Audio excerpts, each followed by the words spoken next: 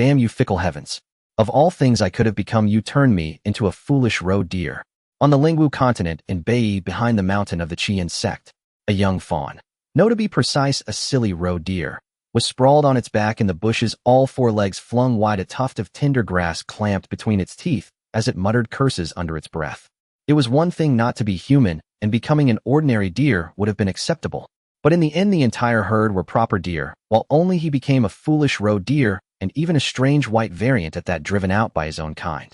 If not for being rescued by a human youth, he would probably already be a mangled lump of flesh. Lu Changge was on the verge of tears at this rate. Even grinding away in his previous world under a 996 schedule would have been preferable. Thud. Huh. What was that sound? Lu Changge rolled over and scrambled up, swallowed the last tips of the tinder grass in 2 bites, and was about to go out to take a look. After just 2 steps, he abruptly came to his senses. He spat in irritation. What was he being curious about? Why did he feel the urge to rush toward any commotion? Was this the terrifying instinct engraved into a foolish roe deer's genes? And yet, despite himself, Lu Changge still could not hold back, and just then, ding, a crisp melodious chime rang out. Lu Changge shuddered, his 4 hooves snapping together in perfect alignment, standing at rigid attention with a solemnity surpassing any oath he had sworn in his previous life. It had come, it had finally come. His long days of waiting had not been in vain. Having detected that you have come to understand your own nature, the healing system is now activating. Through healing you can obtain healing points which can be used to raise your cultivation and evolve your innate talents. Rewarded: innate divine ability, heavenly eye spiritual sight, able to discern chi fortune. Name: Lu Changge. Race: roe deer. Cultivation: unranked. Innate divine abilities: heavenly eye spiritual sight, yellow grade. Healing art, yellow grade. Leap: unranked. Cultivation method: moonlight marrow washing. Scripture: unranked. Healing points: 0. In view of your species' natural traits, and for the sake of your safety, your movement-related talent will be enhanced once. Wait, what is that supposed to mean? Lu Changge felt slightly offended, but the next instant he fell silent as a gentle coolness flowed through his entire body, then settled into his limbs. He watched as the leap divine ability in his talent bar flared with dazzling light and slowly transformed into treading the moon, its grade rising from unranked to yellow. His race also changed from roe deer to spirit roe. Lu Changge steadied his mind and carefully felt through every detail of the panel from top to bottom.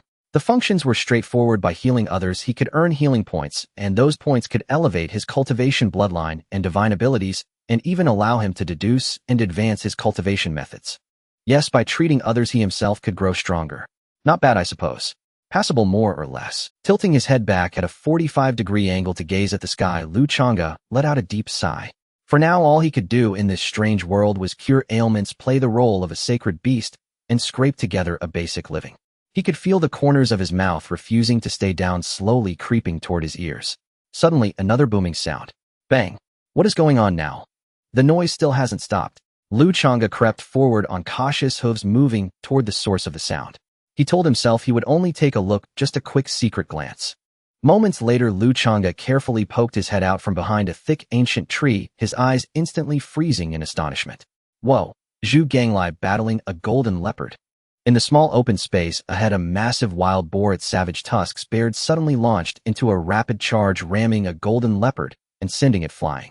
2 30-centimeter tusks jutted out from the corners of its mouth, sharp and menacing, almost having skewered the leopard through. Yet the boar's condition was far from good either.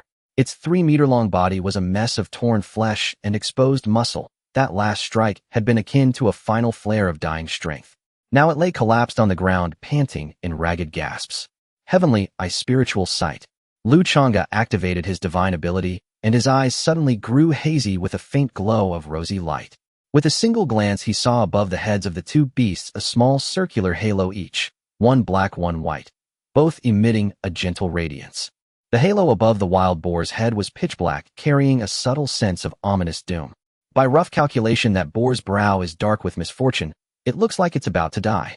Lu Changge shook his head, his eyes gleaming with excitement and eagerness. The next moment, a faint light rose upon his antlers. Healing art. At once, a streak of green light shot forth from his antlers, plunging straight into the boar's body.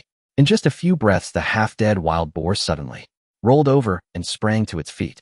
Its limited wits were nowhere near enough to uncover the cause. It only knew that its back no longer ached, its legs no longer hurt, and its breathing had become powerfully steady. Its fierce gaze flushed red with bloodlust. Little leopard, come here. We shall battle 300 more rounds. The golden leopard could only stare in disbelief. Ding. You have healed an unranked 1-star fortune beast. Healing points 1. Excellent. The healing art was indeed extraordinary, capable of instantly restoring a dying beast to full health. With such a divine ability, his sense of security had greatly increased. The one flaw was that this healing art emanated from his antlers, and it was green light. As a male, he was particularly sensitive about any color appearing above his head. Fortunately, like many others, Lu Changge was still single and did not care too much. By now, the revived boar was gouging the ground with its hind legs in a ferocious scrape, preparing to charge once more.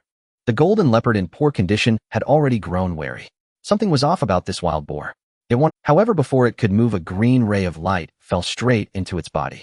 Gentle energy instantly soothed all its exhaustion, and it became lively and vigorous at once. Retreat.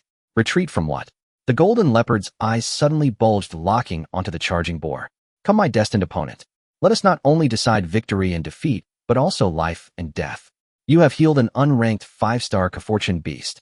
Healing points 5. 5 points of healing. Lu Changge froze for a moment, then noticed the differing levels of chi fortune. Both beasts were unranked, but the boar possessed only 1-star chi fortune, and healing it had yielded a single point. The golden leopard with 5-star chi fortune had granted 5 points. Could it be that the higher the chi fortune, the more healing points one gains from curing them? Lu Changge pondered inwardly, then simply turned around and left, no longer paying attention to the billowing dust and the frenzied crashing sounds behind him. Treat the sick and save beasts, do good without asking about the future. Yes, he needed to test it further. So it is indeed the case. Lu Changge let out a long breath. After wandering for an hour, events had proven his conjecture true. The higher a creature's chi fortune, the more healing points it yielded. Yet most beasts here possessed only 1 or 2 stars of chi fortune, making that golden leopard stand out as rather exceptional. Aside from that, the target's strength and severity of injury also exerted some influence, though since all the beasts he encountered were unranked, the differences were not yet obvious. Healing points 26. Far too few. Hardly enough to do anything. Lu Changge stared at the panel's expanse of dull gray and shook his head helplessly. As crimson clouds poured down over the mountains, Lu Changge smacked his lips and strode with exaggerated swaggering steps straight toward a mountain ravine.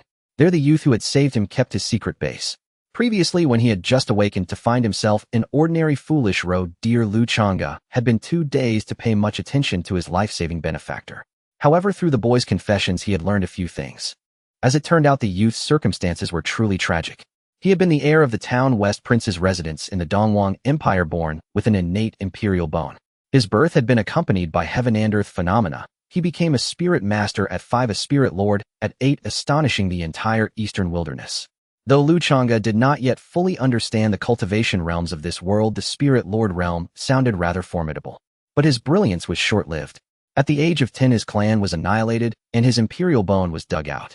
Protected by clansmen who sacrificed themselves, he fled to Bai, forced to fight dogs for scraps and wrestle with the heavens for his life. In the end, he had exhausted every stratagem to enter this Qian sect, yet his life there did not seem particularly good either. These past few days, every time Lu Changge saw him, the youth's body bore fresh wounds. Wait for your great sacred beast lord to come save you, youth. Lu Changge moved with agile grace, his pace growing faster until he could barely bring himself to stop. This treading the moon talent was simply exhilarating. His steps were so light that each one felt as though he were walking upon the moon itself, intoxicatingly buoyant. Almost there. How why is it so bright up ahead? Lu Changge cautiously slowed his pace, approaching 1 step at a time. This was only the outer area of the Qian sect's back mountain. Ordinarily no one came here, so in theory there should be no danger. Right? Ah, this damned curiosity of mine. Lu Changge cursed himself inwardly, yet his body was perfectly honest, springing in a single leap to land lightly behind a tree beside the cold pool of the ravine. Excellent. He had not made the slightest sound. He furtively poked his head out, peering toward the source of the light. My goodness, system, come out and see an immortal. Without hesitation, Lu Changge invoked treading the moon and appeared beside the luminous source, circling it a few times, his eyes filled with astonishment. Nangong Yu, seeing the little deer appear, widened his eyes and stared at him intently. No matter how one looked at it, that gaze was filled with a clear, simple foolishness. This brought a faint smile to his cold, severe features. Xiaobai, why are you staring at me like this today? I am looking at an immortal. The words slipped out instinctively, followed by a soft bleat, and Lu Changge immediately clamped his mouth shut. Ah, the famed bleating of the deer. All who had heard it declared it good. The youth before him had refined, delicate features and sharply defined contours. His figure was upright and straight. Even though his face was pale and marred by wounds, none of it detracted from his appearance. On the contrary, it lent him a faint air of melancholy. Lu Changge clicked his tongue, though of course none of this was truly important. What mattered was the halo of chi fortune above the youth's head, so bright and so vast that it nearly blinded his eyes. Frankly speaking, this youth was the person with the strongest fortune Lu Changge had ever seen. Well, although up to now he had only ever seen this one human. The youth's destiny truly shone brilliantly. Even though at this moment it was still veiled beneath a layer of ash, it nevertheless illuminated the mountain stream as bright as day. Such a fate, when combined with the youth's experiences, was astonishing. Lu Change's heart trembled. Then the case was closed. Utterly beautiful, strong, and tragic. Either a protagonist or a final boss villain without a doubt. Heh, tragic. Tragic is good, it fits my specialty perfectly. Lu Change's eyes gleamed brightly. He declared to himself that he would take over this little fish pond. With such powerful fortune, how many healing points could he gain from a single treatment? Only then did Nangong Yu notice that under the moonlight Lu Change's pure white fur faintly shimmered with a soft moon-like phosphorescence. This is shedding the mortal shell. He sprang to his feet, eyes blazing and unrestrained joy welling up from the depths of his heart. Yet as he thought of his own current situation, he could not help but sigh inwardly. Still, the fact that Xiaobai could transcend the mortal realm was a good thing. With some ability to protect himself, Nangong Yu no longer had to fear that one day this little creature would be devoured by other beasts. Seeing that the youth seemed even happier than himself, Lu Changge could not resist shaking his head slightly. He himself was about to soar, and though he could not yet repay this life-saving grace, he could at least treat the youth's physical injuries. Moreover, as a dignified sacred beast, he could not bear to see any wounded before him. Healing art. Brilliant emerald radiance swept forth, brimming with vigorous life force. In an instant it poured into the youth's body, a green halo enveloping him completely. Xiaobai. Nangong Yu was first startled, then immediately felt a pure essence of life roiling within his body, merging into his flesh and blood. A clear chime rang in Lu Change's mind. He had treated a human of unranked level and 9-star fortune, gaining 100 healing points. He sharply sucked in a cold breath. 100 healing points. He was utterly stunned. He had labored for several hours before and had only earned 26 points in total, yet now, with a single casting, he had gained 100. The difference was staggering. Of course, 9-star fortune. He could vaguely sense how outrageously powerful the youth's luck was. Just then Lu Changge noticed something unusual on his inner panel of prompts. Why is it labeled as treatment this time? Wasn't it always written as healing before? Could it be not fully cured yet? Just as Lu Changge was about to cast another, the youth's eyes suddenly snapped open, his blazing gaze locking tightly onto Lu Changge. Xiaobai, that green light just now. Can you still cast it? Nangong Yu's voice trembled as he struggled to suppress himself. It was the desperation of someone yearning to grasp a final hope. Seeing him like this, Lu Changge did not hesitate and immediately cast another healing art. A soft hiss seemed to sound. Emerald radiance flowed once more, life essence surging as it enveloped the youth. In just a brief moment, another chime rang. He had treated a human of unranked level and 9-star fortune, gaining 100 healing points. Another 100 points arrived. At that moment, Nangong Yu opened his eyes. As though clinging to a life-saving straw, his gaze grew ever more fervent. His feeling had been correct. The dark wound left behind when his imperial bone was dug out, which had prevented him from cultivating, was miraculously beginning to heal under Xiaobai's healing spell. Though the pace was slow, it was indeed recovering. This left Nangong Yu both incredulous and wild with joy, wishing he could throw back his head and roar at the heavens to vent years of pent-up frustration. All these years it was not that he had not sought a solution. Whether medical arts, pills, or recovery-type cultivation techniques, he had tried them all without exception, and every attempt had failed. He had thought that in this lifetime revenge would be forever out of reach, and that he could only survive in humiliation. Who would have imagined that after dark willows and winding paths another village would appear? This deer, exiled from its own herd and saved by chance, had brought him such a tremendous surprise. Nangong Yu drew in a deep breath, forcing himself to calm down. He crouched down and looked at Lu Changge, his expression unusually solemn. Xiaobai, your spell can heal the dark wound left when my imperial bone was dug out. This concerns whether I can cultivate again and avenge my family. Can you continue to treat me? It is extremely, extremely important to me. Nangong Yu's expression was taut, his eyes filled with supplication and hope. Lu Changge naturally understood what was happening. He sighed inwardly, yet did not hesitate. In an instant, he sent out several bursts of healing art. After all, the youth was his life-saving benefactor, and this divine ability consumed only spiritual power while yielding such abundant rewards. A mutually beneficial matter. Why would he refuse? Nangong Yu, overcome with excitement, stepped forward, eagerly welcoming the healing. Beside the cold pool draped in moonlight, brilliant emerald radiance surged again and again. Chimes rang out again and again in Lu Change's mind as he treated the unranked 9-star human and gained 100 healing points each time. This time it should be almost enough. Panting heavily, Lu Changge sprawled out on the rock like a flattened roe deer. After 9 consecutive bursts, he was utterly drained. He no longer stared at the youth submerged in green light. He had done his best. If it could not be fully healed today, he would simply come back after he recovered. If not today, then tomorrow. If not tomorrow, then the day after, and the day after that. I'll treat him for 3 lifetimes if I must. Healing points, oh healing points. Lu Changge bit down on his own forehoof. Careful, he almost burst out laughing. No matter what, even leaving the healing points aside for the sake of the youth's life-saving grace alone, he would see him cured. Let me see what I should upgrade first. Healing points 1026. Rubbing his hooves together, Lu Changge stared at the inner panel with shining eyes. The talent divine ability column remained unresponsive, but the cultivation column was lit, indicating it could be raised. The cultivation technique column, however, flickered as though about to light, yet never quite did, making this roe deer anxious. Let's try it. Lu Changge focused his intent on the cultivation technique. The column remained motionless as the system prompt surfaced conditions insufficient, unable to upgrade. No wonder it kept almost lighting up. Then I'll just raise my cultivation. He directed his intent toward the cultivation column. Upgrade. Healing points decreased by 100. In an instant, Lu Changge felt a power surge forth from within his body, sweeping from antlers to tail and washing through him entirely before flowing wildly through his limbs. So this is what it feels like to have cultivation. It was terrifying. Lu Changge narrowed his eyes with a sigh of emotion, only to feel like shouting that it was an upgrade to loneliness. His hooves still lacked even the strength to bind a chicken. Panel. Cultivation, first level of spirit recognition. Healing points 926. There was change, albeit not dramatic. At the very least, compared to before, he could now sense the flow of spiritual energy in the surroundings and operate his cultivation technique to absorb it, which counted as tremendous progress.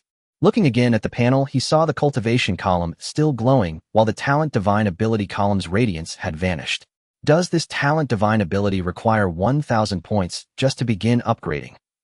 Is the threshold really that high? Lu Changge lifted a forehoof to his forehead. In that case, he would pour everything into cultivation. Self-preservation was paramount. The youth had warned him that deep within the back mountain, fierce beasts with cultivation roamed everywhere. For the sake of his own life, raising his realm was urgent. Healing points -900. Cultivation, 4th level of spirit recognition. Healing points 26. Lu Changge went all in. As his cultivation rose to the 4th level of spirit recognition, his healing points were completely spent. This will never do. I need more. With his cultivation upgraded, his state had fully recovered. Lu Changge once more turned his gaze toward the youth still wrapped in green light and undergoing healing. Continue. Unceasing streams of green light burst forth from Lu Change's antlers. One burst, then a second burst. A clear chime echoed in his mind, relaying the system's notification of healing and accumulated points. The invisible prompt continued to repeat the same notification each instance, marking another increment of healing power that Lu Changge had bestowed, the numbers steadily climbing. At that moment, Nangong Yu felt warm energy surging toward him from all directions, enveloping his entire being, as though he were floating within a mother's womb, cleansing and healing everything inside his body. Just a little more, him so close to fully recovering. He clenched both hands nervously, his long fingers tightening until they turned slightly pale. Just then, another wave of warm energy surged into his body like a rising tide. Hidden injuries were repaired in an instant, while the remaining vast reservoir of energy gathered and coursed wildly within him. The energy poured into his blood, driving it into a frenzied circulation. With each circuit through his body, a faint trace was consumed. He did not know how much time had passed. Boom. Nangong Yu felt a thunderous roar within his mind as the blood in his body seemed to detonate. One after another, dark magic patterns surged forth, flowing across his entire form, blood, bones, meridians, and flesh. As time passed, the magic patterns gradually surfaced from within to cover his skin, then slowly converged between his brows, forming a black lotus-shaped mark. Is this a bloodline awakening? Sensing the changes in himself, Nangong Yu darted in a single step to the edge of the pool and lowered his head to look into the water. In the mirror-like surface, he saw the lotus mark between his brows, identical to the ancestral records of the Mo Lu Changge. Nangong Yu, unable to believe it, raised his right hand and repeatedly stroked the mark at his forehead, again and again. It was real, not an illusion. Not only were the hidden injuries in his body completely healed, he had even awakened the Lu Changge, a bloodline that had not manifested in his clan for 1,000 years. Lu Changge, by its very name, a battle physique that fights like a mad demon. The more grievously one is wounded, the stronger one becomes after recovering, growing ever more formidable with each battle. Nangong Yu brutally slapped himself across the face. Ha ha, it's not a dream, it's real, it's truly real. I can avenge you now. I can finally avenge you, father, mother, grandfather, second uncle. His laughter spilled over, yet tears streamed down his face. Lu Changge watched the youth run to the poolside, crying and laughing, his lips moving in endless murmurs. Tilting his head and listening carefully, Lu Changge gradually understood. A sigh rose once more in Lu Change's heart. In his previous life, after entering university, his days were consumed by study and part-time work to earn money, leaving him little time to visit the welfare home and those younger siblings. After he began working, he returned even less. He had never imagined he would die so suddenly. Lu Changge slowly walked to the youth's side. He had intended to pat the boy's shoulder in comfort, but after glancing at their difference in height, he quietly lowered his hoof and instead gently bumped him with his head. A low deer call sounded. Nangong Yu returned to himself and suddenly wrapped his arms around Lu Changge, his voice thick with sorrow, yet brightened by newfound hope. Thank you, Xiaobai. Thank you. Let go of me, you little brat. Your snot is getting all over my fur. Lu Changge struggled for a moment, then seeing how shaken the youth still was, resigned himself and simply accepted it. Only then did he notice the system prompts on his inner panel, numerous notifications of his healing efforts and the healing points gained. He quickly skimmed through them. There were 31 entries in total. The first 30 were no different from the previous records, but the last one gave him a tremendous surprise. The final chime declared a far greater reward of healing points. Wow, a critical hit. At the sight of the 2,000 healing points, Lu Change's eyes lit up at once. Of course, so-called critical hits did not truly exist. There was only one explanation, that the youth had been completely healed. No wonder he was crying and laughing like that. Spend it, spend it. Only what is used truly becomes one's own. Lu Changge could barely restrain his eagerness. The talent divine ability column was lit, but for now his skills were sufficient. What he urgently needed was to raise his cultivation, otherwise he felt no sense of security at all. As the healing points diminished, his cultivation realm soared. Spirit sensing 5th layer. Spirit sensing 6th layer. Spirit sensing 9th layer. Healing points 1526. So satisfying. It seems cultivation isn't all that difficult after all. Lu Change's eyes shone. At this moment, both the cultivation and talent columns had gone dark, apparently no longer selectable, so he decided to save the remaining healing points for later. Nangong Yu, startled by the radiance flowing over Lu Changge's body, finally snapped out of his daze. He awkwardly released his hold and looked at Lu Changge with a hint of embarrassment. His cheeks flushed slightly as he said, "Sorry, Xiaobai, I got too excited." "And thank you." Nangong Yu bowed solemnly in salute. "Yo, no need to thank me." The words had barely left his mouth when Lu Changge clamped his jaws shut. "This damned habit." Nangong Yu sat down and turned to look at Lu Changge, saying softly, "Now I can finally begin cultivating anew." However, the clan's cultivation methods could no longer be practiced, or otherwise the enemy might sense that he had not truly died, which would be disastrous. He would still have to remain in the Qi Yin sect for now, yet he no longer needed to endure the same stifling humiliation as before. At this thought, a sharp gleam flashed across Nangong Yu's eyes. Eyeing the spiritual energy flowing around Lu Changge, Nangong Yu cautioned, "Although you're about to advance to the spirit practitioner realm, within 20 kilometers deeper into the back mountain, there are savage beasts at the spirit master, spirit sect, and even spirit king levels. Xiaobai, you must never go there. Beyond 500 kilometers lies the boundary of the Qi Yin sect's back mountain. Past that is the domain of the 10,000-li misty forest, shrouded in fog year-round, and far more perilous." Since Xiaobai could understand human speech, Nangong Yu explained everything in great detail, giving a thorough lesson, fearing that in his absence the little one might stray into danger and lose his life. Hearing this, Lu Changge nodded. He had to admit his own ignorance. This foolish deer possessed not a single useful memory. All information about this continent came from what the youth told him. As the heir of a top-tier clan in the Eastern Wilderness and a cultivator at the Spirit Sect realm, Nangong Yu's vision and insight were far beyond those of a little deer born in a remote back mountain. Sigh, who knows when he'll finally be able to speak. Lu Changge felt a trace of melancholy. It was truly troublesome not to be able to communicate properly.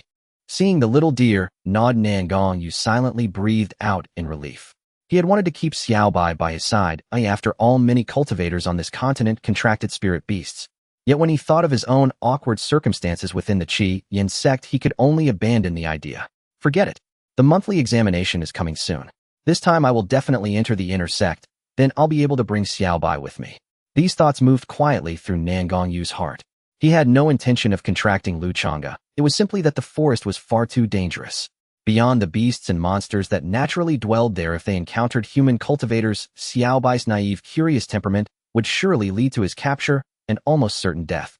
The kindness Xiaobai had shown him was far more than merely healing his injuries. Only 7 days remain until the monthly examination. I must hurry and cultivate. With that thought, Nangong Yu greeted Xiaobai, then began circulating the Qi Yin sect's yellow-grade elementary introductory technique to cultivate. Seeing the youth enter meditation, Lu Changge used the spiritual power he had just recovered to cast another healing spell toward him. He waited for a long while, yet no system prompt appeared announcing new healing points. No injuries, no healing points. I can't possibly wish for the boy to be hurt every day, can I? Casting a glance at the cultivating youth, Lu Changge shook his head. That would not do at all. He was not that kind of beast. Enough, I won't dwell on it. Cultivate, grow stronger. He circulated his own non-ranked Moonlight Marrow Washing Sutra, and faint strands of moonlight were drawn down, flowing into his body. The next day, the starlight in the sky began to thin. Nangong Yu awoke from his cultivation.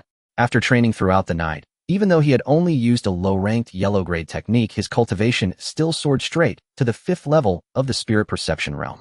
Perhaps it was due to his deep accumulation from before, or because his body had fully recovered and his supreme fire spiritual root had been restored, or maybe it was the effect of his Molu battle body. On the Lingwu continent, spirit perception is merely the beginning. Beyond it lie the ranks of spirit disciple, spirit master, and spirit sect above, which are spirit king, spirit emperor, and spirit venerable, and beyond all of these stands the legendary realm of spirit saint. He recalled what his father had mentioned earlier, that the Dongwang Empire and the 3 sacred grounds of Bai were said to possess spirit saints, though he did not know whether it was true. Nangong Yu shook his head, refusing to dwell on it any further. At present, he was only at the mere spirit perception realm. Such heights were still far beyond his reach. He reached out and lightly nudged Lu Changge, who was still fast asleep, and whispered, Xiaobai, I have to go back. Be careful on your own, and if you see humans, do not get curious about them. Lu Changge let out a lazy cry, half drowsy, barely responding, as he lay there unmoving. Nangong Yu could only shake his head helplessly and say, then I'm leaving. With that, he turned to head toward Qi Yin sect, then suddenly remembered something and looked back to warn. The left side of the back mountain is the forbidden grounds of Qi Yin sect. The sect master resides there. You must never wander over in that direction. Only after seeing Lu Changge nod did he finally leave at ease. It was not until the sunlight fully rounded upon the cold pond that Lu Changge slowly woke up. Let's go a bit deeper into the forest today and see if there are any little cuties that need healing, he murmured. He shook out his body, then with light, springy steps headed toward the depths of the back mountain. Now that his cultivation had reached the 9th level of spirit perception, he no longer needed to creep forward in constant fear as he had before. As for the Qi Yin sect forbidden grounds the young man had mentioned, he did feel some curiosity, but who was Lu Changge after all? His defining trait was that he listened to good advice. If he was told not to go, then he simply would not go. Who knew what kind of cultivation that sect master possessed? After a wild dash of 20 kilometers, Lu Changge finally slowed down. Sure enough, just as the young man had said, there really was no danger here. Only unranked wild beasts. With his 9th level spirit perception cultivation, he was practically invincible among them. His outlook had broadened, now his vision elevated, and he had become somewhat complacent. He no longer cared for healing targets that only offered a point or two. Just then his right ear twitched slightly, and he turned his head toward the front right. There's movement. Without hesitation, he swiftly approached. It looks like I still have some affinity with Zhu Ganglai. Lu Changge fixed his gaze on a 4-meter-long wild boar rubbing itself against a tree, a gentle smile appearing on his face. No, more accurately, it was a vicious beast, the kind that cultivators of the spirit cultivation world often brought to their tables to feast upon in great mouthfuls. 2nd level of spirit perception, 1-star fortune, he murmured. Lu Changge muttered to himself, then moved lightly to the beast boar's side, and with a casual kick of his hoof, sent the bewildered 2nd brother pig flying. Oh my, you're injured. Let this auspicious beast save you. Healing art. A crisp chime sounded in his mind. Ding. You have healed a vicious beast at the 2nd level of spirit perception with 1-star fortune. Healing points 2. Tisk, I should not have held out so much hope, he sighed. Feeling somewhat disappointed, he watched as the completely uninjured 2nd brother pig rolled to its feet and charged toward him again only for him to send it flying back with another casual kick. Healing art. A streak of green light swept past, and second brother Pig once again stood up only to be sent flying back a second later at an even greater speed, closely tailed by yet another green ray. Fortunately, second brother Pig was not completely thickhead, realizing that the roe deer before it was not to be trifled with, it snorted a few times and turned tail to flee. Lu Changge stared at his system panel, falling into deep thought. Why did the last two casts of healing art fail to grant any healing points, he wondered. Could it be that injuries inflicted by himself did not count? No, that could not be right. He had gained healing points from the first cast. I need to study this further. Lu Changge continued his search for the next unfortunate victim. Meanwhile, early that morning, as soon as Nangong Yu returned to the servant peak, he saw that all the servants had already assembled in the courtyard. Nangong, brother, over here. A thin, small figure in the back row called out softly. Nangong Yu glanced at him and quickly walked over, just managing to take his place. The steward standing above them had already begun assigning tasks. Zhang Deming cleaned the discipline hall. Li Qing weed the medicine garden. Nangong Yu, Wei Ming, the two of you go clean the merit hall. Wei Ming was the thin young man beside him. The two of them had entered the sect together. Later, due to various reasons, Nangong Yu had been targeted by outer sect disciples, and the other servants shunned him as though he were venomous. Only Wei Ming continued to treat him as he always had. Just as the two were about to accept the assignment, an arrogant voice rang out from outside the courtyard. Wait! The voice arrived before its owner. The newcomer had an ordinary face and wore a blue long robe that marked him as an outer sect disciple. He swept his gaze over the servant disciples in the courtyard, savoring the envious looks they cast upon him. Only after his eyes passed over the steward did he restrain himself a little, clearing his throat and saying, "Steward Zhou, I have come to select a punching dummy." Without waiting for Zhou to reply, he raised his voice. "Who is Nangong Yu? Come with me." Wei Ming tugged at Nangong Yu's sleeve, whispering bitterly, "Those outer sect dogs come looking for you every few days. Some don't even know you yet still name you specifically as their punching dummy. When have you ever come back without a bruised and swollen face? Why don't they pick someone else?" "It is nothing," Nangong Yu said faintly, his eyes narrowing slightly. A flash of killing intent flickered in his gaze before disappearing. His expression returned to calm, and he walked out with an impassive face. Steward Zhou glanced at him and said, "All the servants here are far beneath your cultivation. Using them as punching dummies serves little purpose. Why not spar among yourselves instead?" The outer disciple burst out laughing at his words and replied coolly, "Selecting punching dummies is a privilege of us outer sect disciples. Besides, you know perfectly well why I always come for this one. So are you truly determined to stand in my way?" Steward Zhou looked at the outer disciple, then at Nangong Yu, and let out a faint sigh, falling silent. The other servants exchanged glances and began whispering among themselves. "I heard Nangong Yu somehow offended an inner sect disciple, so the outer sect disciples keep coming to use him as their punching dummy." Punching dummy. It's just a beating. What cultivation do we servant disciples even have? They say senior sister once praised his looks in front of everyone, which displeased Wang, the direct disciple. "Shoo." The outer disciple cast Nangong Yu a disdainful look and said flatly, "Boy, come with me." He turned and walked ahead. After dozens of steps, he noticed there was no sound behind him. When he looked back, he saw that Nangong Yu had not moved at all, which instantly enraged him. "Boy, are you planning to have your punching test right here?" Seeing Nangong Yu looking at him with a blank expression, his fury flared. "Then I shall oblige you." He stomped off with his right foot, lunged forward like an arrow, and swung a heavy fist straight toward Nangong Yu's handsome face. But as his punch met Nangong Yu's cool gaze, his heart clenched. Amid the gasps of the onlookers, instead of being knocked to the ground as expected, Nangong Yu slowly raised his left hand and effortlessly blocked the punch. The outer disciple tried to pull his fist back, but it felt as if chained in place, impossible to withdraw. Nangong Yu released the outer disciple, whose face had flushed scarlet, then turned to Steward Zhou and cupped his hands. "Steward Zhou, today I wish to challenge the outer sect disciples." His words detonated like a bomb among the servant disciples. "We servant disciples only get one such chance per year, and it's only March." "Exactly. If he fails, not only will he have to wait until next year, the rest of this year will be miserable. I've heard that those who fail the challenge almost never live to see the second year. Sure, if he succeeds, he can become an outer sect disciple, but the risk is far too great." Exactly, and outer sect disciples all have at least 4th level spirit perception cultivation. Steward Zhou ignored the servant's clamor, his gaze complicated as he looked at Nangong Yu. This youth was clearly gambling. Even without the challenge, outer sect disciples would still come for him every few days, better to stake everything on a single bet. Even if he did succeed, his circumstances would not drastically improve, but it was still better than being tormented to death on the servant peak. Moreover, he did not truly believe Nangong Yu could succeed. In the world of spiritual cultivation, without strength, everything is but emptiness. Thus Steward Zhou spoke in a heavy tone. Have you truly thought this through? Yes, Nangong Yu replied, nodding firmly. Manager Zhou sighed lightly and said, then follow me. He then looked at the outer sect disciple and said indifferently, do you want to be his challenger, or should he choose himself? Upon hearing this, the outer sect disciple felt a bit embarrassed, snorting with a flushed face, I doubt he would dare to choose me. A group of them marched grandly towards the martial arts arena's small platform. Nangong, brother, you are too impulsive. There is only one opportunity in a year. You. Wei Ming followed closely beside Nangong Yu, his expression anxious. Knowing the matter was settled, he thought further discussion would be futile and could only let out a heavy sigh. You know many within the sect admire her, yet you still boast about him in front of everyone. I think the senior sister is doing it on purpose. Silence. Nangong Yu immediately reprimanded, shaking his head at him, and continued forward without a word. Wei Ming quickly followed. Soon they arrived at the small platform where the outer sect disciples had already been waiting for quite a while.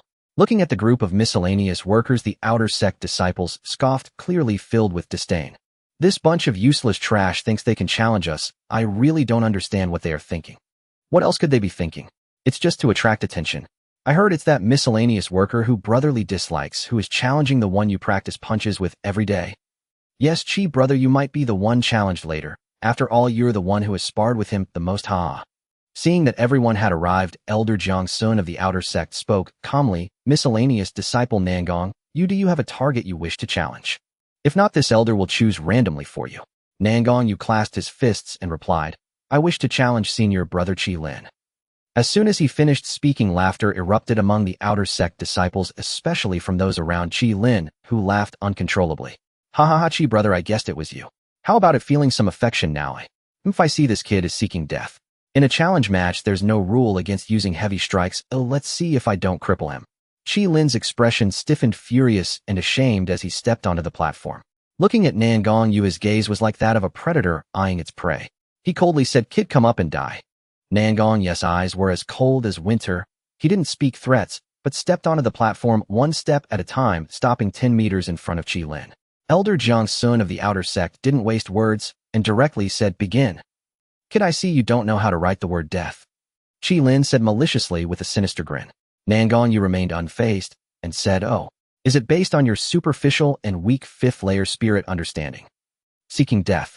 Qi Lin charged forward with a fierce look, swinging his fist with a whoosh, the wind arriving before the punch itself. Nangong Yu slightly sidestepped, quickly lifted his leg, and kicked Qi Lin in the chest, sending him flying 6 meters. Qi Lin clutched his chest, blood seeping from the corners of his mouth, gazing at Nangong Yu in disbelief, the very person he had used as a practice dummy. Nangong Yu followed up with a quick step, his fists raining down like a storm on Qi Lin's body, particularly targeting his face and head. Ugh, I admit defeat. However, Nangong Yu didn't give him the chance to concede. After a thorough beating, his fingers coalesced like a blade and swiftly slashed down at Qi Lin's right arm. He then gradually halted, standing aside, waiting for Elder Jiang Sun to announce the result. The entire arena fell silent, with only Qi Lin's cries echoing throughout, creating a strangely eerie atmosphere. After a long time, Elder Jiang Sun looked at Nangong Yu with astonishment and announced, Nangong Yu, you have successfully challenged. From now on, you shall be an outer sect disciple. Please collect your outer sect token robe and benefits later.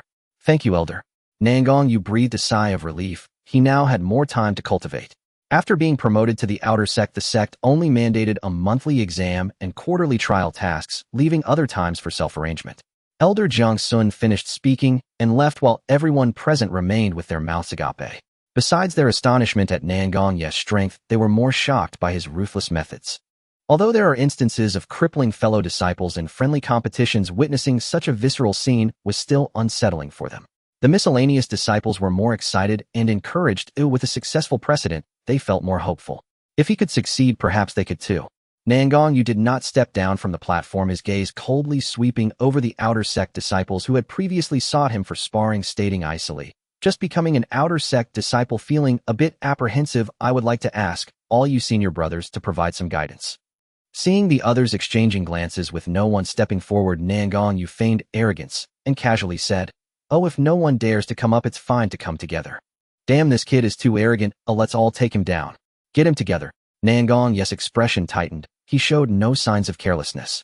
After all, doesn't the Demon Slayer battle body require one to grow through combat and adversity? Lu Changge hid behind a tree, embraced by 6 people, gasping heavily. This eagle has extraordinary vision.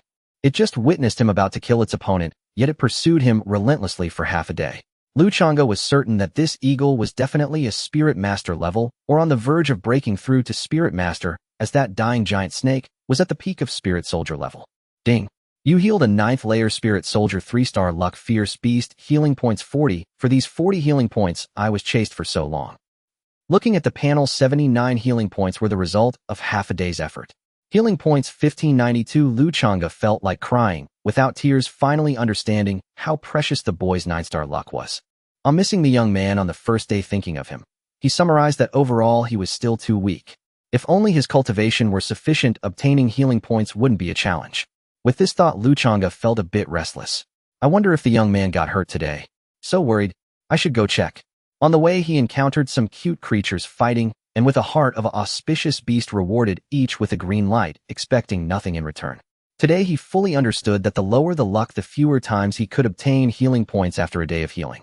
For instance, the 1-star luck wild boar he encountered today could only yield healing points once a day. Although it could be healed later, it wouldn't yield healing points.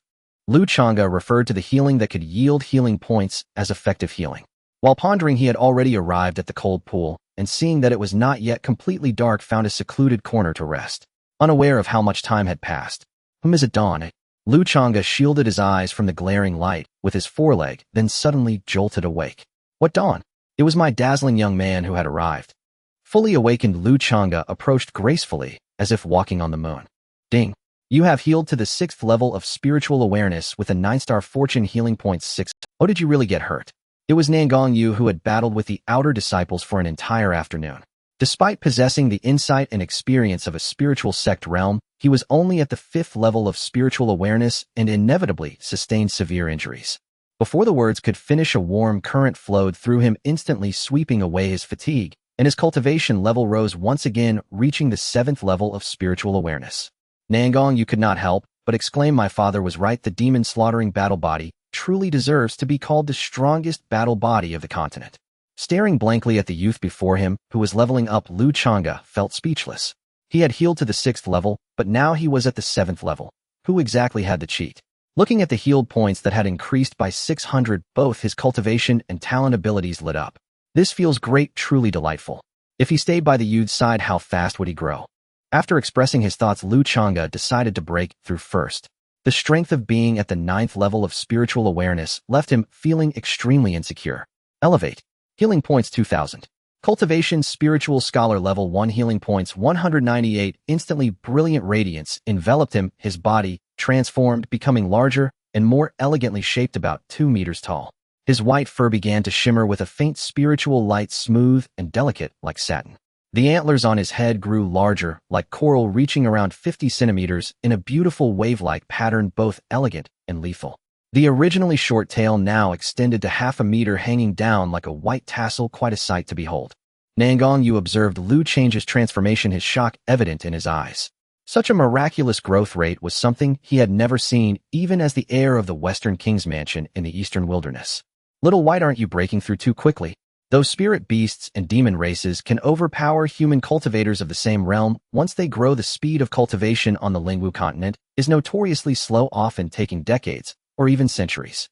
Could it be that Little White has awakened some ancient bloodline or returned to ancestry? Nangong Yu pondered, alert to the surroundings, as he quietly awaited the completion of Lu Change's breakthrough. Moments later, Lu Changge completed his breakthrough and unexpectedly awakened another talent ability.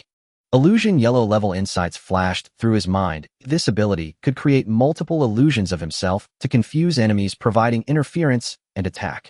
Wonderful. He finally had an attack-type talent ability.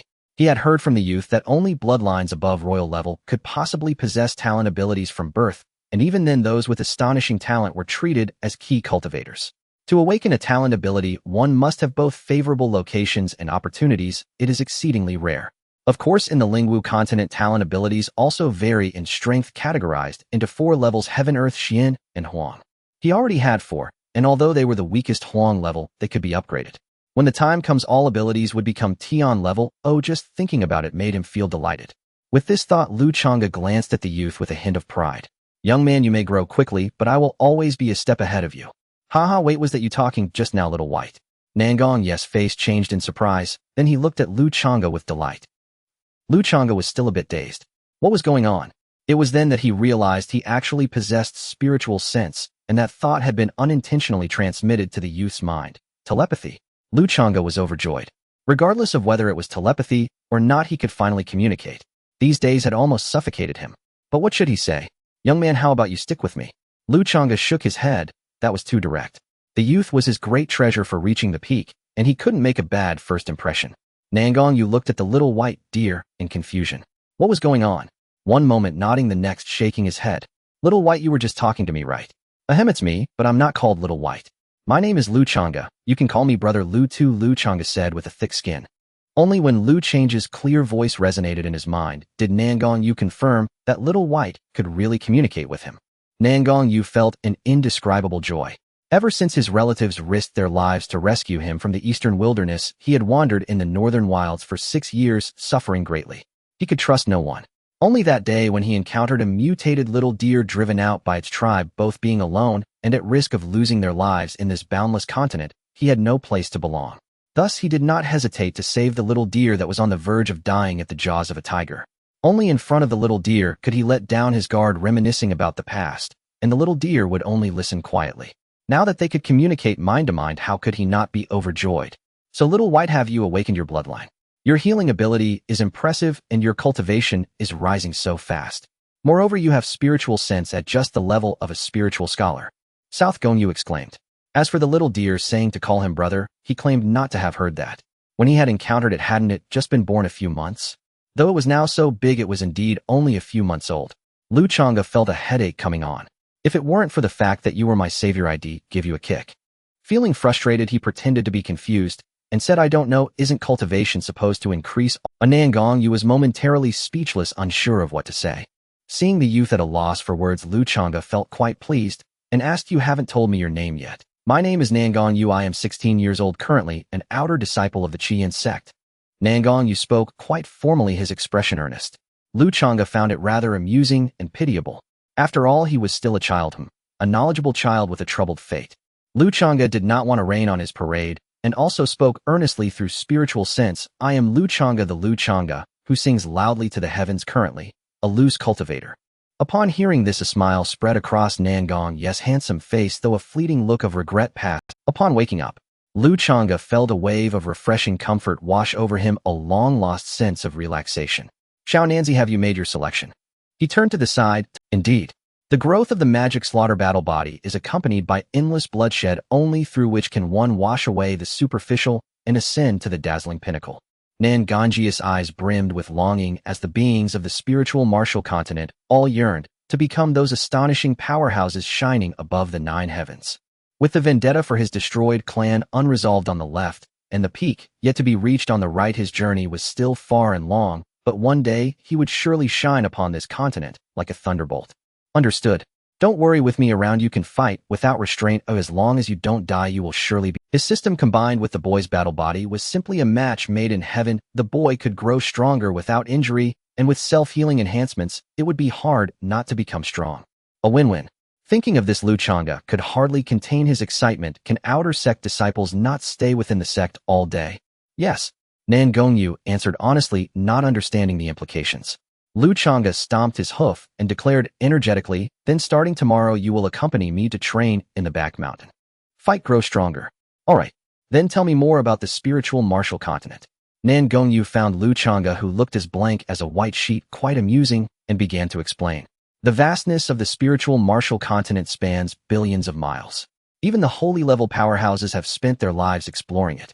According to historical records, there were once imperial level powerhouses even more brilliant than those at the holy level who reached the edges of this continent, where lies the endless Black Sea, vast and boundless, terrifying enough to deter even imperial-level beings from approaching. Speaking of the continent, it is divided into 4 regions: Eastern Wilderness, Western Region, Northern Wilds, and Southern Wilderness. Beyond the inhabited areas, there are vast desolate zones known as death zones where no one dares to tread. The Eastern Wilderness is ruled by a single imperial dynasty, but for nearly 1,000 years various families have vied for power and the ancient hidden clans have emerged, leaving the imperial rule as merely a name. At this point, Nangong gaze grew distant as he sighed, and continued. After the ancient imperial wars, the western region became the domain of the demon tribe ruled by 10 demon saints with abundant forests and mountains rumored to be rich in resources. The southern wilderness is more chaotic, filled with swamps and deserts. The environment is harsh, resources are plentiful, but difficult to exploit. Numerous small nations and tribes engage in constant struggles and warfare. And what about our current northern wilds? Lu Changge asked, hurriedly, feeling quite anxious in the current dark. Nangong Yu smiled slightly and continued, explaining the northern wilds where we are is mountainous with glaciers and plateaus, a true paradise for spiritual cultivators. Above, 3 great holy sects radiate divine light, indifferent to worldly affairs, while 8 major sects shine brightly, managing this vast northern wilds with countless second and third-tier sects, marking a flourishing era for spiritual cultivation. So what level is the Qian sect you are currently in? Lu Changge suddenly asked. He swore he was just genuinely curious with no ulterior motives. Nangong Yu hesitated, his handsome face reddening slightly, as he awkwardly replied, the Qian sect, well, it has not been established for 100 years yet, and is still developing. That said, my enemies are still lurking in the shadows, and I do not know who they are. Larger sects are not ideal places for cultivation. Until I have the strength to protect myself, I can only cultivate in secret. Once I am capable of self-defense, I will investigate thoroughly. At this point, a fierce, killing intent filled the boy's eyes. Lu Changge raised his hoof and patted Nangong's arm, boldly declaring, don't worry, big brother will accompany you for revenge. At that time, we will annihilate his entire clan, dig up his ancestral grave, and scatter his ashes. All right. The boy's dark eyes warmed, and he chuckled. In the early morning, the first rays of dawn bathed the back mountain, illuminating a man and a deer by the cold pond, shrouded in morning mist like a fairyland. A deer call shattered the tranquility. Little Nan, stop sleeping, wake up, and fight, grow stronger. Xiaobai, my surname is Nangong, not Nan. Nangong Yu reluctantly opened his eyes and corrected. Xiaobai truly had no common sense, and it seemed he needed to teach slowly. All right, little Nan, got it, little Nan. Hurry up, or it'll be dark soon. Lu Changge urged. Nangong Yu glanced at the sun, which had not fully risen, shook his head, and quickly followed Lu Changge. The speed of the man and deer was quick, and in the blink of an eye, they covered 20 kilometers, entering the relatively dangerous inner forest. Magic slaughter battle body requires battle, not seeking death. Thus their goal was merely to identify spiritual resonance, which wasn't too difficult to find. In no time, they found movement. A juvenile diamond ape standing a height of about 10 feet with skin as tough as bronze and iron. Though it had not yet broken through to the spirit master realm, its movements radiated a fierce aura, and it was quite lucky. Lu Changge nodded with satisfaction, excitedly, saying, little Nan, go for it. But that's a battle species diamond ape, and it's about to break through to the spirit master realm. Are you sure? Nangong Yu pointed at the diamond ape, which was twice his size, then pointed at himself, hesitating. Lu Changge kicked him out with a hoof, encouraging him, you must have the belief of being invincible at the same level. Go for it. Nangong Yu turned back and glared at Lu Changge, abandoning the thought of why such an ancient fierce beast would appear here, and charged forward with a stiff resolve. The diamond ape, being a battle species, immediately turned upon hearing the commotion, its eyes flashing with a terrifying brilliance, and with a roaring momentum it swiped a paw at the approaching Nangong Yu. Before Nangong Yu could get close, he saw that enormous paw coming at him. The wind it generated stinging his face like a blade. Unable to withstand it, he forcefully halted his advance, stepping sideways with his right foot and launching a fist at the ape's leg. How the diamond ape in pain swiftly swung its left arm, and Nangong Yu urgently lowered his foot to collide, using the momentum to roll in the air several times before landing, his right leg trembling uncontrollably. What immense strength! The diamond ape, as a battle species, possessed wisdom and combat experience that was not inferior to that of humans. It did not give Nangong Yu a chance to catch his breath, stomping the ground and leaping into the air, its arm slashing down like an iron whip. Although Nangong Yu reacted quickly, his legs were not strong enough, and he was a beat too slow, crossing his arms to forcefully block the blow. A crack echoed through the forest as Nangong Yu was sent flying, crashing into a giant tree before falling down, coughing up blood, clearly injured. At that moment, a green light surged into his body. Ding! You have healed to the 7th level of Spirit Resonance, 9-star Fate, Human Race, healing points 650. Lu Changge, hiding behind a tree, smiled faintly, keeping his accomplishments hidden. Nangong Yu breathed a sigh of relief as his injuries healed under Lu Change's powerful healing abilities in the blink of an eye. With no worries behind him, it was time to fight with abandon. A fierce battle intent erupted from Nangong Yu as the true essence of the magic slaughter battle body was fully revealed. He took his stance and swiftly charged at the diamond ape, exchanging blows with fists and feet, completely entering berserker mode, trading injury for injury. The diamond ape, relying on its physical strength, was unafraid of such tactics.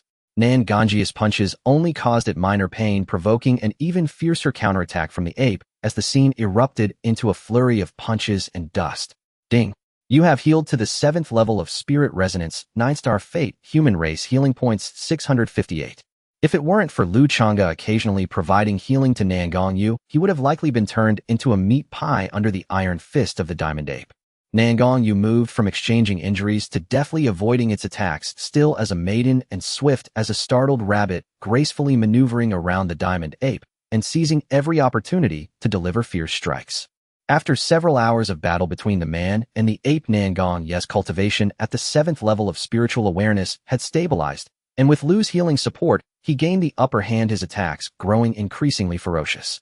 This won't do. I need to increase the intensity, Lu Changge mused with a hint of mischief as he tapped his chin with that. A beam of green light shot toward the diamond ape, and the exhausted creature instantly felt rejuvenated, breaking through the threshold of the spiritualist realm as if bathed in divine radiance.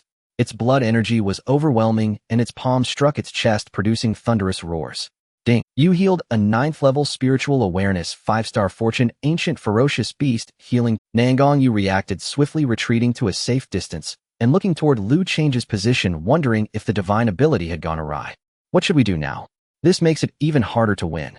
Lu Changge felt a bit awkward. His intention was to help the diamond ape recover its injuries and stamina, yet it had directly broken through. How embarrassing indeed. The young diamond ape possessed intelligence comparable to that of a 5-year-old child. It did not rush to attack, but instead focused its gaze on Lu Changge. It noticed that during the previous battle, green light had intermittently entered the human's body from this direction, and each time it resulted in a revitalized spirit. Now, sensing this green light that restored its stamina and prompted its ascension, it realized just how powerful this healing ability was.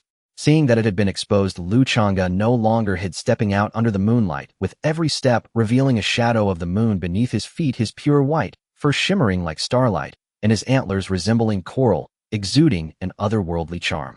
The diamond ape gaped, forgetting to beat its chest, as it stared dumbfounded at the appearing divine deer. Its ancestral memories contained no records of such an ancient exotic species.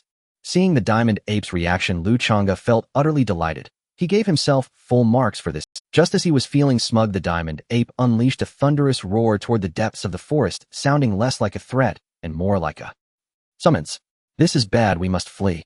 Lu Change's expression changed as he fully exerted his powers to reach Nangong Yu, raising his antlers to lift his belt and turning to escape. Before they could run 1,000 meters, they saw the void above the forest crack open like a nebula, and a giant hand covered in hair, like steel needles, reached out, casting a shadow over them as it slowly grasped toward Lu Changge and his companion. Though it appeared slow, it moved with alarming speed, creating a conflicting sensation. In an instant, the forest returned to its previous tranquility except for the vanished Lu Changge and Nangong Yu. After experiencing a dizzying whirl, the deer and the man slowly regained consciousness. They were astonished by their surroundings, finding themselves amidst a sea of clouds with the crowns of ancient trees piercing through the mist, revealing they were on a mountainside. The stone platform they stood on was vast, about 1,000 meters in circumference, with a giant cave at its center. The deer and the man were at the edge of the platform, while mist swirled below, and further out the view was obscured by fog filled with sounds of beastly roars and bird calls, creating a surreal scene. At that moment, the world fell silent, followed by a tremor of the earth, as if a giant was walking step by step, causing the trees to sway and rocks to tumble. As the sound of a mountain torrent approached, a terrifying aura emerged from the distance, swallowing the landscape. It was a ferocious beast resembling an ape, towering like a mountain, its movements stirring gusts of wind and swirling mists truly fearsome. Little white, it's coming towards us. Nangong Yu stared at the imposing beast before him, his voice trembling. Lu Changge was already stunned by the overwhelming ferocity of the giant ape. He had long known that this continent was vast and mysterious, where cultivators could move mountains and fill seas, but hearing about it and witnessing it were two entirely different matters. What on earth is happening? Let's just observe the situation, little Nancy. Lu Changge took it easy. In the presence of such a creature, there was no need to overthink. If they could survive, great. If not, they would perish. Nothing more to say. Boom, boom, boom. As the giant ape approached, its nostrils flared, creating winds like a storm, causing chaotic currents. The man and the deer braced themselves, slightly retreating into the stone platform, while trying to steady themselves, feeling that the giant ape was indeed coming for them. Sure enough, upon nearing the stone platform, the giant ape first scrutinized Nangong Yu before turning its gaze toward Lu Changge. Boom, boom, boom. The hearts of the man and deer raced wildly, their muscles tensed involuntarily, and their hair stood on end. While Lu Change's words sounded simple, standing before the beast made him realize the true nature of such a ferocious creature. Is this the overwhelming ferocity of an ancient beast? Nangong Yu murmured to himself. The giant ape's form swiftly shrank and appeared before the man and deer. Even after shrinking by hundreds of times, it still stood 10 zhang tall. Was it resizing it well? Or was it the true form of a heavenly law? Just as they were nervously fixated on the giant ape, the young diamond ape jumped out from behind it, pointing at the man and deer and speaking to the giant ape. Crap, could it be complaining about us? Lu Change's expression changed as he complained in Nangong Yes Ma. Nangong Yu shot Lu Changge a glance, his face full of defeat. He sat down cross-legged, feeling exhausted and ready for annihilation. Who cares?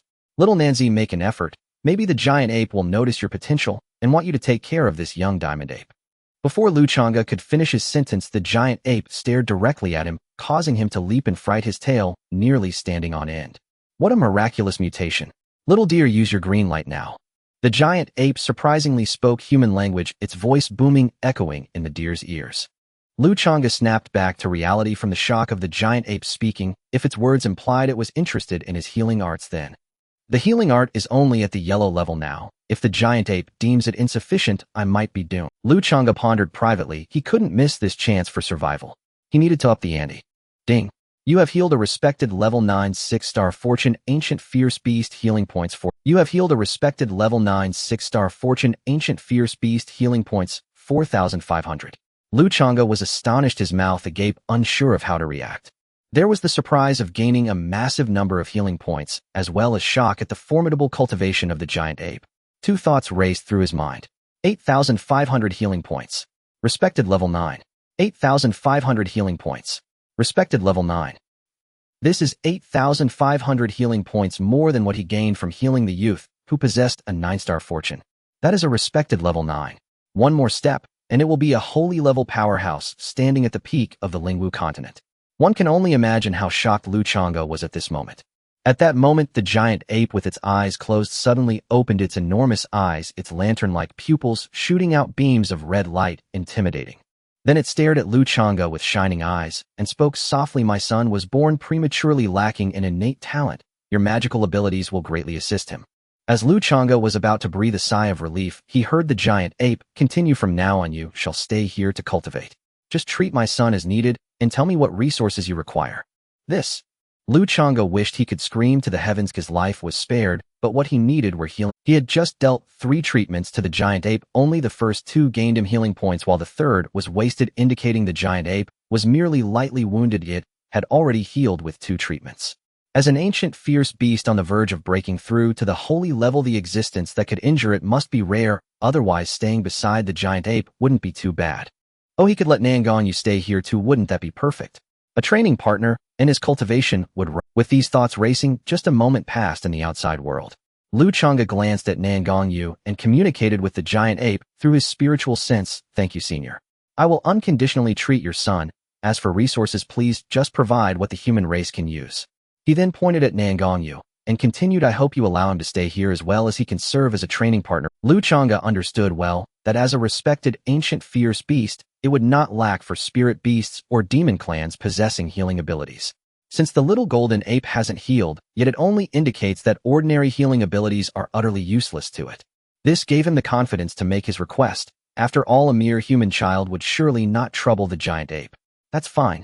What resources do you need? Let my son take you to get them. After finishing its words, the giant ape patted the little golden ape's head, gave a few instructions, and its figure vanished into thin air. Lu Changge let out a deep sigh of relief, glancing at the panel. He had made a fortune. Healing points 9,810. Close to 10,000 healing points. How should he spend this? Truly a delightful dilemma. However, on another note, with so many healing points and the upgrade to the mystic healing art being dark, Lu Changge couldn't help but wonder how many healing points would be required to ascend to the earth level talent. Seeing the giant ape disappear, Nangong Yu also sighed in relief and hurriedly asked Xiao, "By what did you say to the giant ape? What resources?" Before Lu Changge could speak, a childlike voice echoed in their minds. A deer and a person turned to look, and it was the little golden ape blinking its eyes and waving its hand to call them. Nangong Yu suddenly remembered that during the previous battle, the little golden ape had already broken through to the spirit master realm. Indeed, it was an ancient fierce beast, a unique entity of heaven and earth. Moreover, there was also Xiao Bai, who could rival an ancient fierce beast. Its potential for mutation was indeed somewhat terrifying. Lu Change's thought process took a different turn as he looked at the golden ape, which resembled a 3-meter-tall man emitting a childish voice. The incongruity made his hair stand on end. The deer and the person exchanged glances and followed the little golden ape towards the enormous cave. Upon approaching, Lu Change's heart dropped. This was no natural cave, but clearly a place that had been forcibly excavated by hand with distinct fingerprints. No, it wasn't human hands. It was that giant ape. The man and deer exchanged glances, suppressing their shock, and quickly followed the little golden ape, curious about what lay inside.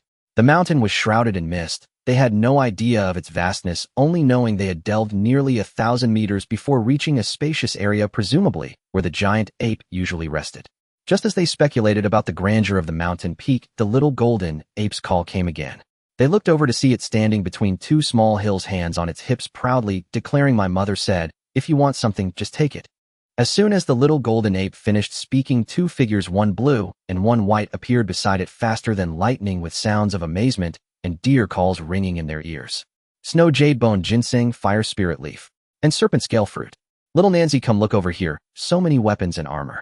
A person and a deer stood before the 2 small hills, their eyes sparkling with astonishment. These are just trivial matters. The real treasures are with my mother." The little golden ape boasted proudly, clearly very pleased with their reactions. "Little golden ape, can we use all of this freely?" Nangong Yu asked in disbelief. Though previously, as the heir of the Jinshi Wangfu, he had everything delivered to him, seeing all of this so directly still left him unable to remain calm. It was too magnificent, too shocking.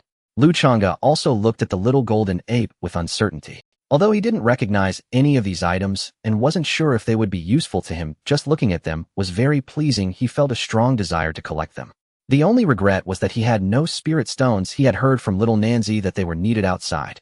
The little golden ape pouted a look of disdain on its face and said, "If you want to use them, go ahead." My mother agreed, "But I must say first, my mother said the little deer must treat me and the little man must fight with me." Nangong Yu twitched at the corners of his mouth, feeling the burden of responsibility. He needed to take this opportunity to teach them some common sense. What does it mean to be a little man? And Xiao Bai must also know that he is surnamed Nangong, not Nan. Lu Changge responded, "No problem, leave it to me. I will definitely let you fight to your heart's content.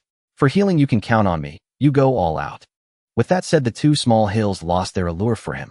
After all, as long as there are enough healing points, would you believe I can perform a miraculous transformation right here? Just as he was about to speak, he suddenly noticed the youth still in the pile of spirit medicines and had to hold back. It didn't matter if he didn't need these, the youth still had a great grudge to settle. Nangong Yu dashed over excitedly, holding a herb. "Look, it's the golden essence grass." Upon noticing Lu Change's confused expression, Nangong Yu instantly understood. Little Bai had no idea what the golden essence grass was. He immediately explained, "The golden essence grass is a precious herb that grows deep within the misty forest, and its function is to purify the bloodline." Then with a hint of regret, he added, "It's a pity I can't refine pills, otherwise if I could make the golden essence pill, its effects would be maximized. But it doesn't matter, it's fine to eat it directly. Here, go ahead and eat it." Nangong Yu sighed, then excitedly brought the golden essence grass to Lu Change's lips. Lu Changge looked at the eager boy in front of him and said softly, "Did you not just awaken your bloodline battle body? Why don't you eat it yourself? You need it more than I do, right? Once the Nangong family's demon slaughter battle body awakens, as long as you continue to fight, the power of the bloodline will develop, albeit a bit slower." Nangong Yu chuckled awkwardly, then said earnestly, "But you are different. You are considered to have mutated, returning to a more favorable ancestral state. Purifying your bloodline now will surely yield better results. Moreover, spiritual beasts grow at a much slower rate than humans. Did you not say you wanted to accompany me in seeking revenge and reach the pinnacle of this continent together? What will you do if I leave you behind?" As he spoke, the boy smiled slightly and moved the golden essence grass closer to Lu Change's mouth. After spending a long time understanding this continent, Lu Changge realized that there seemed to be no species like the silly roe deer here. So purifying the bloodline, returning to ancestral traits. What was that, a giraffe? Oh, it seems that doesn't exist either. With a deep gaze at the eager boy before him, he sighed and opened his mouth to swallow the golden essence grass. Ugh, cough, cough. The golden essence grass dissolved upon entering his mouth, and Lu Change's eyes widened in anger, almost thinking he had swallowed a mouthful of magma. His entire body felt as though it were melting, and an astonishing aura burst forth from within him, creating a tempest in the cave, which was instantly suppressed by a serene energy. The commotion was quite significant, waking the sleeping little golden bear. It turned to look at Lu Changge, a hint of understanding in its eyes. Not bothering to sleep anymore, it watched intently. Lu Change's physique directly expanded to 3 meters, with 2 bulges appearing behind the antlers on his head. A cluster of pure white clouds gathered around him, slowly lifting his dear body. Rays of white light radiated from his antlers, encircling him in a halo of golden edges, illuminating every corner of the cave. Nangong Yu felt a deep sense of unease regarding the troubles of the north being dispelled at this moment. All worries vanished, and he felt as if he were lying in his mother's embrace. Lu Changge seemed to arrive in a mysterious and ancient land with swirling clouds and mist, pervaded by an ethereal aura featuring endless emerald mountains and babbling streams. There were vast lakes, the water as green as emerald. There were ever-changing seas of clouds, sometimes raging, sometimes dancing like silk. Here it felt like a paradise all beings aspire to, where troubles and worries dissipated in that moment, and time seemed to stand still. Lu Changge opened his eyes, the remnants of that sacred place still lingering in his pupils. Stepping onto the clouds, he walked down from the sky, as if walking on solid ground, arriving beside the stunned Nangong Yu. He placed his forelegs on the boy's shoulder and transmitted a voice. Hee, little Nan, did you see it? I can fly now? Ha ha. Nangong Yu stiffened, shaking his head vigorously to dismiss the praises that were about to form in his mind, slightly deflated as he replied, Yes, I saw it. After saying that, he continued to delve into the materials he was sorting through. The little golden bear looked at Lu Changge with disinterest, finding it all flashy, yet unable to fight, and turned away to continue sleeping. Hey, what kind of reaction is that? Lu Changge rolled his eyes and ignored the two, focusing instead on exploring with his spiritual sense. He initially thought the system would be of no use to him, yet he did not expect it to bring about such changes. He was truly becoming more and more like a divine beast. Awesome. Name: Lu Changge. Race: Spiritual Road Deer. Cultivation level: Spirit Scholar 3rd level. Innate abilities: Heavenly Eye, Insight Yellow grade, Healing Technique Mystic grade, Cloud Riding Moonwalk Yellow grade, Transformation Yellow grade, Auspicious Aura Yellow grade, Technique Moonlight Purification. Scripture unclassified. Healing point 0. After reading the panel, Lu Changge gasped. Where did my 9,800 healing points go? System, come out. Did you swallow them? Lu Changge almost cried. He had hoped to raise his cultivation further, and there were still a few innate abilities from the golden-eating beast. Now it's all gone. But thankfully, after the bloodline enhancement, his cultivation also rose by 2 levels. It seemed to be the effect of the bloodline enhancement. Moreover, he could feel that his innate abilities had undergone some changes, and he had gained an additional innate ability. It's just a pity that it wasn't the attacking ability he desired. The Heavenly Eye Insight, aside from seeing fortune, also enhanced his ability to communicate mentally. For one with spiritual sense, it felt somewhat redundant. He would have to see if there were any changes after upgrading the abilities later. He did not sense any changes in the healing technique. The Cloud Riding Moonwalk indicated a significant change from its name. Just like when he previously walked on clouds in the air, unaffected by gravity, moving through the void with clouds enveloping him, accompanied by moonlight, greatly enhancing his speed and agility. Of course, if he didn't want to attract attention, both the clouds and moonlight could be controlled. This was Lu Change's favorite ability because, after all, being cool is a lifelong pursuit, and in the future the sky would also be his realm. Transformation enhanced the ability of illusions, and their number seemed to increase and become more aggressive. Speaking of which, he had never actually unleashed it. I need to make time to try it out. Lu Changge glanced at Nangong Yu and the little golden bear with a hint of mischief, causing the latter to rub its arms and mumble a few words before falling back asleep.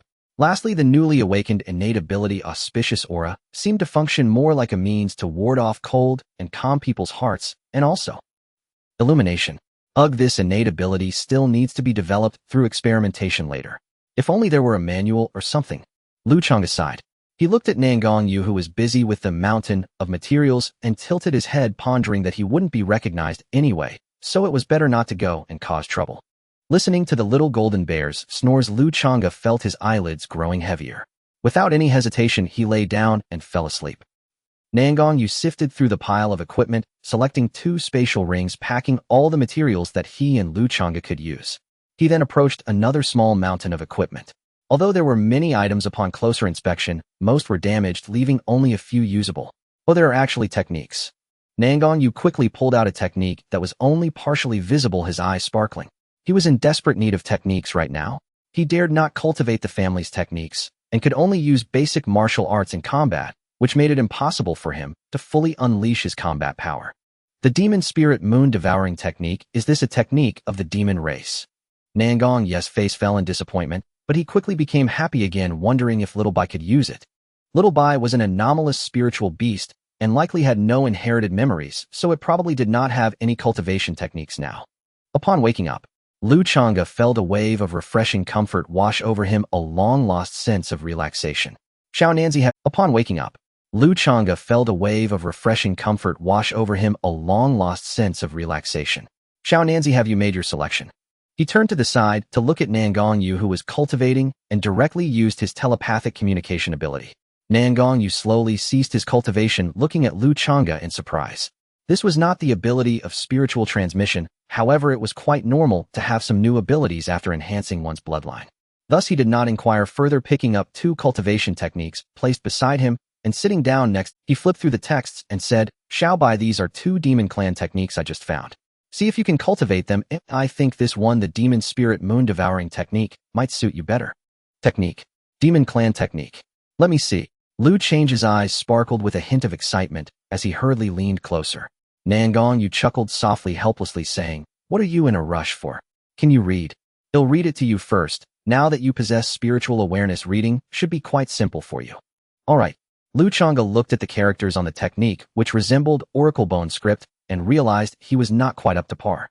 He listened as Nangong Yu's deep, resonant voice slowly began to speak. As the moonlight rises, the shadows of demons emerge, the spiritual veins surge, the power of moon devouring the night falls, the demon spirit awakens. As Nangong Yu eloquently recounted the technique, Lu Changge noticed that the demon spirit moon devouring technique, high-grade, Xian, appeared on his technique panel. He had no concept of high-grade Xian techniques, but with his strength as a network battle Sane, it was not difficult to guess that it should not be too impressive. He had thought from the name that it was a formidable technique. Xiaonanzi, I can recognize the characters in this technique. What about the Azure Wave Title technique? Lu Changge pointed his chin at the other book.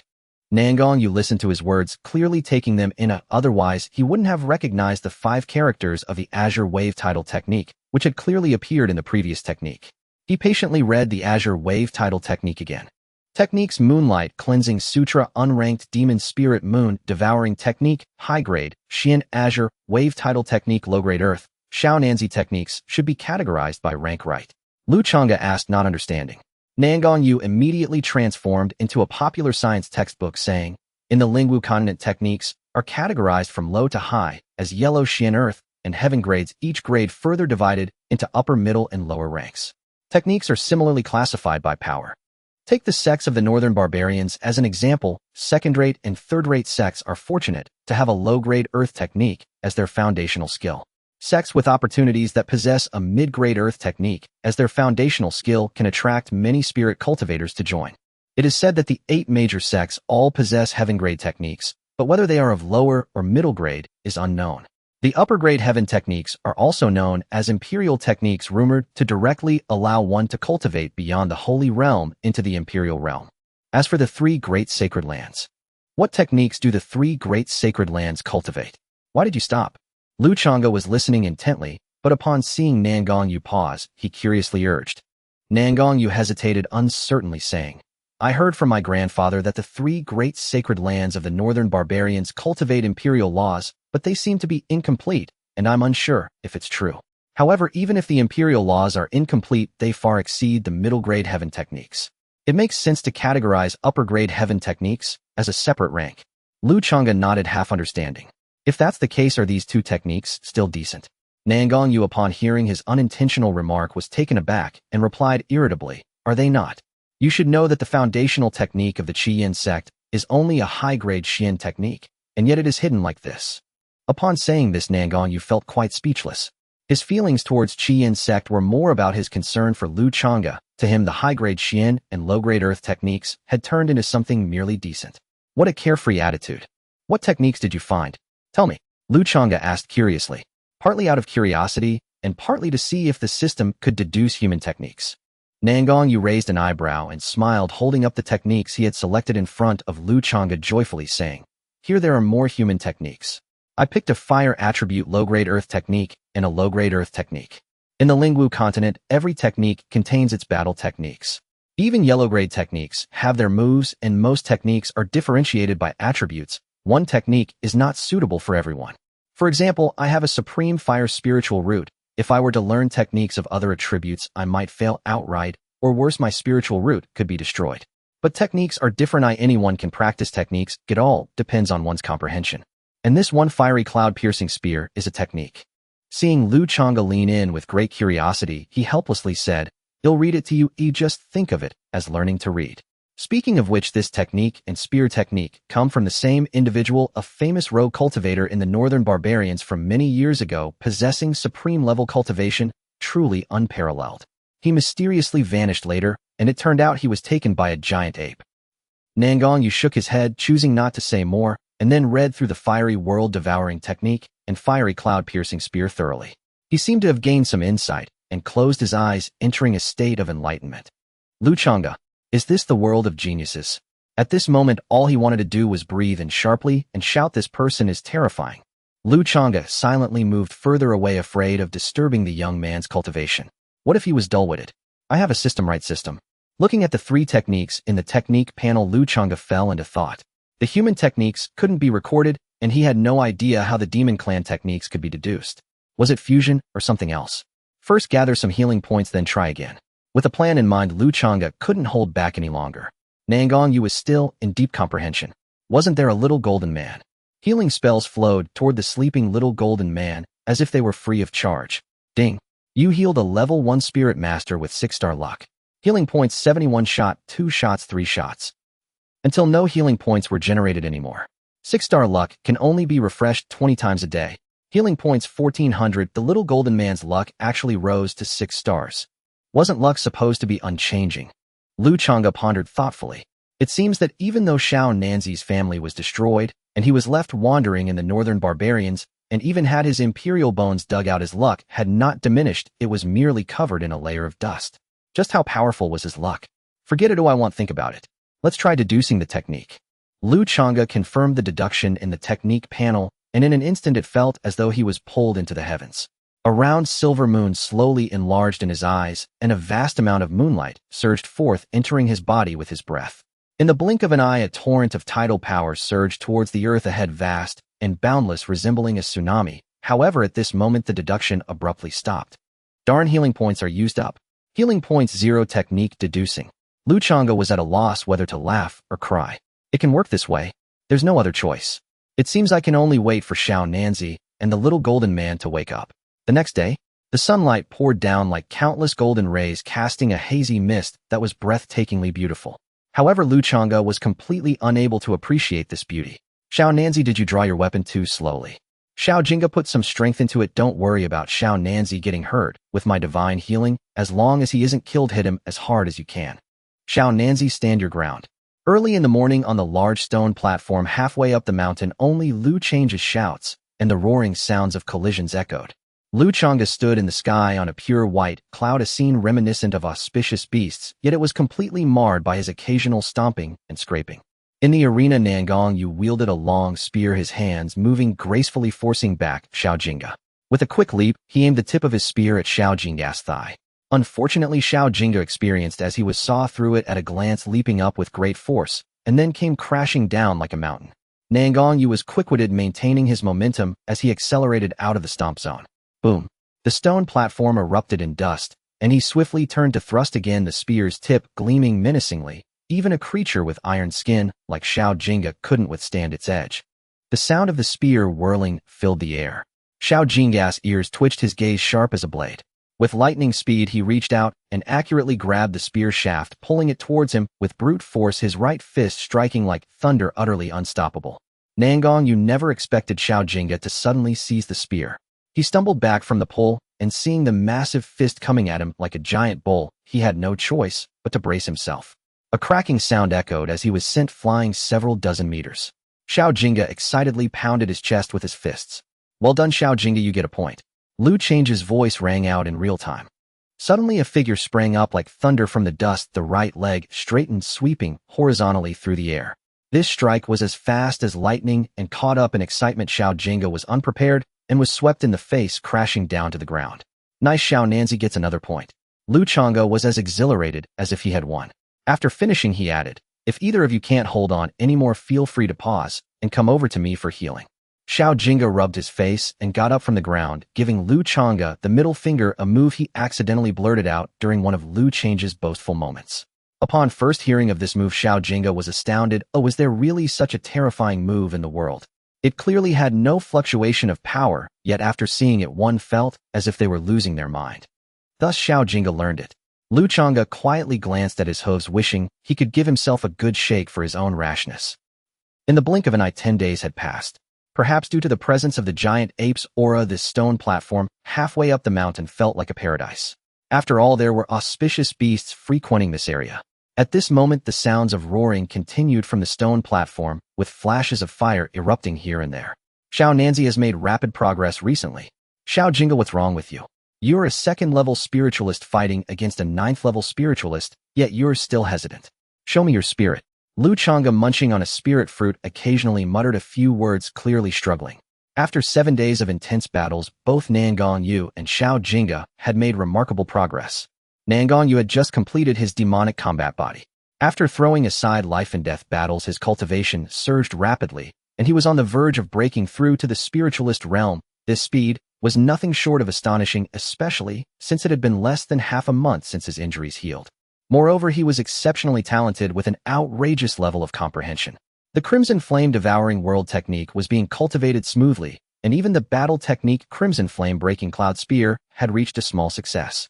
It is worth noting that in this world, every book of the earthly level, whether it's a technique or skill, is incredibly difficult to comprehend, yet Nangong Yu excelled in this aspect. Lu Changge had also broken through to the 2nd level during these days of fighting. With Lu Change's daily healing points supplementing him, the benefits were evidently substantial, most directly reflected in his increasingly robust physique. Lu Changge looked at the panel, revealing a mischievous smile. His gains were undoubtedly the greatest. His cultivation had risen by another level, and all his innate abilities had been upgraded to the profound level, with their power vastly increased compared to before. Not to mention his heavenly eye spiritual vision seemed to have gained the ability to discern friend from foe. Additionally, the technique had been fully deduced, costing him 30,000 healing points. However, compared to the technique he obtained, 30,000 healing points were negligible. This technique granted Lu Changge the ability to manipulate moonlight and water flow, and he awakened a formidable move, yet, with his current cultivation, he was still unable to execute it.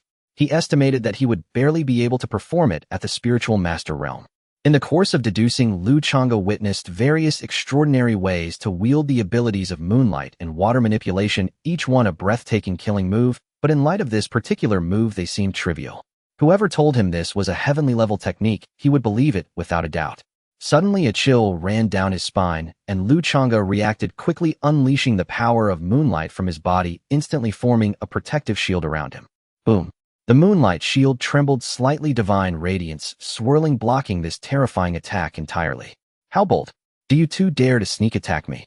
Lu Changge turned to look at Nangong Yu, who held a spear, and Lu Changge, who was cracking his knuckles, and said with annoyance. Nangong Yu smirked, saying, "Xiao Bai has been watching our battles every day. You need to gain some real combat experience too. Hey, are you feeling a bit unbalanced? If that's the case, you two can come at me together." Lu Changge chuckled. After watching for so many days, he too was feeling a bit restless. His hooves itched. With his own strength, battling the two of them was no problem at all. It was also a perfect opportunity to test his newly developed techniques. With that, the trio, a person, a deer, and an ape, stood in a triangle, exchanging glances, each releasing their full aura, and the 3 invisible forces collided violently, forming a storm in the center resembling a tornado. Lu Change's eyes sparkled with laughter as the tidal water energy surged from within him. The central storm tornado instantly transformed into a water tornado, grandly sweeping towards Nangong Yu. Following this, a silver moon rose behind the deer, emitting a faint cold light. A gigantic moonlight blade shot forth towards the high-leaping Lu Changge faster than lightning. Nangong Yu, gazing at the dazzling water tornado, became serious. He slammed his spear into the ground, and waves of red fire surged toward the water tornado like ocean waves. His hands did not stop. His long fingers glided over the spear as if it were infused with spirit. In an instant the spear seemed to ignite with heavenly fire, and a thick beam of terrifying fire gathered at the tip, breaking the clouds. The massive water tornado paused for a moment, and in an instant it was shattered by the astonishing power of the fire beam dispersing into spiritual energy. Meanwhile, Xiao Jing's right hand formed a fist, its surface shimmering with a golden halo, as if covered in a layer of scales seemingly containing terrifying power and defense. He showed no fear of the sharp moon blade as they collided with a resounding crash. The moonlight blade tip shattered, suddenly silver light scattering. The blade body exploded and Xiao Jingge was instantly sent flying several meters from the impact. Ha ha ha, bring it on. Lu Changge became excited. Which man wouldn't want the ability to turn the tide at will? The person and the ape remained silent, gathering their spiritual power, and charged forward in an instant. Nangong Yu brandished his long spear, each thrust and parry burning with fierce, incandescent flame. Xiao Jingge shimmered in golden light, his eyes feral, though every punch cracked like thunder saturated with overwhelming force. Good timing, tide. Lu Changge lifted his hooves and then drove them down. An illusory sea surface arose as tidal spiritual energy surged into towering waves, forming a colossal tidal rush that smashed forward with irresistible force.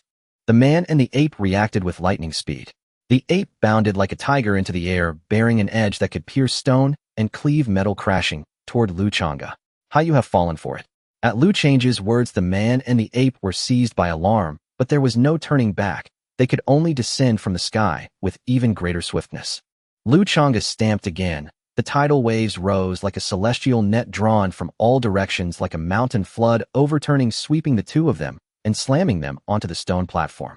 Wave after wave surged, each more violent than the last, as if intent on grinding them to powder. The man and the ape had no strength left to resist, lying on their backs like dead fish gasping for air. Xiao Jing's flesh was sturdy. He suffered only a few broken ribs. Nangong Yu, however, was in a pitiable state, his body limp as Noodle's bones shattered. After all, he was still a fledgling who had not yet broken through to the Lingwu Realm. Nangong Yu forced his head around to look at the small white deer standing on auspicious clouds in midair and exclaimed in surprise, "I did not expect Xiao Bai to be so formidable in a fight." Xiao Jingge sat up, grinning, baring his teeth, and nodded in agreement. "Of course. From now on, call him Big Brother. Big Brother will cover you." Lu Changge flashed to their side, a veil of healing green light enveloping them. The fluctuations of spiritual energy on the man and the ape became markedly evident. Ding, ding. You healed Shirling ninefold, 9-star fate. Renzu human healing points 800. Ding. You healed Ling Shi second level 6-star fate. Shanggu Xiongshou ancient ferocious beast healing points 75. This is likely to spark a breakthrough. At that thought, Lu Changge added 2 more bursts of green light. Nangong Yu's spiritual energy contracted and then detonated. At last he stepped into the Lingwu Realm. Xiao Jingge also rose a rank, reaching Lingwu 3rd level. No fear of injury, fighting is so exhilarating. The three-turtle simpleton scratched his head and laughed foolishly. At that moment, Lu Changge sensed an unfamiliar gaze. Turning, he saw the Ju Yuan. "My child, come here, let me see." "Mother." Xiao Jingge scrambled up like a small cannon and barreled into the Ju Yuan's embrace, only to be jostled and then set down. The Ju Yuan fixed a deep gaze on Lu Changge and Nangong Yu without speaking, and silence fell. "Mother Bai Dage and Xiao Nanzi are both my good friends." Xiao Jingong, puzzled and fearing the Ju Yuan might strike at the man and the deer, immediately clung and coquette. The Ju Yuan drew back his gaze, looked at Xiao Jingge with affection, and soothed him. "This human boy bears a war body. So long as he does not perish, he will one day stand atop the continent. With this wondrous little deer at his side, it will be even harder for him to fall. Yet the deer has no contract with the human boy. And this deer's divine ability can heal my son's innate deficiencies. My strength can no longer suppress it. I fear." The Ju Yuan's mind turned, and he then said, "My breakthrough is imminent, and there will surely be a great war then. To ensure my son's care, I wish him to follow you. What is your opinion?" "Mother." Xiao Jingge seemed to understand and hugged the Ju Yuan's great palm tightly. The Ju Yuan let Xiao Jingge cling to him, his bronze-like eyes watching the man and the deer intently. He had not left for days and had observed their interactions. Perhaps it would be good for Xiao Jingge to be with them. Lu Changge and Nangong Yu exchanged glances, bewildered and unsure how to reply. After a long moment, Nangong Yu said solemnly, "My strength is currently meager, and I carry a great unavenged enmity. Hidden enemies are powerful. I fear I cannot protect Xiao Jingge." The Ju Yuan listened quietly, a flicker of satisfaction in his eyes. At least this human boy spoke honestly. Then he not worry. My Jinggang Yuan clan never shrinks from battle, they grow through combat. Lu Changge stood aside watching the scene, and thought to himself, still saying he is not a child of fate, and yet opportunity has arrived. One must remember this is the ancient ferocious beast, the Jinggang Yuan, but once it matures it is peerless among equals against both humans and demons. With such a powerful ally, Xiao Nanzi's vengeance will not be difficult. Nangong Yu declared, if that is so, I will protect him with my life. The Ju Yuan satisfied nodded, and then placed Xiao Jinggang by Nangong Yu's side before rising. Golden light surged from the Ju Yuan's hands, weaving divine threads that braided into a 5-point star formation in the air. The instant it formed, an ancient and desolate aura washed over them. Lu Change's eyes sparkled with excitement. The contract had arrived, and Xiao Nanzi was taking off. Then he realized to his surprise that he too was included under its protection. Before he could fully react, the 5-point array left 3 streaks of radiant marks that entered the man, the deer, and the ape. Lu Changge was dumbfounded and a little aggrieved, wondering what the Ju Yuan's intention was. The Ju Yuan explained slowly, I have forged for you an ancient contract. There is no hierarchy within it. It allows mental communion and communication regardless of distance. Each day you may summon once through the contract channel for half an hour, and every 10 days you may travel via the contract channel to the other's location. It places no constraints upon you. If in the future it is no longer needed upon breaking through to Zune level, and with unanimous agreement, it may be dissolved. Lu Changge finally relaxed somewhat. It would be useful to have another source of healing points nearby. The Ju Yuan waved again, and 5 beams of light hovered in the air, a fractured steely, a long spear, and 3 strands of ape fur.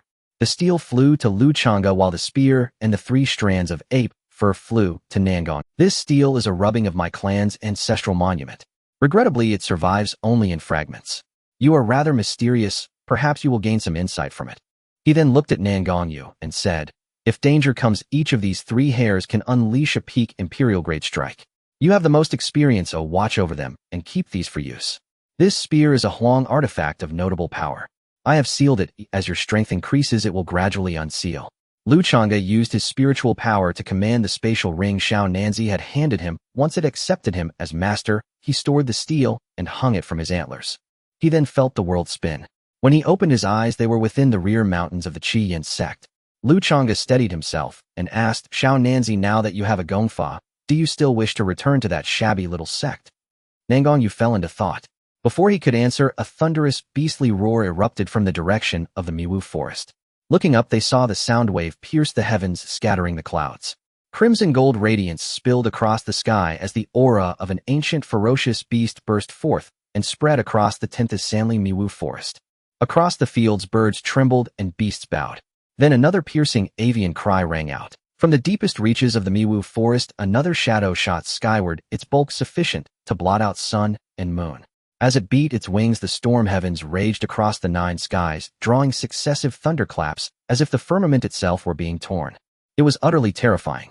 At the peak of a towering mountain, dense spiritual energy coalesced into mist enveloping the giant peak. Occasionally celestial cranes and mystical beasts flitted about, while spiritual springs, waterfalls, and exotic flowers flourished everywhere. The architecture within exuded an ancient charm, with flying eaves and intricate carvings. From time to time, fairies transformed into rainbow lights and glided by, their figures light and ethereal, with their garments billowing as they moved. Any ordinary person witnessing this would gasp in awe at the celestial realm. In the depths of the palace atop the mountain, a beautiful and graceful woman gazed longingly towards the depths of the misty forest, murmuring, has the battle begun? With a low growl, the little golden-haired creature gazed into the depths of the misty forest, confused. Nangong Yu approached and patted its arm, reassuring, your mother will be just fine. Yes, you are an ancient fierce beast. Your mother is so formidable that she will surely break through to the saint level. At that time you will protect us. Lu Changge nodded in agreement, and then shifted the topic. By the way, little golden-haired one, you don't have a name yet, do you? Name? The little golden-haired one looked at him and shook its head vigorously. With a sly smile, Lu Changge said, then let me give you a name. How about Caesar? I see you have the potential of an emperor. Calling you Caesar is definitely appropriate. Nangong Yu looked at Lu Changge in surprise. Was this little deer trying to fool the golden-haired creature again? What do you mean by that look? Don't underestimate my keen eyes. I was born with divine sight and a unique talent. Lu Changge immediately retorted upon noticing the little deer's gaze. He realized that after being reborn in this foreign realm, the heavy burdens of his past life had fallen away, as if he had been set free, allowing his true nature to emerge more childishly. But so what? I stood independently between heaven and earth, ascending to the highest skies where the heavens were vast, and the earth expansive, freely wandering this boundless world. With clarity of thought, my spiritual light surged, and my cultivation advanced another level. Did I just advance? Nangong Yu's eyes widened in shock, feeling somewhat speechless, but he was also happy for the little white creature. The little golden-haired one, momentarily forgetting its sorrow, rushed to Lu Change's side, circling around him with eyes full of wonder. The little golden-haired creature excitedly declared, "Then I will be called Caesar from now on. A little white is never wrong. Call me Big Brother, and I will take you flying from now on." "All right, they'll listen to Big Brother from now on." Nangong Yu, hearing their conversation, helplessly rubbed his forehead. "Little dear, have you thought about where we should go now? I am not familiar with this north either, especially not with little Caesar." Lu Changge inquired again. The Qi Yin sect, a minor sect, only practiced upper-grade mystical methods. Currently, Little Deer's cultivation was only of the low-grade earthly level, but combined with low-grade earthly techniques, it could unleash the power of the mid-grade earthly level. There was no need to return to such a small sect. After pondering for a moment, Nangong Yu said, "We still need to go back to the sect. The cultivation speed of earthly techniques is not sufficient, and only those upper sects possess higher-level methods. Upper sects seldom recruit disciples easily, hence the channels to enter them are quite limited. Not to mention entering the 3 great sacred lands. However, the 8 upper sects select talents from their respective territories each year, so the simplest way to enter an upper sect is to stand out in the second or third-rate sects, and then be chosen by one of the 8 upper sects. Currently, we are in the southeast corner of North E, which belongs to the territory of the Lingwu Palace of the upper sect. Eastward lies the 100,000-mile misty forest, beyond which is the Eastern Wilderness Empire. The only troublesome part is that the Lingwu Palace is a female cultivation sect and does not recruit male disciples." "Huh, then what are we doing here?" Lu Changge asked in confusion. Nangong Yu explained, "However, the Lingwu Palace is not foolish. It is said they have reached an agreement with the neighboring upper sect, the Xiantian Pavilion, allowing them to enter the Lingwu Palace territory to select male disciples. And the Xiantian Pavilion is the sect I wish to join. Therefore, we still need to remain in the Qi Lian sect for a while longer." Upon hearing this, Lu Changge grew even more puzzled. "Then why don't we directly join a minor sect in the territory of the Xiantian Pavilion? Also, what is the reputation of the Xiantian Pavilion? You see, the vast expanse of the continent stretches endlessly. Just the Lingwu Pavilion's territory spans tens of thousands of kilometers. With our current cultivation, how can we cross such distance? I've been stranded in North E for 6 years, and I am not far from this border. Although a mere mortal, it still indicates how immense the Lingwu Palace's territory is." Nangong Yu shook his head with a wry smile and continued, "As for the Xiantian Pavilion, it is renowned for alchemy on the Lingwu continent, but if you think that alchemists are weak, you are mistaken. The Xiantian Pavilion's offensive capabilities are not inferior to those of alchemists. Their fire control techniques are superb and perfectly suited for me. What a hassle! Can you handle it? You are so weak." Lu Changge shook his head, full of doubt. Nangong Yu choked, retorting irritably, "Most inner disciples are only at the spirit warrior realm, and I still have confidence against those below the 5th level of the spirit warrior realm. It's just that you two are too abnormal." The little golden-haired creature proudly raised its head, clearly in agreement with Nangong Yu's words. Ancient fierce beasts exude such confidence. Being invincible at the same level is not just mere talk. Fine. Having confidence is a good thing. You go ahead, there's no one else in the back mountain. I'll just train here with the little golden-haired one, and we can communicate through the contract, if anything comes up." Lu Changge responded decisively, taking the little golden-haired creature deeper into the forest, as the ordinary fierce beasts outside posed no challenge for the little golden-haired one. Seeing the deer and the monkey leave him behind, without looking back, Nangong Yu wiped away a tear of bitterness and turned to head straight back to the sect. "I should quickly advance to the inner sect and then train with those two. Training alongside Little White is the fastest way to cultivate. If it weren't for the heavenly grade techniques of the upper sect, I wouldn't even want to join the sect. After all, I had previously cultivated to the spirit sect realm, and the path to cultivation before reaching the spirit sect realm was smooth sailing. Having no sect to guide me was not so important." With a sigh, "Aim for its abdomen and watch out for its web." In the forest near the boundary of the misty forest, sounds of explosions echoed, branches and leaves fell, and trees toppled, startling birds. It was Lu Changge and the little golden-haired creature battling fiercely. Currently, they were fighting against the fierce beast, the 100-eyed demon spider, which possessed the cultivation of a 7th-level spirit warrior and had quite a sinister appearance. There was no other way. If it weren't for its cunning, it might have already perished under the little golden-haired creature's iron fist. The spider's long legs, several meters long, clung between two ancient trees, spraying silk. The little golden-haired creature's range of movement was becoming increasingly limited. Once it got stuck, it would surely face a deadly threat. Roaring like entering a berserk mode, the little golden-haired creature's aura surged wildly. Facing the incoming web again, it no longer evaded but struck with its arm, like a blade, golden light swirling, as if a sharp, giant blade stood in the air, cleaving down, shattering the web. With its legs bent, a loud bang erupted as the little golden-haired creature shot forth like an arrow, directly aiming for the demon spider. The golden light streaked across the sky, arriving in an instant. The demon spider, a 7th-level spirit warrior, swiftly struck, with its legs like swords producing clashing sounds. In the blink of an eye, they exchanged dozens of blows. Ultimately, the ancient fierce beast had the upper hand, its hands moving like lightning as it suddenly grasped two spider legs, its arms covered in golden scales. No matter how the demon spider struggled, it was futile. With a forceful pull, it ripped out two strings of blood, pulling the legs straight from the spider's body, which still seemed to carry internal organs. Hiss, truly brutal. Lu Changge gasped, watching with great interest. For the past 7 or 8 days in general, they would not kill. If they won, they would heal and release, and if they lost, they would flee. However, the demon spider's ambush was truly despicable. A commotion arose at the edge of the misty forest as 5 young men dressed in black emerged, visibly shaken. Senior brother Zhang Shu, this misty forest is truly terrifying. We nearly could not find our way out, a 16 or 17-year-old youth said, still visibly shaken. Zhang Shu, who led them, had not yet spoken when a slightly older man in black sneered, "Junior brother, we warned you this trip was dangerous and told you not to follow. You insisted on coming. What good is your status if you act like this?" Zhang Shu glanced around, cast him a cold look, and said, "Enough. Stop talking. This should be Lingxiao Gong territory. If we go a little further, we will reach the Xinshua men's domain, where spirit treasures congregate." Clearly, Zhang Shu's words carried weight. The others fell silent. At that moment, a savage roar erupted from the nearby woods. Zhang Shu's expression tightened. There was a domineering aura in that roar. This beast was no ordinary creature. "Let us go and see," he ordered. "Xiao Jingong, my ears are ringing. Hurry and gather the materials and find the next target," Lu Changge said, shaking his head as he directed them. Xiao Jinggang obediently removed the 2 largest eyes of the 100-eyed demon spider and its hardest forelegs. Though they did not know their exact use, unwilling to waste anything, they collected them, planning to have Nangong Yu handle them later. "Hey, look what I found."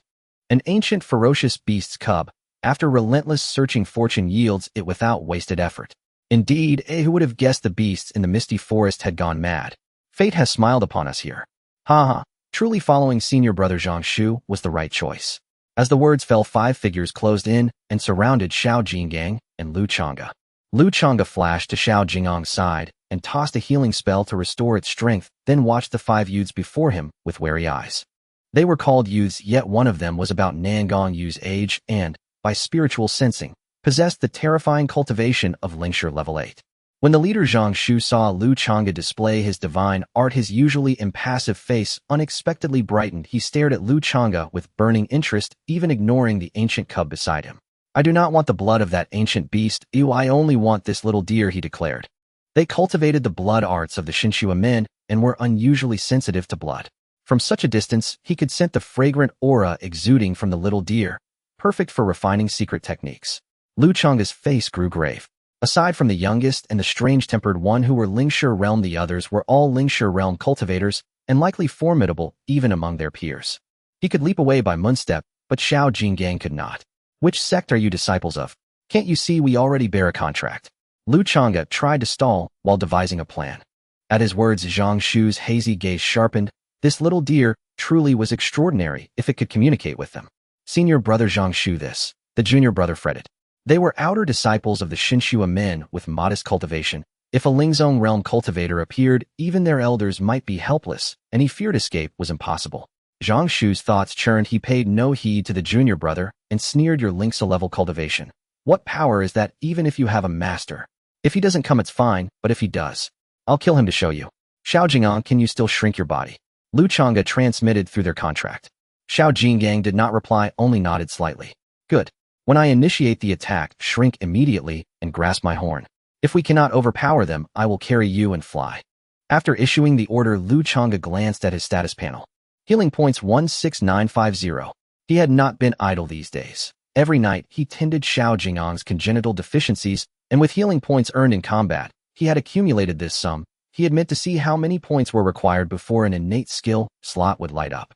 It seemed he had no choice but to use them to increase his cultivation. System, raise my cultivation. Go all in. A violent, intense aura surged through him, and his cultivation climbed at a speed visible to the eye. Lingshi level 6. Lingshi level 7. Lingshi level 9.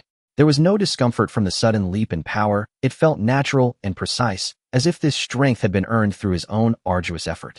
Indeed, day after day of toil had its reward. Lu Changge's allocation was only an instant, yet to Zhang Shu and the others it appeared as if a deep and steady cultivation had erupted from the little deer, startling them. Fortunately, he remained within the Lingshi realm. Zhang Shu sneered. Whether Lingshi first level or 9th made little difference to him. Surge and struggle, go. No sooner had he spoken than 5 figures became blood shadows and charged toward the 2 beasts. Lu Changge's expression shifted as spiritual power surged through him like a tidal sea. Instantly, within 100 meters, the area resembled an ocean, and the 5 blood shadows slowed. Xiao Jinggang shrank to 1 meter and clung to Lu Changge's leg. Damn. Antlers not hooves. Lu Changge muttered, his spiritual power flickering. Zhang Shu seized the moment, appearing before him in an instant and unleashing a punch that roared like a blood dragon, ferocious and malevolent. Moonlight shield. Boom. Silver light spilled. The shield shattered, sending the 2 beasts flying 100 meters and causing the tidal field to collapse. The remaining 4 figures accelerated and several blood blades sliced toward them through the air. Moonblade. Water prison. Lu Changge reacted with lightning speed. The moonblade met the blood blades, while 5 water prisons bound the 5 attackers. Blades clashed, scattering a spray of silver and sanguine spiritual radiance across the sky. The water prisons could not hold even a second against 3 Lingshi cultivators and were instantly broken, splashing water everywhere. I may have underestimated you a bit, but the stronger you grow, the more delighted I am, Zhang Shu said. He did not attack at once. Instead, he watched the little deer with growing excitement, his eyes flashing. He was already anticipating the secret art that arose from such a bloodline. Lu Changge curled his lip and taunted, I see a dark spot between your brows. Big talker. Nonsense. I'll make you see properly. Zhang Shu retorted. He formed hand seals, and a terrifying blood array spun above his head, emitting a stifling, oppressive aura. The other 4 had ceased their assault. This was the elder brother's showcase. The junior brother watched in awe and murmured, so this is the secret cultivation method, blood beast technique. I never imagined senior brother would have learned it. So cool. When we return, I must learn it. I once had the fortune to see an inner disciple perform it. Its power was truly astounding. The other 3 nodded in agreement, a flicker of envy passing through their eyes. A beastly roar then echoed from the blood array, its force like thunder striking heaven and earth. The roar of the king of beasts. Lu Changge's face grew serious. With spiritual power surging, a silver moon rose behind him. He had no intention of passively waiting for Zhang Shu to complete his secret art. Moonlight slash. Moonlight condensed into a blade more than 10 meters wide, glinting with an austere chill, as if falling from the heavens, cleaving toward Zhang Shu. At that moment, a gigantic tiger claw thrust forth from the blood array to intercept it. At last they met. No thunderous clash. Only the silvery moonlight blade grinding relentlessly against the tiger's claw, emitting a ceaseless series of sharp, brittle cracks. Yet Zhang Shu's cultivation was ultimately superior. The moonlight blade dissolved into shimmering mist while the dimmed but unbroken tiger's claw surged forward toward Lu Changge, only to be effortlessly blocked. At last they met. No thunderous clash. Only the silvery moonlight blade grinding relentlessly against the tiger's claw, emitting a ceaseless series of sharp, brittle cracks.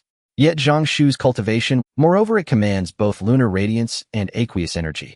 Yet still a spirit scholar at the 9th rank daring to contend with a spirit master at the 6th rank. Seeing Lu Changge's valor, Xiao Jinggang excitedly raised his middle finger toward the 5 figures. The air froze instantly. 5 torrents of savage killing intent erupted, surging violently into the mountain forest. Realizing he'd just provoked catastrophe, Xiao Jinggang hastily ducked and vanished behind cover. Qiang sect. Promotion from outer disciples to inner disciples is a grand occasion for the sect. Thus the grounds thrummed with vibrant energy. Sect Master Meng Zhanpeng and the inner sect elders occupied the highest dais, while outer sect elders below stood tense and vigilant before the arena, eager for their disciples' success, which would reflect well upon their own merit. Meanwhile, the arena roared with fierce combat. The sect master turned slightly and asked, "Whose disciple is this? Has he broken through the spirit scholar realm before even entering the inner sect?" At these words the elders exchanged baffled glances. None knew the answer. "Father, I know. That young man was still a menial servant just a month ago, and now he's already a spirit scholar. Hee hee." A lively voice rang out. In a flash a figure appeared beside the sect master, clad in crimson robes, her lithe form exuding captivating allure. Meng Zhanping gazed fondly at his beloved daughter. Surprised, he murmured, "Oh, truly so. His fortune must be extraordinary. But tell me, how did you come to know?" "Ah, father." Meng Ling feigned shyness, pouting playfully, eliciting hearty laughter from the elders. As if suddenly realizing she'd overstepped, she stamped her foot and retreated to the side. Just then a white-robed youth who had been following Meng Ling stepped forward. He glanced once at the heroic youth on the arena, his gaze inscrutable, then bowed deeply. "Master. Observe closely. A learning from others' strengths and weaknesses is the path to progress." The sect master nodded with a faint serene smile. "Nangong Yu wins this match. He advances to the inner sect." As the inner sect elder announced the verdict, a low murmur rippled across the crowd. "Nangong Yu's rise has been astonishingly swift. How long has it been? From menial servant straight to inner disciple. Indeed, even a 6th-rank spirit master couldn't withstand him. What will he achieve after further cultivation? His cultivation speed even surpasses senior brother Li Jin, doesn't it?" "Shoo, keep your voice down. Senior brother Li Jin is a true disciple of the sect, and the sect master himself watches from above."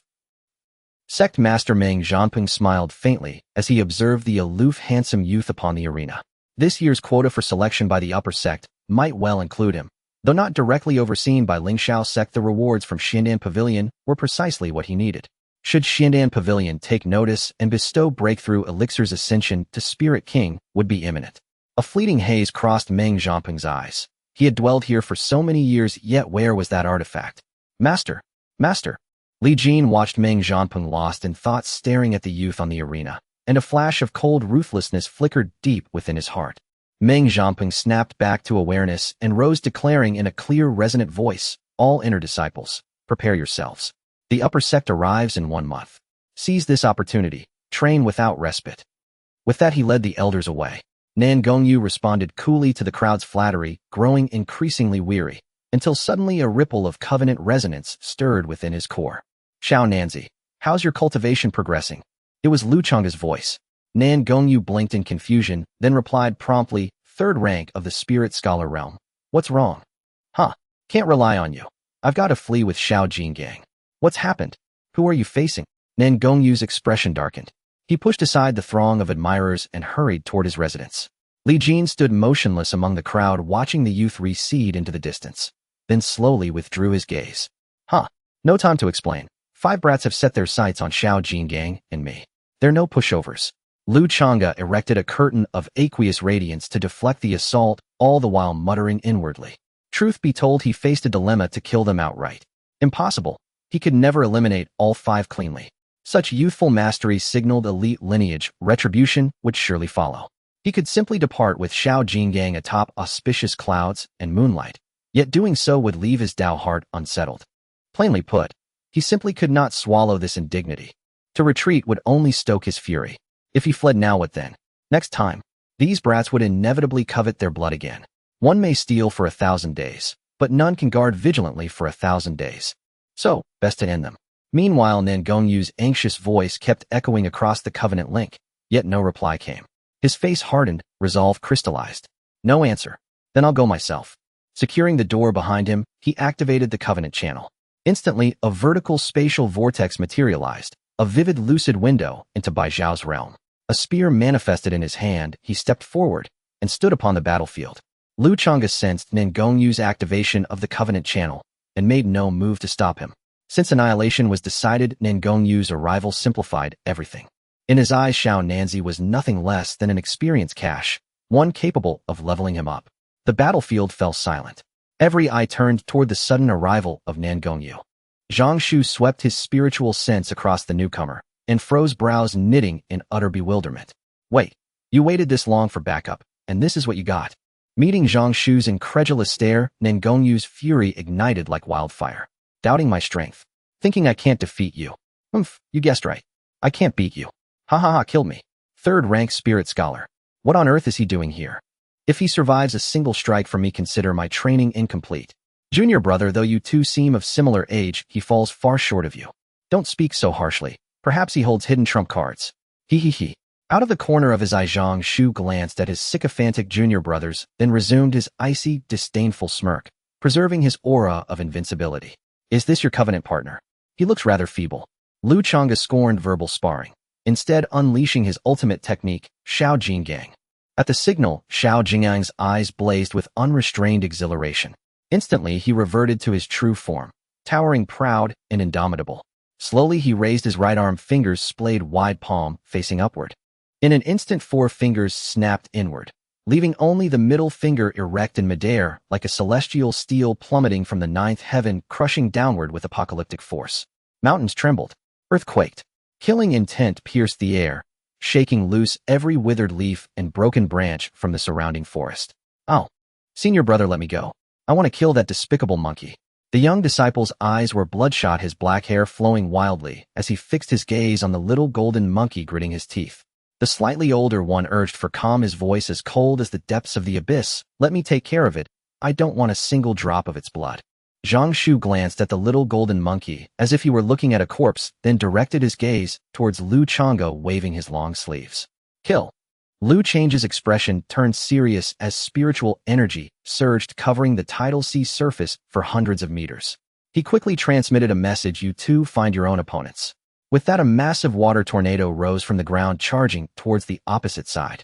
1 person and 1 monkey faced off against the 2 scattered by the water tornado, and the battle began.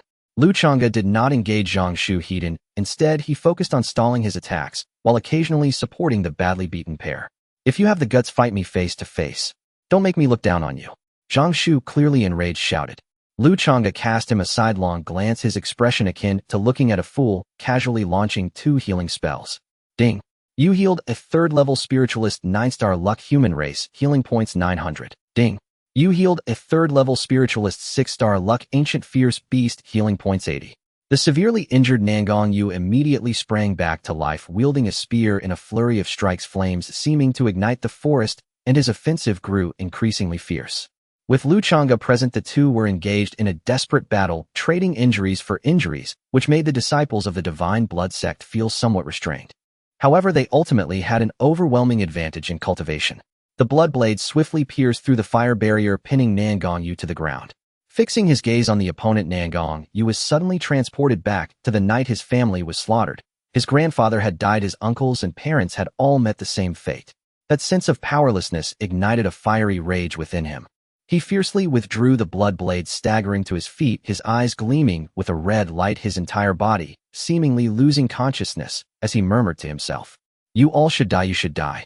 Lu Changge, who intended to heal him again, did not rush to act, only to see his aura surge like a fierce beast, overwhelming the entire forest indiscriminately. His heart thundered like a storm, and his tattered clothing burst apart, black and red patterns covering his body like cracks, exuding a breath of demonic fire that was both scorching and eerie.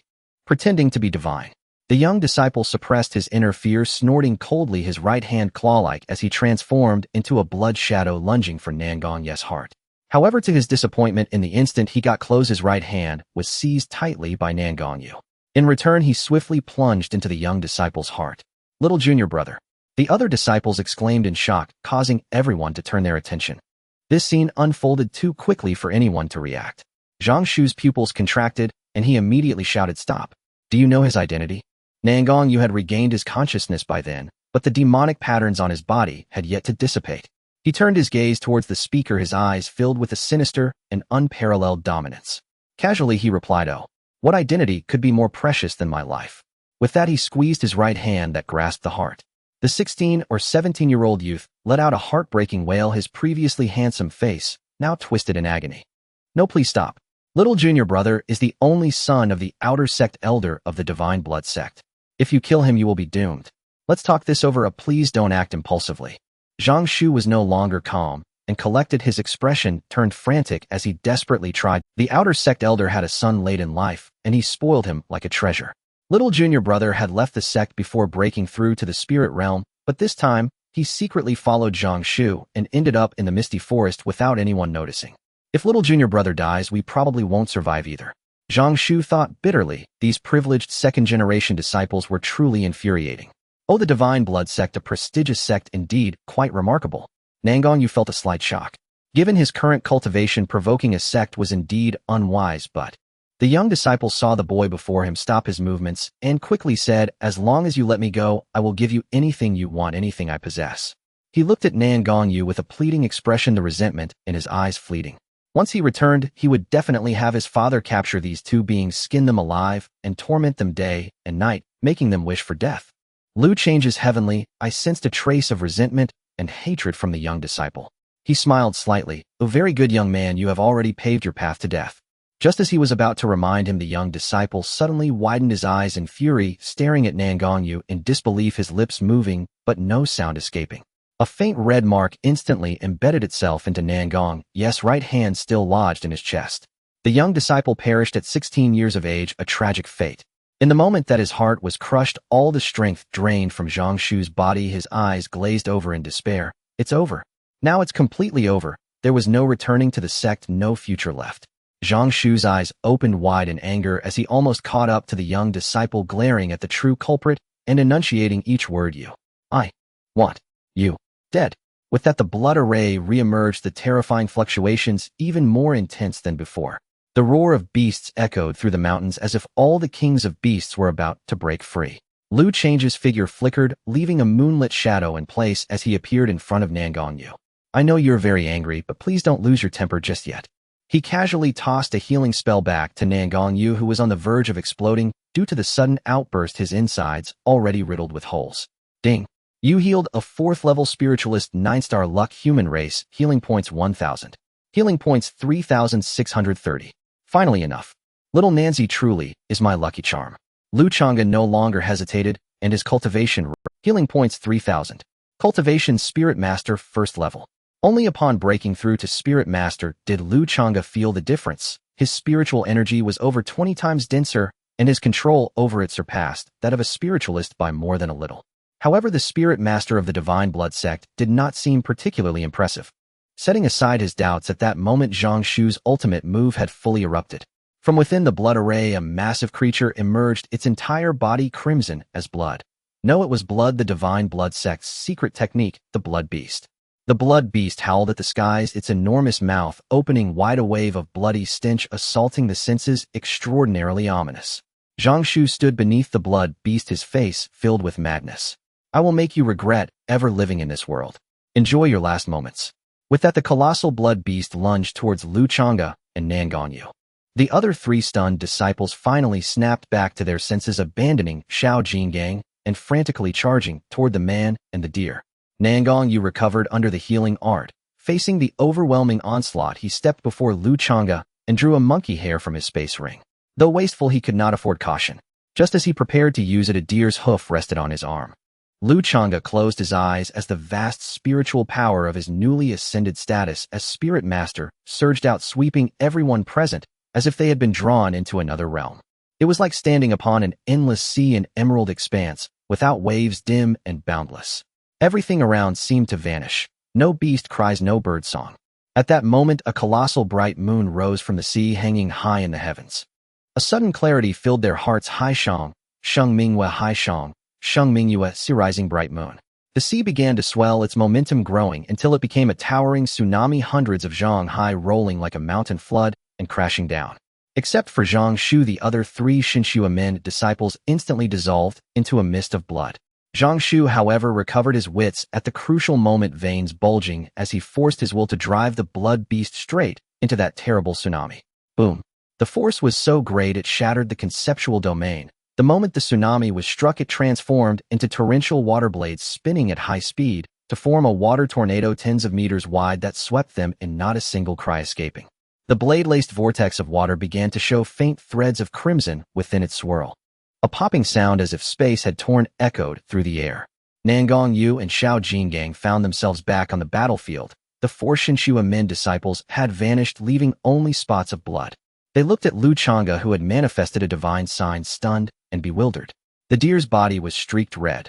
Clearly the technique had been forced out at great cost. Its flesh now seemed fragile, as if it would shatter at a touch. Huff huff. Lu Change's 4 hooves trembled as he panted. He had overestimated himself. Just after ascending to Spirit Master, he dared use that move. Now his spiritual energy was utterly drained. Even the healing art could not be summoned. He did not strictly need that technique to wear them down, but it would have taken too long. More importantly, awakening Sheng Mingwei had stunned him. He had wanted to witness its power firsthand. He was satisfied with the result. Though not a tenth of the full power had been unleashed, slaying Zhang Shu as 6th-tier Spirit Master had been as easy as killing a chicken. What are you two standing there for? Help me up, damn. Lu Changge shouted weakly, as if the earlier display of might had been a dream. Xiao Bai, you're awfully heavy. Nangong Yu blurted, hurrying over to support him. His face flushed, his voice squeezed from his throat.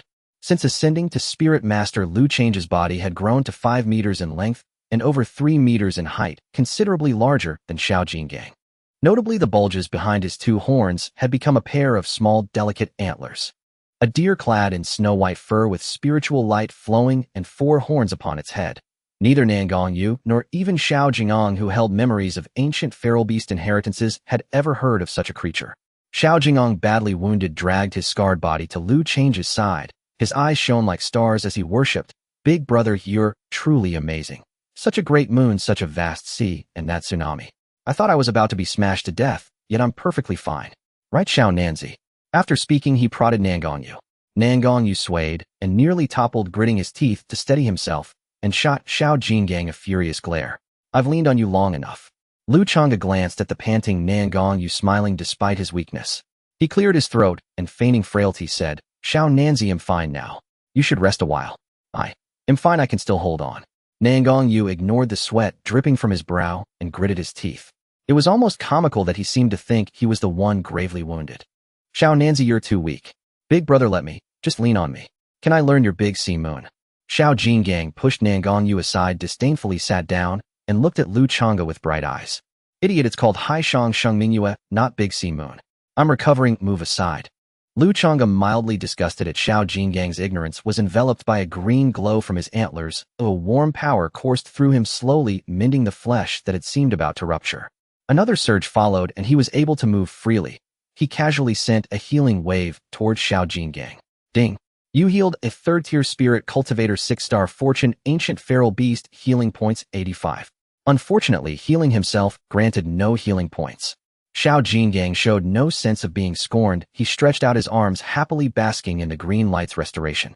Xiao Jingong, go collect those space rings and see if there's anything good inside. Also, Xiao Nanzi, have you entered the inner gate yet? Do you feel confident about entering the upper sect? Lu Changge asked casually. The back mountain was dull and sparsely traveled. Disciples of the Qi Yin sect rarely chose it for trials. The small stone forest hundreds of kilometers below the sect was far more popular. As for the mist forest, disciples of a minor sect like Qi Yin could not enter. It required too high a threshold. The mist forest spanned between the northern borders and the Eastern Wasteland. There were many entry points, so there was no need to go far. Nangong Yu smiled confidently. After today's life-and-death battle, Lu Zhan T demonic slaughter war body has initially formed. My cultivation is now 6th level as a spirit cultivator. I should catch up to you before long. In a range of blood-red mountains, palaces were scattered in orderly fashion. It was a crimson world. Trees, rocks, and halls all stained the color of blood. At that moment, a fierce, desolate roar issued from one of the blood-colored palaces, sending stones tumbling from the peaks and great trees shuddering. Who killed my son? Inside the palace, an elder robed in blood sat atop a high seat and howled at the sky, blood trickling from his eyes. He clenched a gleaming jade pendant so tightly that a clear crack on its surface drew the eye. At that moment, hurried footsteps sounded outside the door, accompanied by anxious voices. Great Elder. Several young figures knelt on the ground, trembling as they spoke. The elder leapt up, his raging aura crashed like waves against the shore, flinging them outward. Blood leaked from their mouths. Disregarding their injuries, they scrambled up and resumed kneeling, their bodies shaking like sifted chaff, unable to utter a sound. The great elder, choking back his fury, spoke in a voice cold as the abyss. Where is my son?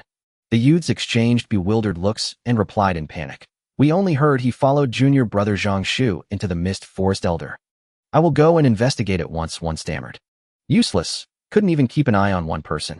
Go and find who killed my son. If you cannot, you know your fate. The great elder's sinister voice thundered. The youths hastily agreed and rushed from the hall. Whoever you are, hide well. If you do not, even if you are the scion of the Holy Land, I will drag you out and tear you to pieces. In the quiet room on the back mountain of the Qian sect, Meng Zhanping sat at his desk, his fingertips unconsciously tracing the remnants of a map laid before him, his eyes lost in thought. It should be around here, but why can't I find it? After unintentionally obtaining this incomplete map years ago, he had followed its shadow to search tirelessly, arriving at the borders of Lingshao Palace, establishing the Qian sect, and pursuing the cultivation of disciples to elevate the sect. But he had no such thoughts. His only obsession was this incomplete map. Clearly he had confirmed it was here, yet after so many years of searching, he had come up empty-handed. Thinking of this, Meng Zhanping couldn't help but feel disheartened. He had wasted too much time on this map, leading to the passing of years without even breaking through to the Spirit King realm. Father, what are you busy with? Meng Linger's cheerful voice came from outside the room, and Meng Zhanping calmly put away the map. You're looking at this incomplete map again? Oh, what's so interesting about it? Meng Linger raised her delicate brows, grabbed the map, and began to examine it closely. Meng Zhanping chuckled, making no effort to stop her or explain. If he were to tell her that if they could find this map, not only would it attract the sect, but even the Holy Land would covet it, she surely wouldn't believe him. Meng Linger's eyes sparkled mischievously as she said, Father has searched for so many years without success. Why not let me give it a try? Who knows, I might just find it. She was curious to see what it was that her father had searched for all these years. Without waiting for Meng Zhanping's consent, she giggled and dashed out. Meng Zhanping reached out, but grasped at empty air, sighing with exasperation. Then he thought, why not let her give it a try? Perhaps she would find it after all. With that thought, he shook his head and continued to meditate with his eyes closed. Meng Linger ran energetically towards her mountain peak, clutching the map. She nearly bumped into Li Jin as she exited. Linger Jr.'s sister, did you just come from Master's place? Of course. Li Jin rolled his eyes at the impatiently departing Meng Linger. Anger surged within him, but as he was about to meet Master, he suppressed it. His gaze suddenly caught sight of what Meng Linger was holding. Isn't that the invaluable incomplete map of Master? Li Jin's expression hardened as he remembered barging into Master's study unannounced once, only to see Master hurriedly putting away something which turned out to be an incomplete map for which he had been severely reprimanded. His mind racing, Li Jin quickly turned and left. Senior brother Nangong, have you gone to the library again? Wei Ming greeted Nangong Yu, who was entering from outside. Nangong Yu nodded slightly at Wei Ming, saying yes, just browsing. After he was promoted to the inner sect, he had brought Wei Ming, who had always shown him kindness, to his side to spare him the burden of chores and allow him more time to cultivate. Wei Ming returned the favor by helping clean up the courtyard, and the two got along well. Wei Ming said enviously, I wish I could be as powerful as senior brother Nangong. With hard work and cultivation, you will be. Nangong Yu encouraged before returning to his room to continue his practice. With less than half a month left, every bit of strength counts. Time flew by, and it seemed like he hadn't practiced for long before the moon cast its light over the forest. Bang! Bang bang! Senior brother Nangong, the senior sister, is looking for you, go to her. The voice of Wei Ming came from outside. Nangong Yu sighed slightly, stopped his practice, and opened the door. Upon seeing him, Wei Ming repeated, Senior brother Nangong, the senior sister wants to see you. What does she want with me? I have no connection with the senior sister. Nangong Yu was puzzled. The two had never interacted before. If it was about socializing, did the previous disaster count? Wei Ming shook his head and said solemnly, I don't know either. Why don't you go see? After all, she is the daughter of the sect master. All right, I understand.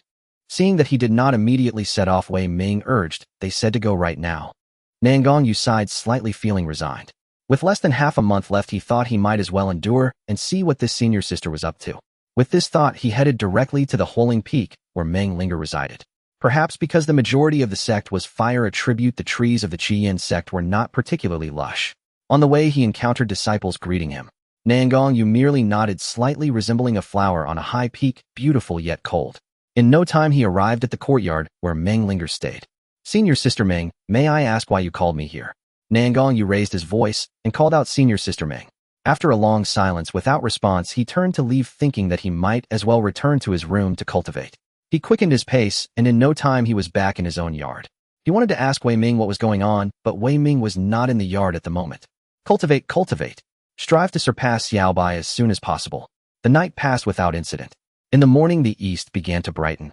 Nangong Yu was startled awake by a loud knocking on the door, wondering if it was so hard to cultivate in peace. As soon as he opened the door, he saw several disciples from the law enforcement hall of the sect standing in the courtyard, forming a vague encirclement, as if afraid he would run away. What was going on? He heard the leading disciple coldly say, Nangong Yu, the sect master summons you. Did a summons from the sect master require such a huge display? It seemed he had been caught up in something serious. Thinking of yesterday's inexplicable message from the senior sister, Nangong Yu's eyes flickered. He dusted off the slight dirt on his clothes and said lightly, then let's go. When soldiers come they block, when water comes they cover. As long as one stands upright there's nothing to fear. He was taken to the law enforcement hall, where at this moment the sect master sat in the main seat with Meng Linger beside him, her eyes red, looking towards the entrance.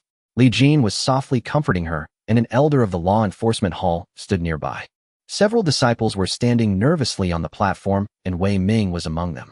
Report to the sect master Nangong Yu has been brought here. The leading disciple of the law enforcement hall reported, and then stood aside, his gaze fixed intently. Nangong Yu, quickly hand over the incomplete map you stole from junior sister Linger, or don't blame me for being rude. Li Jin turned to glare at Nangong Yu, hurriedly saying this, and then turning back to comfort Meng Linger. As soon as these words were spoken, several frightened disciples below seemed to have found their backbone, speaking up one after another. Yes, senior brother Nangong, quickly hand over the incomplete map. That belongs to the senior sister. How can you just take it? Quickly hand it over. I saw you went to see the senior sister last night, and I even greeted you. You didn't forget, did you? Yes, look at how upset the senior sister is.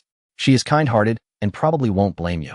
Seeing the senior sister's aggrieved look, Nangong Yu ignored the frantic shouts of the crowd scanning the room before deeply looking at Wei Ming, then said blandly, I ask, can someone tell me what is going on?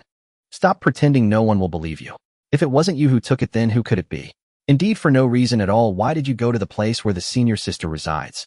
It can't be stealing. Ugh, it must be you. Exactly, everyone knows you have no ties with the senior sister. How do you explain that? Why did you go to the senior sister's place? Several people spoke up, spitting words as if they had all seen him take the fragment of the map with their own eyes. Nangong Yu did not defend himself. Explanations were futile. Human nature is such that to save oneself, first one becomes a target. Meng Zhamping suppressed his inner irritation, slapping the armrest, and the hall immediately fell silent as a chicken, not daring to make another sound.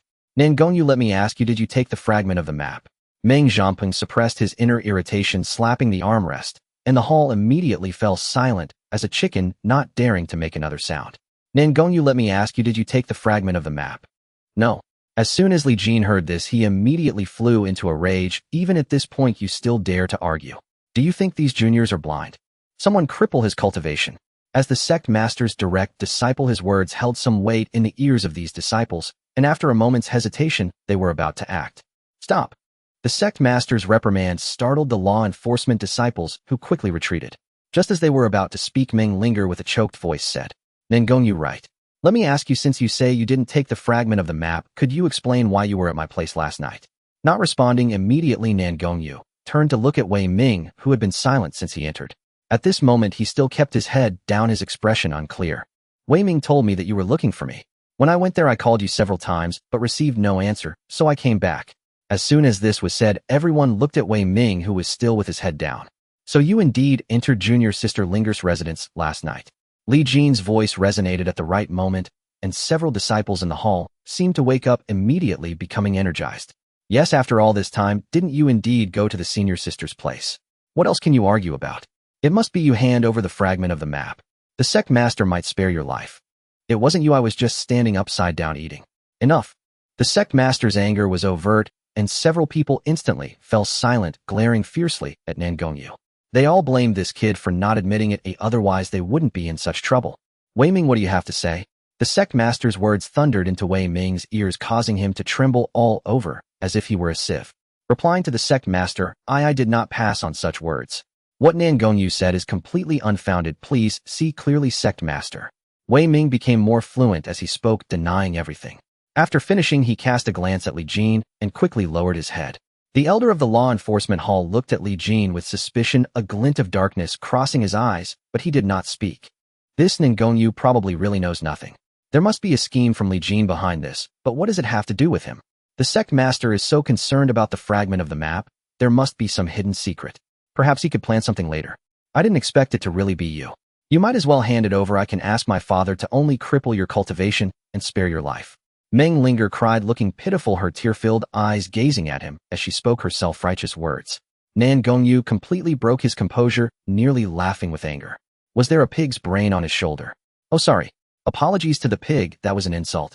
Li Jin felt secretly pleased at this moment. The situation was already settled, and he didn't need to say much. After all, too many words could lead to mistakes, and if any flaws were revealed, it would be troublesome. Let's see how you die. Hand it over. Didn't you see the senior sister talking to you?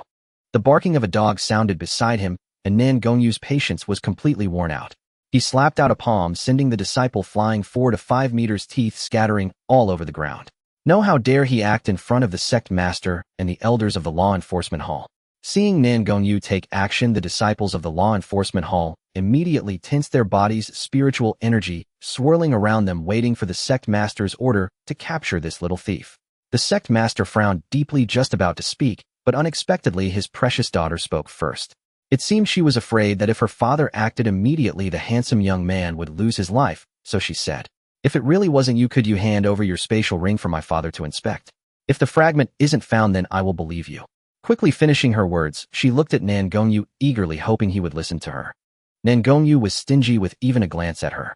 This sect master didn't seem foolish. How could he raise such a thing, acting like a fool, just like her mother?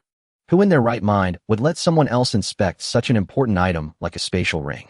Not to mention that his spatial ring contained so many precious resources gifted by the giant ape, probably more valuable than the possessions of this shabby Qian sect. Handing it over for inspection. Wasn't that akin to feeding a dog bun to a dog? Nangong Yu mentally complained to Lu Changge, and the little golden giant feeling quite speechless as he watched the sect arrive, only for such a scene to unfold. When Wei Ming looked at Li Jin, he also noticed it, and it was not difficult to guess the cause and effect. But what use was this? With everyone speaking in unison, it was like yellow mud stuck in the pants. Not shit, but still considered shit. Lu Changge felt frustrated for him after watching the live broadcast, and directly said, "If it's not working, just come over here. It's not worth staying in such a foolish sect. We can think of another way later." "Exactly, let's go back, bag him up, and beat him up." Look, the little golden giant knows to scheme behind someone's back. He's a child worth teaching, very good at drawing inferences. Lu Changge was quite satisfied with his educational results, feeling that his daily teachings were not in vain. Nangong Yu had a black line on his forehead, and sighed, saying, "It seems that this is the only way. With such a daughter, I'm afraid I won't be too wise or virtuous." Sure enough, Meng Zhamping erupted with rage, pointing at Nangong Yu, his eyes darkening. "Nangong Yu, hand over your spatial ring." Upon hearing this, Nangong Yu laughed outright. This smile stunned everyone present. This kid was Originally, he had an appearance as cold as an unmelting snow mountain. Though extremely handsome, it only gave off a feeling of being distant and hard to approach. But at this moment, with a heartfelt smile, it was not just a charming smile, but felt as refreshing as spring, with a sense of ethereal beauty. Meng Linger was even more overwhelmed, having forgotten about the fragment of the map, her eyes filled with the image of this elegant youth. She was already tipsy. That smile from the youth was simply a critical hit for her. She saw the youth's lips move. A bunch of fools. Then he took a step back, stepping into the suddenly appearing contract passage with a deer head and a monkey head faintly fighting to peek over here. Damnable little thief. Truly hateful.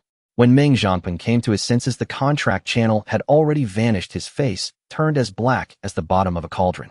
No one had expected Nangong Yu to make such a choice. Could it really be him?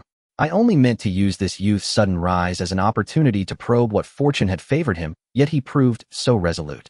Li Jin stepped forward, his gaze venomous. "Master, issue a sect-wide warrant. He is but a Ling practitioner. I do not believe he can escape this domain."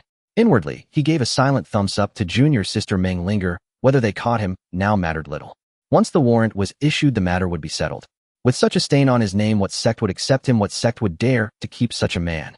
Li Jin's stratagem could hardly be called anything but cruel. To sever a man's path of cultivation was a grievance as grievous as murder and betrayal. Meng Linger opened her mouth, but offered no further counsel. She bowed her head in sorrow, appearing deeply wronged. Meng Zhamping closed his eyes to steady his spirit, then said in a low voice, "Issue the order, Nangong. You has stolen the sect's most sacred treasure, a crime against the heavens heinous beyond measure. All disciples shall pursue him with all haste. Whoever brings him back alive will be rewarded with the Qi Yin Jinjing red flame true scripture." Yes, the Law Hall disciples accepted the command and departed in excitement.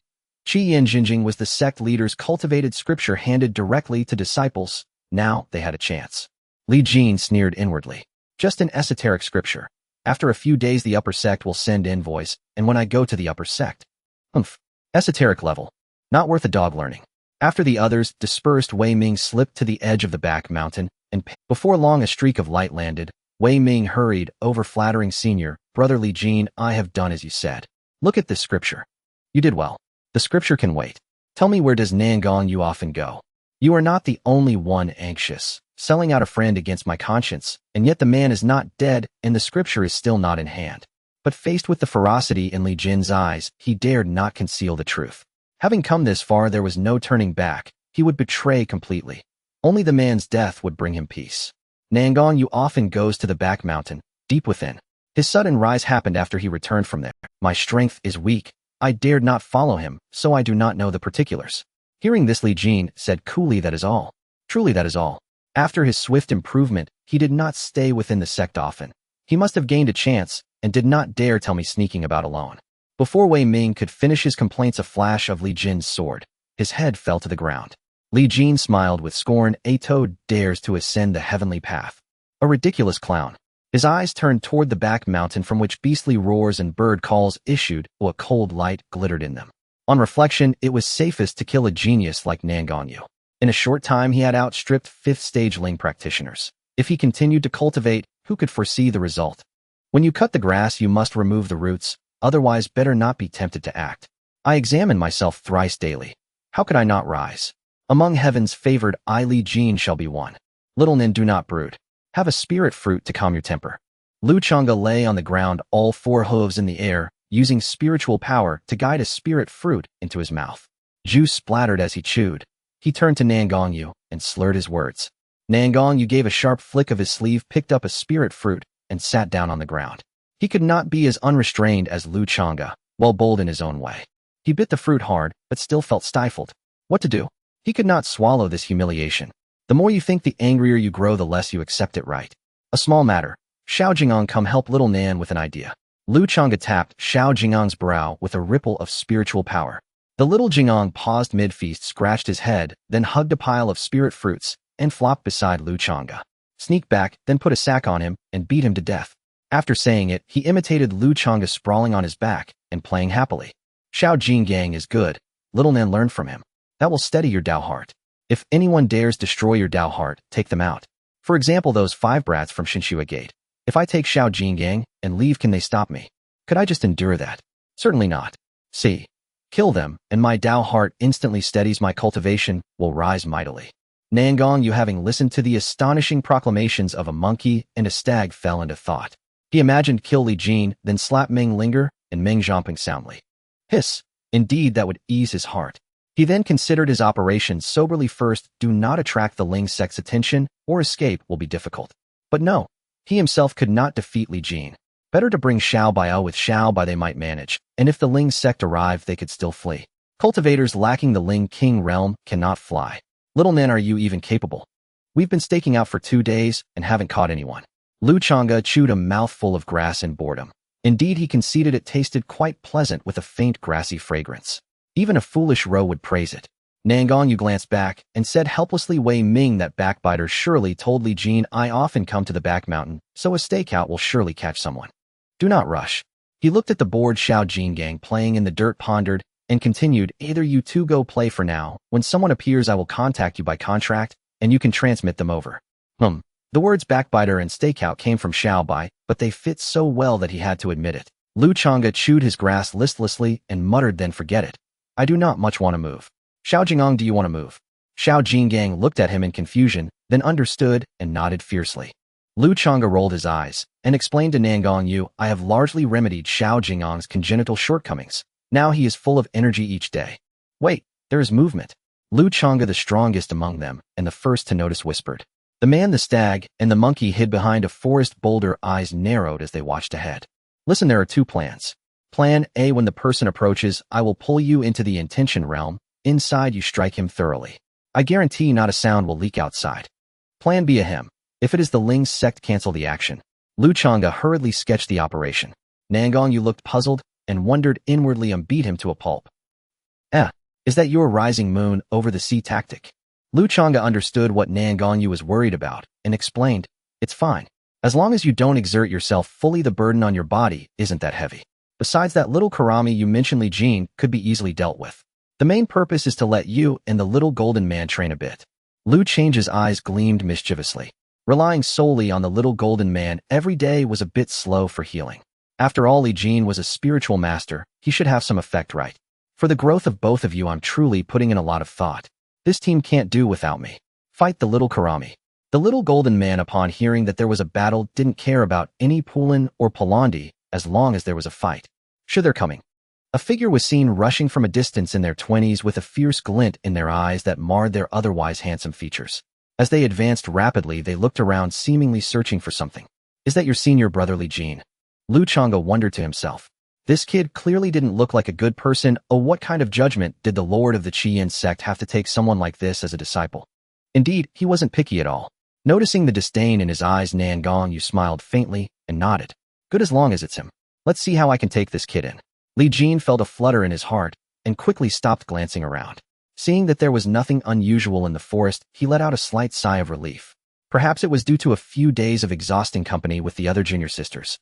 However, thinking of Nangong Yu, he couldn't help but snort coldly in his heart. No matter what opportunities he had once he caught him, everything would belong to him. Being able to break through to this point in such a short time meant his opportunities were not lacking. Li Jin's heart burned with excitement as he quickened his pace deep into the forest. Suddenly it felt like he had entered a different realm. The sky was dim, the ground beneath him transformed into an endless ocean, the surface as calm as a mirror and the surroundings eerily quiet. Could it be that he had stumbled upon a blessed land? Li Jin's heart leapt with joy. It seemed he was indeed a child of destiny, and he had to thank Nangong Yu, otherwise he wouldn't have this opportunity. Once he caught him, he would make it quick. At that moment, three figures came into view. It was one person, one deer, and one ape, with Nangong Yu among them, staring at him with a gaze as if looking at a corpse. Illusion? No, that's not right. Senior brother Li Jin, weren't you here to find me? Why aren't you speaking? It was indeed Nangong Yu's voice, so had he fallen into an ambush. But what kind of technique was this that pulled him into a different realm? Even a spirit emperor couldn't do that right. Li Jin's heart raced in shock. Striving to calm himself, he coldly snorted. Although I don't know what method you used to bring me into this different realm with your bunch of worthless dogs, what can you do to me? Stop wasting words with him, let's go and kill him. As a former reader at the integration stage, Lu Changge knew well that villains perish due to too much talking. Whatever they had to say could be dealt with after they killed him. It would be a joke to get taken down by a mere spiritual master. Upon hearing this, Nangong Yu flicked his spear, and a blazing flame erupted from the spear tip, rushing towards Li Jin with astonishing sharpness. The little golden man followed closely behind. Trash is just trash. Li Jin, being a spiritual master, wielded his long sword with blazing fire, effortlessly repelling the spear. With his left hand, he unleashed a palm technique of flames, sending the attacking little golden man flying several meters, leaving a grotesque and fiery palm imprint on him. The air was filled with the scent of burnt hair. The two sides clashed back and forth, sparks flying and ringing loudly. As a spiritual master, Li Jin was well equipped to handle two spiritual practitioners, moving with an ease that felt leisurely. His flames danced at will, demonstrating astonishing might. Nangong Yu and the little golden man were no simple opponents either. One was a demon slaughter battle body, growing more vigorous with each battle, and the other was a beast of ancient bloodlines born for combat, exuding fierce energy. Although their cultivation was slightly lower, in a desperate exchange of blows, Li Jin appeared somewhat constrained. Li Jin's face darkened as he glanced at the new wound on his shoulder, feeling the ache in his back from the little golden man's strike. He immediately unleashed a burst of flames to push them back. I must say, you've angered me. As he spoke, all his spiritual power erupted, his palms moving like Tai Chi in front of his chest. The energy radiating made the air feel scorching. In the blink of an eye, Li Jin formed a sphere of condensed fire-type spiritual energy, glaring red, like a blazing sun, striking terror into hearts. Nangong Yu and the little golden man exchanged glances, their expressions grave, feeling as if they were being locked onto. It seemed they could only endure it. To force me to use this move, you should be proud, but this ends here. Li Jin's expression twisted as he unleashed his spiritual power, pushing the crimson sphere forward. Flame explosion. It was evident that as a spiritual master, using this move was quite taxing for Li Jin. After launching it, he leaned on his legs, panting heavily, his eyes fixed on the results of his attack. He wanted to see with his own eyes how this one person and one ape would be turned to ashes by him, leaving no trace behind. This move appeared to be slow, but in an instant it crossed the distance to them, the energy contained within it capable of shattering them to pieces. In the face of life and death, the little golden man's ancient beast bloodline was activated, and he roared to the heavens, fierce energy swirling around him. His entire body surged to 10 meters, golden patterns outlining him like scales, and he swung a punch that fell like a meteor. Nangong Yu's demon slaughter battle body was equally fierce as the intense aura stimulated him, his blood flowing like a torrential river.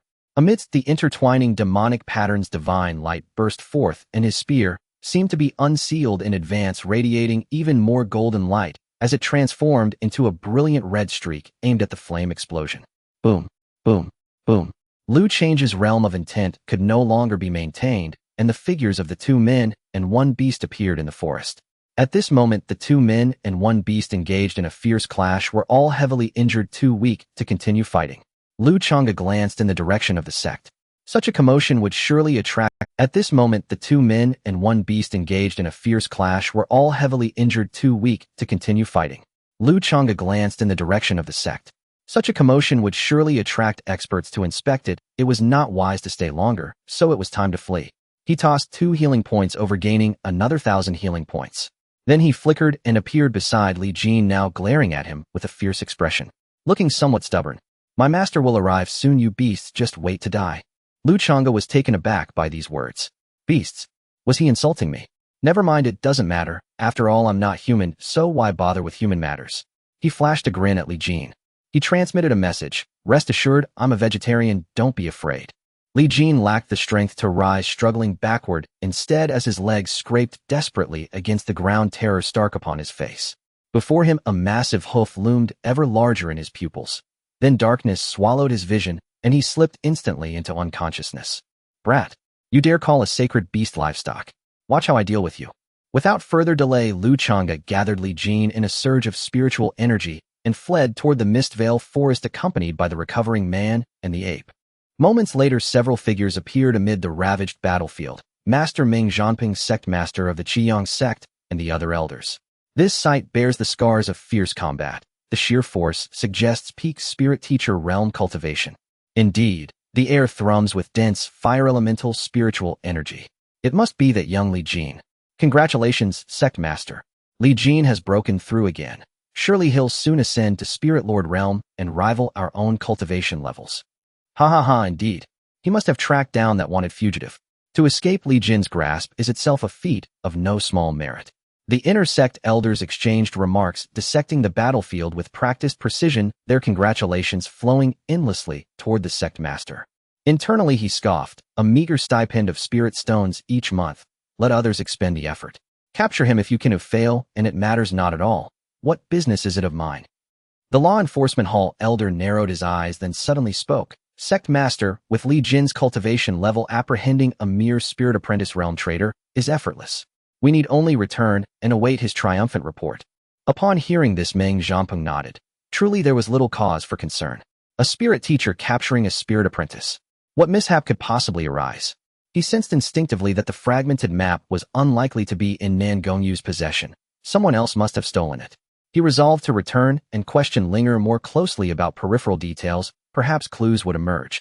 Thus the group departed, each lost in private contemplation, returning en masse to the sect. Long after their departure, another figure reappeared at the site, the law enforcement hall elder, having doubled back. At the thought of Nangong Yu, a youth brimming with extraordinary fortune, and the fragmented map upon Li Jin's person, his composure wavered. Nangong Yu, Li Jin, destiny, the fragmented map. Muttering to himself, he reasoned, whomever I encounter first, either will do. Neither outcome entails loss. With that, he hesitated, no longer vanishing like a phantom into the forest's deepest recesses. Moments later, behind an intact giant tree near the battlefield, a figure emerged. None other than Ming Zhanping, sect master of the Qiyang sect, his gaze deep and inscrutable as it followed the law enforcement hall elder's retreating form into the woods. I've long suspected something amiss about you, so it was true after all. He let out a cold snort, then followed in utter silence. By the time the sun dipped low behind the mountain peaks, a slender statuesque figure arrived at the scene. After carefully examining the battle traces, she frowned faintly and murmured softly to herself. Strange, this early in the timeline Zhuyang Emperor, or rather Nangong Yu, should possess negligible cultivation. Could he too have been reborn? No, that cannot be. In the prior life, Nangong Yu stood alone as the sole emperor-level powerhouse across the entire continent. Who among mortals could slay him? Regardless, I've returned too late. I must forge rapport with him before he inherits his legacy. Ideally, I'd secure intimacy with him. Otherwise, once he rises, there will be no place left for me. Her gaze darkened with envy as she recalled the celestial maidens, saintesses, and even the demon race's princess, all destined to appear in 2 days' time. I met the unrisen Zhuyang Emperor first. Is it so unforgivable that my father once hunted him? Not only had he annihilated the Qiyang sect, but he'd nearly slain her as well. This lifetime, she would seize her chance to claim a permanent place beside him, perhaps even ascend as empress. At this thought, excitement surged within her. To stand atop one man while commanding billions, that was true dominion over the entire continent. She drew a deep breath, steadying her racing pulse, then dashed toward the legendary inheritance site, its location whispered of in future chronicles. At the periphery of the Mist Veil forest, Nangong Yu remained blissfully unaware of those scheming to claim his shadow. Only puzzlement crossed his face as he watched Lu Changge cast a healing art upon Li Jin. Xiaobai, what are you doing? Why heal him? Ding. You healed a Spirit Teacher Realm 8th rank cultivator. 4-star fortune human race. 60 healing points. Lu Changge glanced at the notification on his interface, then disdainfully eyed the recovering Li Jin. He'd initially judged Li Jin's fortune promising and his cultivation formidable, Spirit Teacher 8th rank, and had even hoped to extract some benefit. Yet this yield proved disappointingly meager. His own level-ups now demanded several thousand points each. This pittance wouldn't even fill a tooth's gap. Forget it, better just kill him outright. Come, let's resume combat. Didn't your desperate clash just now elevate your cultivation? One more round. Lu Changge wasted no time. Activating his Realm Art Sea Rises Beneath the Moon, he pulled both humans and the ape once more into its boundless expanse. Nangong Yu. Xiao Jingang already cracked his knuckles eagerly. Take a cue from Xiao Jingang. Only life or death combat breeds true growth. Keep pushing, young master. To prevent the Realm Art from fracturing again, Lu Changge poured every last one of his accumulated Tintazan plus healing points into his cultivation stat. Ascension. Cultivation Spirit Teacher 4th rank healing points, 350 few. Much more reassuring. With that, Lu Changge kicked Li Jin, still mid-recovery, straight toward the fray. Fighting. Having shouted the rallying cry, he ceased paying attention to the commotion. I wonder what treasures this young man carries. Lu Changge examined the spatial ring he'd removed from Li Jin's hand. Curiosity piqued, though regrettably it remained sealed. Only 3 methods exist to unlock a spatial ring, not one's own. First, the original owner must perish, rendering the ring masterless and thus accessible. Only 3 methods exist to unlock a spatial ring, not one's own. First, the original owner must perish, rendering the ring masterless. Clearly the second method was impossible, the third unattainable under current conditions. Only the first remained viable. So Li Jin, you truly deserve death. Lu Changge observed the battlefield where man and beast clashed. Evidently unnerved, Li Jin's attacks had lost their former ferocity. Deprived of fire elemental devastation, he now wielded barely 1/6 of his full power. In contrast, Nangong Yu and Xiao Jingang, having transcended their prior life-or-death crisis, had each broken through. Augmented by their extraordinary bloodlines and battle-hardened physiques, they now held firm dominance, striking with thunderous vigor and unwavering confidence. Li Jin, despite being Spirit Teacher 8th rank, seemed shallower than the ocean surface within Lu Changge's Realm Art. Such imbalance served no purpose. It offered no genuine trial. Li Jin, if you slay them both, I'll set you free. Lu Changge's voice echoed into Li Jin's ears. His body jolted involuntarily. He deflected a strike and turned sharply, locking eyes. He sneered, do you take me for a fool? Ha. If I were you, I'd believe it. There's no harm in trying. Should it prove true, you live. Should it prove false? Seeing Li Jin feign indifference while his gaze remained riveted, Lu Changge chuckled and continued, even if false, you lose nothing. You'll have 2 companions on the road to the netherworld. The 3 of you might even play landlord together. Li Jin didn't know about Do Diju, but Lu Changge's words made a lot of sense. Killing one would break, even killing 2 would make a profit, and whether he survived or not was irrelevant. Thinking of this, Li Jin's fighting spirit soared, and he glared fiercely at Nangong Yu, blaming this brat for his current predicament. Kill him. I must kill him. Li Jin's eyes turned blood-red as his long sword danced, unleashing crimson streaks that tore through the air, heading straight for Nangong Yu. You brat, I want you dead. You're just in time. At this moment, Nangong Yu also exuded confidence, wielding his spear like a red dragon, with the weapon moving like a meteor shimmering with starlight. Breaking Cloud Spear. It was like a needle tip against a wheat on the cold, eerie light, appearing sharper against the backdrop of flames resonating throughout the entire space. The small golden monkey was not willing to be outdone. With a leap, its paws struck the battlefield like blades, creating a dazzling display as flames surged into the sky and waves crashed like a storm. Lu Changge nodded in satisfaction. This was what fighting should be like. Without injury, how could they improve? How could he improve? He realized that both Nangong Yu and the small golden monkey were currently lacking such life-and-death baptism in battle. They fought often but progressed slowly. One was an ancient fierce beast, the other a demon slaughter battle body. Both species grew between life and death. A greenhouse environment would only ruin them. Nangong Yu still had a great revenge to take, remaining diligent, while the small golden monkey occasionally seemed a bit lazy. Currently, it had the lowest cultivation in the team. With the cultivation of the 5th level of Spirit Master achieved earlier, Nangong Yu had since advanced to the 7th level of Spirit Master. Therefore, external stimulation was still needed. As time passed, the two and the monkey fought with true fire, each unleashing their skills. Li Jin was covered in injuries, his long sword no longer sharp, but the hatred in his eyes never diminished. The small golden monkey had multiple deep wounds with blood flowing as it moved, yet its fighting spirit was unmatched. Each punch fell like a meteor, fierce and unstoppable. Nangong Yu was also covered in blood, his spiritual power nearly depleted, yet his eyes shone brightly as he wielded his spear, creating fierce winds that left deep gashes on Li Jin. No, if this continues, I definitely won't be able to kill even one of them. Li Jin's eyes glinted coldly. It was no longer a matter of whether he could survive under that giant deer's hooves. Nangong Yu and the small golden monkey fought like they had nothing to lose. If death was inevitable, he would drag them down with him. Resolute, he released his long sword, transforming it into a flash of red lightning that shot towards Nangong Yu, disregarding the outcome as his blood burned and his spiritual energy surged even fiercer than in peak condition. His hands began to move in front of his chest. Not good, it's that fiery explosion again.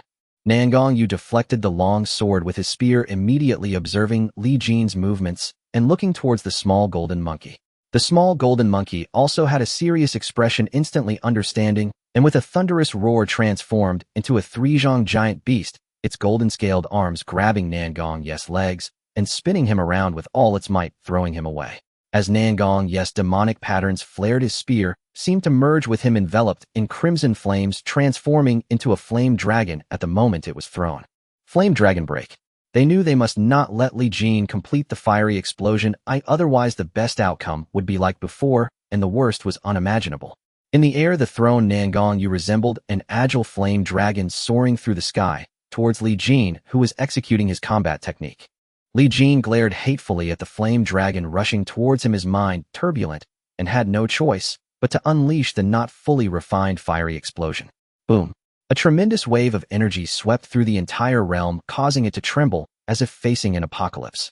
Lu Changge gritted his teeth to maintain it, ultimately preventing its collapse. The two figures exploded in a spray of blood, flying backwards and lying motionless on the ground. At that moment, the small golden monkey soared into the sky like an eagle, its massive form crashing down towards the blood-splattered Li Jin. Hiss!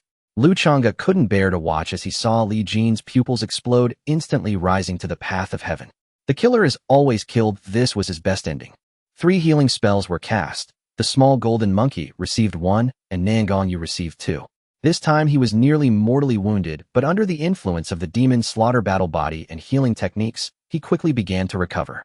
2,500 healing points obtained. Great. You two take a break. Let me see what good stuff this brat has. Lu Changge removed the realm and happily opened his spatial ring. A few thousand spirit stones, spirit herbs, and this little bit. Is that all? Disappointment, utter disappointment. Little Nan, is this brat really a genuine disciple? Why is he so poor? Listening to Lu Change's complaints, Nangong Yu chose to ignore him. He didn't consider the small scale of the Qian sect, which is why he didn't dare let Ming Zhanping check his spatial ring, fearing that the sect leader would covet it. A little Nan, come over and take a look at what this is. A fragmentary map. Lu Changge took out the fragmentary map and nudged it a couple of times with his hoof, wondering if it contained some human inheritance. He glanced back at the rising little Nan with some suspicion. He couldn't rule out the possibility that he had uncovered a truth. This son of destiny, what? An ally? Oh, then it's nothing. Hurry up, I believe this fragmentary map must have some great inheritance. Lu Changge urged impatiently. Sai, why couldn't I have been reincarnated? What a pity. No, there might be a heritage that isn't limited by race. His eyes lit up. It wasn't impossible, right? Ha ha ha. The small golden monkey looked at the both, frowning and laughing little by wondering what curse this fragmentary map might have. It's better to be cautious. The youth wrapped his right hand in his sleeve and cautiously picked up the fragmentary map from the ground, examining it closely. Lu Changge. I must have been too careless. If there was a curse or poison on the fragmentary map, I would have been caught as soon as I said it. I need to learn from little Nan in this regard. Truly, as a son of fate, he is indeed meticulous. I must say what a wonderful misunderstanding. Nangong Yu ignored Lu Change's current daydreaming and carefully observed the fragmentary map, seeing clear markings of mountains and forests with the final destination being a large sun. Perhaps Little Bai was right, this place must hide an inheritance. No wonder the fragmentary map was lost and the sect leader's expression was so grim. Li Jin might not even be aware of what this fragmentary map contained. Could this be the legacy of the Flame Emperor? Nangong Yu recalled the records in his family's texts, unable to hold back his exclamation. This attracted Lu Changge and the little golden giant to lean in closely. According to the ancient texts, the Flame Emperor's life was quite legendary. In that era of the proud sons of heaven during his youth, he had no outstanding talent. Relying on his astonishing comprehension and innate gifts, he fought for and seized various fire-based techniques, creating the Flame Dragon Devouring Heaven technique and evolving it to the heavenly level, shocking the world and suppressing the spirit martial continent for hundreds of years. Later it was said that he attained enlightenment while observing the sun, discarding, or rather merging with the Flame Dragon Devouring Heaven technique to create the incomplete Imperial Law Red Sun Burning Heaven record, stepping into the Imperial level in one fell swoop. However, even an incomplete Imperial Law is capable of touching or even entering the Imperial level. That's utterly insane. Nangong Yu was overjoyed. If he could truly obtain the inheritance within, there was no need to practice his family's methods, as they were merely of the earth tier, which couldn't compare to the imperial laws. With this technique, revenge would no longer be a luxury. Lu Changge felt somewhat uninterested. Is this truly a human inheritance? Well, never mind, if I have enough healing points, I could become an emperor on the spot. Little Nan, do you think the Flame Emperor has a grudge against heaven? Nangong Yu. Lu Changge became intrigued. It's all about devouring heaven and burning heaven. If it's not a grudge against heaven, then the Flame Emperor is quite the eccentric. Little White. Nangong Yu suddenly halted, his expression serious, as he said, the power of the imperial level is beyond what ordinary people can imagine. Even though thousands of years have passed, and the Flame Emperor has not shown himself, that doesn't mean there should still be some respect. All right, seeing Little Nan's serious expression, Lu Changge responded while shifting his hooves. After all, he was still too unfamiliar with this wondrous world. It was better to listen to Little Nan. Otherwise, if the Flame Emperor suddenly appeared and crushed him, how unjust would that be? In the unknown void, the Flame Emperor sneezed violently, the flames erupting from his nostrils, instantly collapsing the entire sky. Who is cursing me?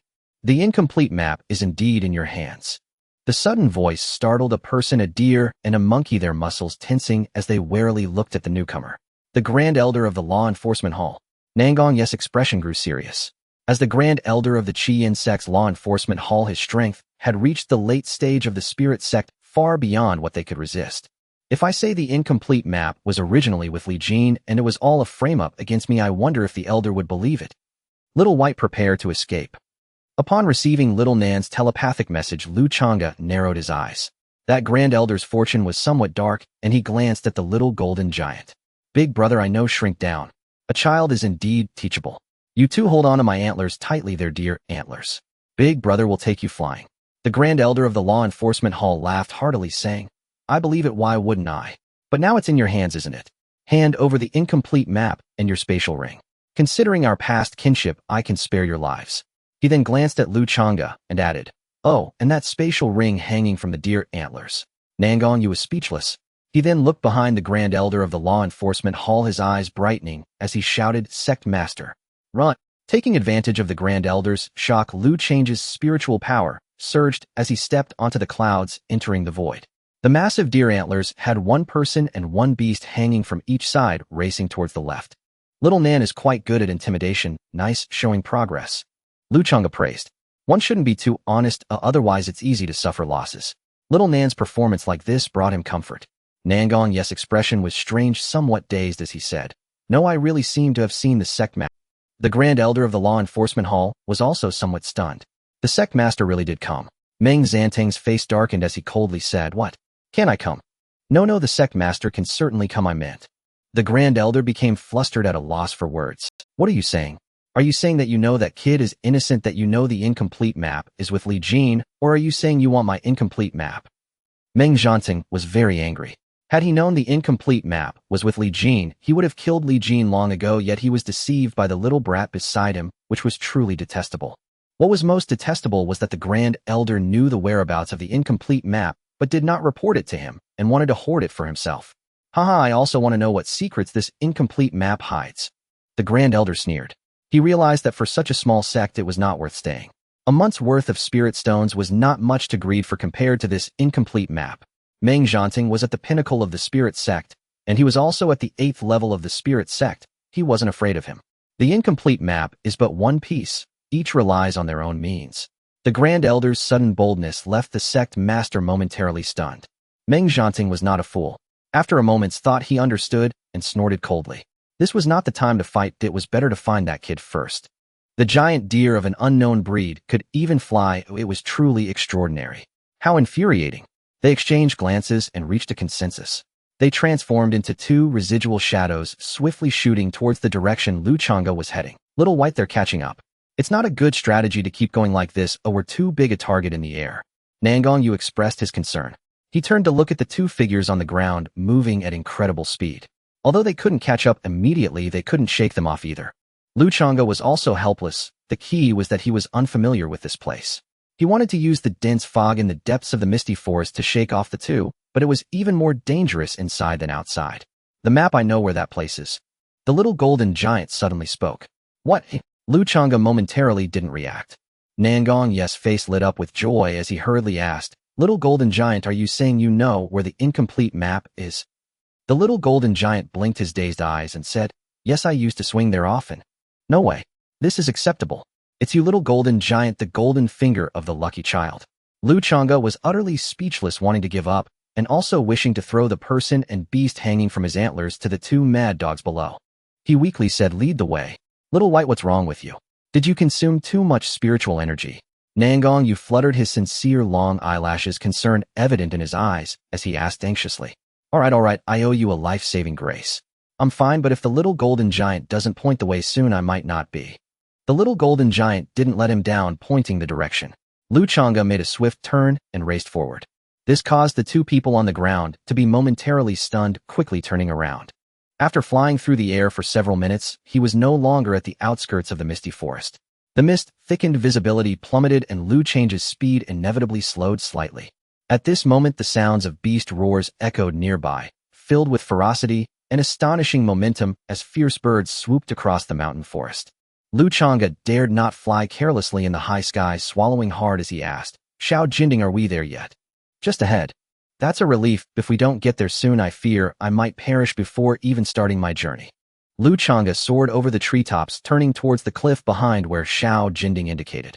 After rushing through a concealed grove of towering dead trees, a majestic mountain gradually appeared through the mist, one that even the heavy fog could not completely obscure.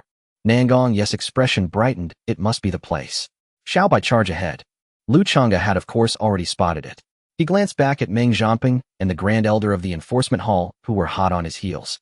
A wave of annoyance surged within him. These persistent pursuers. The distance of several thousand meters was covered in the blink of an eye. What do you say, Xiao Nanzi? Are we supposed to trigger some mechanism? Looking at the rocky cliff with its jagged stones, how could he find it? Moreover, the persistent pursuers had arrived. Lu Changge hovered high in the air, gazing down at the two men. I don't know either. Logically, it should be right here. Nangong Yu was equally perplexed. At that moment, Meng Jianting seemed to recall something, his excitement surging as he realized that after years of searching, he had unexpectedly found it here. In the past, he had searched nearby, but hadn't discovered this place. This kid had stumbled upon it by accident, but this was also my good fortune. Meng Jianting's gaze darkened as he glanced at the Grand Elder of the Enforcement Hall beside him, a hint of murderous intent in his eyes. Here, the only one who could threaten him was this Grand Elder. The Grand Elder felt a chill run down his spine, moving slightly away from Meng Jianting. Although he did not know what this fragment meant, their expressions suggested that it had to be here. Regardless of what it is, seize it first. No, we must act decisively. I take down the Grand Elder first, then slowly search for the entrance. Meng Jianting's murderous intent flared, transforming into a streak of fire that surged towards the Grand Elder. In his eyes, the giant deer could fly, but it posed no real threat to him, and spiritual energy would eventually run out and fall. The Grand Elder was already on guard, so he was not surprised. The more anxious Meng Jianting became, the more precious this treasure appeared, making it even less likely that he would give up. Thus, with unmatched spiritual power, he retaliated fiercely, causing rocks to tumble and dust to swirl. These two brutes. Xiao Jinding, is there anything special about this place? Lu Changge glanced at the still studying fragment, asking Xiao Jinding. Xiao Jinding scratched his head, a look of contemplation crossing his face. After a long while he suddenly slapped his forehead. Did you think of something, Lu Changge asked eagerly. No. Then why did you slap your forehead? Lu Changge rolled his eyes and shook his head violently, sending Xiao Jinding tumbling. If you keep flailing about, he'll throw you down. Hey Xiaobai! Nangong Yu exclaimed, caught off guard by Lu Change's sudden head shake, causing the fragment to slip from his hand. Darn. The three of them hurriedly used their spiritual power to retrieve the fragment, just as two streams of spiritual energy surged towards them. It was Meng Zhanping and the Grand Elder of the Enforcement Hall who had been paying attention to this side. Seeing the fragment fall, they immediately halted their attacks and used their spiritual energy to seize it. 5 streams of spiritual energy collided in an instant. Boom. Debris flew and thick mist rolled. A pillar of fire shot up into the sky, the illusory figure of the Flame Emperor overshadowing the heavens, as if standing atop the world. The overwhelming aura swept across the entire spirit martial continent, and divine brilliance rained down. In an instant, the North-East Huang Empire, the 10 great demon saints of the western region, and the various respected and holy figures from the depths of the southern wilderness all trembled and looked towards the sky. The entire continent was awestruck by the presence of these powerful figures. Above the 9 heavens the air twisted and the heavens roared, as if a great calamity was descending upon the world. A great era is upon us. Find out who has obtained the Flame Emperor's legacy. Go bring the one who has received the legacy back to me. A great era is about to begin. We should also make our appearance. After thousands of years will the path of the Emperor finally reopen. This time I must. Meng Linger gazed at the beam of light piercing through the misty forest and the imposing figure resembling a god, momentarily lost in thought. Then she plopped down onto the ground, her expression shifting from joy to despair as she fiercely pounded the earth. Damn it, am I still one step too late? Must I look up at the abyss again in this second life? No, the heavens will never treat me so. Since I have been given a chance at rebirth, I will not tread the old path of my past life. Looking at the forest shrouded in mist resembling a giant beast's gaping maw, the roars of ferocious beasts echoed, filling the air with menace, causing her pupils to contract slightly. No, my strength is too weak now, it would be too dangerous to enter. Meng Linger glanced deeply, resolutely turning back towards the sect. The people from Lingxiao Palace are almost here. As I possess the charismatic body, they will definitely not overlook me. I must first enter Lingxiao Palace and use it as a stepping stone to join the Tianqiong Holy Sect. If I can become a saintess, then I will have the qualifications to pursue him. Thinking of the youth's tall and jade-like figure, her cheeks flushed, and even her speed of running slowed. Until the figure of the Flame Emperor dissipated into the void, an ancient and mysterious altar suddenly appeared at the same spot, surrounded by a desolate aura, showcasing its otherworldly nature. Taking advantage of Meng Zhanping and the Grand Elder's moment of distraction, Lu Changge accelerated, bringing Nangong Yu and Xiao Jinding into the altar, their figures vanishing in an instant. At this moment, the two also regained their senses and rushed in. Lu Changge surveyed the scene before him, his expression grave. This place was still a mountain range, but unlike the outside world, the towering ancient trees here were intertwined with blazing fire vines, the ground covered in fiery red leaves, and the air thick with the scent of flames. Yes, the scent of flames. It was an indescribable restlessness, as if the spiritual fire energy here was so active that the mountain range seemed to be lit ablaze. Most importantly, his own spiritual energy was completely depleted here. Realizing this, Lu Changge looked at Nangong Yu. He possessed a supreme fire root, so it must be different for him. Stop looking at me. Although I can sense the lively fire energy, I too have no spiritual power. Nangong Yu met Lu Change's inquiring gaze, shaking his head helplessly. Just then Meng Zhanping and the Grand Elder also entered. After a brief moment of distraction, they intended to attack the two men and the beast. Lu Changge chuckled, bringing Xiao Jinding closer. Without spiritual power is great. Without spiritual protection, with just these two old fools' bodies, he alone, no a single deer could take them apart. Not to mention the ancient beast, the little golden king. Moreover, the luck aura above Meng Zhanping, the master of the Qian sect, has also dimmed. Could it be that I am his calamity? Just as he was about to take action, the entire space underwent a transformation. The scorching flame mountains had vanished, replaced by a fiery heavenly ladder. Apart from the heavenly ladder, there was nothing else. It was about 5 meters wide, covered in flames that transitioned from red to white, with 99 steps at the top. It seemed to be suspended in the endless void, with the space outside the ladder distorted. Everyone present had no doubt about the consequences of falling into the abyss. This is too cliché, just like those novels. Another heavenly ladder, as if entering a sect. Lu Changge thought to himself. Of course, he dared to only think it. Forget it, it would be better to give those two old fools a good beating to vent his anger. If that doesn't work, just throw them down and end their sinful lives. Let's do it. He called to the little golden king, who looked down at the two and strutted towards them, showing its big white teeth and emitting strange laughter.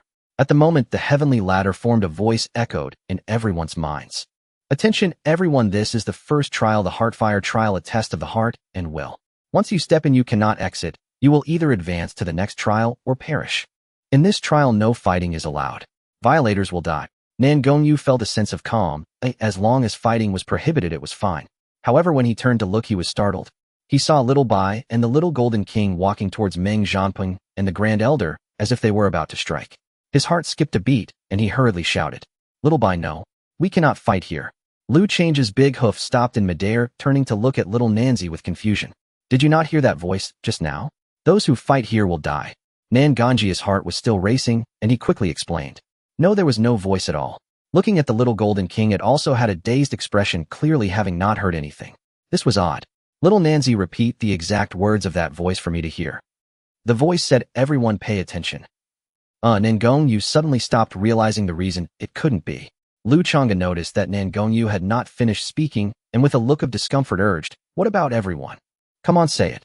Nangong Yu was caught off guard. It was your request to hear. So he quickly repeated it, then stared intently at Little Bai, fearing it might lose control. So that's it. Then why couldn't Little Golden King and I hear it? Is it what I think it is? Lu Changge suddenly reacted, then stood there stunned, looking at little Nanzi with suspicion. Nangong Yu awkwardly nodded, saying, "Probably, maybe, should be yes, that's it. Damn, so it really was everyone. It actually insulted me for not being human."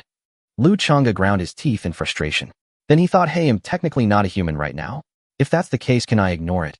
Forget it, just to be safe, let's not take any risks. Who knows if that damn Flame Emperor will act unpredictably. No wonder those two had such confident expressions, even showing provocation. Damn, no matter what Flame Emperor today, we have made a grudge. Just wait until I become Emperor Humph. He glared at the two old fools and called back the little golden king, waiting patiently by Nangong's side for the Heartfire trial to begin. After about half a stick of incense, the voice rang out. The Heartfire trial has begun. This time both beasts heard it. So the reason they couldn't hear it earlier must be that the Flame Emperor did it on purpose, and the heavenly ladder didn't open immediately, but waited so long. What was this time used for? Need I say more? As soon as the words fell, Meng Zhanping and the Grand Elder rushed forward impatiently. As soon as they stepped onto the first step, it felt as if they were crushed under a mountain, their bodies instantly hunched over, nearly crawling on the ground. Clearly, it was due to rushing too fast and the sudden nature of the challenge. Little Bai, you and the little golden king wait for me here, Nangong Yu said to the two beasts, and walked towards the heavenly ladder calmly. He stepped up, his body swayed slightly, but steadied, then slowly and orderly ascended the second and third. Lu Changge and the little golden king initially stared intently, feeling that they seemed to be enduring immense pain, yet it didn't seem so simple. As they watched, they lost track of time. The two beasts woke up from their drowsiness and saw the three still striving. Nangong Yu, as expected of a talented youth, had climbed to the 63rd level, while Meng Zhanping and the Grand Elder were at the 44th and 42nd levels respectively. At that moment, Meng Zhanping laughed loudly. I have finally obtained the Emperor's Law. It was worth all these years of searching. From now on, in the spirit martial continent above and below the heavens, I alone shall reign supreme. Then he dove into the endless void, instantly exploding into a cloud of blood mist. Lu Changge suddenly became alert. Oh, was this an inner demon? Oh no. Could it be that little Nanzi is? He quickly looked at Nangong Yu. He saw an Nangong's demon slaughter battle body, demonic patterns appearing on their own, his eyes shifting between clarity and blood red, seemingly trapped in endless struggle. What should I do?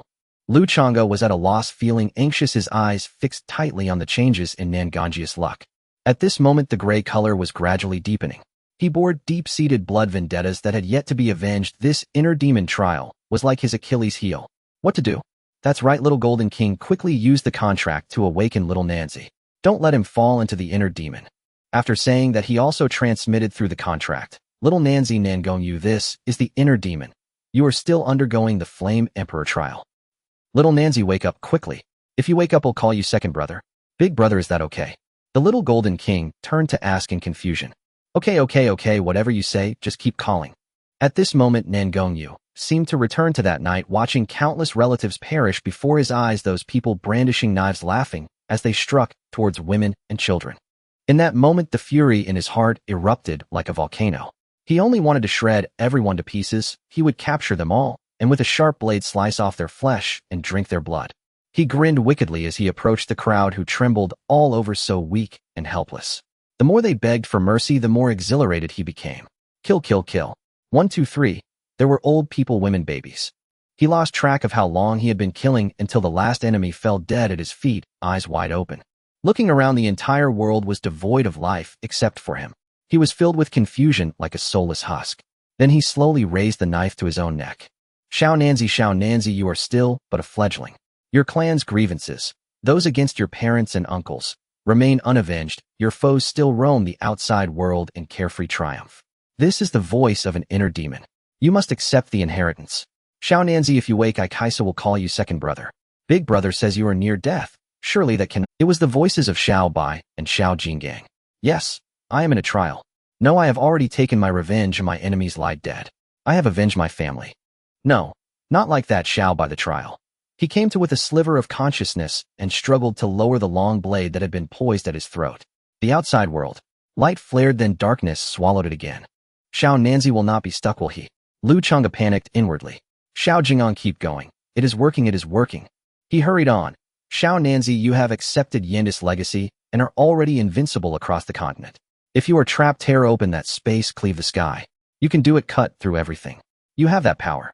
Lu Changge babbled in confusion, not even certain what he had said or whether it would help.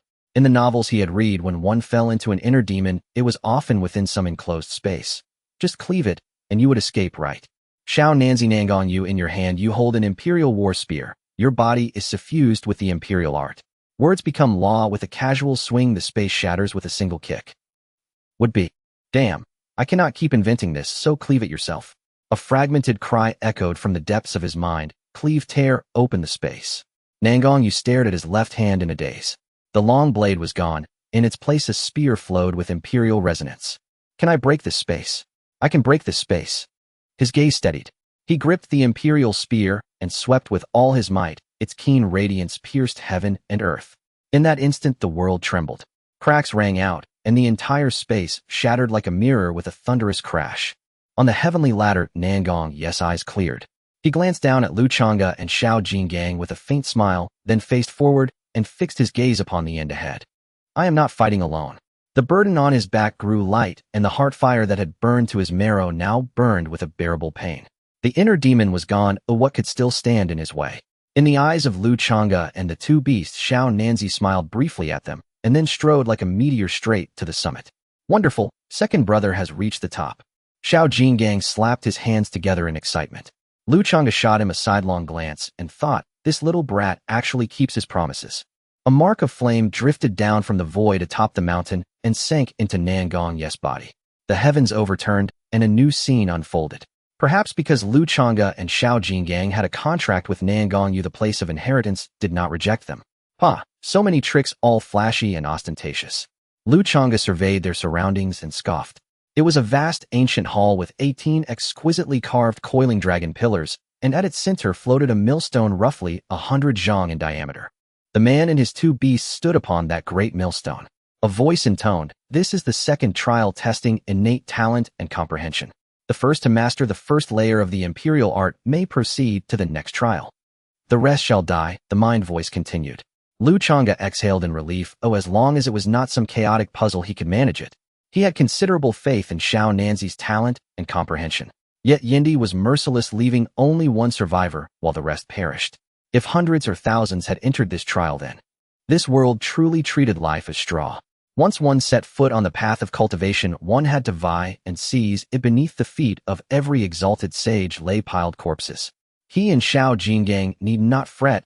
Bound by contract, they were regarded as one by the inheritance site. As long as Xiao Nanzi passed, that would suffice. Moreover, with only Xiao Nanzi in this round, there was no competition. Even if he cultivated slowly, he would still be first. With Xiao Nanzi's innate talent and comprehension, there was nothing to fear. The 18 coiling dragon pillars instantaneously burst into flame, each casting a crimson beam aimed at Nangong Yu atop the millstone. In a breath, he sat cross-legged, eyes tightly closed. It was clear he had obtained the first layer of the imperial art. In moments, 1,000 strands of auspicious fiery red light shimmered from Nangong Yu and pulsated with a steady rhythm. He had entered his state. No wonder he bore 9-star fortune and imperial bones, a true prodigy. Xiaojingong, do not idle, you should cultivate as well. You are the weakest right now. Lu Changge rapped the drowsy Xiaojinggang with his hoof to wake him, and struck by a sudden notion said, how about I help temper your body? Without waiting for consent, his spiritual power condensed into a long whip that cracked like a spinning top across Xiaojingang's body, aiming to lash every part. Oh woo, big brother, it hurts so much, does this work? Xiaojinggang clapped hands over his body and howled, hopping as the lashes struck him. Lu Changge did not pause, his face stern. If it did not work, why would I whip you? I am not idle. He used a clever force with each strike, spiritual power drilled into the skin, stimulating the deeper muscles. The ancient ferocious beast, the Jingang ape, cultivated its body above all else. Its love of battle was also a means to hammer the flesh, allowing it to grow faster. Oh whoa, ow, this hurts so much. Sit and circulate your art. When it seemed nearly done, Lu Changge stopped and cast a healing spell. A chime sounded as the healing took effect. A notification echoed in his mind. You healed a spiritual cultivator of the 5th rank with 6-star fortune, an ancient ferocious beast, healing points plus 95. Xiaojinggang closed his eyes and fully ran his inherited art. Under a veil of green light, ribbons of golden radiance condensed upon his form like a coat of golden armor. After a long while, Xiaojinggang opened his eyes and cried with excitement, big brother, you did not lie. I have broken through again. Good. Since you have broken through, let us continue. Strive to catch up with Xiao Nanzi. Lu Changge smiled kindly. Xiaojinggang trembled, though the method would strengthen him. The pain was almost unbearable. Seeing Xiaojinggang hesitate, Lu Changge coaxed. Only by enduring the bitterest hardship can a beast rise above beasts. One day you shall become a sage and an emperor, right, Kaisa the Great? If you cannot bear this little suffering, how will you ever rule? At the name Kaisa the Great, Xiaojinggang's eyes visibly brightened. Lu Changge continued, I tell you, I learned this method from Yendi's master. Yendi was trained this way from childhood and later mastered a terrible imperial combat art, the 8 extremes collapse. Once unleashed, it can destroy heaven and earth. Are you sure you will not train? Is that Yendi? Xiaojinggang pointed at Nangong Yu, eyes sparkling. Lu Change's face darkened as he scolded. No, there are countless who call themselves Yendi. Will you still learn or not? I will learn. I will learn. I will become Kaisa the Great. I want that 8 extremes collapse. Oh whoa, it hurts, ow. 3 days passed in the blink of an eye. The little golden giant bathed in green light, his entire body radiating brilliant gold, suppressing the green healing glow, with golden patterns swiftly spreading across him. Originally standing at over 1 zhang tall, previously 3 zhang, in a frenzied state, he slowly grew, reaching 2 zhang in a short time, and ultimately, as the golden light retracted within him, his form reached a terrifying 3 zhang. This was his normal appearance. If he were to unleash his frenzy, his size would become even more terrifying. However, how could such a significant change occur with just another breakthrough? Lu Changge had an idea and cast another healing spell, yet this time there were no panel prompts. Just as expected, after all this time he had reached the healing limit for the little golden giant each day, and its congenital deficiencies had been entirely remedied. This was the reason for such a drastic change in size. What a pity there won't be any stable healing points in the future. Lu Changge smacked his lips, feeling a bit regretful, but also happy for the little golden giant. Without its congenital deficiencies, the little golden giant would surely grow faster and become even more formidable. From now on, little Nanzi will have a lot of pressure being called second brother by the little golden giant. It would be embarrassing if he couldn't win against him, haha. With this thought, Lu Changge turned to look at Nangong Yu. With his talent, it shouldn't be so. Hasn't he entered the door after 3 days? At that moment, a dazzling and blazing sun rose behind Nangong Yu, its searing presence burning everything, causing Lu Changge, a 4th-level spiritual master, to feel a surge of dread. Is this the imperial law? At this moment, Nangong Yu was only an 8th-level spiritual master, merely at the initial stage, yet his displayed strength was already so overwhelming. How could he possibly win? This power is likely something even a novice or intermediate-level spiritual master would not dare to confront. The little golden giant also regained consciousness, sighing like a little adult upon witnessing Nangong Yu's might. Originally, he thought that with the congenital deficiencies resolved, he could dominate little Nanzi, but now it seemed he might not be able to win. How frustrating! Nangong Yu retracted the blazing sun, opening his eyes, which shone like torches, and he could faintly see a shadow of the sun imprinted deep within his pupils. What's wrong with the little golden giant? Lu Changge stepped forward, curiously examining his eyes, and casually remarked, don't mind him. The congenital deficiencies have been cured and his cultivation has improved by 2 levels. I thought he could surpass you, but it seems he still can't, huh? Really? That's great. Your abilities are truly impressive, Xiaobai. Nangong Yu's face showed surprise and he turned to the little golden giant with enthusiasm and said, "Little golden giant, don't be disheartened. You are an ancient fierce beast. Previously you had congenital deficiencies making battles difficult. Now that those issues are resolved, you will surely be invincible among your peers. After we go out, let's have a spar." Perhaps influenced by the demonic battle body, Nangong Yu also began to show tendencies toward becoming a battle fanatic. Alright, I want to see how powerful the imperial law is. If you lose, I won't call you second brother anymore. Sensing Nangong Yu's fighting spirit, the little golden giant also perked up. Whether he could win or not would only be known through battle. The outcome was still uncertain. Lu Changge felt a surge of relief. This was more like it. A battle fanatic is great. Without fighting, where would he find healing points? Fight, fight, fight. Every day? Alright, let's first secure the inheritance before anything else. Without the inheritance of the Flame Emperor, you might not be able to defeat the little golden giant. At that moment, space seemed to stretch infinitely, and the grinding disc beneath their feet rapidly enlarged. From the outside, the grinding disc appeared unchanged, yet the inner space was astonishingly vast, stretching thousands of zhang. Such spatial manipulation abilities were simply astonishing. 18 coiling dragon pillars ignited a red flame brighter than before. Gathering in midair, they projected into the center of the grinding disc, gradually forming a phantom of the Flame Emperor. Indeed, it was the Flame Emperor, but compared to the imposing figure of the God King during the inheritance's activation, this one appeared much more ordinary and youthful. It was the young Flame Emperor, and at that moment the young Flame Emperor slowly spoke, "Defeat me to qualify for the inheritance." As soon as the words fell, the Flame Emperor's aura dropped to the 8th level of the spiritual master, matching Nangong Yu's cultivation. Can we join forces too? Lu Changge tentatively asked, being a bit crafty. He wasn't sure if this phantom had any awareness. The phantom displayed an arrogant demeanor and coldly stated, "Yes, you have a contract, so that is naturally part of your combat strength." Lu Change's eyes lit up with joy. "Hey, if you're saying that, then I won't hold back. I've wanted to beat you for a long time, and today is just the time to collect some interest, little Flame Emperor. The road is getting narrow." Nangong Yu was also taken aback, but soon became excited. He knew how powerful Xiaobai was. The inheritance was secured. He was not the type to insist on a fair fight. If he couldn't win against this young Flame Emperor, wouldn't that be disastrous? Why not gang up instead of fighting solo? That would be foolish. The three of them exchanged glances and grinned, surrounding the young Flame Emperor. Lu Changge initiated with a powerful move. The bright moon rises above the sea directly pulled the young Flame Emperor into the realm of intent, forming a triangular encirclement. Interesting. The Flame Emperor looked around, nodding as he gave his appraisal. Seeing the annoying look on the Flame Emperor's face, Lu Changge couldn't hold back his anger and sneered, "The interesting part is yet to come, let's go." The calm sea surface suddenly boiled, and in the next second a water vortex composed of water blades wrapped around the young Flame Emperor. Nangong Yu unleashed all of his 8th-level spiritual master power, stabbing straight with a spear. The terrifying high-temperature flames were instantly engulfed by the water vortex, and as water met fire, it exploded violently, resembling cold water splashing on a hot oil. Water vapor filled the entire space, with dust rolling everywhere.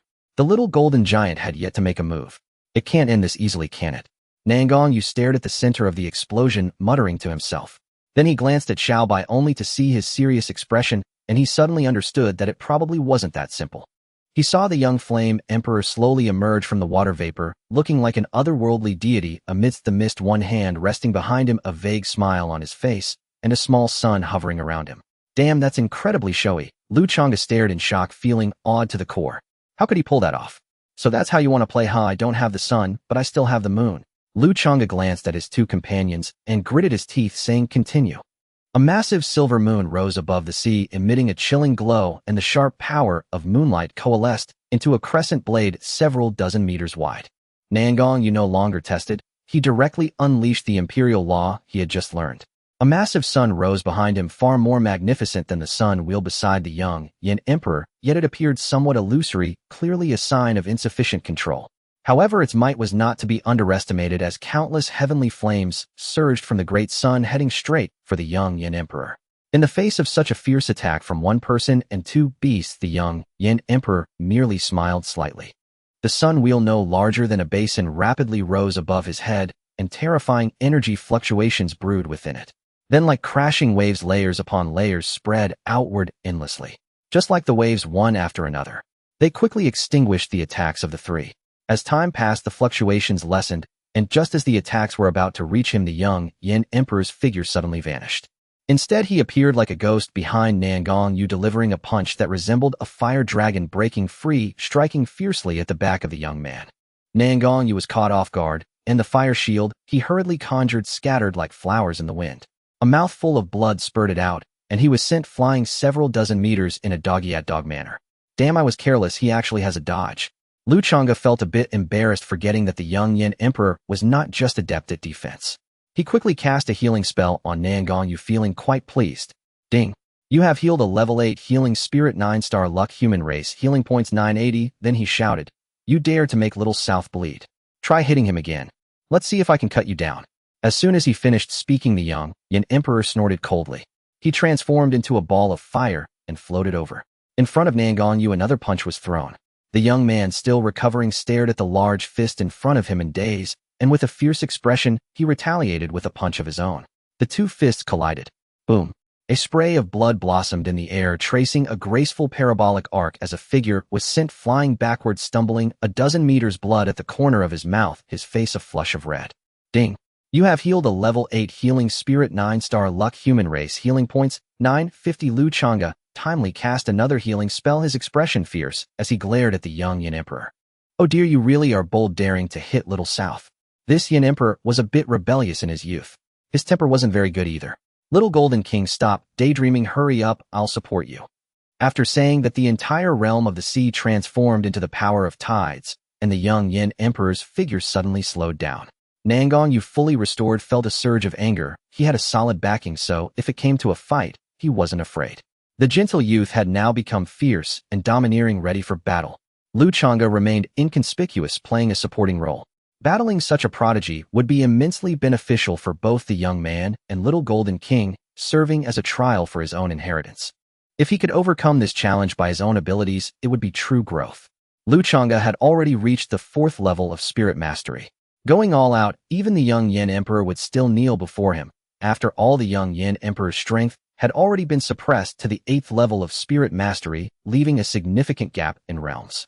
With his 5 innate powers combined with the bloodline enhancement from the golden essence grass, he believed he could face anyone in the same realm, even a level 9 spirit master. And after all, the young Yin Emperor was merely an undeveloped version of himself. There was still a slight difference in challenging someone of a higher level. Nangong Yu had already learned the imperial law. Even if it was only the 1st level, his foundational shortcomings had been compensated for. Plus, with Little Golden King, if he couldn't even defeat the young version of the Yin Emperor, there was no hope of becoming an emperor. Little Golden King, use your brain, don't just take hits. If you can't handle the attacks, dodge them.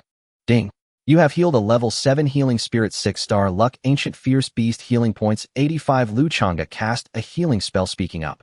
As an observer without being involved in the battle, he could see things more clearly. Crimson Flame Sect. In the main hall of the sect, a man and a woman sat high above, while numerous inner and outer elders looked up with admiration. We pay our respects to the 2 esteemed emissaries. Meng Linger followed behind the inner sect elders, greeting the 2 upper emissaries from Lingshao Palace and Xintian Pavilion. The upper emissary from Lingshao Palace glanced over, frowning slightly, and inquired, Where is your sect leader?" Meng Linger raised her gaze.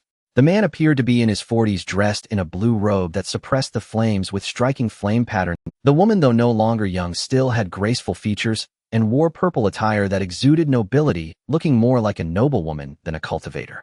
An inner sect elder stammered, The sect leader has been out and hasn't returned yet. Sect leader, where have you gone? I'm so worried about such a big matter." Seeing the 2 upper emissaries becoming slightly angry, Meng Linger quickly stepped forward to explain. "Esteemed emissaries, a treasure from within the sect has been lost. My father has gone to pursue the culprit and has yet to return. He might be entangled in some trouble. Please forgive us, esteemed emissaries." The upper emissary from Lingshao Palace was about to reprimand her when he was captivated by Meng Linger. At first glance, his eyes gleaming as he waved her over. "Come forward, please. If I'm not mistaken, this girl possesses the rare charm physique. This aligns perfectly with the cultivation methods of our Lingshao Palace and is sure to win the favor of male cultivators.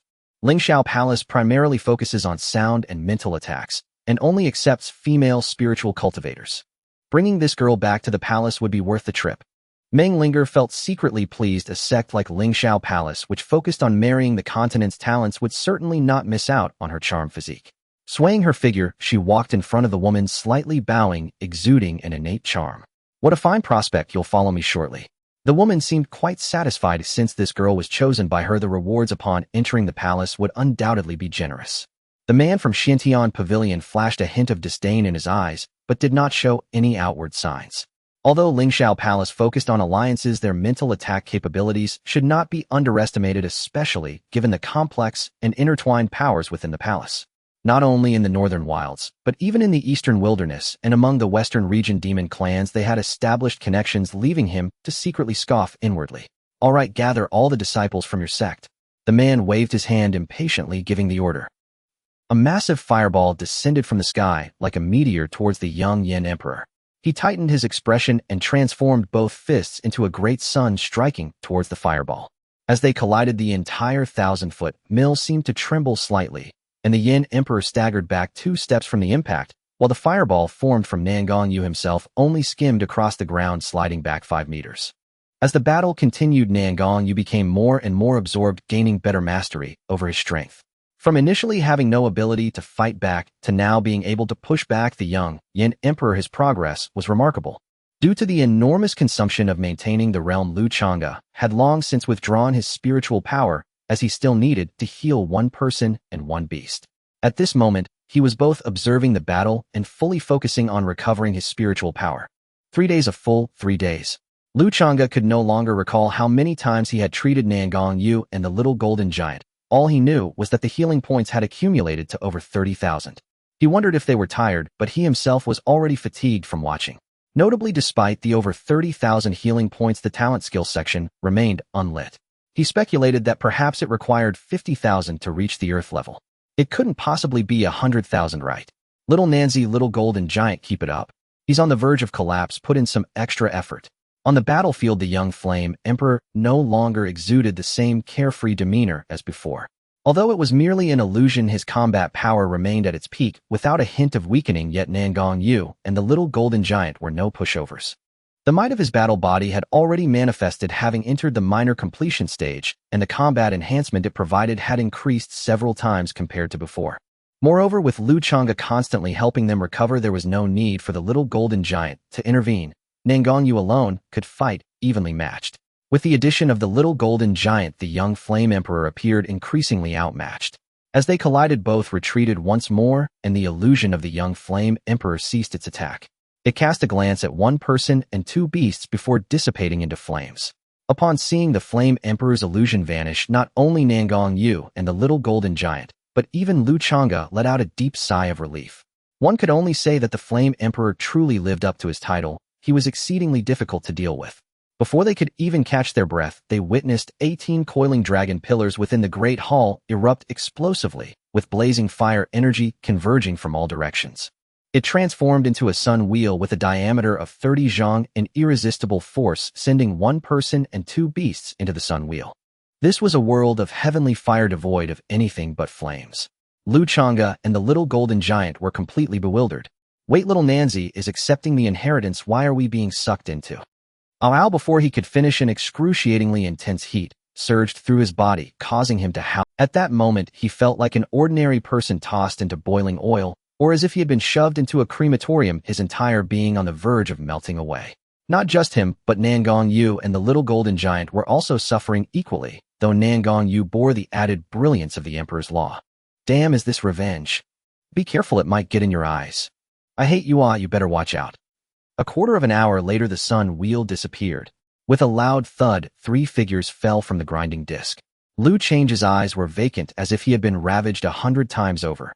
It was only at this moment that he truly understood what it meant to suffer unbearably, to wish for death, to live in pain, to have his heart torn apart, to feel like years passed in a day, and a day felt like 3 autumns. He imagined his former language teacher in his past life would surely be quite pleased by this. Lu Changge suddenly raised his head, staring intensely at 1 person and 1 beast. Don't you 2 feel any pain? I haven't heard a peep from you. Oh, it hurts, I almost passed out. The little golden giant replied without turning his head, then curiously pinched his chest muscles, carefully experiencing the changes in his body. Nangong Yu hesitated, then weakly said, The Emperor's law is too profound I was immersed in it, and it seems a bit painful, Lu Changge. At that moment it felt as though his soul had been extracted, letting his head fall freely towards the ground. Bang! Did it hurt? It probably did, but this pain was nothing compared to the torment brought by the words of these two. Flame Emperor, I hate you. Lu Changge reflected deeply, concluding that it must be due to his overly exceptional performance that he had incited the jealousy of petty people, thus inviting their revenge. As for who this petty person was, it goes without saying. Hey little boy, did you not feel the change? Seeing Lu Changge so dejected, Nangong Yu gently reminded him. Name Lu Changge, race spirit, deer cultivation, 8th level spirit master talents, heavenly eye, spiritual vision, mystic healing technique, mystic cloud treading moon, mystic transformation, mystic auspicious halo, mystic techniques, moonlight tidal technique, earth tier, mid-grade heal. Upon hearing this, Lu Change's spirits lifted. Indeed, after enduring such suffering, it couldn't be that there were no benefits at all, right? Name Lu Changge, race spirit, deer cultivation, 8th level spirit master talents, heavenly eye, spiritual vision, mystic healing technique, mystic cloud treading moon, mystic transformation, mystic auspicious halo, mystic techniques, moonlight tidal technique, earth tier, mid-grade healing points, 31050. Only my cultivation has increased by 4 levels, everything else hasn't changed at all. No, that's not right. Just as the little golden giant said, his physical body had solidified greatly compared to before, which wasn't reflected on the panel. Moreover, he could sense that there was a faint fire energy hidden within his body. Compared to the improvement in cultivation, these invisible changes and benefits were the most significant. After all, a few levels of cultivation only amounted to 1 or 2 tens of thousands of healing points. Fine, as long as there are benefits I lose, certain deer can endure. Little Nanzi, you've broken through to Spirit Master, haven't you? This time Little Nanzi was the main character. With such great benefits for them, Little Nanzi would surely soar. I am now at the 2nd level of Spirit Master, and I've already obtained the Emperor's Law Red Sun Burning Heaven record, but only the first 6 levels. Nangong Yu added somewhat regretfully. Even if it was only the first 6 levels, it still needed to be cultivated. The Emperor's Law was not comparable to ordinary techniques, especially since it also included Flame Dragon Devouring Heaven technique, which the Flame Emperor practiced before establishing the law. 6 levels. Then doesn't that mean you can only cultivate to the Spirit Sovereign Realm? What will happen afterwards? Will you have to change techniques again? Lu Changge was somewhat puzzled. Little Nanzi shouldn't be that naive. Changing techniques in the early stages had no cost, and one could switch freely. However, once one reached the Spirit King realm with spiritual energy like the sea and mastery over spiritual domains, it would be necessary to cut down to the Spirit Sect realm if one wished to change techniques. The price was not insignificant. After all, some people spent their entire lives trapped in the Spirit Sect realm without a breakthrough. For practitioners, whether they possess talent and understanding is determined by when they break through to the king level. After that, each breakthrough feels like climbing a mountain. Only with great enlightenment, fortuitous opportunities, or extraordinary routes can one achieve it. Nangong Yu shook his head, a faint smile on his face. The last 3 levels are hidden deep within the southern wilderness, and I already know the location, but that place is not something we can access right now. Perhaps this is another test. What a hassle. To inherit a technique, it's also tedious and not at all straightforward. Lu Changge complained wildly, this Flame Emperor is truly useless. Before he could finish speaking, a mysterious fire whip suddenly appeared in the air, wrapping around 1 person and 2 beasts and directly tossing them out. The world spun. By the time they regained their senses, they no longer knew where they were. He couldn't have hurt us, right? Does the inheritance space truly have consciousness? Regardless of whether they were aware, they had already emerged. However, where is this? The mist has vanished, Xiao Nanzi. When in doubt, Xiao Nanzi. Nangong Yu looked helplessly at Lu Changge, realizing how naive this little white was, completely oblivious to everything. Thus, he surveyed the surroundings, and his expression instantly became extremely serious. What? What happened? Seeing Xiao Nanzi's expression made Lu Change's heart skip a beat. Could it be that the Emperor of Flames had tossed them into some dire predicament? It couldn't be right. Wasn't it just a few casual greetings? He hadn't said anything too outrageous. Just as Lu Changge was being scared half to death by his own imagination, he noticed Xiao Nanzi squinting slightly, slowly saying, I don't know either. As expected. Lu Changge almost stumbled back, a hint of killing intent flashing in his eyes. Xiao Nanzi, are you itching for a fight?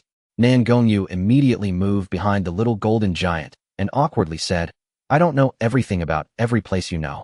Don't even mention Bai. There are many places in the Eastern Wilderness where I am clueless as well. Besides, Little White, although your strength is growing quickly, your state of mind is quite poor. Lu Changge, is this a counterattack? No, you see, you're angry again. Haven't you noticed that your emotional fluctuations are too intense? Nangong Yu earnestly tried to advise, hoping Little White could understand his good intentions.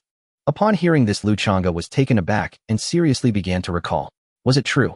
He looked at the little golden giant, who nodded vigorously. Lu Changge calmed his mind. If even the honest little golden giant said so, it must be true. Cultivation is not easy. One misstep could lead to disaster. Seeing him lost in thought, Nangong Yu quietly withdrew the red flame he had pressed against the giant's leg, and the little golden giant quietly moved a bit farther away from Nangong Yu. Indeed, one cannot be careless. On this path of cultivation, every step is akin to treading the heavenly ladder of the heart's fire trial, where one misstep could lead to a bottomless abyss. Since we have identified shortcomings, we must address them. Xiao Nanzi, I have decided I shall wander the mortal realm of intoxication and riches. When I have comprehended the worldly affairs, it will be the day I step into the path of the emperor. Lu Changge stood atop a massive rock in the forest, the gentle breeze ruffling his snow-white fur, exuding an aura that seemed to transcend the heavens. Little White, do you have any spirit stones? In an instant the world fell silent, the wind ceased, and the fur stopped fluttering. Lu Changge transformed into a stone statue, staring blankly at the sky. Moreover, this is not the western region, a spirit beast wandering alone in a human city. That's not very convenient. Crack, crack. The massive rock beneath Lu Change's feet suddenly became riddled with cracks, as if it would turn to dust in the next moment. Lu Changge lightly leaped down from the giant rock, ignoring the crumbling stones behind him, casting a cold glance at one human and one monkey. He said lightly, I observe that both of your states of mind are lacking. You should experience more trials and tribulations to sharpen your battle intent. After all this time, your cultivation is still so meager. Whether it is a battle body or an ancient ferocious beast, it is akin to forging in fire. Without a blazing flame, where would the divine weapons come from? After saying this, his gaze swept over Xiao Nanzi and the little golden giant, continuing, It is time for you to undergo more training. Do you have any objections? Seeing that his elder brother looked at him with appreciation, the little golden giant puffed out his chest and shot a sidelong glance at Xiao Nanzi. Not bad, little golden giant, your path has widened. Unlike some individuals, your path seems to be narrowing. Go. Seeing that his elder brother looked at him with appreciation, the little golden giant puffed out his chest and shot a sidelong glance at Xiao Nanzi. Not bad, little golden giant, your path has widened. Unlike some individuals, your path seems to be narrowing. Right, Xiao Nanzi. Lu Changge narrowed his eyes slightly at Nangong Yu. Why are you silent? If you have objections, feel free to voice them. I am not some dictatorial devil. No, Little White, I certainly have no objections. When you mentioned training, I already planned out our route to return as emperors. Nangong Yu's expression was serious as he spoke earnestly. At least you are perceptive. Lu Changge appreciated this aspect. If someone could provide assistance, he would go along with it, and moreover dismantle others' ladders. Then tell me, where shall we go first? First, we will leave this forest and confirm our location before proceeding. Nangong Yu responded without a hint of embarrassment at being exposed, his demeanor calm. In fact, he had this plan when he was forced to leave the sect. Missing this year's opportunity to enter the upper sect meant waiting until next year, so it was better to venture out and seek opportunities. Little did he expect that an imperial law inheritance would fall upon him. Truly, every action has its consequences. Fortune and misfortune are indeed intertwined. Now that he had the imperial law inheritance, the allure of the upper sect was greatly diminished unless a revered sage personally guided him. Otherwise, it would be more exhilarating to roam freely. What he had just mentioned about having a plan was not entirely untrue. The Nangong family was a 1,000-year-old clan. They had left a path here in Bai hundreds of years ago. It was just unfortunate that the calamity of extermination struck too suddenly, without any warning. As the heir of the family, he naturally understood these matters. Once he obtained those resources and spirit stones, Little White would have no fear of running out of money. Additionally, the resources he obtained in the giant ape cave were mostly for himself and Little White. If he exchanged them for spirit stones, it would be counterproductive. Then let's hurry and leave. What are we waiting for? Lu Changge, thinking about the upcoming visit to a human city, became somewhat impatient. He truly wondered what a city in the world of cultivation on the spirit and martial continent would be like. There were demon races on this continent. He was curious if he would encounter cat-eared or fox-eared ladies. Just thinking about it made him excited, not out of any mischievous intent, but simple curiosity. He also wondered if he could transform into human form, but did he really want to become human? Lu Changge shook his head, deciding not to think too much about it, and to go with the flow. Standing tall allows one to see far. To avoid taking a wrong turn, why don't you lead us? Nangong Yu suggested somewhat shyly. After all, aside from those born with the ability to fly, other cultivators could only fly upon reaching the Spirit King realm, where they could utilize the power of heaven and earth. Thus the threshold for flying was quite high. Lu Changge shot them a glare. Hold on tight. The little golden giant shrank down further to 1 meter tall, with one human and one monkey taking flight, each grasping a horn. Clouds swirled around them as they stepped into the air, dashing in the direction pointed by Nangong Yu. At least the Flame Emperor has a bit of conscience, not throwing us into a desolate wasteland. Lu Changge silently complained, realizing it was a good thing to have found a successor. What if he accidentally killed them? This mountain forest is not dense. Even the entry-level ferocious beasts are extremely rare, mostly comprising ordinary wild animals. Lu Changge even spotted 1 or 2 ordinary hunters who were kneeling in reverence as they hurried through the sky. There must be nearby human villages. He wondered if they were similar to those in ancient times. Thinking of this, Lu Changge couldn't help but feel a bit curious. He specifically paid attention to the areas with smoke rising from cooking fires. Xiaobai, what are you looking at? Nangong Yu, noticing Xiaobai's slowing pace, asked curiously. Lu Changge remained silent. He couldn't just say he had never seen a human village and wanted to go experience it. That would be too embarrassing, showing a lack of experience which did not fit his image.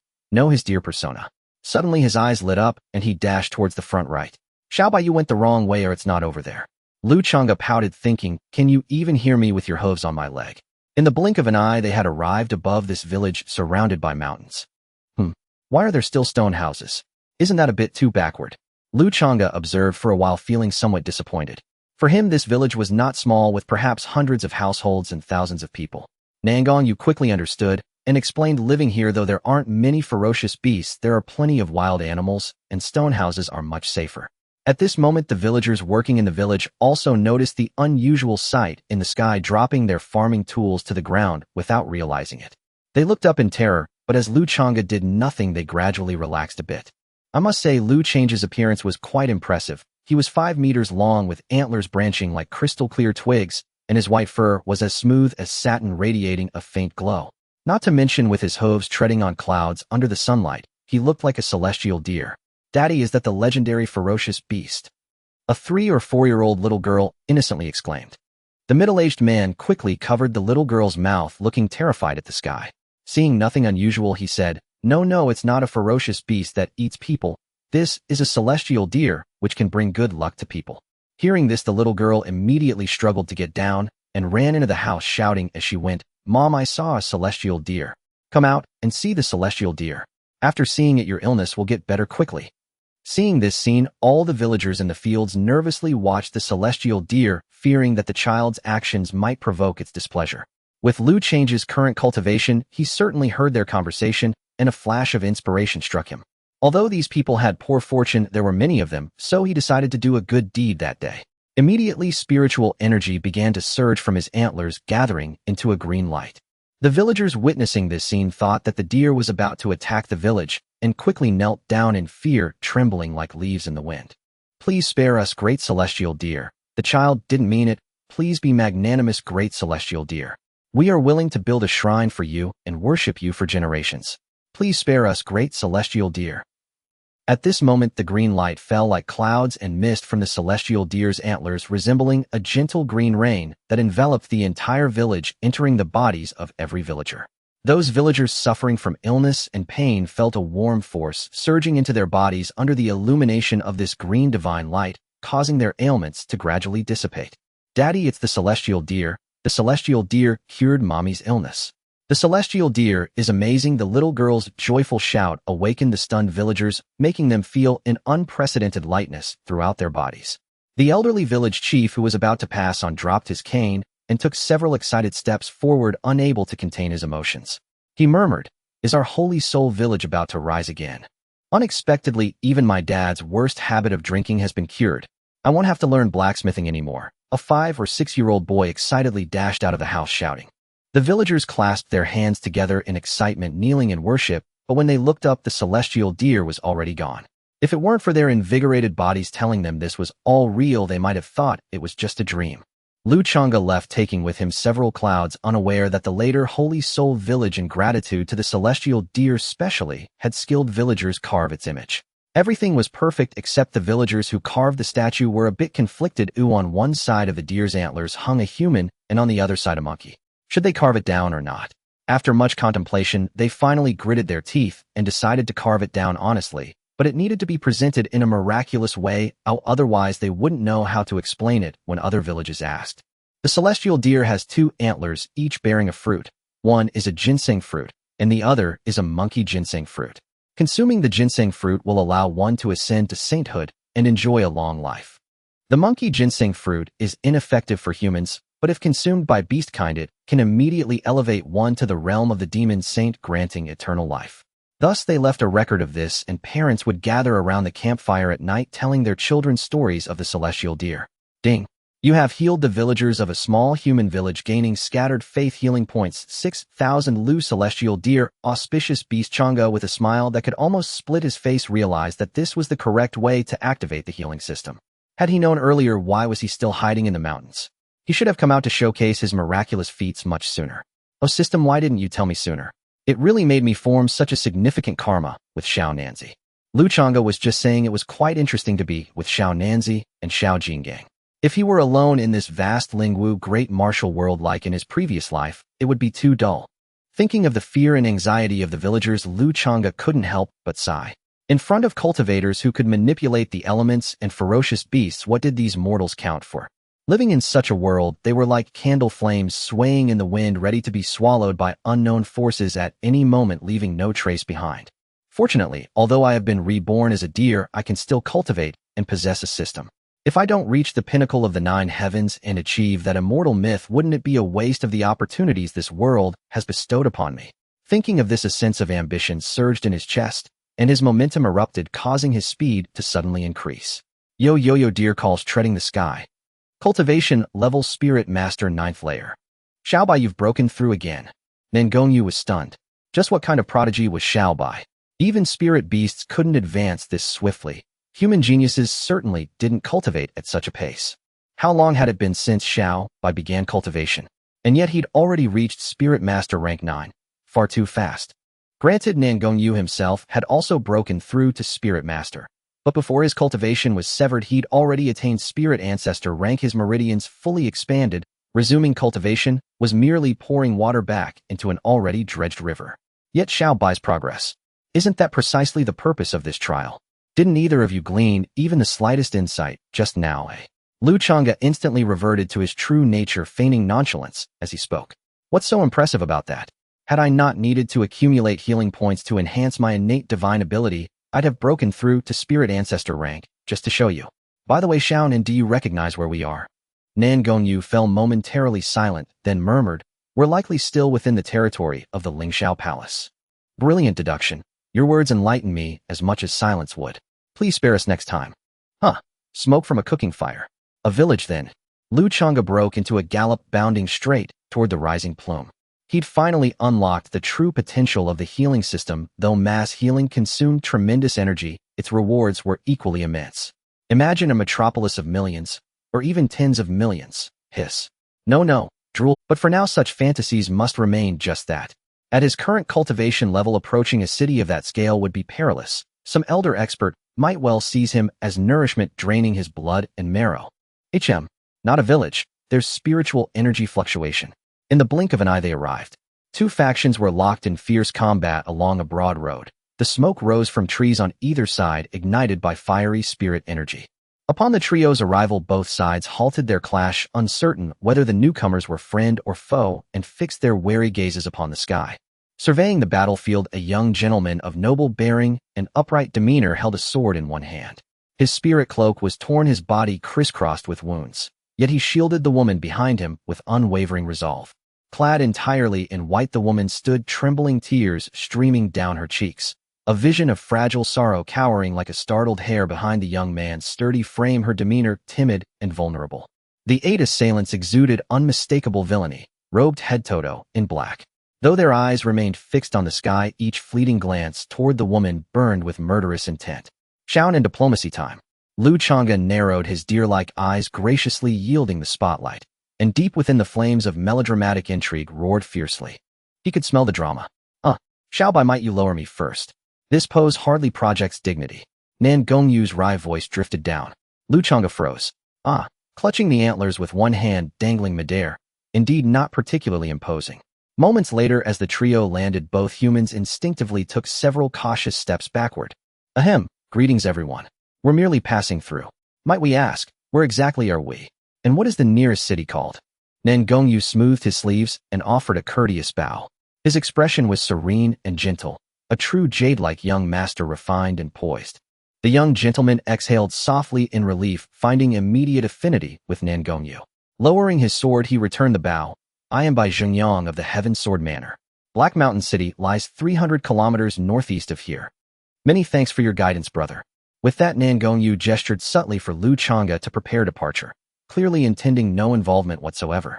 Inwardly, he pondered Emperor Yan's casual toss had hurled them over 10,000 kilometers. This place lay near the outer fringes of the Lingshao Palace's domain.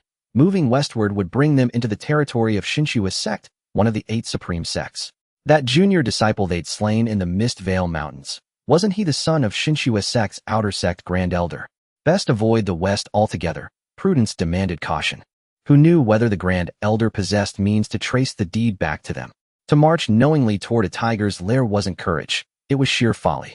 Lu Changge had still hoped to savor the spectacle, but reconsidered. Likely just the foolish deer's nature reasserting itself. Restraint was essential. Just then the woman stepped forward from behind by Zhengyang. Her voice trembled as she pleaded, "Young master, please wait. Might I accompany you to Black Mountain City?" Her face was deathly pale, her slender white figure swayed faintly in the wind. Her quavering voice, laced with raw entreaty, spoke volumes. Anyone could see her utter helplessness and despair. At her words, Lu Changge's spirits surged. Excitement flickered across his eyes, and he pivoted sharp. Bai Xingyang's expression darkened slightly, yet gazing upon the woman's pitiful visage he sighed deeply and added, "This maiden has been hunted here by those 8 villains. Young master, your cultivation is profound. Pray grant her aid." No sooner had he spoken than a thunderous roar erupted. Nonsense. Lies from start to finish. This demoness seduced our young master, squandering mountains of resources and spirit stones, only to drain him dry and leave him dead. You boy are blinded by her deceit. You'll suffer the same fate as our young master. The black-robed leader bellowed, glaring hatefully at Bai Xingyang, his loathing unmistakable. Upon hearing his words, the woman's tears spilled forth like scattered pearls, tracing paths down her cheeks. She choked out, "You lie. It was because I'm an orphan weak in cultivation. You sought to abduct me. Thank the heavens. Thank the heavens," Bai Gongzi intervened. "Otherwise, and now seeing his wounds, I dare not burden him further. But sensing your formidable cultivation, I dared speak up." Hearing her explanation, Bai Zhengyang relaxed instantly. He comforted her gently, "My own cultivation falls short, but that young master is kind-hearted. He will surely escort you safely to Black Mountain City." Yaya, enraged beyond measure. "Are your eyes blind? If this demoness were truly weak, how could she evade us for so long without capture? Do you grow only in height, not in wit?" The black-robed leader's eyes bulged with fury, terrifying in their intensity. Startled, the woman recoiled behind Bai Xingyang, her whole body shaking uncontrollably. Bai Xingyang glared back defiantly, "It's simply because you're incompetent." Lu Changge nearly burst. This Bai Gongzi, appearing barely 20, was truly, endearingly naive. Lu Changge found himself curious about the Heaven Sword Manor. What sort of environment could produce a youth so utterly unversed in worldly cunning? Still, such people made excellent spectacles, best observed from a safe distance, lest celestial thunder strike and inadvertently claim the innocent bystander. Judging by his aura, pale white streaked with ominous black, he'd soon meet misfortune. And this White Lotus. Nangong Yu spoke meaningfully to Bai Xingyang, saying, "Young master, by sometimes what you see may not be the truth." Bai Xingyang was taken aback, unsure if he took it to heart. Seeing Nangong Yu about to leave, Lu Changge said indignantly, "Hey little Nangong, that woman is after you. Are you really just going to let it go?" Nangong Yu pondered for a moment and explained, "That woman is using some unknown means. We are unaware of her cultivation level, but those 8 men in black are at the peak of the Spirit Master realm and couldn't capture her, so she must be formidable." "Hey, you're already at the Spirit Master level. Are you afraid you can't handle that woman? Besides, I'm here to back you up. Just charge it," Lu Changge encouraged. "Forget it, this place is not far from the Blood God sect's territory. It's better to have fewer troubles. Let's go directly to Black Mountain City." Nangong Yu, being quite rational, refused to accept his persuasion. If they attracted the Blood God sect's people again, it would be the end for the 3 of them. Fine then, Lu Changge accepted this explanation. The men in black were delighted to see that Nangong Yu was ignoring them, while Bai Xingyang's expression darkened, looking at Nangong Yu's back with a hint of disdain. The woman was about to speak, but was directly stopped by Xingyang. Don't beg him. Someone as cold-blooded as he is who wouldn't help in times of need is not worth your efforts. But he smelled so good 100 times better than you. Black Mountain City, I will come to find you, young man, the woman thought to herself. A flash of killing intent crossed her gaze as she looked at Bai Xingyang, then quickly returned to a pitiful expression. Bai Xingyang's voice was not concealed, clearly directed at Nangong Yu. Nangong Yu paused, chuckled, and shook his head, choosing to ignore it. Lu Changge let out a cold smile, enjoying the situation. If you want to play, then play well. He then channeled his spiritual power, casting 9 healing spells on the 8 men in black and Bai Xingyang. The 9 individuals instantly returned to their peak condition, their spiritual power surging. With a few hundred healing points, 1 person and 2 beasts rushed toward Black Mountain City. You all keep playing. It must be said that the talent and ability of the Heavenly Eye Spirit Vision is exceptionally useful, with an acute sensitivity to emotions. The woman and the men in black were not pleasant characters. As for Bai Xingyang, Lu Changge thought, let him respect his fate. Life or death is up to him. That must be Black Mountain City, right? Lu Changge stopped and stood atop a hill, gazing far ahead. Nangong Yu and the little golden giant followed suit. Before them stood a magnificent city towering above the ground, resembling a gigantic black beast lying across the earth with city walls as dark as ink. Indeed, Black Mountain City is a small city with a population of millions, moderately prosperous. We need to take a flying boat from the inn here to Water Cloud City. There are family resources left behind there. We should secure them first before discussing anything else to avoid unnecessary complications later on. Nangong Yu sighed heavily. He was unsure if this trip would go smoothly. It had already been 6 years since the family was destroyed. Were the servants guarding these resources still loyal? He was not optimistic about it. After 6 years of wandering in Bai, he had long seen through human nature. However, giving up these family resources was out of the question. This was something belonging to the Nangong family, and anyone who dared to covet it would be dealt with severely. Lu Changge knew what little Nangong was thinking and sighed inwardly. It had already been 6 years since the family was destroyed. The outcome was not hard to imagine. Having seen the ugliness of human nature far too many times in his past life, he thought that it was not just the Nangong family that was gone, even if it still existed. In this distant land, one could hardly escape the corruption. Forget it, let's take it one step at a time. While thinking, they had already arrived at the city gates of Black Mountain City. No wonder it's called Black Mountain City. The entire city wall was built with black rocks engraved with the marks of time, appearing quite heavy. There were no guards at the city gates, only a huge stone plaque above engraved with the characters Black Mountain City in a flamboyant script with faint spiritual light shimmering between the strokes. In the lower right corner of the plaque was a palace emblem, quite conspicuous. That is the emblem of Lingshao Palace. Nangong Yu explained to Lu Changge, who was staring at the pattern. All the cities in Bai are directly managed by the 8 major sects, each governing their own territories, which makes it easier for us to identify them. Just joking a bit, but the 3 great holy lands hold a supreme position, covering vast areas and do not directly manage cities. Therefore, the cities in the Holy Land have city lords who pay tribute every year. The remaining second-rate and third-rate sects only have their own domains. Lu Changge smacked his lips, realizing that each major sect was not much different from a country in their respective territories. Weren't they just like emperors? Let's go. You haven't seen a human city before, so take a good look when we get inside. Nangong Yu led the way, accompanied by the 2 beasts. This is the territory of the human race, so it's better for spiritual beasts and fierce beasts to keep a low profile. Lu Changge observed the little golden giant, lost in thought, and curiously asked, Little golden giant, why haven't you said a word since we came out? Are you scared? The golden giant came back to his senses and quickly caught up, somewhat absent-mindedly, saying, I was wondering if my mother could flatten Black Mountain City with a single slap. Forget what I asked. Your mother is impressive. Ew, I can't deal with that. By the way, I wonder if the giant ape has successfully broken through yet. Upon entering the city, those thoughts were instantly cast aside by Lu Changge. Stone-paved streets crisscrossed, with the main road being wide enough to span 100 feet. He initially thought that as a spiritual beast entering a human city, he would be very conspicuous, but it turned out he was overthinking it. Various spiritual beasts were everywhere. Moreover, fierce beasts were being sold in cages on the streets. No one was even looking at him. Passers-by merely glanced at him, thinking he was rather beautiful and strange before quickly moving on. The imagined scenes of forced buying and selling simply did not exist. Lu Changge felt a bit disappointed. The streets were lined with all sorts of buildings, some quaint and elegant, others magnificent and grand. Shops, taverns, pill shops, weapon stores, and more were all present. From time to time, cultivators could be seen flying overhead, drawing exclamations and awe from the crowd below. they were powerful beings of the Spirit King realm. The leader of the Qian sect was merely at the Spirit sect level. In just a short while since entering Black Mountain City, he had already seen several of them. Lu Changge felt he had gained a lot of knowledge.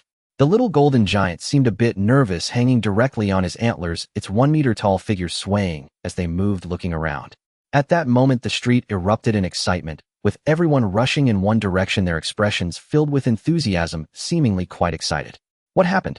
Lu Changge carefully stepped aside and inquired. Nangong Yu shook his head and directly stopped a seemingly more approachable young man, asking, "Excuse me, I see you all in a hurry. What has happened?" The young man had a good temper, looking puzzled as he said, "Today is the day for the update rankings. Didn't you know? Other cities are doing it on the same day too. I've been cultivating in the sect for so long that I momentarily forgot about it." Nangong Yu said somewhat, "Ha, little Nan, you didn't know such a big thing. You haven't seen this ranking before, have you?" Lu Changge seized the opportunity to tease. Nangong Yu's face turned slightly red, but he quickly regained his composure and chuckled. "I was younger back then and focused solely on cultivation, so I didn't pay attention to this. I remember I once made it onto the Eastern Wilderness Hidden Dragon list, and my ranking wasn't bad." "Tisk," Lu Changge asked curiously, "who compiles this Hidden Dragon list? Is it the Tianji Pavilion? I've never heard of such a force in the Lingwu continent. I heard from the elders in my family that all the rankings in the Lingwu continent are not man-made, but rather a divine artifact. This artifact automatically captures the aura of each spiritual cultivator and then compiles a ranking which is released at the end of each month. The Lingwu continent has 3 main rankings: the Hidden Dragon list, the Talented list, and the Legendary list. The Legendary list is commonly regarded as the Holy list, meaning that those who make it onto the Legendary list are all mighty beings of the Holy Realm. The Hidden Dragon lists for the Eastern, Western, Southern, and Northern regions are merely sublists. Only cities with populations over 100 million can see the main list. Alright, only the Hidden Dragon list has sublists, and it only records human cultivators. In the main rankings, humans, demon beasts, and other sentient beings are all included. Nangong Yu quickly explained to the 2 novices while pondering to himself, "I wonder if Xiao Bai can make it on. With a cultivation level of the 9th layer of spiritual master, it might be a bit insufficient to enter the main Hidden Dragon list." The Hidden Dragon list, as the name suggests, targets the younger generation, with 100 spots available for cultivators below the Spirit King realm. The age limit for humans is under 30 years, while it's harder to estimate the age of demon beasts and other sentient beings. The artifact seems to have its own calculation method. Based on years of experience, it is concluded that demon beasts are generally under 300 years old, with few species extending up to 500 years. If one breaks through the Spirit King realm, they will automatically disappear from the rankings. However, a genius who can break through the Spirit King realm before 30 years old is likely to ascend to the Talented list later on. But that is uncertain. If it is a time of great conflict and monstrous talents arise, it is very possible that they won't make it onto the Talented list either. After all, the Talented list only has 50 spots encompassing all sentient beings in the Lingwu continent, so one can imagine how fierce the competition is. "What do you mean by other sentient beings?" Lu Changge clearly found this terminology quite intriguing. Nangong Yu pointed toward the crowd and said, "Let's go join the fun and talk as we walk." Ordinary ferocious beasts lack intelligence. No matter how terrifying their cultivation, they only possess basic survival instincts, which is far from being considered sentient. However, some ancient bloodline ferocious beasts can think and learn, and those with their own inherited memories will be counted by the artifact. "Oh, so that would be ancient ferocious beasts like Little King Kong, right?" Lu Changge seemed to understand. "Yes, you can understand it that way." Nangong Yu wasn't sure how to explain further, but essentially ferocious beasts that can make it onto the list are all ancient bloodline ferocious beasts, so this interpretation is also valid. Also, spiritual beasts like you fall within the artifact's aura capture range, but it's rare for spiritual beasts to make it onto the list. Lu Changge understood. He realized that he hadn't wasted his time reading novels. Most spiritual beasts with any strength have been contracted by humans, right? Speaking of which, we also have a contract. Does that mean I and Little King Kong count as your combat power? Not really. Of our contract is a special ancient contract which doesn't bind you. Only the signed master-servant contract counts. Lu Changge wanted to ask something else, but was suddenly interrupted by Little King Kong's exclamation. "We're here. So many people." At this moment, they had reached the edge of a gigantic square where a sea of people gathered, numbering at least several tens of thousands, and the multi-story pavilions surrounding the square were also filled with people.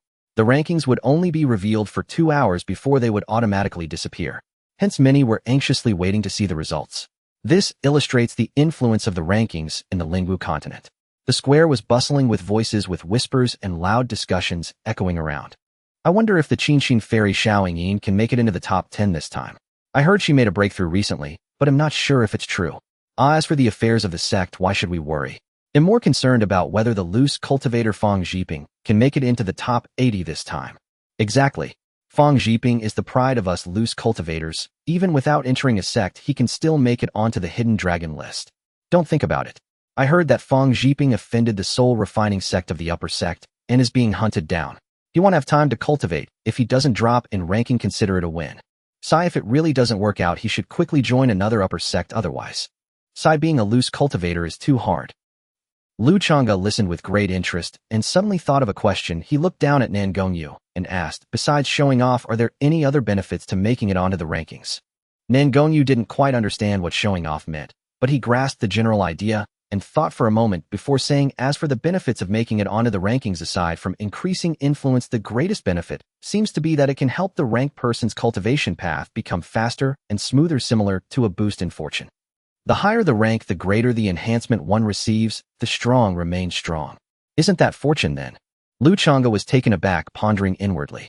He also wondered if any ranked individuals were present. He wanted to see how their fortunes were.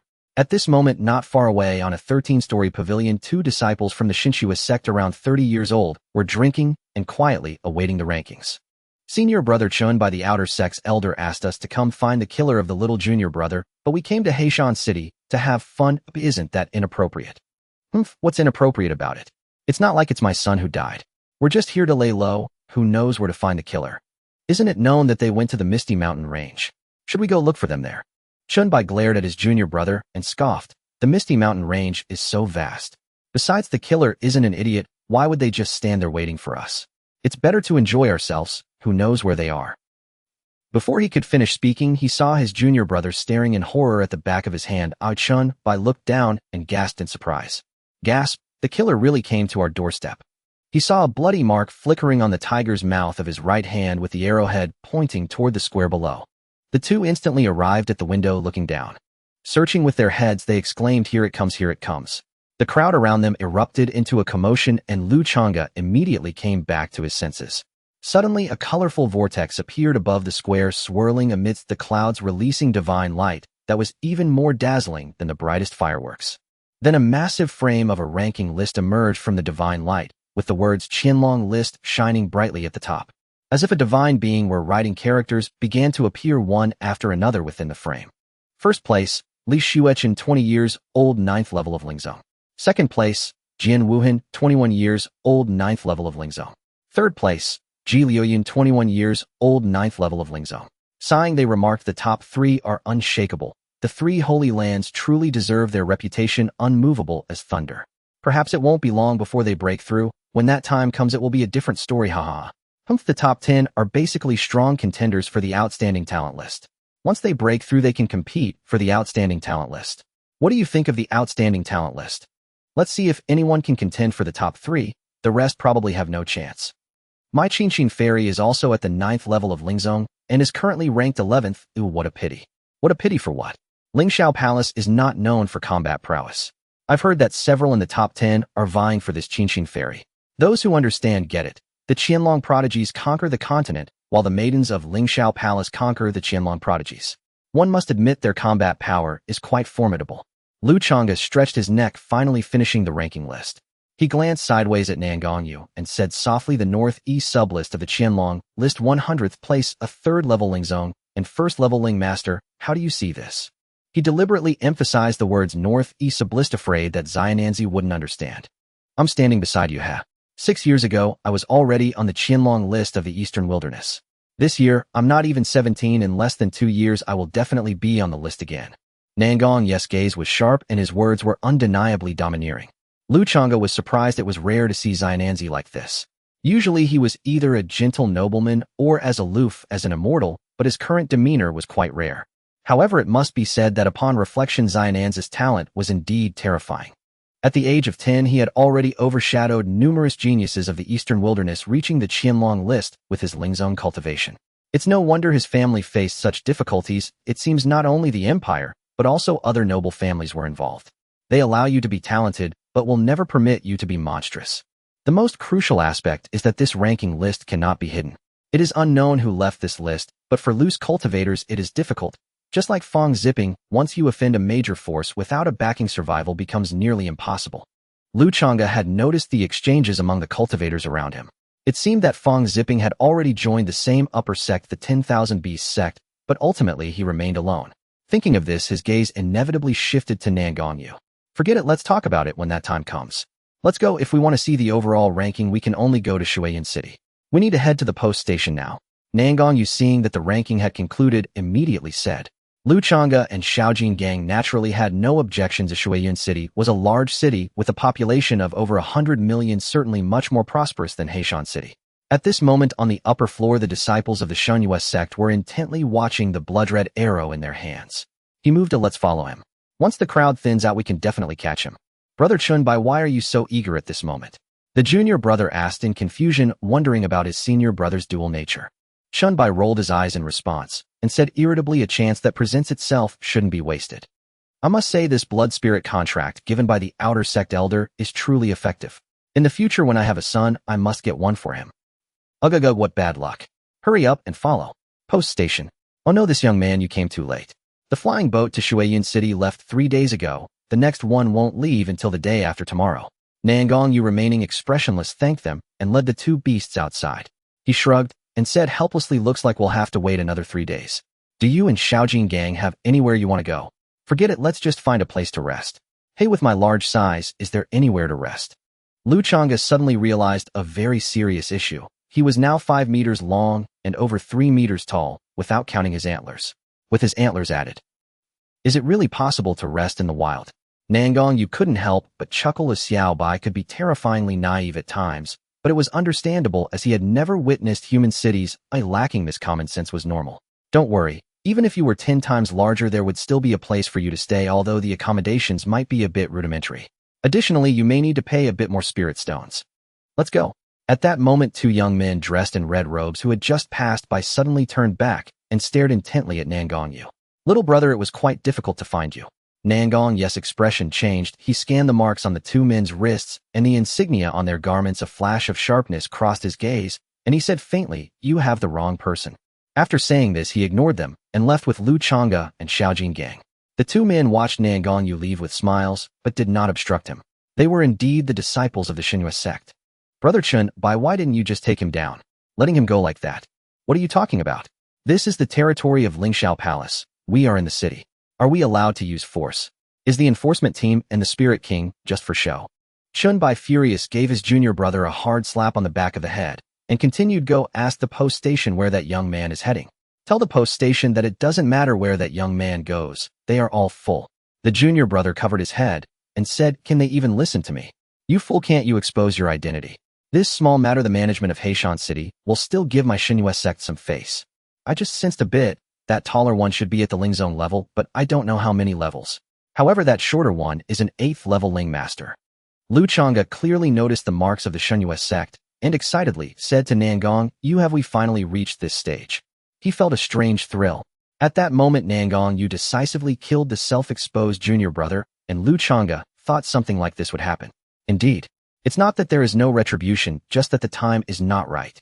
Those 2 should be senior brothers. Will his father come out as well? Nangong Yu sensed the excitement in Lu Change's tone, and for a moment did not know how to respond, finally, saying softly, Xiaobai, I'm only a 1st level Ling Master. Is it really okay for you to be so excited? In the blink of an eye, they arrived at an inn. The doorman, sizing up Lu Change's physique, nodded slightly to Nangong Yu and respectfully said, the inn has courtyards of the heaven, earth, and human grades. Which one would you prefer, esteemed guest? Heaven grade. Nangong Yu replied without hesitation.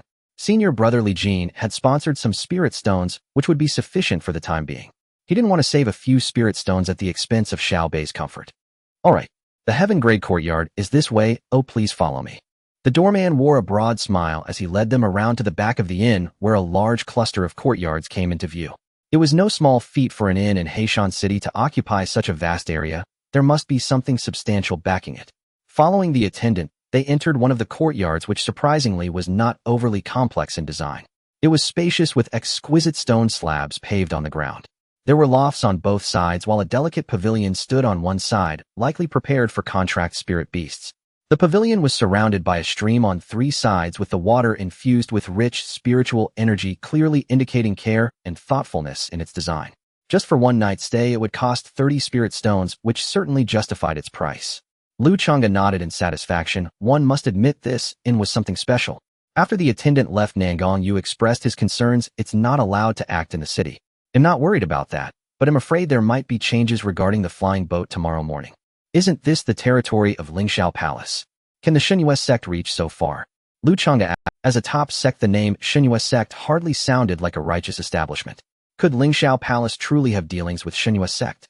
Nangong Yu sighed with a bitter smile. In this world, there's no such thing as righteous or evil sects, but all depends on whether the interests are sufficient.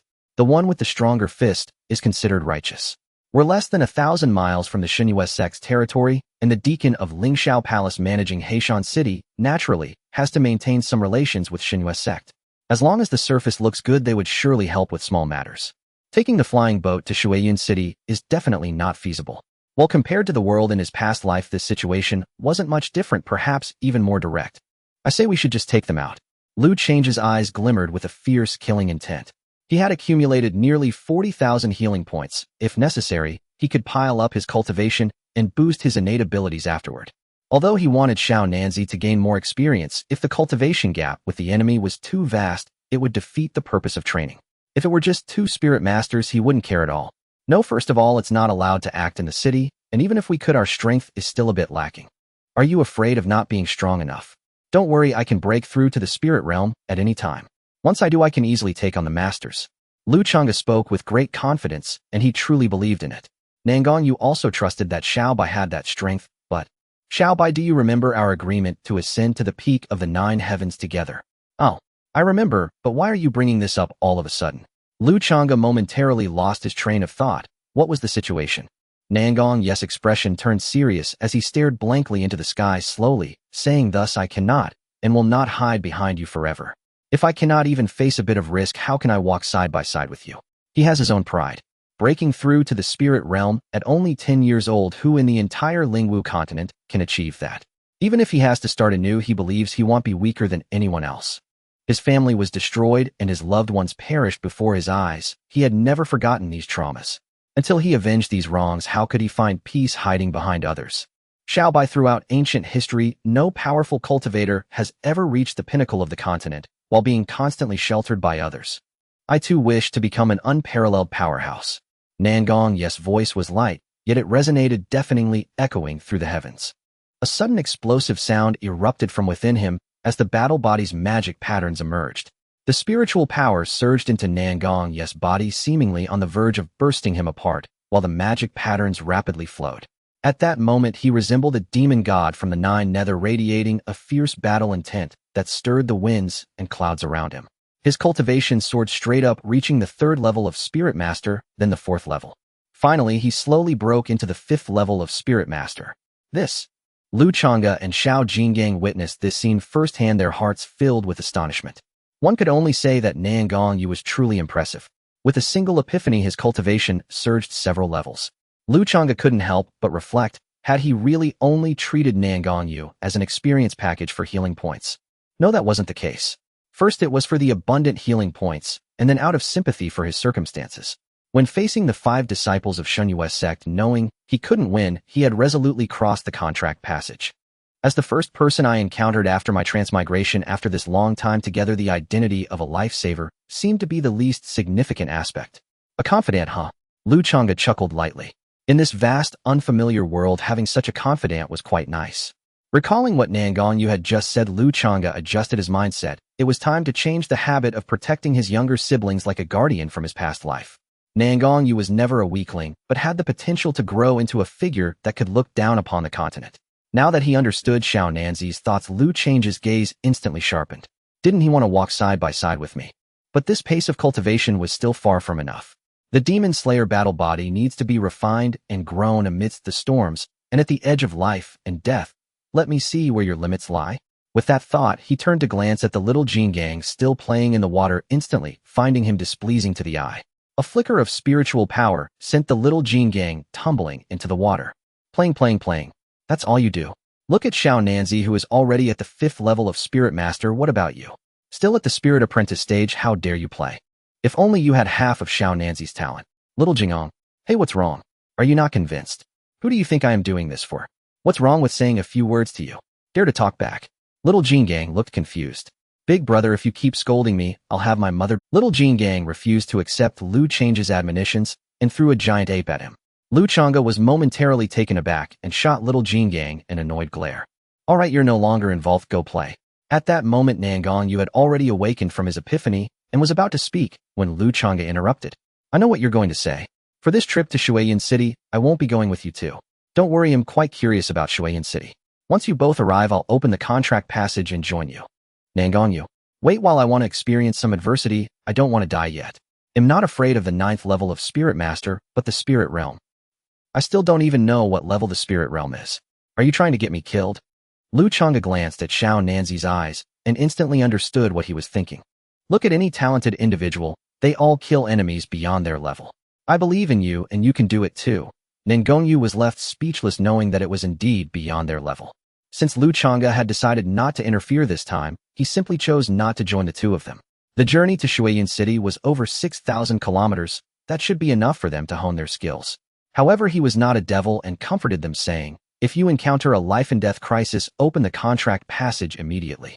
I will intervene. What else could Nangong Yu say? He could only exchange glances with Xiao Jingong, both wanting to cry without tears. They spent the night in silence.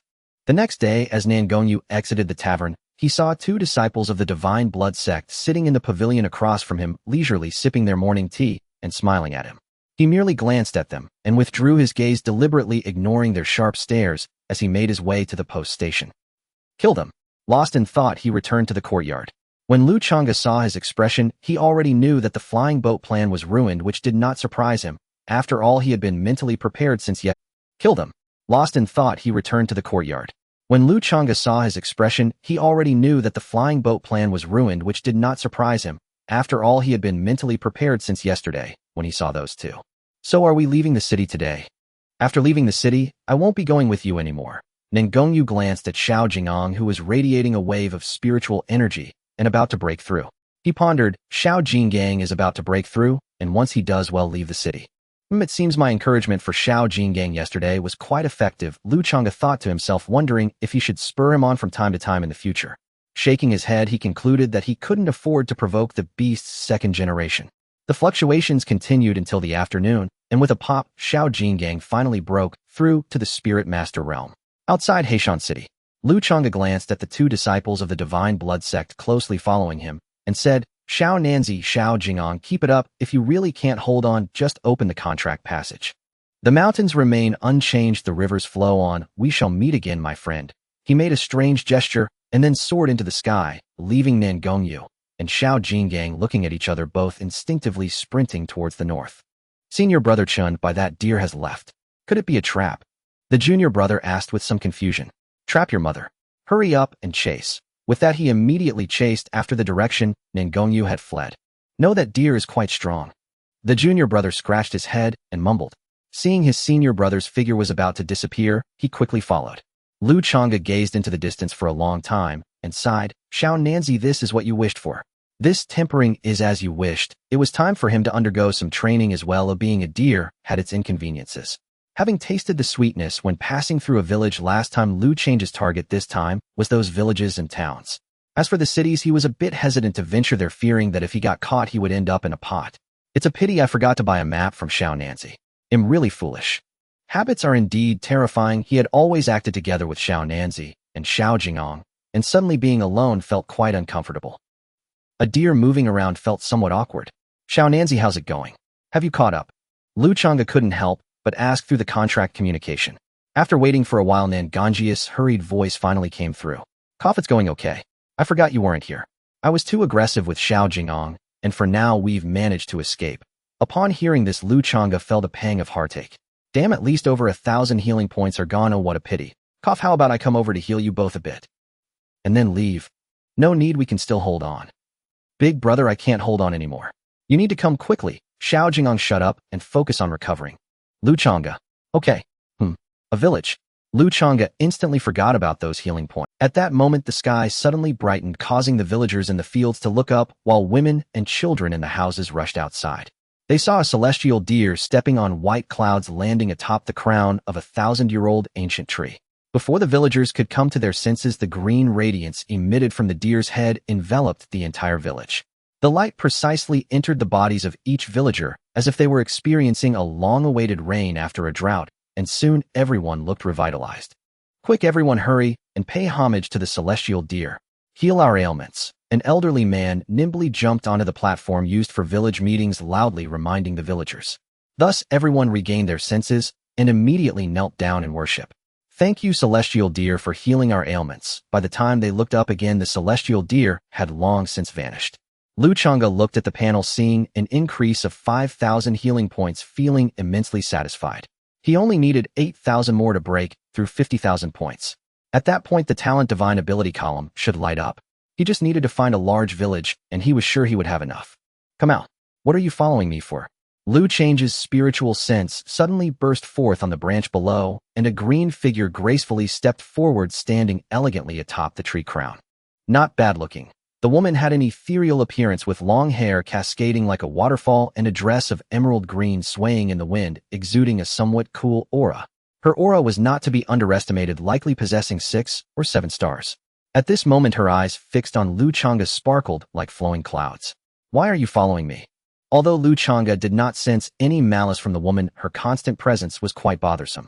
The woman seemed to notice his impatience, and after pondering for a moment said, I am Xiao Yingyin, an inner disciple of Lingshao Palace. I happened to pass by the village earlier and was a bit curious. Xiao Yingyin sighed softly in her heart. She had been resting near the village and had initially seen the exceptionally beautiful spirit deer.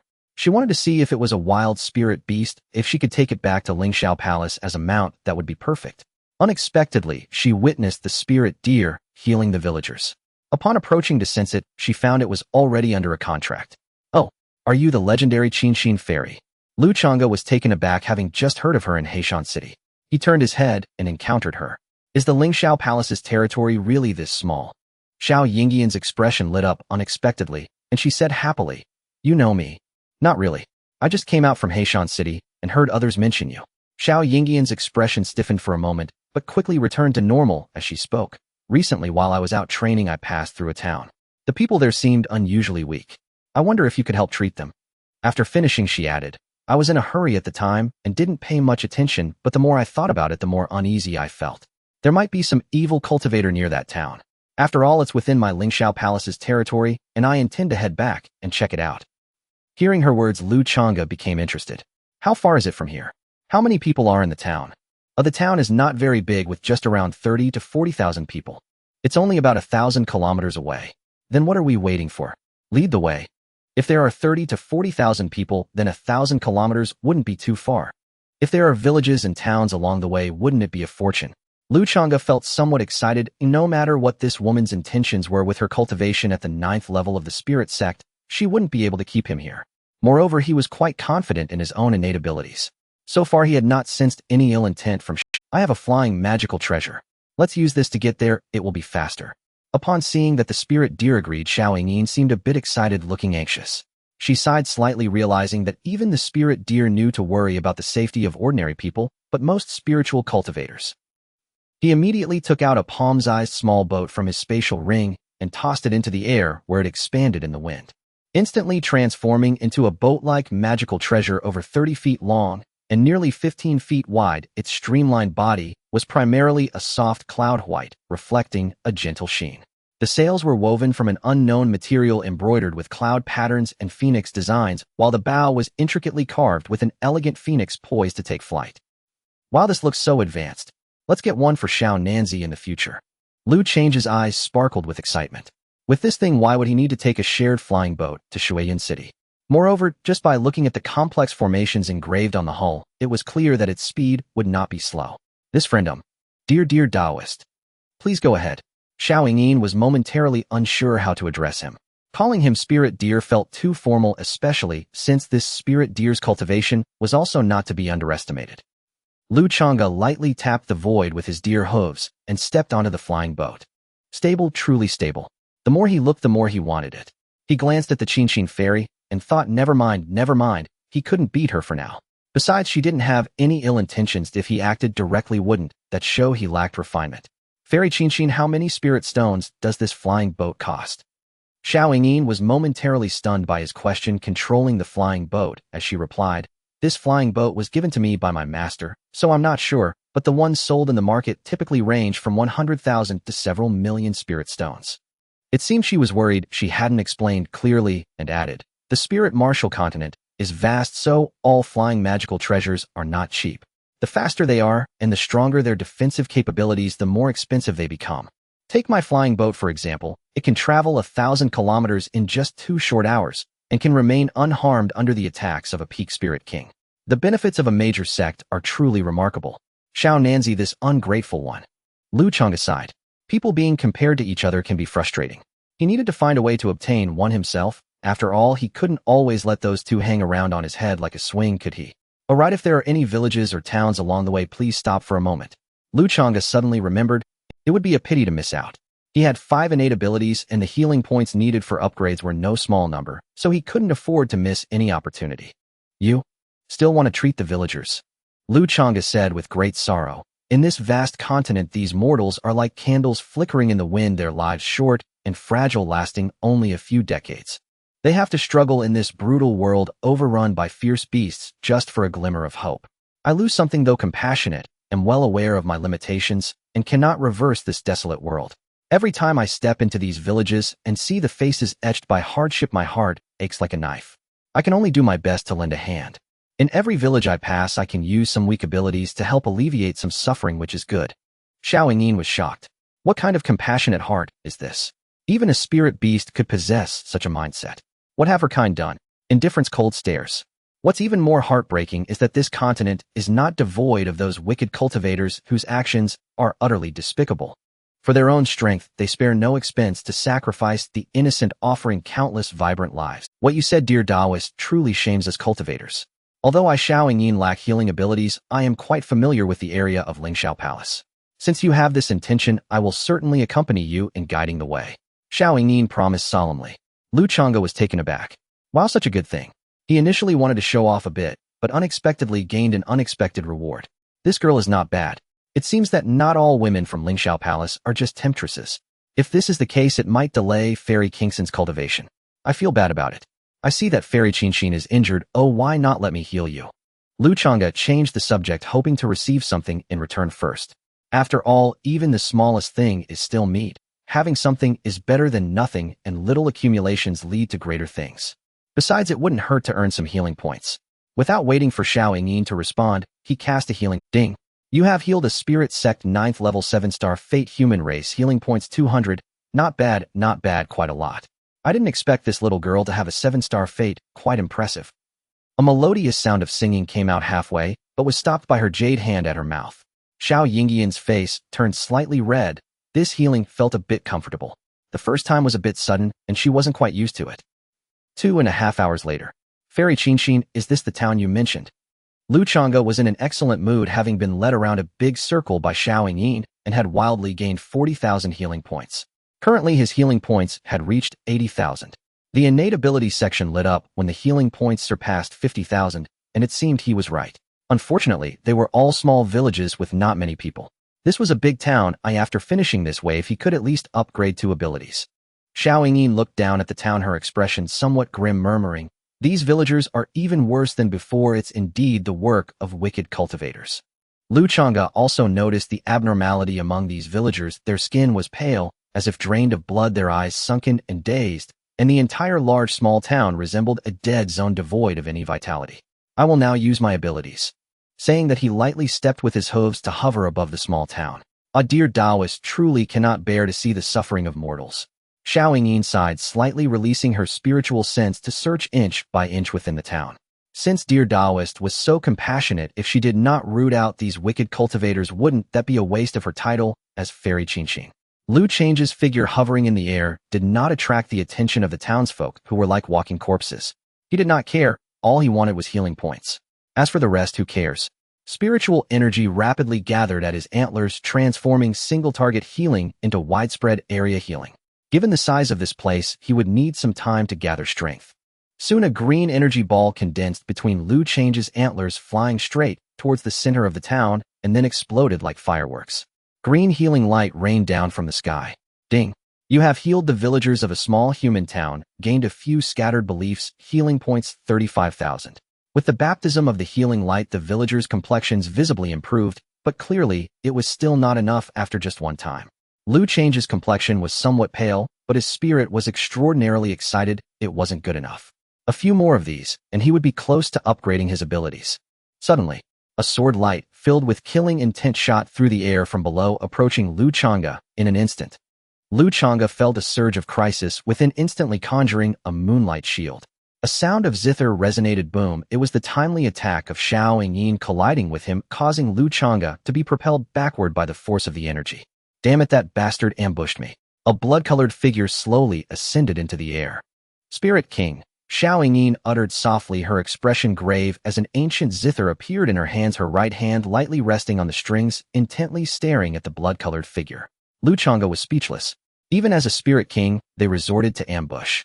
He felt puzzled. A Spirit King was already a powerful figure. Why would they care about such a small town's meager spiritual energy? At that moment, a voice spoke on behalf of Xiao Yingyin. You are already a Spirit King-level powerhouse. Why attack this small town? The Spirit King on the opposite side, shrouded in dense blood energy, had a face obscured by layers of thick mist, making it impossible to discern their features. The voice was arrogant. Just conducting a small experiment. This little deer doesn't know its own limits. This healing has wasted a few days of my time. It shall pay with its life. As soon as the words fell, a massive blood-colored hand appeared in the air, reaching for Lu Changge. The air crackled under the pressure of the giant hand, echoing with a series of explosive sounds. Xiao Yingyin did not dare to be careless. The ancient zither floated in the air, her 10 fingers fluttering over the strings like butterflies, captivating the mind. The surging sounds transformed into razor-sharp sound blades, converging into a colossal sound dragon that charged toward the blood-colored giant hand.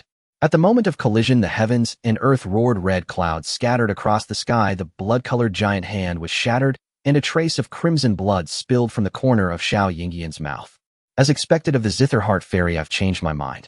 If I capture you and turn you into a blood puppet, playing music for me every day would be delightful. Xiao Yingyin's expression turned icy, remaining silent as her attacks grew increasingly fierce. Her fingers danced faster, waves of sound crashing like a tsunami towards the blood shadow. Lu Changge couldn't help but feel speechless. This is too extreme. Do the evil cultivators of the Lingwu continent play like this? No, this Spirit Master realm is still a bit lacking. Lu Changge glanced at the panel. Healing points 117000 points. Healing points are worthless. I can earn more later. First, I need to reach the Lingzong realm and see how it goes. Healing points 900 points. Cultivation level, first level of Lingzong. Damn, the healing points required for leveling up are increasing. He checked the situation. With his healing divine ability, this Zither Heart Fairy should be about ready, right? If I still can't defeat her, it won't be too late to level up. The lower the cultivation level, the more effectively one can enhance their bloodline talent, significantly increasing their foundational strength, which is his confidence in being invincible among his peers. Otherwise, no matter how high the cultivation level, it would be like a castle in the air. It might bully lower-tier cultivators, but once faced with those potential dragon prodigies, one would only suffer passively. Zither Heart Fairy, please don't disappoint me. Seeing Xiao Yingyin showing signs of fatigue, Lu Changge cast a healing spell. Ding! You healed a 9th level Lingzong 7-star luck human race. Healing points 220. Xiao Yingyin's complexion quickly regained its rosy hue, and even her depleting spiritual energy was restored significantly. She glanced at Lu Changge with gratitude, and then her expression became sharp in an instant. The spiritual light from her right hand illuminated the dim sky, swiftly sweeping over the zither strings, yet not a single sound emerged. The Blood Shadow Spirit King's expression contorted in pain. The battle technique he was executing had been forced to interrupt, stumbling in midair as he nearly fell to the ground. Humph, Zither Heart Fairy, I must say you've angered me. The Blood Shadow Spirit King's expression hardened, his hands clasped together, an unstoppable aura surged into the sky, and countless blood swords began to coalesce behind him, each exuding an aura rivaling the peak power of Lingzong. Xiao Yingyin's face changed dramatically. She inwardly sighed, her spiritual energy contracting fiercely in her dantian, and in an instant her momentum soared, matching the Blood Shadow Spirit King. This was the secret technique of Lingshao Palace, the Heavenly Sound Domain. Upon activation, her cultivation level temporarily surged, opening up a sound domain. Enemies within this domain would not only lose their hearing, but also face countless invisible sound blades, a relentless barrage, as long as the domain remained the sound blades would not cease.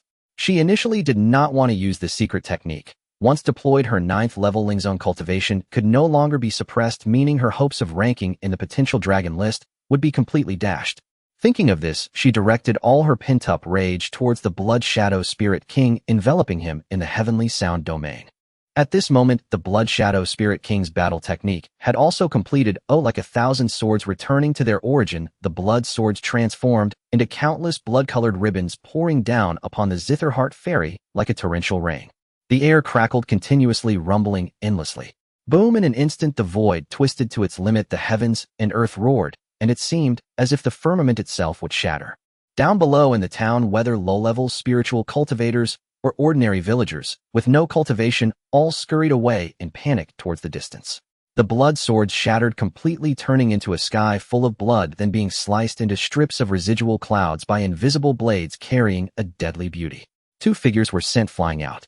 Xiao Yingyan's green dress was stained red with the splattered blood, and the Blood Shadow Spirit King appeared even worse. His blood robe, already soaked, hung in strips from his body. That was a spirit robe inscribed with protective formations. Oh my goodness, is that the Zitherheart Fairy?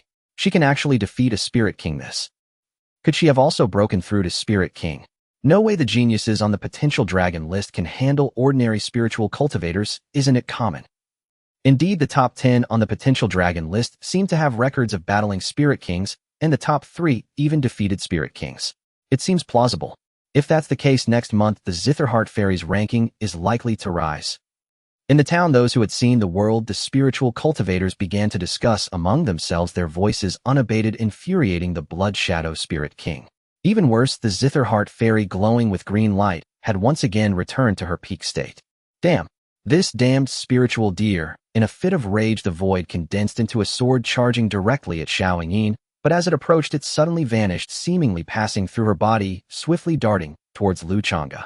Dear friend! Xiao Yingyan exclaimed in surprise, realizing too late that the Blood Shadow Spirit King had feigned an attack, taking a hit from her to sneak attack a newly entered Lingzong spiritual deer. Dozens of blood swords tore through the air at incredible speed. Before they even got close, the overwhelming force seemed to pierce through his insides. In an instant, Lu Changge's figure was pierced through like a sieve. Dear friend! Xiao Yingyan cried out in despair, never expecting that such a compassionate spiritual deer would die here, because of her invitation, leaving behind not even a complete corpse. Xiao Yingyan's eyes were bloodshot as she held the guqin, pulling a string with great force, unleashing a torrent of spiritual power. With a sharp sound, the string snapped, and the resonant note instantly transformed into 100-meter-long sound blade, swirling with murderous intent, firmly locking onto the Spirit King, striking with unparalleled divine might. Ha ha ha! That spirit deer has long been marked for death. What is the angry fairy of the Qin heart doing? The Blood Shadow Spirit King endured the blow. His shield shattered in an instant, and he was slashed away by the sound blade. Despite his shattered body and bleeding mouth, it did not affect his mood in the slightest.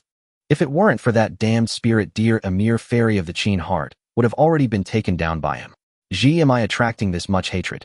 Lu Changge, who was hiding under the treetop using the transformation divine ability, was speechless upon hearing the Blood Shadow Spirit King's words. What did he do? Wasn't it just treating the villagers of the small town? Wasn't it just giving Xiao Yingyan a few healing touches? What else did he do? It's so unjust. Seeing Xiao Yingyan forcefully unleashing her power, her face flushed. Lu Changge did not hide and directly approached her from behind, casting another healing spell. Ding! You have healed the Spirit Sect's 9th layer 7-star fortune human race, healing points 210. Delighted.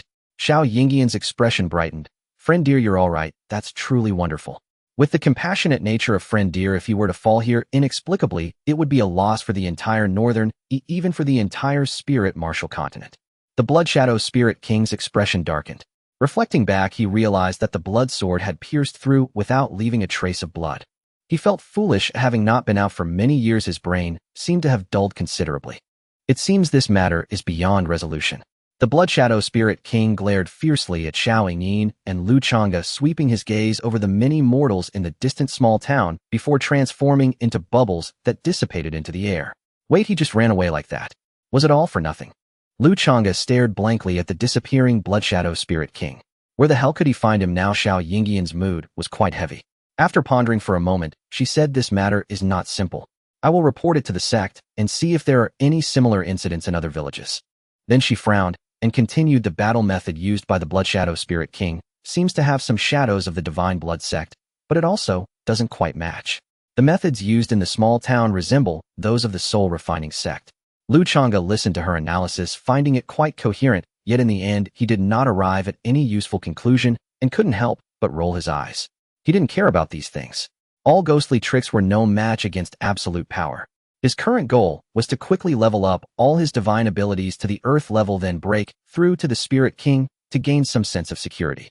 Thinking about the enemies Xiao Nanzi faced in the East Wilderness, he thought, at least I need to break through to the respect level. By the way, is the soul refining sect one of the 8 major sects? Lu Changge asked directly.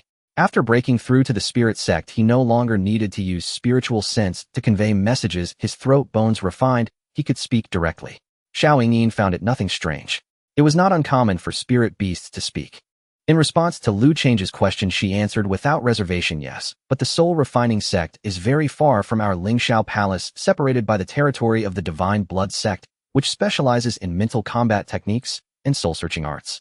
You must be extra careful if you encounter disciples of the soul refining sect in the future. The soul refining sect and the Divine Blood sect are not good people, using ruthless tactics, prioritizing interests above all. Lu Changge appeared thoughtful, slowly supplementing the map of Northern in his mind. With a slight shift in thought, since the Blood Shadow Spirit King had already fled, it was time to reap the rewards. I was seeing how long they had fought. They were a bit tired. Thinking it over, he acted promptly. Now that he had reached the spirit sect realm, he could condense a large-scale divine ability much faster. A huge green energy ball shot towards the sky above the small town, trailing a tail. With a bang, it exploded like fireworks. The spirit cultivators below, who had already reacted, spread their arms wide, enjoying the healing provided by the fireworks. Ding! You have healed the villagers of a small human town, gaining a sprinkle of faith healing points, 35,000. How marvelous! It can even heal the losses of the soul. The ability of this spirit deer is truly astonishing. What spirit deer? That's a fairy deer capable of bringing good fortune. Many villages that encountered the fairy deer have been healed by its divine abilities. So this fairy deer is not the mount of the fairy of the Qin heart. Are you silly? Didn't you hear the fairy of the Qin heart call it friend deer earlier? It definitely isn't a mount. Lu Changge didn't care about their discussions below. He was satisfied with the healing points he had obtained. Just from this small town alone, he had wildly absorbed 70,000 healing points. The Blood Shadow Spirit King really was a good person. Healing points 153,000. The progress is encouraging. I still need 100,000 more. If Xiao Yingyin takes me around for a few more days, I'll have enough healing points to upgrade my talent divine abilities. Although he wanted to start working overnight, it didn't seem very realistic. He then returned to the flying boat. Seeing that the people of the small town had healed, Xiao Yingyin directly controlled the flying boat to leave. Not long after, they landed on the crown of a towering giant tree. Apologizing, she said, "Friend dear, I am truly sorry for putting you in danger this time." No worries, this was what Lu desired. Had I known about the situation in this town, even if the fairy of the Qin heart did not come, I would still have come. No worries, this was what Lu desired. Had I known about the situation in this town, even if the fairy of the Qin heart did not come, I would still have come. Followed were even harder to say. Fairy of the Qin heart, if there's anything you need to say, feel free. Lu have always been straightforward and dislike going around in circles. Lu Changge was getting more into character, finding it quite amusing to watch Xiao Yingyin hesitate. Xiao Yingyin bit her lip lightly, and after a long while said, "Today, with the sacrificial act of the Blood Shadow Spirit King, coupled with the secret technique used, my cultivation can only be sustained for a short while. Tomorrow I must return to Lingshao Palace as soon as possible. After this, I fear I will not be able to accompany friend deer any longer." After finishing, she showed a face of shame, as leading the spirit deer had indeed been her proposal, yet she was now going back on her word. Lu Changge was still pondering something. This fairy of the Qin heart was genuinely sincere. He sighed deeply, seeming to understand her plight, and nodded, saying, "If the fairy of the Qin heart has matters to attend to, feel free to leave. I can manage on my own, but it's a pity I don't know the locations of more villages. Otherwise I could heal their ailments, and my low cultivation makes me slow, causing them to suffer longer from their pain." Sigh. Xiao Yingyin felt a jolt in her heart upon hearing this. Unfortunately, she had her reasons to return. Suddenly thinking of something, she hurriedly took out 3 items from her spatial ring. Handing them to Lu Changge, she said, "Friend dear, your words have made Yingyin feel ashamed. This is a map of the Lingshao Palace territory. And this is a talisman that can withstand a strike from a spirit king. And this flying boat, I used it in my early years, it's not that great, but it can help you travel more easily. Then she explained the operation method of the flying boat. After finishing, she seemed quite embarrassed and said, I hope friend dear won't find them lacking. Lu Changge lightly coughed, directly storing them in his spatial ring, and then slowly said, the fairy of the Qin heart is very thoughtful. It seems you are also someone who cares about the suffering of the common people. Since you have more important matters, I will carry these items with me, which counts as you accompanying me, fairy. Time is of the essence. I must take my leave of the fairy now. Until we meet again. After saying this, without waiting for a response, he stepped onto a cloud and vanished into the night. Lu Changge could not stay any longer, fearing he would burst into laughter. There was something adorable about it. Xiao Nanzi, Xiao Jingong, if you're not dead, say something. After a while, a voice came from the opposite side. It was Xiao Jinggang. Big brother, hurry over.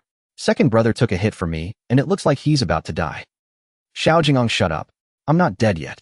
Lu Changge had casually asked, and if there truly was an issue, he would feel it through the contract. In his sensing, both the person and beast were merely weak. They must have sustained injuries.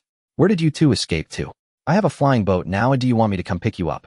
His Xiao, by where did you get the flying boat? You haven't run very far. It's about 300 kilometers from Heishan City. Nangong Yu leaned against the stone wall of the cave, surprised, and accidentally tugged at his wound, his complexion slightly pale. Lu Changge chuckled and briefly recounted the events of the afternoon. Then he suddenly remembered that he had let Xiao Jinggang keep the space rings of the 5 little brats from the Xinyuming. So he hurriedly asked, Xiao Jingong, didn't I ask you to keep those 5 space rings from Xinyuming? Open them and take a look. They couldn't have traveled that far into Lingxiagang territory just by running right. If they had a flying boat, their speed would increase significantly. After a moment, Nangong Yu's helpless voice came through. I overlooked it. There really is a flying boat inside. Although its rank is not very high, it will be completely sufficient. They had completely forgotten about this matter. If Xiao Bai hadn't brought it up, they wouldn't have known when they would discover it. It seems they would have to confiscate Xiao Jingang's wealth-collecting rights in the future. Lu Changge was not surprised. It would have been abnormal if there wasn't any. I have already broken through to the spirit realm. Are you too sure you don't need me to come over and deal with those 2 brats? No need. I can handle it. All right then. If you say you can handle it, then you can handle it. Lu Changge cut off the contract communication, found a secluded spot, and released the flying boat. Although it was not as large or exquisite as Xiao Yingyan's, it would definitely serve its purpose. Sleeping on the boat at night was much safer than sleeping outside, as there was a protective formation. Water Cloud City is 700 kilometers to the south at Shueia Town. Lu Changge retracted the field of consciousness, using his spiritual power to lift the 4 space rings from the ground. A sweep of his spiritual sense confirmed their contents, and he happily stored them in his own space ring. He left behind a crowd of bewildered onlookers, departing with a flourish. This was already the umpteenth wave of spiritual practitioners trying to take advantage of him. It seemed they had observed his patterns. How dared a mere spirit master accompanied by 3 spirit realm individuals lay in ambush for him? Even before dying, they dared to threaten him. Truly, it was laughable. It's been a month. I'm almost at Water Cloud City. Why hasn't Xiao Nanzi arrived yet? Lu Changge casually complained. He had indeed been exceedingly busy this past month, visiting one village after another, much like a leader on a countryside tour. Of course, the results of his visits were immensely satisfying. Name: Lu Changge, race Spirit, Row Cultivation, Spirit Realm, First Level, Innate Abilities, Heavenly Eye, Spirit Vision, Earth Level, Healing Technique, Earth Level, Cloud and Moon Treading, Earth Level, Transformation, Earth Level, Auspicious Halo, Earth Level Technique, Moonlight, Tide Technique, Earth Grade, Mid-Tier, Healing Points, 1390. Lu Changge felt he had never been so extravagant. With the cultivation at the Spirit Realm and 5 Earth Level innate abilities, even if they were primarily auxiliary, they greatly enhanced his bloodline. The Earth Level Heavenly Eye Spirit Vision could occasionally glimpse the fates of living beings, but only those with low fortune. The healing technique needed no elaboration. Its effectiveness was greatly enhanced. Even if a Spirit Emperor or Spirit Sovereign were severely injured, they could be healed rapidly. The transformation ability was rarely used, but when employed, it was truly delightful, akin to the Blood Shadow Spirit King. The halo seemed to serve no purpose yet, or it had not been discovered to be useful so far. After upgrading, the cloud and moon treading became formidable. Short-range spatial movements were instantaneous. For long distances, it was somewhat lacking, but if a Spirit King wanted to chase him, they would likely be dreaming. Even a Spirit Emperor who was not particularly adept at speed would not be able to catch up to him anytime soon, greatly enhancing his sense of security. No matter how much of a protagonist's accident physique Xiao Nanzi had, it seemed unlikely that his cultivation could provoke a Spirit Emperor right. However, after this bloodline enhancement my size has also increased, which is somewhat inconvenient. Lu Changge looked down at his reflection in the lake. Although he was becoming increasingly majestic and charming, he was about 10 meters tall now. I almost forgot about this. Lu Changge's figure flashed to the shore, and with a shake of the space ring hanging from his antlers, a broken stone tablet appeared on the ground, which was the imprint given by the Jinggang ape. The system should be able to deduce this, right? He thought to give it a try. Lu Changge stepped forward, lightly resting his front limbs on the stone tablet, and then directed his thoughts straight to the healing points section. Deduce. He saw the healing points rapidly depleting, and Lu Changge was shocked. I didn't even specify what to deduce, you dog system. Big and small wishes know heavenly law and earthly phenomena, heavenly law and earthly phenomena, deduce heavenly law and earthly phenomena for me. He didn't know if it would work. If it did, he would be invincible. If it didn't, then it didn't. What else could he do but choose to forgive the system? 100,000 healing points were directly consumed. In an instant, Lu Changge felt as if he had been transported to a vast and boundless wilderness world with towering mountains and deep ravines, towering trees reaching the sky's divine brilliance, bursting forth in the void, and wild beasts exuding terrifying ferocity. In the blink of an eye, it seemed he had arrived at a battlefield where a 5-zhang giant ape roared at a 1,000-zhang ferocious bird and then bent its waist. Its roar was thunderous, and its body instantly swelled, becoming 10,000 zhang tall in the blink of an eye, its waist measuring 1,000 around its head, touching the heavens, and the entire wilderness shrouded in darkness. With a casual grab at that 1,000 zhang ferocious bird, merely moving its arm caused the heavens to shatter. The ferocious bird fled in panic, but was caught and stuffed into its mouth, and red blood rain fell from the sky. After the deduction ended, Lu Changge's pupils widened, unable to regain his composure for a long time. This was simply too shocking. Were there such powerful beings on this continent? No. Although it was a giant ape, it was not the Jinggang ape. That heavenly law and earthly phenomena seemed to resemble a certain famous work he had seen in his past life. Could it be that the system's deduction combined the stone tablet with my memories? If this were true, then this ability would be absolutely incredible, worthy of being called the first divine ability, the great divine ability. Lu Changge quickly swept his gaze across the panel, and sure enough, heavenly law and earthly phenomena, yellow level, different from the self-awakened innate abilities. When his thoughts swept through, all the various uses of this deduced heavenly law and earthly phenomena were poured into his mind, allowing for immediate mastery. Awesome. Healing points 20000. I didn't expect that just upgrading to the mystical level would cost me 20,000 healing points. Lu Changge immediately upgraded his heavenly law to the mystical level, realizing that the consumption was 10 times that of his other abilities. I can hardly imagine how many healing points it would take to reach the earth level. However, it's worth it. Upon casting the mystical level heavenly law, his physical body immediately surged to 100 zhang, achieving 100-fold enhancement, all around an unmatched power. Although it does not last long, this ability has now become his greatest trump card, his ultimate skill. In the face of this, the bright moon rising over the sea combat strategy pales in comparison. I Lu officially declare that I am invincible. You all may do as you please. Refreshing. Lu Change's form gradually shrank to the size of an ordinary deer, becoming even more exquisite. He moved around a bit, getting accustomed, and looked towards the previously broken stone tablet. Only a pile of stone dust remained. What a pity. He smacked his lips, thinking that if it could still be used, storing more healing points might allow for the derivation of some impressive abilities.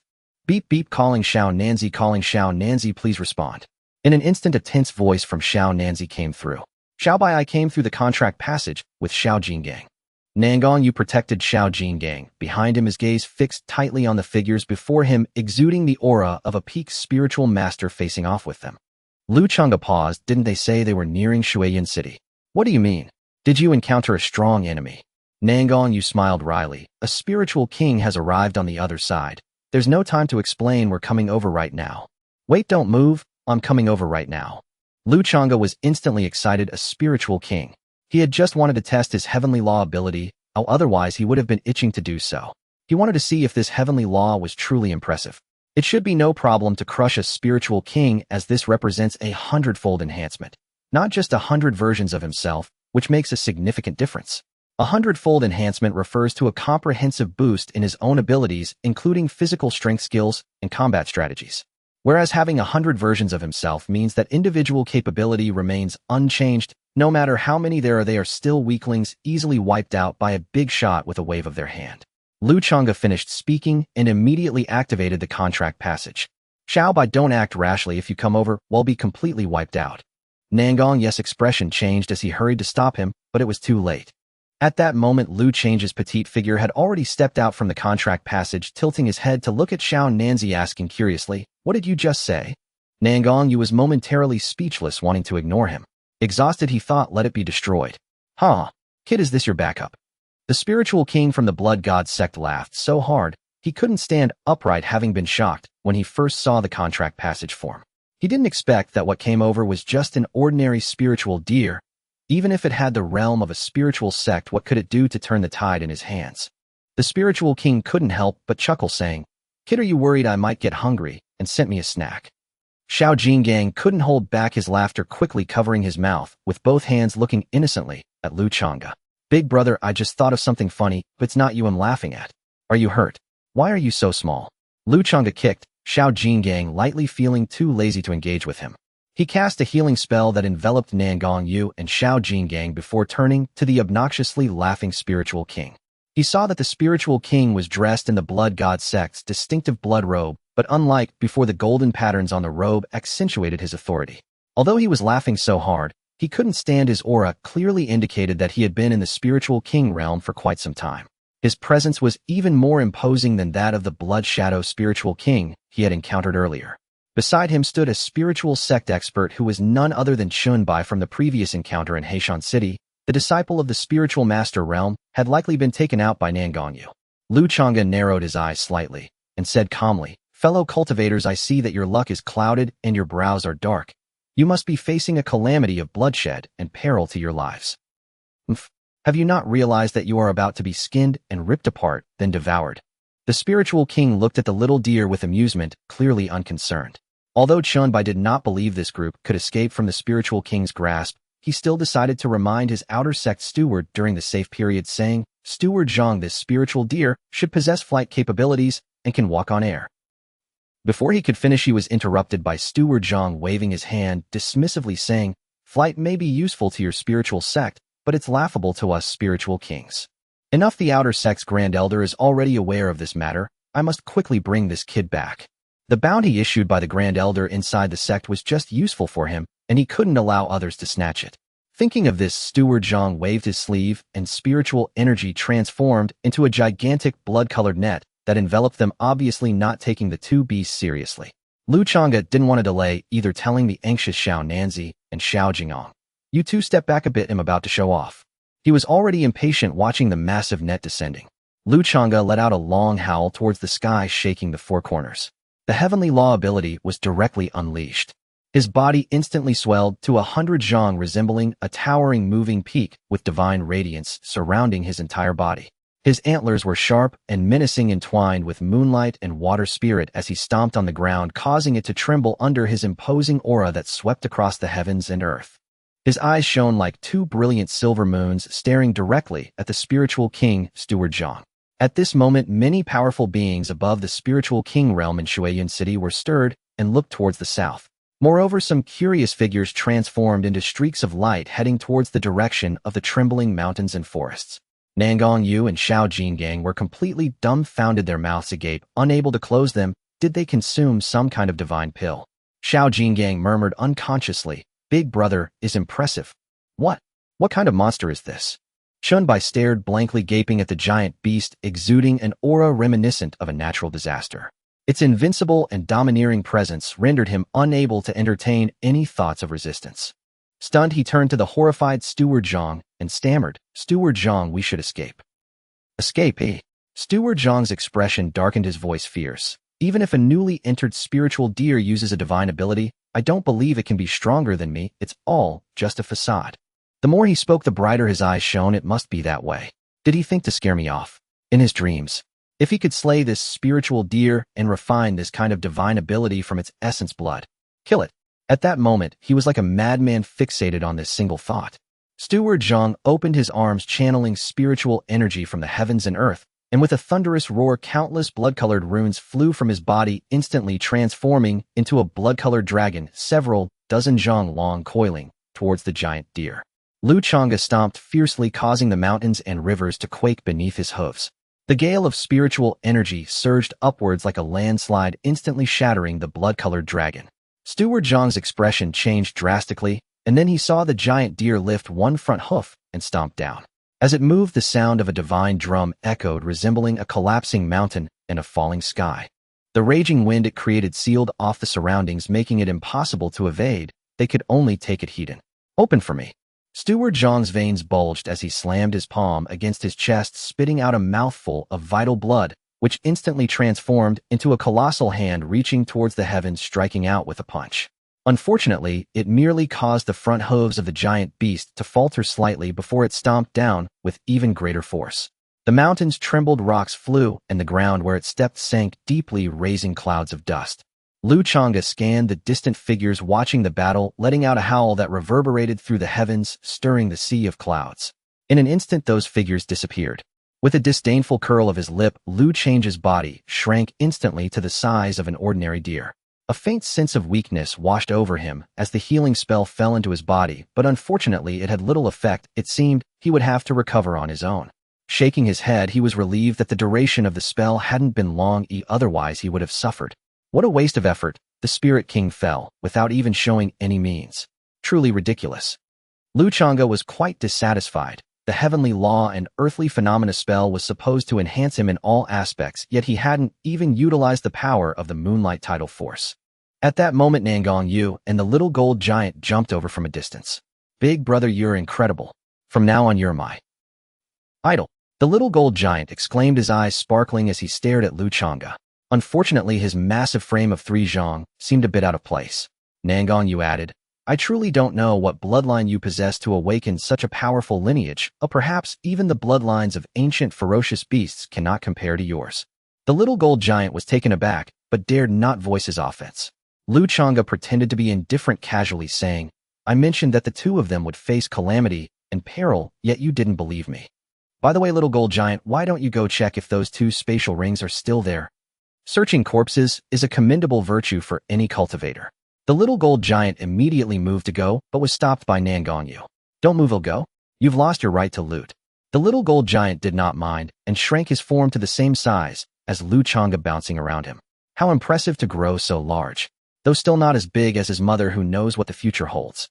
Nangong Yu jumped out of the hoof-shaped pit with 2 spatial rings, unable to suppress a sound of amazement. "I thought breakthrough to the peak of the Spirit Master realm would bring me closer to Little Bai, but unexpectedly the gap seems to be widening. My heart is filled with mixed emotions. I must strive harder." "What are you thinking, Little South? Come over here." Nangong Yu looked towards Little Bai, who was beckoning him, shook his head, and leaped to the side of the 2 beasts.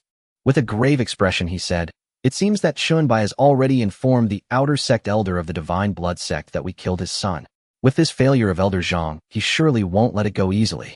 We must hurry to Shuiyun City, gather resources, and then leave. Speaking of which, it weighs heavily on my heart. This time obtaining resources may not be easy. After all, it has been 6 years since our family was annihilated." Lu Changge nodded nonchalantly. If a month had passed, it was almost time for the results to be announced. Shuiyun City, as a massive city with a population of over 100 million, would surely allow him to see the overall rankings, which he looked forward to. The group rode a flying vessel towards Shuiyun City. The Divine Blood Sect, Outer Sect. Bang! The elder's teacup shattered into dust in his hand, causing several disciples in the hall to tremble and remain motionless. If it weren't for the critical moment of his secret technique, he wouldn't need these useless individuals. "Why has it been so long without bringing back the killer of my son?" The elder's voice was calm, but anyone could detect the fury within, like a volcano on the verge of eruption. One disciple trembled as he spoke. The Life Token Hall reported that the message from Brother Chun Bai has returned. His life token has shattered, and so has the life token of Elder Zhang, who was executing a mission in that area. We are unsure if there is a connection. "Oh, are you saying the killer has escaped again?" The elder's voice turned cold. He didn't care if Elder Zhang and those disciples lived or died. He only wanted to know the whereabouts of the killer. If the killer's trail was lost, there was no need for these disciples to live. Another disciple quickly replied, reporting to the elder brother Chenbei's message says the killer's destination is Shuiyun City. He is likely there. Go find Elder Wang and send him to Shuiyun City to bring the killer back. Just tell him that the last favor he asked for has been granted. The elder's voice paused as he suddenly called to a few disciples. Wait, let him take a few more Spirit Realm cultivators with him. This time, we cannot afford any mistakes. If he fails to bring them back, you need not return yourselves. Understood. The disciples halted, bowing and retreating. In the outer sect of the divine blood sect, the elder was like a deity. His words were akin to an imperial edict, and as outer disciples they had no right to resist. Shuiyun City is surrounded by lakes on 3 sides and connected to rolling mountains on one side, stretching hundreds of kilometers. It resembles an island, its grandeur breathtaking. A person and 2 beasts entered through the city gates, their eyes wide with wonder. It was indeed a bustling city with a population of over 100 million. A spiritual river flowed through the city adorned with pleasure boats, while spiritual fish occasionally leaped from the water. The eaves of the towers on both sides were adorned with intricate designs, and the streets were lined with a dazzling array of goods from rare spiritual herbs and fruits to exquisite magical tools and treasures.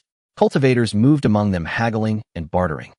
Far more prosperous than Black Mountain City. Lu Changge looked up at the beautifully crafted flying vessels and spiritual beast carriages gliding through the air, feeling a hint of confusion. Is there no air traffic control in Shuiyun City? Aren't they afraid of collisions? Little South, why didn't we come in on a flying vessel? Nangong Yu glanced up and explained, if you look closely at those flying vessels and carriages, you'll see they have markings indicating their prestigious status. The lowest rank belongs to those from the upper sects. Unless you possess strength above the Spirit King realm, you'll simply be courting disaster. Just as he was speaking, Lu Changge saw an ordinary flying vessel just entering the city, which was struck by a burst of spiritual energy from a certain tower below, sending it flying and causing laughter among the surrounding cultivators. Another greenhorn has come to Shuiyun City, ha. No strength, no status, and still flying above us. They truly don't know their place. Sire, there's still people like this. They'll learn their lesson in due time, ha. Lu Changge smacked his lips and remarked, Little South, hurry up and cultivate. With low cultivation, there's no power. Once you reach the Spirit Sage realm, no, even the Spirit Venerable realm, we can ride an ordinary flying vessel and fly about, showing these folks what it means to hit a wall. Nangong Yu shook his head, speechlessly unable to comprehend Little Bei's morbid sense of humor. What kind of hobby was this? By the way, is fighting allowed in Shuiyun City? Lu Changge recalled seeing someone in that tower take action and couldn't help but ask curiously. If even the small and broken Black Mountain City prohibited fighting, how could this bustling city with over 100 million people be so lenient? Nangong Yu was taken aback and hesitated, saying, I'm not entirely sure, but the large cities in the Eastern Wilderness Empire can also be targeted with 2 prerequisites. Oh, what are the prerequisites? Lu Change's curiosity was instantly piqued. Firstly, you must be confident not to damage the city's architecture. Secondly, you must not harm the innocent. Otherwise, the consequence will be endless imprisonment. Nangong Yu continued. As for the northern barbarians, I have never been to such a large city before, so I am unsure if it is the same, but I imagine it should be quite similar. He suggested, we can ask around later. Lu Changge nodded, in understanding, no longer inquiring further. In the blink of an eye, they arrived at a rather upscale restaurant. A larger room, please. This is the southern district of Shuiyun City, and our family has some resources left in this area. Let's stay here for now and go over tonight. Without waiting for the attendant to speak, Nangong Yu tossed 3 spirit stones over and then explained to Lu Changge through voice transmission, Thank you for the spirit stones. This way, sir, upstairs, please. Nangong Yu nodded and followed the attendant upstairs with the size-reduced Xiao Bai and Xiao Jinggang. He was unsure if their location had been exposed or if their enemies had discovered them. It was safer to wait until nightfall to go. With resources not yet in hand, he felt uneasy, and these resources were his greatest aid in catching up to Xiao Bai. He certainly did not wish to remain a burden to Xiao Bai. All right. Lu Changge naturally followed along and then asked the attendant, Are there any interesting places in Shuiyun City? I saw many luxurious flying boats and carriages today. Is there some grand event happening? He had come to such a large city, and he wanted to explore it properly. After all, it was a grand city from another realm, and it would be a pity not to enjoy it. The attendant was no stranger to a spirit deer speaking, and upon hearing the question, his eyes instantly gleamed with a wolf-like light. Lowering his voice, he said, As for the fun places in Shuiyun City, the first must be Chunfeng Tower. The women there are all like fairies, graceful and beautiful, and their words are delightful.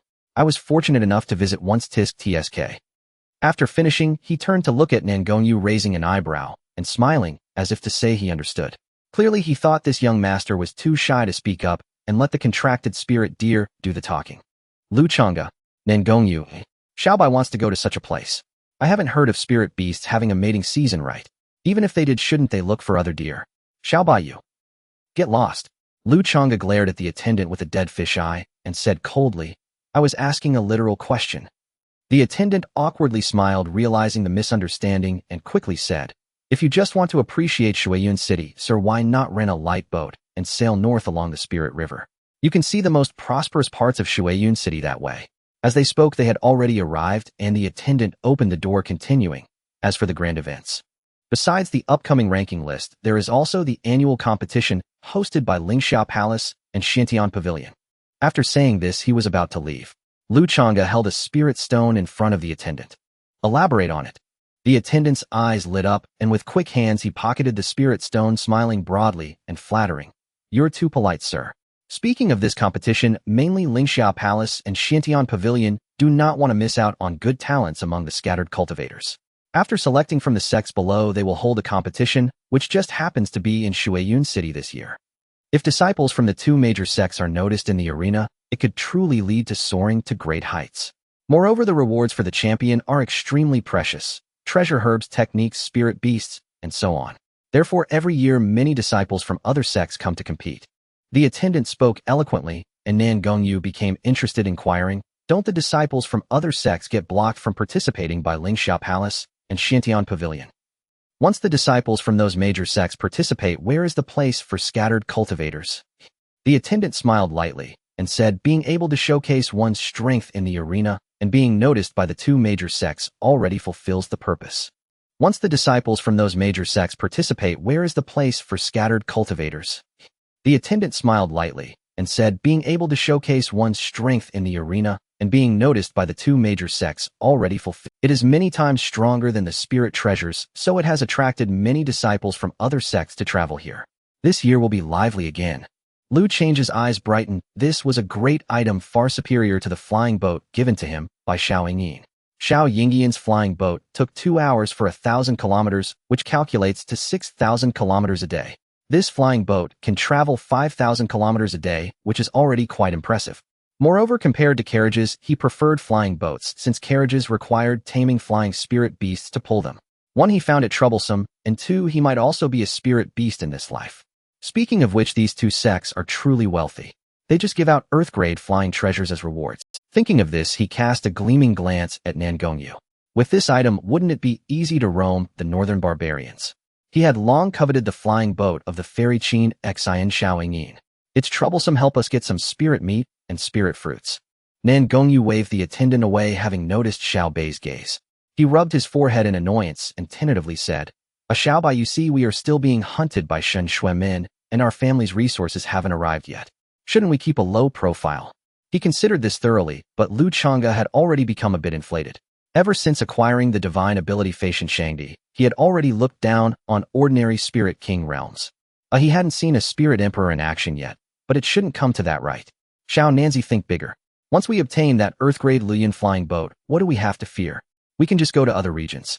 If what the attendant said was true, that it could travel 10,000 miles a day, ordinary folks couldn't catch up. Nangong Yu lowered his head in contemplation. It seemed he had a point. Why were they being chased so badly by a mere spirit sect? Wasn't it because their speed was slow? And why was their speed slow? Wasn't it because they didn't have flying treasures? So could they participate in this competition? Seeing Xiao Nanzi a bit tempted, Lu Changge continued, "You can rest assured, with your spirit master realm cultivation, Xiao Jinggang will handle the chaos below while you wreak havoc in the arena." Xiao Jingong, Nangong Yu. The night fell, and the splendor of Shuiyun City remained undiminished. Various magical lights flickered, illuminating the night sky in a colorful display. Nangong Yu led Lu Changge hurriedly down a slightly secluded alley in the southern district, walking for about half an hour before arriving outside a residence. This is definitely the right place. The small courtyard mentioned by grandfather had now become a beautiful residence. After confirming the location several times, Nangong Yu felt a heaviness in his heart, took a deep breath, and thought that since they were here, they should go in and take a look. Halt! They had barely approached when the gate guard stopped them. Nangong Yu cupped his fist and spoke in a grave tone, "Please inform the master of this residence that the son of an old acquaintance has come to pay a visit and requests an audience." The guard took in the man and the beast from head to toe. They were neither sect disciples nor the sons of a noble house. He sneered sideways and said, "Wait here." With that, he nodded to his comrade and pushed the gate open. "Little Nangong, things look sour," he remarked. "The resources your family left behind, aren't they just bait for dogs? No return once you go in." Lu Changge said bluntly as he watched the guards eye them like thieves. Nangong Yu felt the same. Since they had come this far, how could he leave without confirming the truth? Let's go inside and see. We'll talk afterwards. Seeing his resolve, Lu Changge fell silent. About a quarter of an hour later, the gate opened again. The same guard stood there unchanged in manner. Follow me, the guard said coolly. Nangong Yu said nothing and trailed silently behind him. As they entered, the manor proved as exquisite as its exterior suggested. Even the spiritual energy felt a touch richer. Pavilions and towers, ornamental stones, and flowing streams, rare spirit plants lined the path on either side. Every detail clearly tended with care. After passing several cloistered corridors, they arrived at an auxiliary hall. Lu Changge recognized it at a glance. The main hall's position was so conspicuous, there was no way they could have missed it. Nangong Yu's face darkened further, yet the moment he stepped into the hall, his expression smoothed into calm, untroubled stillness. Had he not long prepared himself for this? His gaze locked onto the middle-aged man seated in the main chair. He matched the portrait his grandfather had given perfectly. He had seen the man as a child. He was in the right place and had not mistaken the person. His gaze locked onto the middle-aged man seated in the main chair. He matched the portrait his grandfather had given perfectly. He had seen the man. Zhuang Xiong's face flickered. He rose and took 2 hurried, slightly unsteady steps forward. His voice trembled with a mixture of disbelief and excitement. Is it young Master Yu? It's truly you. Young Master Yu, I thought you. I never imagined you were still alive. Nangong Yu watched the man before him in silence, his eyes like a bottomless well. His grandfather had once spoken of this man's loyalty with such pride. Seeing him now fawning and delivering such clumsy theatrics, a wave of sorrow washed over Nangong Yu. The saying that people cool when they leave was felt anew. Zhuang Xiong's performance continued, his face packed with false smiles, his voice thick with exaggerated concern. Young Master Yu, you do not know. When word spread that you might be dead, we searched for you relentlessly, worrying you had met some calamity. Now to see you safe and sound and your cultivation has not diminished either, my heart can finally be put at ease. Is that so? Thank you for your concern, Uncle Zhuang. I am precisely at a point where I need resources. Since you have overseen matters for so many years, simply give me half of the resources my grandfather left. Nangong Yu stared unblinking into Zhuang Xiong's eyes and spoke slowly. When he first met Zhuang Xiong years ago, the man was already at the Lingwu Realm. After so many years, and with those resources, he must be near breaking through to Lingwu. Adding the manor into the equation, it seemed the grandfather's resources had likely been mostly consumed. He could not believe Zhuang Xiong had not placed his hands in other ventures in Shuiyan City. Zhuang Xiong's face flickered, then he smiled. Young master, you need not be anxious. I will arrange lodgings for you. Rest for now, and when I have prepared everything, I will deliver it all to you. Little Nangong, don't accept that, Lu Changge warned over their contract. This man's malice is off the scale. I don't know why he hasn't struck outright, but since he hasn't taken the chance to demand as many resources as you can. Lu Changge quickly transmitted the thought through their contract. That man is no good. If we were outside the city, I'd stamp him flat with a single hoof, peak Lingwu or not. Even without his words, Nangong Yu had planned the same. He gave a slight smile and said, thank you, Uncle Zhuang, but there is no need for lodgings. My companions wait for me at the tavern. Also, I am in urgent need of some resources. Please, Uncle Zhuang, prepare some for me now. At those words, Zhuang Xiong's face froze and his eyes darted. He was about to seize Nangong Yu when a dangerous surge of energy rippled from the spirit deer.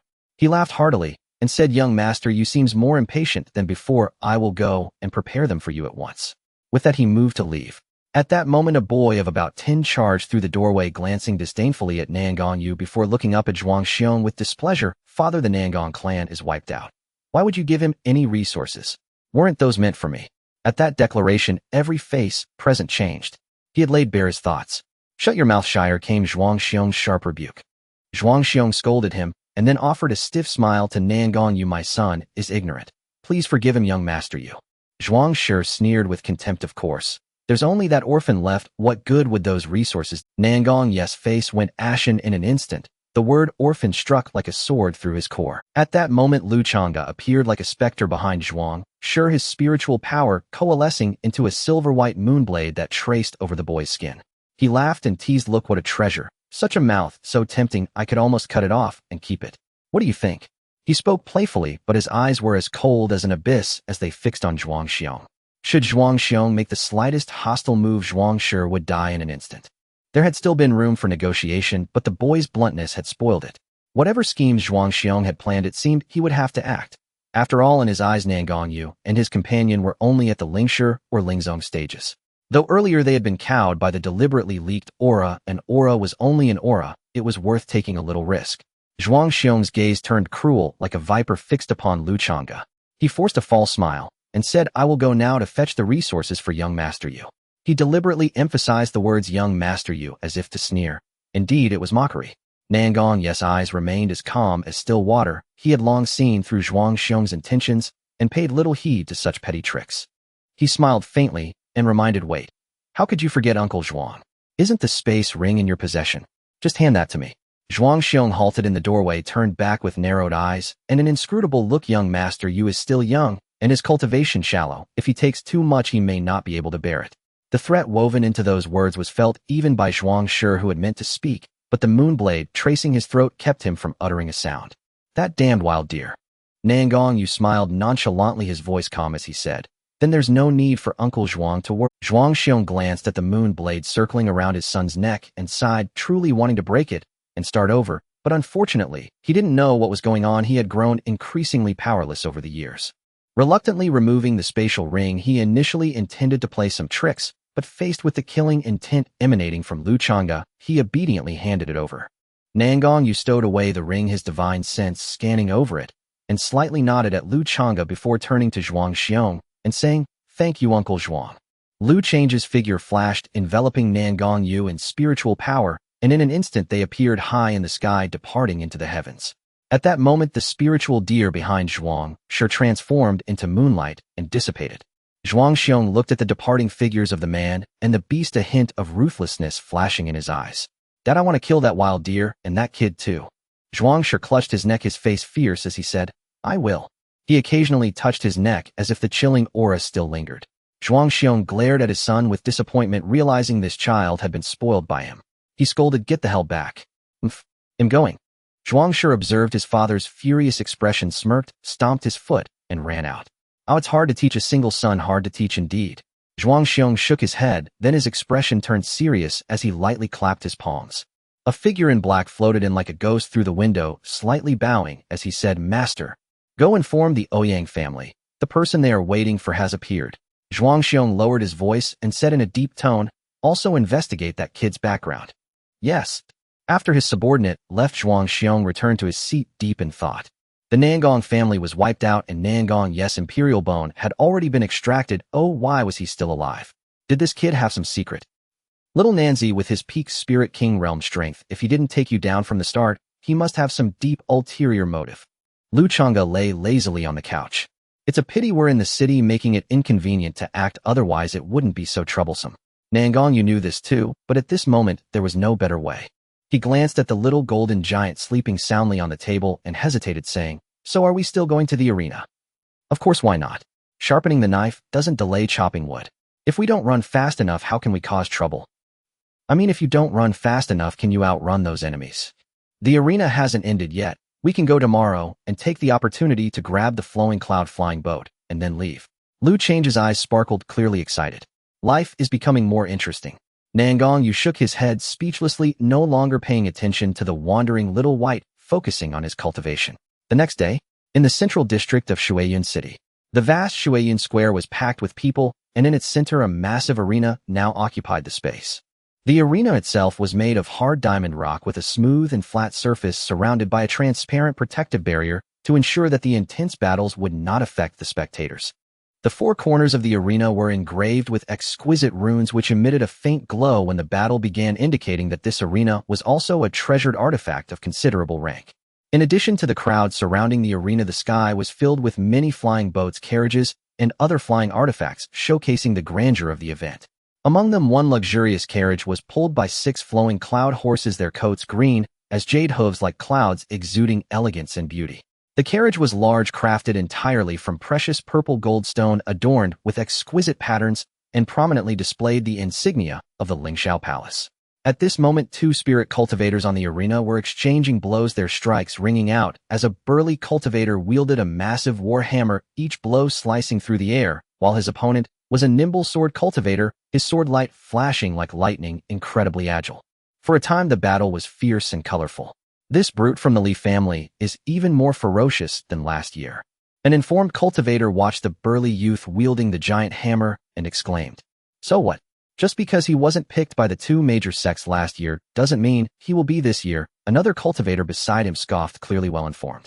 He continued, if he isn't picked this year he will be over 30 and there won't be another chance. The previously speaking cultivator disagreed, immediately rebutting. As long as he can defend the arena for 3 days, he can enter the final 10-person competition, and the chance of being noticed by Xiantian Pavilion is still quite high. Even if he isn't chosen by the major sects, don't forget that there are other top-tier sects here as well. Even if the major sects don't see his potential, other sects won't overlook such a fighting force. Joining a sect is certainly better than being a loose cultivator with no resources or techniques. In this northern wilds, the living environment for loose cultivators is really harsh. Lu Changge sighed, realizing that the cruelty of the cultivation world was even more apparent than in the present world. A person and 2 beasts arrived here early in the morning. After observing for a whole morning, they managed to... The arena competition lasts for 31 days, with 1 champion crowned every 3 days, resulting in 10 champions who will compete in the finals on the last day. Today is already the 2nd day of competing for the last champion. Lu Changge turned to little Nanzi and teased, "Little Nanzi, didn't I tell you? Once you step onto the arena you will dominate the battlefield, but you didn't believe me. Just look at the arena, what a bunch of oddballs." It's not that he was being harsh. After watching for a whole morning, most of the cultivators who took the stage were in the mid to late stages of Spirit Scholar, with the highest being only at the 1st level of Spirit Master.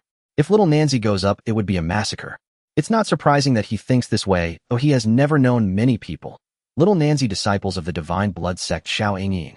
Later he looked at the Qianlong ranking. All of them were young Spirit Masters at the Peak Spirit sect, or Peak Spirit sect cultivators, which gave him a false impression, subconsciously thinking that those over 20 should at least have Spirit Master cultivation. Even Li Jin from the Qian sect, who sent the fragments of the Emperor's Law, when he thinks about it now, had terrifying talent. If not for his extreme personality, he would surely soar to great heights after entering Xiantian Pavilion. What a pity. I mean, even I can make them look for their teeth on the ground. The little golden giant was nearly dozing off, but upon hearing his big brother's complaint he immediately joined in. Nangong Yu helplessly glanced at the 2 beasts, pursed his lips, and said, "They're not oddballs, this is simply the cultivation speed of an ordinary person. Without a significant investment in resources, being able to enter the Spirit Master realm before 30 is already a remarkable talent. Moreover, this is just their cultivation level. These cultivators lack the foundation of techniques and battle skills, so their combat power is average. It's likely that even a random genius from a sect could defeat them without breaking a sweat. Even the last place on the Qianlong ranking is only at the 1st level of Spirit sect, but what if these ordinary mid to late stage masters tried to fight? They would surely perish. Take Lu Changge for instance. On the surface, he is only at the 1st level of Spirit sect, but in a real fight, even Spirit Kings would kneel. What is he relying on? It is his profound techniques. And those geniuses who can ascend to the Qianlong ranking among millions of cultivators, who doesn't possess some reverse skilling techniques? Thus, how many cultivators in the northern wilds were shocked when Fang Zhiping managed to ascend to the Qianlong ranking. It's likely that Fang Zhiping also had extraordinary opportunities. Moreover, today is only the 2nd day of the new champion. The formidable ones have yet to make their move. This time the 2 major sects are also generous, directly offering this Earth-level flying artifact, which is bound to attract many disciples from 2nd-tier sects to join the fray. Nangong Yu's mind was very clear. Although he wasn't afraid of encountering disciples from those 2nd-tier sects, he never underestimated any opponent. In the midst of the conversation, the Li family brute let out a thunderous roar, and his warhammer came crashing down towards the sword cultivator with overwhelming force. The sword cultivator was caught in the transitional moment between old strength fading and new strength not yet arising. He failed to evade, and was struck on the shoulder by a hammer, sending him flying back with a crack too weak to continue fighting. I concede. Li Yuanba wins. A break for 1 incense sticks time. The referee stood in the air, his voice calm and indifferent, clearly at least a Spirit King level expert. Though there was a referee in the arena, he merely served as a supervisor, announcing the start and end of the matches without intervening in the battles, only ensuring that once an opponent conceded, they would not suffer further attacks. If one does not concede, even if beaten to death, the referee would not spare a glance. If you are too stubborn, you have no one to blame. However, such situations were rare. The disciples stepping onto the arena all wished to leave a good impression on their sect, unaware that the sect did not care. Once one stepped into cultivation who did not tread a path of bones and blood. A young disciple dressed in a white robe embroidered with a flame emblem quickly ascended the stage to administer a healing pill, and within a short time the sword cultivator had moved his shoulder and was fine. The Xiandan Pavilion truly lives up to its name as a top sect so wealthy. I can't even count how many precious pills have been used these past days. The scattered cultivators below had gleaming eyes wishing they could be the ones injured just to experience the miraculous healing pills. Indeed, every time I see it my heart aches. Such a minor injury would heal in a few days. Using a pill is such a waste. It would be so much better if it were given to me. A middle-aged man, a spiritual cultivator, pounded his chest in frustration. A knowledgeable man beside him scoffed, "You must be dreaming. The Xiantian Pavilion has an abundance of pills. The precious pills you value so highly are merely practice for the disciples of the Xiantian Pavilion. Otherwise, why are so many competing to enter the Xiantian Pavilion?" "Second brother, can I go up to the arena?" Little Jean Gang looked eagerly at Nangong Yu, inquiring. Before Nangong Yu could respond, Lu Changge immediately reassured, "No, this is an arena set up for humans. If you want to fight, it's not that simple. Once Xiao Nanzi goes up to retrieve our flying boat, the big brother will let you fight every day." After saying this, he turned to Nangong Yu and subtly suggested, "When that guy with the hammer takes his break, you can go up. Fight until there's no one left. Those sect disciples eager for rewards will surely not sit still. Waiting like this is too boring." He also wanted to see how powerful the young disciples from those factions were on the flying boats above. Unfortunately, he wouldn't encounter the inner disciples of the top sect, not knowing what their average level might be. So far, he had only seen Qingqing Fairy Xiao Yingyin, who was on the sublist of the Hidden Dragon, ranking undoubtedly a true disciple of the top sect, lacking any reference value. Hearing this, Nangong Yu felt somewhat tempted, his eyes flickering. All right. After a month of pursuit, he was now at the peak of a spiritual master. If he could face a few powerful opponents, a breakthrough to the spiritual sect would surely be imminent. The time for one incense stick quickly passed. Nangong Yu lightly tapped his toes and directly leaped over the crowd of people landing in the arena. To better observe the excitement, Lu Changge wrapped little Jean Gang in spiritual energy and lightly trotted into the air, coming to a stop. Before them stood a tall young man in white with long hair as dark as the night, cascading freely over his shoulders in the wind. Beneath his sword-like brows and starry eyes, his deep gaze resembled a starry sky, emanating a faint, cool aura. Among the multitude of scattered cultivators, he was undoubtedly strikingly eye-catching, as if he had mistakenly entered the wrong scene, causing the surroundings to fall silent. "Second brother, go for it. Fight! Fight!" Little Jean Gang was immensely excited, as if it were himself stepping onto the stage. "The disciples from the top sect are participating in the competition. Isn't that just bullying?" A scattered cultivator below voiced his concern. "That can't be. How do you know this young man is from a top sect?" Another scattered cultivator hesitantly inquired. "Is that even a question? How could this young man possibly resemble a scattered cultivator? Regardless of his aura or cultivation level, how many scattered cultivators are like that?" The discussions among the crowd were quite unusual. While the participation of disciples from other sects was acceptable, the presence of disciples from the top sect was pure bullying. Was there even a need to hold this arena? The strange murmurs from the crowd even caught the attention of those on the flying boats above, who turned to look at the... In the carriage of Lingshao Palace, a stunning woman in her 30s, possessing a captivating charm, directed her spiritual sense towards the arena below. Her beautiful eyes lit up at the sight of such a handsome young man. At this age and cultivation level, he was no different from an ordinary inner disciple. It's a pity that Lingshao Palace does not accept male cultivators. Oh, what a shame. On the opposite side of the tea table, a middle-aged man dressed in flame-embroidered robes noticed the admiration and astonishment in the woman's eyes. A flicker of displeasure crossed his own as he coldly scoffed. This level of cultivation could be found in droves at the Xiantian Pavilion. Oh, what's so special about it? He had long harbored covetous thoughts for Elder Ning Man of Lingshao Palace. Hearing that she was leading this time, he was determined not to waste such a rare opportunity to be around a beauty on a nameless boy. Meanwhile, on the arena, Li Yuanba held his giant hammer, looking uncertainly at the young man opposite him. Nangong Yu heard the murmurs from below and calmly declared, "I am Nangong Yu, a scattered cultivator. Please enlighten me." As soon as these words were spoken, the spectators below fell silent. If he were truly a sect disciple, he would not bother to hide his identity. "Li Yuanba, please enlighten me." "Begin." No surprises here. As soon as Li Yuanba activated his spiritual power, he was sent flying out of the arena by Nangong Yu's punch, who was merely at the first level of spiritual master, the gap too vast with no suspense. Before the referee could speak, Nangong Yu clasped his fists and said, "I do not need a break. I can continue right away. This was hardly warm-up, so what rest? Let's go again." After saying this, he scanned the many flying boats in the air. His battle intent surged as he hoped to break through to the spiritual sect in these 2 days, depending on whether these opponents would provide the challenge. The next challenger may take the stage. The spirit king in the air glanced at him, and his indifferent voice echoed throughout the venue. The scattered cultivators below, still dazed from witnessing Liu Yuanba being easily thrown out of the arena, suddenly felt an overwhelming pressure, and for a moment no one dared to take the stage. I will. I will. At that moment 2 voices rang out simultaneously, and the 2 figures simultaneously leaped onto the arena, creating a resounding explosion upon landing. Both were rather robust men, exchanging glances, neither willing to back down first. Lu Changge in the air understood Xiao Nanzi's intentions and wanted to see how much progress Xiao Nanzi had made over the month. Isn't it just wanting to break through this arena battle? That's simple. So he shouted from the air. Nangong Yu, didn't you just say that the scattered cultivators here are all weaklings? You can easily handle them with one hand. Let them all come at once, hammer them down. Second brother, go for it, go hammer them down. Little Gang immediately became excited, shouting in a frenzy. Upon hearing this, the scattered cultivators below immediately flushed with anger. This is too much. In an instant, another 7 or 8 figures rushed onto the arena, each glaring fiercely at Nangong Yu.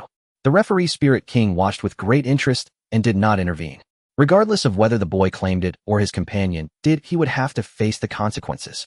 Having grown bored and nearly asleep, he had something entertaining to watch, so why would he want to stop it? Seeing the referee remain unmoved, Nangong Yu could only smile wryly and softly say, I said I never said such a thing, do you believe me? Oomph. Dare to deny it, the burly man who first mounted the stage snorted coldly. Tell me, do you really expect us to believe that Spirit Deer is not your companion? Even if you never spoke it aloud, you must have thought it. The others on the stage chimed in. Inside the Ling Shaogong carriage, Elder Ning Man covered her mouth with a coquettish laugh, her upper body trembling slightly, much to the obvious delight of the middle-aged man opposite her. The man shifted awkwardly and adjusted his posture, saying, Those who pander to the crowd and resort to such base tricks to draw our attention are truly laughable. Xiantian guess alchemists held exalted status and had long since cultivated a disdainful arrogance. The Elder Ning Man, unsurprised, cast a casual glance at the man's form below and paid it no mind. She murmured a gentle warning. The youth's 2 spirit beast companions are not ordinary. One appears to be a cub of an ancient ferocious beast, and that spirit deer seems remarkably special as well. Elder Zhongshuan, will you not consider this? Humph. Xiantian Gun never accepts those of impure intent, came the retort. On the arena someone shouted, Enough talk. Go up and beat the brat. 10 men, faces set with fury, surged at Nangong Yu with overwhelming momentum. Nangong Yu was speechless for a moment. Very well, let it be a fight. We will teach you a lesson. The 10 unleashed their combat formations, brandishing weapons and deploying varied techniques. For a moment, it seemed Nangong Yu would be drowned in attacks. Yet facing their assault, Nangong Yu's expression remained as calm as still water. His figure moved with rabbit-like swiftness, a blur that eluded every strike. Each counter brought with it the force of crimson flame. In hardly any time, scattered cultivators were hurled away like kites whose strings had been cut, crashing off the platform and raising clouds of dust. A moment later, Nangong Yu stood with his hands behind his back, robes unruffled, his countenance serene and composed. Those loose cultivators were only Spirit Master rank 1 or 2. None even reached mid-rank, offering no challenge. For such scattered fighters, the under 30 age restriction felt far too constraining.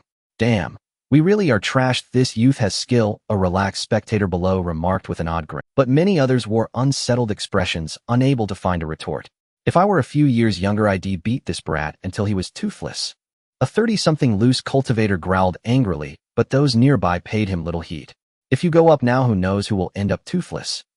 Nangong Yu ignored the murmurs below and looked up at the airships above the stands.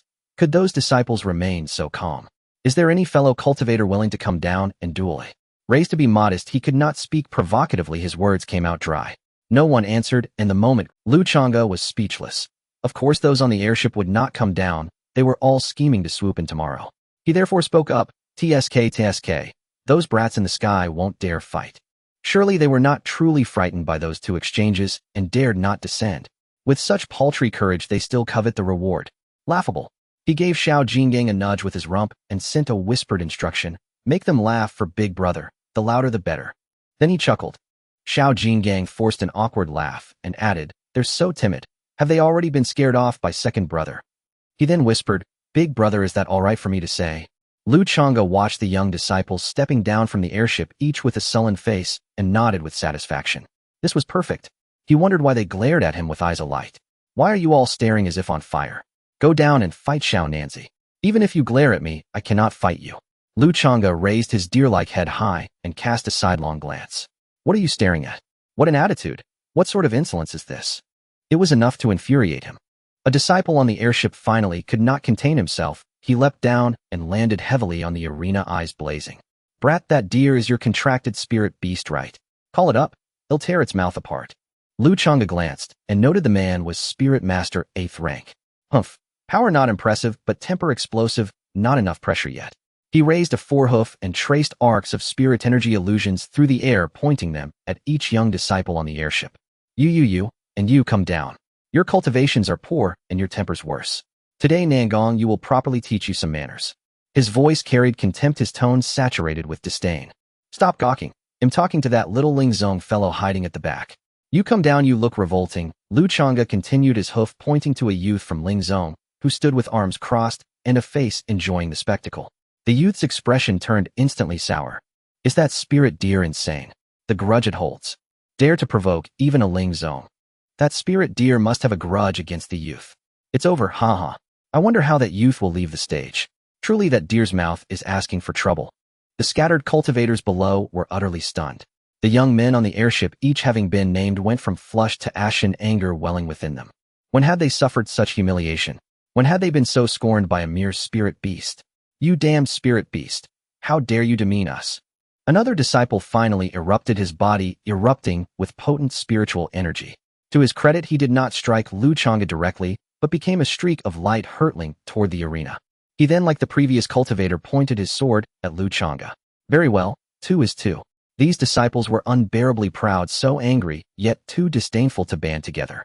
Xiao Nanzi, quickly dispose of those 2 small fry. These trash won't cooperate. Laughable, they have no real strength, yet no humility. Lu Changge shouted again. If his glare could slay deer, they would have perished many times over, but these young ones lack the power to kill with a look and the courage to act. They could only attempt to slay him with their eyes from the airship.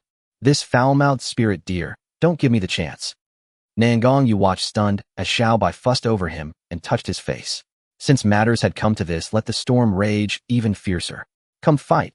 Although the 2 disciples' cultivations were roughly on par with Nangong Yu, their combat ability lagged far behind. Even without using advanced techniques, a simple application of fire element chi easily subdued them. Watching the 2 small fry being carried away to receive medicine, Lu Changge spoke again. With the pair defeated, no one had the leisure to admire the youth's power. Instead, all eyes turned to the spirit deer.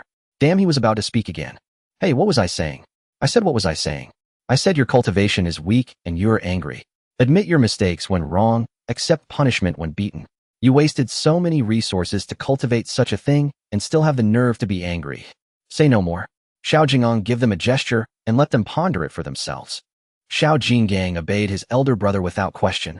Whatever the elder brother said, he did. Hastily, he extended only his little finger, first swaying it to draw attention, before pointing it downward toward the ground. HSSSS.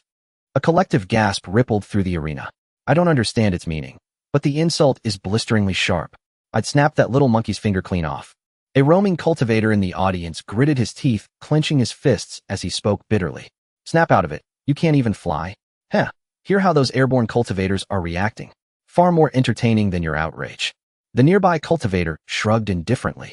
The mockery was aimed squarely at those aloft. They themselves had merely been caught in the aftershock. That spirit deer and that little monkey are insufferably arrogant. Why has no one disciplined them yet? Watching this makes my fists clench so hard they ache. Elder Ning Man burst into laughter, collapsing onto her reclining couch. Her striking silhouette sending Elder Zhongshan's pulse racing, forcing him to feign nonchalance by crossing one leg to conceal his flustered composure.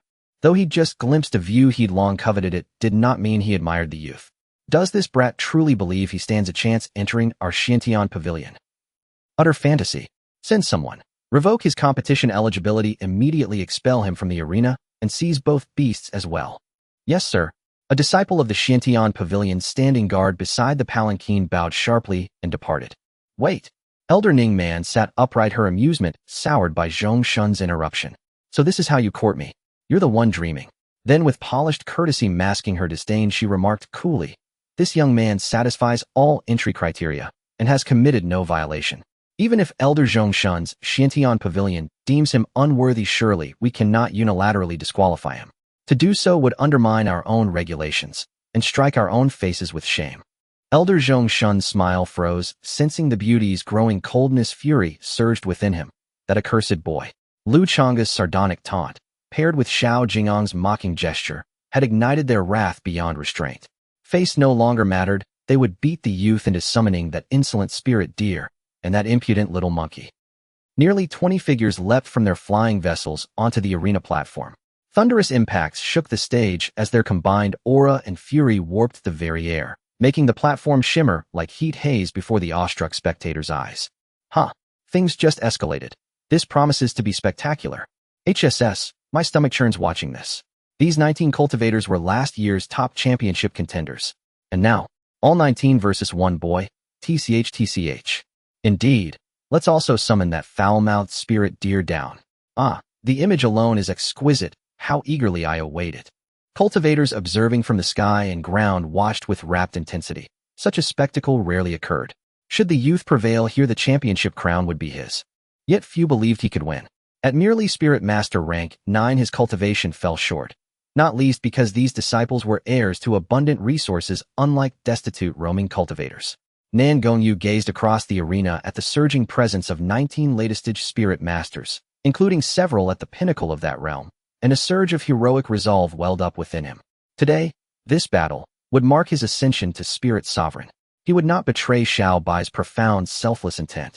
His will crystallized warlike chi erupted skyward, coalescing into an aura of invincibility, consuming the 8 directions. Attack. Deny him time to gather his breath.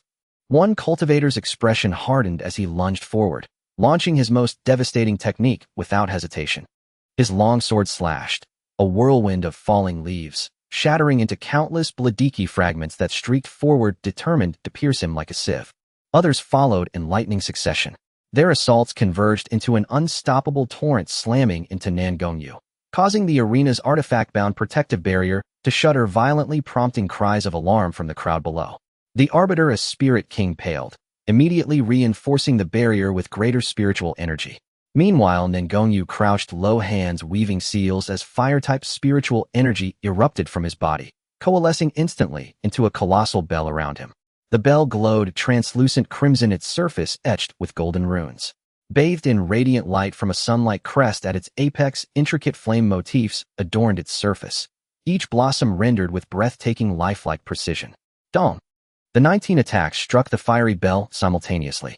Its deafening resonance sent waves of agony through every cultivator's skull, bodies jolting violently as if struck by thunder. Those who'd launched the assault were hurled backward by the counterforce, dazed and reeling, unable to mount another attack. Nangong Yu appeared worse off, flushed face, blood seeping from nose and mouth. Yet his gaze blazed with incandescent intensity as he locked eyes with his opponents and roared again. Did you forget how to eat? Well, now that's impressive. Little Nan's got barbs of his own.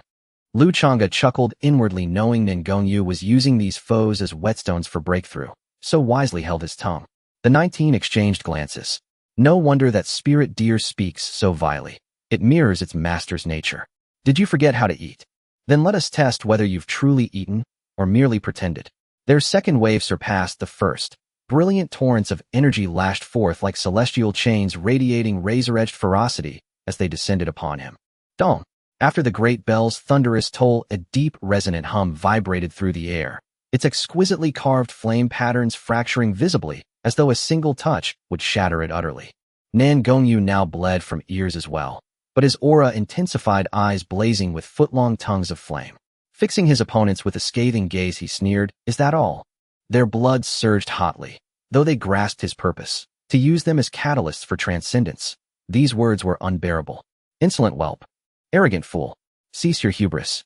As the third wave crashed toward him, Nangong Yu threw back his head and laughed, bold and unrestrained. Excellent. Faced with the third onslaught, more potent than ever, the great sun bell finally faltered, cracks spiderwebbing across its surface with relentless, brittle snaps. Above and below the arena, every spectator watched transfixed. In that moment, even skeptics were stirred by the youth's audacity and dauntless spirit, save perhaps for his 2 contracted spirit beasts whose tongues remained sharp indeed. Alas! Boom! The colossal bell exploded, but its shards, forged from pure fire-type spiritual energy, did not dissipate. Instead, time seemed suspended as they hung motionless midair, before being violently drawn back into the youth's body and erupting outward once more. A searing halo of fire-type spiritual energy erupted, not only obliterating every incoming attack, but launching all 19 spirit masters flying clear off the arena platform. Spirit Sovereign Realm. By the heavens, this breakthrough is staggering. Truly, a roaming cultivator below stammered speechless with awe. Long after introspection settled over him, could he push himself as fiercely? Dare he risk so recklessly? No wonder this youth's cultivation towers so high. We've grown too timid, too precious of our lives. Sigh, if I dare not strive, dare not fight. If I shrink from the path, how far then can I possibly go? In that instant witnessing the youth's transcendence, countless roaming cultivators turned inward, realizing with quiet humility they could never match his fearless, unbridled courage. After swallowing recovery pills, the 19 disciples cast complex, unreadable glances at Nangong Yu, then leapt silently back onto their flying vessel. Nangong Yu is victorious. Today's challenge concludes. Any who still contest the result may return tomorrow. The Spirit King Arbiter announced calmly. Though time remained, no objection rose. Nangong Yu had already ascended to Spirit Sovereign. What further contest remained? If they'd failed before, they stood no chance now. The previous 9 arena champions hadn't reached Spirit Sovereign. This youth had already secured first place. Unnoticed by any 2 spirit cultivators in the crowd, exchanged a fleeting, inscrutable glance, then slipped quietly from the plaza. In Shuiyun City, inside a pitch-black chamber, a man clad in black stood before an exquisitely crafted bronze mirror. His hands wove intricate seals as spiritual energy coursed through his palms, and he uttered a soft, commanding incantation. Open! Ripples shimmered across the mirror's surface like water on a still lake. Then a refined, noble youth appeared upon its gleaming face. The black-clad man's expression brightened instantly, his eyes filling with reverence and awe, and he bowed deeply. Young master. What urgent matter warrants the use of the image transmission mirror at this hour? The young lord reclined languidly upon a couch, idly twirling a silken strand of hair belonging to a celestial beautiful maiden beside him. His voice was clear, aristocratic, unhurried, imbued with quiet detachment. The black-clad man dared only a fleeting upward glance at his peerless young master before bowing his head again, unable to bear the weight of that divine presence, and spoke with solemn deference. We have located the last surviving remnant of the Nangong clan. We await your young mastery's command. At these words, the young lord recoiled in astonishment, shoving the maiden aside without a second thought, ignoring her pained cry, and shot upright eyes alight with fervent excitement. He murmured almost reverently, "So you truly did not perish." Then urgently, "Where is he now? And his cultivation realm? How far has he advanced?" As he spoke of cultivation, a flicker of manic, venomous intensity flashed across the young lord's gaze. The black-clad man wasted no time, offering no concealment. Zhuang Xiong remained obedient. The moment Nangong Yu arrived, he reported immediately. Under my careful observation, Nangong Yu appears fully recovered. His body bears no lingering impairment. Indeed, earlier today, during the sect's public martial arena tournament for unaffiliated cultivators, he broke through to the Spirit Lord realm. Pausing, he added, he travels accompanied by a juvenile, ancient, ferocious beast and an ordinary spirit deer. Moreover, your young mastery, I discovered by chance that this youth has incurred the wrath of the Divine Blood sect, an elite sect above ours. They are likely to strike against him tomorrow on the arena stage. How shall we proceed? We beg your young mastery's guidance. The young lord's gaze turned profound and inscrutable. His index finger moved slowly, rhythmically against his thumb. After a long silence, he issued his order. I require Nangong Yu's body, alive. Tomorrow, act according to circumstance. Test his strength discreetly. Ascertain how much residual power remains within his imperial bone. Above all, ensure he does not fall to the hands of the Divine Blood sect. Having finished his instructions, his eyes drifted into distant depths, tinged with quiet, desperate hope. After all, a corpse would be utterly useless. Xiao Nanzi, your performance today was commendable. Your cultivation has finally caught up to mine. Aren't you delighted? Lu Changge cast a sidelong glance toward Nangong Yu, who stood at the prow of their slender pleasure boat, and teased lightly. The arena match had ended early. At his insistence, they had rented this vessel to drift northward along the Ling River, savoring the grandeur of Shuiyun City. As twilight deepened, the Ling River bustled with life. Passing ornate painted barges, one could hear the melodious warbling voices of women within, adding delicate enchanting hues to the velvet night. By Xiao, please spare me your jests. I am nowhere near that.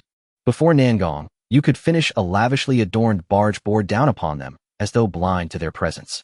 At its bow, several young aristocrats laughed and chattered boisterously.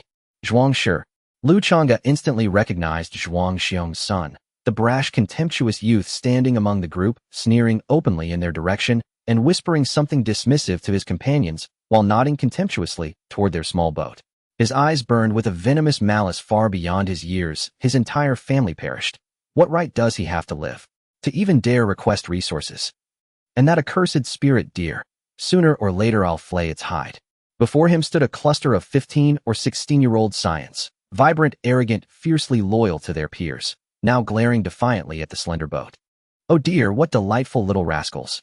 True treasure-bearers, aren't they? Lu Changge enveloped Nangong Yu and Xiao Jinggang in a veil of spiritual energy, then effortlessly shrank the modest boat into his spatial ring. With 4 light hoofbeats, he left behind faint moonlit afterimages and stood before the assembled youths. He greeted them cheerfully, "Good evening, children." The young lords recoiled, instinctively stepping back in unison. From behind the barge, several spirit lords surged forth silently, forming a protective cordon around their charges. The lead youth, reassured by their guardian's presence, lifted his chin haughtily and addressed Nangong Yu. "So, you're the orphan Zhuang Shi mentioned. Out of respect for old friendship, the Zhuang family took you in. Yet instead of gratitude, you grow ever more audacious. Such a shame to waste such fine features." "Exactly," Zhuang Shi said. "You even schemed to seize their family fortune. Have you no shame left?" "Not even for that handsome face," another young lord declared, feigning righteous indignation. Nangong Yu remained silent. Yet his gaze locked onto Zhuang Shi, and a flash of lethal intent vanished from his eyes as swiftly as it had appeared. Lu Changge's brow furrowed. He'd expected a classic scene of arrogant provocation and crushing retort, but this was beneath him. A pack of spoiled children. Xiao Nanzi was barely a year or two older than them, yet the gulf between their demeanors was staggering. Lu Changge sighed inwardly, wasting precious time. Then twin full moons bloomed within his eyes. Softly he intoned, "Look at me." His voice resonated directly within their minds, a strange, irresistible enchantment that drew their gazes helplessly toward his luminous pupils. The instant their eyes met his, their pupils unfocused, frozen, motionless, vacant, and unblinked. The guarding spirit lords lunged forward, only to find themselves suddenly adrift upon a vast silent sea. No matter what technique they employed, not a ripple stirred upon its glassy surface. Lu Changge continued, calm and precise, "Empty everything of value from your persons, including your spatial rings." Eyes blank and wills surrendered, the youths obeyed without hesitation. Coins, jewels, talismans, necklaces, belts, all were dutifully lined up and placed before Nangong Yu. "Xiao Nanzi, quickly gather them." Nangong Yu shook his head, a wry smile softening the lingering fury in his heart. Lu Changge did not pause. "Now go cripple Zhuang Shi and hurl him into the river. Then each of you shall perform 10 flawless somersaults in tuck position before diving in headfirst." No sooner had the words left his lips than 7 or 8 youths swarmed Zhuang Shi, spiritual energy flaring as they struck him again and again. Yet no cry escaped his lips. Unimpressed, Lu Changge immediately severed Zhuang Shi's mental compulsion. Father, save me." A piercing scream tore through the Ling River, drawing startled glances from nearby cultivators. With a muffled splash, Zhuang Shi, his meridians shattered, slumped lifelessly into the dark. Then with eerie synchronicity, the 8 youths lined up at the barge's edge leapt high into the air, tucked tightly, executed 10 perfect backward somersaults, and pierced the water headfirst without a single droplet disturbed. Exquisite. Truly, back in my previous life, each of you would have swept gold medals effortlessly. Lu Changge nodded in satisfaction, released his spiritual energy, restored the slender boat, and departed soundlessly. Onlookers, bewildered yet exhilarated, burst into thunderous applause and cheers. Blimey. So the scions of great cities actually know how to play. Never seen anything like this in smaller towns. Their movements were perfectly aligned, and that entry, so clean, so graceful. Far more captivating than the arena matches. Hey, don't you think a formal competition in this discipline might be rather entertaining? Perhaps with greater difficulty. Leaving aside the entrepreneurial musings of certain spectators, the moment Lu Changge and Nangong Yu vanished with Xiao Jin, the spirit lords abruptly regained awareness. The ornate barge stood empty of its young masters. Only the echoing applause from both banks of the Ling River remained. Save me, gurgle. Now that we are still in the city and the Luyun airship has yet to arrive, let that Zhuang Shi keep his life for the time being. Nangong Yu heard the voice of Xiao Bai in his ear and couldn't help but smile, saying, "Rest assured, Xiao Bai, I am not so fragile yet." He was already an orphan, wasn't he?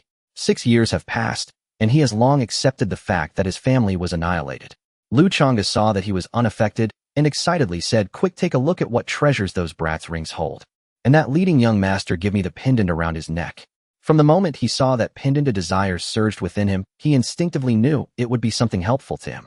Nangong Yu rummaged for a while and handed over the pendant. It appeared as a blue-white droplet intricately carved with complex runes, though somewhat damaged. Lu Changge manipulated his spiritual energy to examine the pendant repeatedly, but found no remarkable insights, so he had to stow the pendant back into the spatial ring. "Wait until I store more healing points, and then try to deduce it." Since he deduced the heavenly law and earthly phenomena divine ability from the broken imprint stone given by the giant ape, he had become interested in such rare and aged curiosities. Who knows what great abilities he might deduce from them again? He was filled with anticipation. The next day, once again it was the arena at Shuiyan Square. Nangong Yu sat cross-legged on the stage, quietly cultivating. Today the airships overhead were significantly fewer, and the scattered cultivators watching below were yawning in boredom. "Oh, it's so boring today. Why is there no one going up to challenge?" A young cultivator yawned and complained indistinctly. A man older than him slapped him on the back, saying, "Stay quiet. Nangong Yu has already broken through to the spirit realm. Who would dare to go up against him without being at that level? Isn't that being overconfident? Then what are we watching here? Are there any scattered cultivators under 30 who have broken through to the spirit realm?" The young cultivator covered his head, dissatisfied. "Of course there are. Don't underestimate the world. Look, isn't there one on the stage?" Inside the carriage of Lingshao Palace, Elder Zhongshan from Xiantian Pavilion had a conflicted expression. He didn't like the young man on the stage at all, but the youth's talent was indeed enough to surpass most disciples of the inner sect. Judging by his age, he was at most 17 or 18 years old. This level of cultivation and his unmatched combat power at the same tier were truly exceptional. Elder Ningman, seeing his expression, couldn't help but sneer inwardly. If it weren't for Lingshao Palace not accepting male disciples, what business would Xiantian Pavilion have with him? A prodigy like this should not be rejected. Oh, what disciples could Xiantian Pavilion attract? Such ridiculous jealousy. He had initially wanted to give him a bit of a chance to pursue him, but it seemed now that this person was unlikely to achieve greatness. Time slowly passed to noon. Just as Lu Changge was getting drowsy, there finally was a change on the stage. "Finally, someone has come up," a cultivator exclaimed, waking everyone up and directing their attention to the arena. Who in the scattered cultivators did not know about Nangong Yu's breakthrough to the spirit realm? Anyone daring to step onto the arena at this time undoubtedly had great confidence in their own strength. There was a good show to watch. Nangong Yu slowly stood up, looking at the man who leaped onto the stage. He was around 28 or 9 years old, dressed in ordinary spiritual robes with a rather unfriendly gaze, a surging malice faintly detectable. That malice was directed at him. The opponent did not introduce himself, but immediately locked his imposing aura onto him as he stepped onto the stage. Lu Changge narrowed his eyes slightly. The man's aura inexplicably gave him a sense of familiarity, but he couldn't recall why at the moment. However, when did scattered cultivators become so formidable? His cultivation was significantly higher than Nangong Yu's, at least at the 5th level of the spirit realm. "Xiao Nanzi, be careful. Something feels off." A 5th level spirit realm, a scattered cultivator. "Do they take us for fools?" Lu Changge transmitted a warning to Xiao Nanzi discreetly. Nangong Yu looked toward Xiao Bai from a distance and nodded slightly. "Begin." The referee, the Spirit King, was not concerned with all the intricacies. Seeing someone had come up, he directly started the match. As soon as the words fell, Nangong Yu sensed a gust of bloody aura rushing toward him, and he immediately Shun Shuem Min. The insignia of this technique was too obvious and completely unmasked. It seemed that changing out of the sect's robe was the greatest respect to Lingshao Palace and Xiantian Pavilion. The referee Spirit King narrowed his eyes and immediately transmitted a message to Elder Zhongshan. Elder Zhong, a disciple of the Shun Shuemin, has appeared on the stage suspected of wanting to kill Nangong Yu, this youth. Should we stop it? Elder Zhongshan's eyes suddenly opened wide, his divine sense sweeping toward the arena below, a trace of indifference crossing his eyes. He said lightly, "No need. If he can survive in the hands of the Shun Shuemin, I will recruit him into Xiantian Pavilion after the match.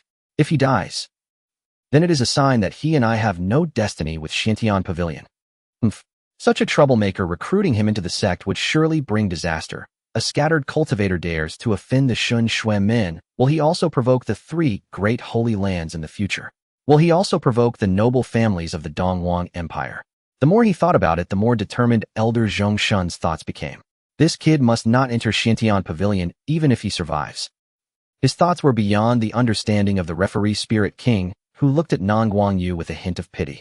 This youth did not know how he had fallen into Elder Zhongshan's eyes, even he, a spirit king, could not change anything. On the stage, the winds and clouds surged and rainbow lights flickered. In a short time, they exchanged hundreds of blows, the clang of metal resonating throughout the arena. Nangong Yu no longer fought barehanded. A long spear enveloped in fire-type spiritual power danced out, summoning a flame dragon. As the spear tip swung, a several-meter-long flame dragon roared toward his opponent. The opponent was no simple foe either. With a long sword held in front of his chest, he drew a semicircle with both arms to clasp his hands together. Spiritual power coalesced behind him into a massive, shadowy blood sword, as if to slay the flame dragon. Boom! In the collision, they shattered violently, explosive sounds ringing out continuously, both sliding several dozen meters along the ground. Xiao Nanzi, that's from the Shen Shui men. Since they won't back down, just kill them outright, make them fearful. Lu Change's eyes brimmed with killing intent. The whole deer was agitated. These Shen Shui men were like a sticky plaster, utterly annoying. The onlookers were not without knowledgeable cultivators. Their expressions were uncertain, wanting to shout a warning, but they could clearly feel the tremendous killing intent on stage. The disciples of the Shen Shui men were surely not here for rewards. If they shouted, they would likely bring trouble upon themselves. After all, the Shen Shui men were ruthless and did not care about the opinions of the world. They would kill whenever they wanted. Such matters were not something they could interfere with. This kid has some skills. No wonder he has run so far. The man finally spoke, his voice as cold as winter. The young man finally caught his attention. Nangong Yu did not respond, giving a cold smile before immediately launching his offensive. There was no need to argue with the dead. He remembered Xiao Bai had warned him that villains die from excessive talking. Nangong Yu swung his spear, and instantly blazing flames erupted around his body, dancing as if they were living beings with his breath. Then the flames coalesced in front of him into numerous fireballs, each carrying tremendous power, whistling as they surged forth. A disciple of the blood god sect sneered, swiftly forming seals with his hands as a crimson glow gathered in his palms, shaping into a complex blood-red shield. Blood shield activate. With a loud shout, the shield instantly expanded dozens of times position. The densely packed fireballs, resembling a meteor shower, collided with the blood shield, producing a deafening roar as flames and blood red intertwined in the air above the arena. The spectators held their breath, anxiously watching the battle unfold. So terrifying. This young man doesn't seem like a loose cultivator at all. This technique must at least be of Earth rank, right? Someone exclaimed from the flying boat. Even though they were disciples of a sect, Earth rank techniques were something they dared not even imagine. Those were the foundational techniques of the sect. Haha, that's for sure. My cultivation is only of the mystic rank's higher tier, yet I don't possess such power. This kid must have some fortuitous opportunity. Someone remarked, their eyes glimmering with uncertainty. Do you think this will stop me? Nangong Yu sneered coldly, a hint of ruthlessness flashing in his eyes as he waved his hands once more, causing the flames to become even more violent under his control. All the flames on the arena suddenly coalesced into a single mass, transforming into a magnificent flame dragon, its body dozens of meters long, instantly wrapping around both the person and the blood shield. Flame dragon explosion. Just as the words fell, the body of the flame dragon instantly expanded and then exploded violently. Boom. The intense energy carrying the power to destroy everything not only shattered the blood shield, but also obliterated the ruins of the arena formation in an instant. Countless tongues of fire devoured the man from the blood god sect completely. The spectators felt a wave of heat wash over them, staring in shock at the calm-faced young man who picked up the opponent's spatial ring. Spirit realm first layer slaying the fifth layer. Moreover, he was a disciple of a higher sect. How dare he? Those in the know felt their hair stand on end, witnessing a disciple of a higher sect being slain in front of so many, especially one from the infamous blood god sect known for its vendettas. Moreover, he was a disciple of a higher sect. How dare he? Those in the know felt their hair stand on end, witnessing a disciple of a higher sect being slain in front of so many, especially one from in the territory of the north. The three great sacred lands are unshakable, and the status of the higher sects is equally formidable. Even if it is not the young man's fault, what does it matter? If no one knew, it would be fine, but this is Shuiyun City in broad daylight. For the sake of so-called face, the higher sect would surely unleash relentless pursuit against him. Well done, little Nanzi. Lu Changge felt pleased, thinking this was how it should be. As the saying goes, grievances should be repaid swiftly. Regardless of the higher sect, anyone who dares to provoke must be eliminated. Having lived a second life, he did not wish to continue living so constrained. The crowd stared blankly at the foolish deer, oblivious to the impending disaster, still jumping around excitedly. On a high-tier flying boat above, 4 figures were pale with anger. One of them said grimly, "Elder Wang, my junior brother was careless. Let me take action and definitely slay this brat. They initially thought that if the junior brother took action it would be foolproof, but not only did the junior brother not anticipate this, they also didn't expect that this child had just broken through to the spirit realm and already possessed such terrifying strength. However, now that they understood his true strength, if they took action, it would be almost guaranteed. Yes, let me go. He'll go. The other three were also in the spirit realm, and they all spoke up. The reward from the outer sect's Grand Elder was considerable. If they could slay this kid TSK.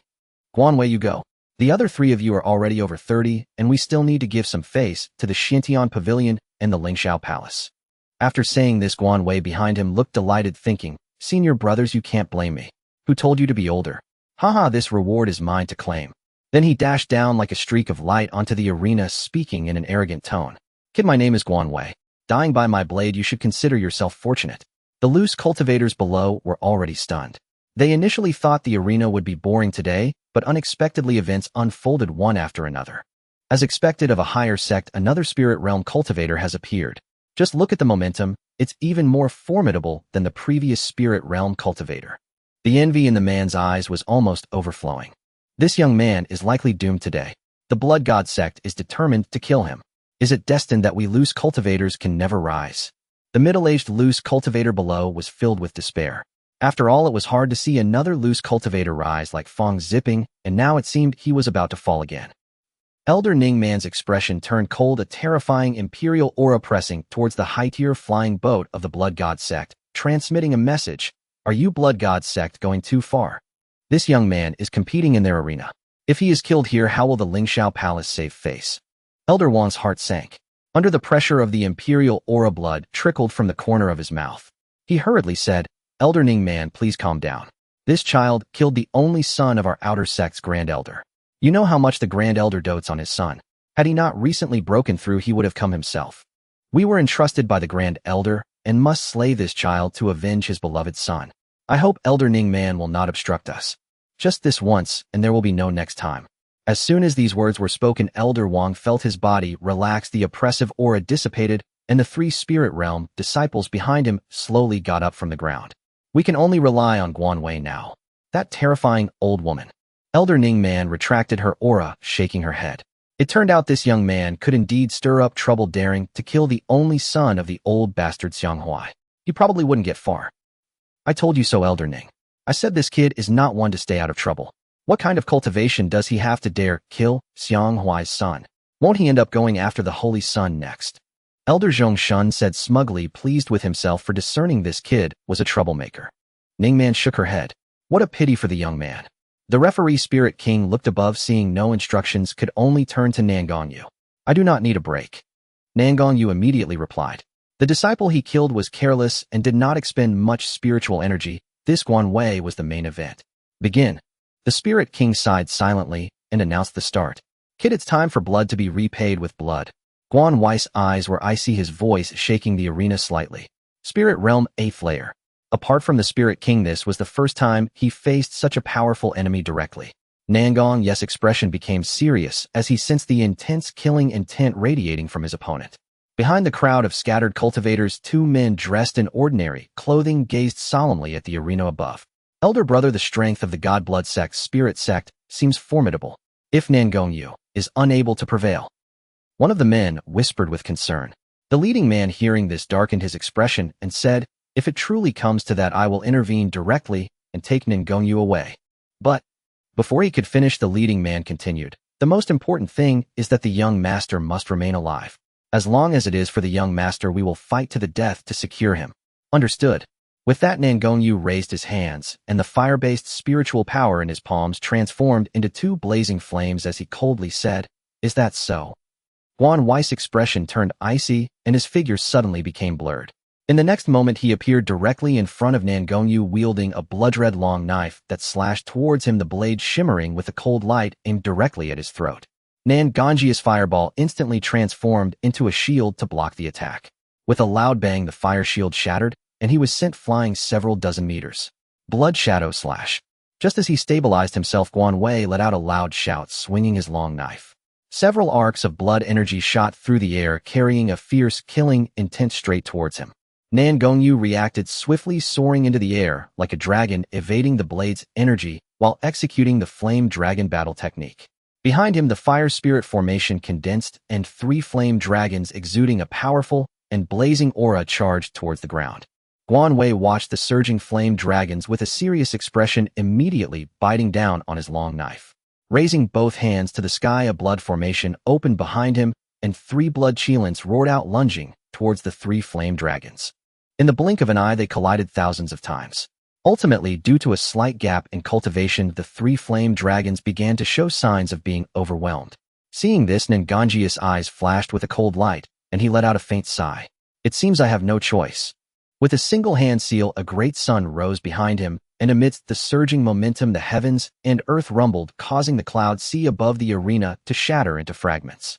With his right hand forming another seal, the great sun transformed into 3, shooting directly at the 3 flame dragons. Roar as the great sun entered his body, it was as if a dragon had been awakened. The 3 flame dragons let out a long howl towards the sky, their might surging exponentially, overwhelming the 3 blood cheelants. Bang! The blood cheelants exploded with a thunderous roar, and under the backlash of Guan Wei's battle technique, blood gushed from his 7 orifices as his body swayed. He gazed at the 3 flame dragons in the air, his eyes filled with disbelief as he exclaimed, "Impossible, impossible. There's nothing impossible. It's over." Nangong Yu clasped his hands together, and the 3 flame dragons merged into one in an instant, resembling a divine dragon reappearing, carrying an overwhelming ferocity as it charged towards Guan Wei on the ground. No, a gentle breeze swept by, carrying away some of the heat. On the arena, only the young man stood peerless and proud. Just as Elder Wang was about to intervene, he was warned from afar by Elder Ningmen and had no choice but to back off. Upon returning, he would surely report this woman's misdeeds to Elder Xianghuai. However, the battle technique displayed by the young man. A hint of doubt flashed in Elder Wang's eyes. In the air within the carriage of Lingshao Palace, silence had fallen over the scene. Elder Zhongshan finally regained his senses, exchanging glances with Elder Ningmen as they each lowered their gazes to contact their respective disciples. Moments later, it clicked. Over a month ago, who did not know the figure of the Flame Emperor who blotted out the sky and swallowed the world in the misty mountain range? The might and spectacle of the battle technique just displayed by the young man, while not identical to the rumored Flame Emperor's technique, certainly bore a similar aura. Even if he is not the Flame Emperor's direct heir, he must have an enormous connection to that heir. Elder Zhongshan and Elder Ningmen exchanged glances and instantly rose, transforming into a streak of light as they descended onto the arena. Lu Changge, accompanied by Little Gold, also flashed onto the arena, casually casting a healing spell towards Nangong Yu before looking at the two with indifference. "Little Nan, come to me now." It was clear that these upper sects could not be underestimated. Just a slight reveal from Little Nan had alerted them to the presence of the Flame Emperor's legacy, which could not be concealed. Lu Changge felt the situation becoming tricky and somewhat troublesome. He hoped they were here to recruit him rather than directly seize him. Otherwise, this Earth-level flowing cloud-flying boat might just be ruined. With that thought, he subtly unleashed the heavenly law and earthly phenomenon technique, revealing a hint of aura. Elders Ningmen and Zhongshan felt a tightening of their spirits, involuntarily shifting their gazes to the spirit deer that they had previously overlooked. This spirit deer actually made them feel a sense of danger. They were at the spirit emperor level, which could be said to be a presence that could walk unhindered across the continent. This spirit deer. "Friend dear, we mean no harm. We merely believe this young man's talents and potential are remarkable and wish to invite him to join our Lingshao Palace." Elder Ningmen smiled slightly. Elder Zhongshan immediately interjected, addressing Nangong Yu. "The moment I saw you, I knew you were no ordinary individual, and you have not disappointed my expectations. Moreover, you happen to possess a fire attribute spiritual root, making it perfect for you to join our Xintian pavilion. I can represent the sect and promise you a position as an inner disciple." Then looking at Elder Ningmen, he squinted and said, "Elder Ningmen, did you not forget our agreement regarding the 2 sects? Elder Ningmen should not forget that our 2 sects have an agreement." He suddenly realized that this woman was not so easy to deal with. With this thought, his mind became clear as he glanced at her slender waist, which certainly would not be easy to nurture. Damn, why did I want to touch that before? Elder Ningmen was momentarily taken aback by his rebuttal, and she spat. "These dogmen are truly no good. Once they encounter something beneficial, they behave like dogs." So she coldly laughed and said, "Elder Zhong, you jest. Rules are made for ordinary people. For a genius like this young man, of course, we can open a convenient door for him." Saying this, she turned to Nangong Yu and continued, I see that you are of similar age to our intersect's true heritage, the Qingqing fairy, so you should be able to become good friends with her. Moreover, our Lingshao Palace is comprised entirely of female disciples, which will greatly benefit your temperament cultivation. She deliberately emphasized the words good friends. Elder Zhongshan was completely dumbfounded, thinking, is this woman really going to throw her dignity away for this? Good friends. I can hardly recognize the words good friends anymore. The scattered cultivators below were going completely insane. What kind of divine intervention was this? Just moments ago they were worried about the young man offending the Godblood sect and his future, yet now they were being scrambled over by two major upper sects. Even if your battle technique is astonishing and your combat power is formidable, it can't be to this extent. I never expected the fool to be myself truly. The middle-aged scattered cultivator struggled to close his mouth. My heavens, those are two major upper sects. Is this young man about to soar completely? The young scattered cultivator had already entered a state of despair, having exhausted the word envy. Really, isn't the point that Lingshao Palace is also extending an invitation? That sect has never recruited male disciples. Inside the palace, from the sect leader to the outer sect's miscellaneous roles, are all fairies. Oh, let me and I would gladly live just one day in there. Blind man, you've discovered the essence. Lu Changge had not yet sensed the obvious malice from the two elders, so he refrained from acting impulsively. Instead, he communicated through their contract. Shao Nanzi, regardless of whether we join or not, do not refuse just yet. By some time, until we obtain the flowing cloud-flying boat, otherwise we might end up working for nothing. The pressure brought by these two elders was considerable, for they belonged to the imperial realm. At the Spirit King realm, one could initially harness the power of heaven and earth, transforming spirit into domain and controlling the spiritual realm. In contrast, those in the Spirit Emperor realm could directly manipulate the powers of heaven and earth, merging their spiritual domain with their very being. Each punch and palm strike carrying the might of a domain capable of obliterating heaven and earth. He had never witnessed a battle at the imperial realm. Even with unwavering confidence in the law of heaven and earth's supernatural ability, his cultivation level was still too low to unleash its true power. Understood. Nangong Yu replied internally, then bowed respectfully to the two elders who were subtly maneuvering against each other. Thank you, esteemed elders, for your consideration. I am quite apprehensive. May I have some time to think it over? Upon hearing this, Ningman and Zhongshan exchanged glances, of fleeting yet inexplicable expression passing between them. Without a hint of concern, Zhongshan responded, that is only right. However, after the grand rankings of the three major sects and the northern Yi Qianlong sub-ranking are announced tomorrow, the finals will commence. We will return to the sect the day after tomorrow, so I hope you can consider it and provide us with an answer by then. Zhongshan nodded in agreement. The final champion has been decided. He called out to the Spirit King referee, who immediately understood and announced loudly, the final champion has been determined and the finals will begin after the rankings are released tomorrow. Seeing this, Lu Changge nodded to the two elders, enveloping Nangong Yu in spiritual energy, and with a light touch of his hooves they vanished in an instant.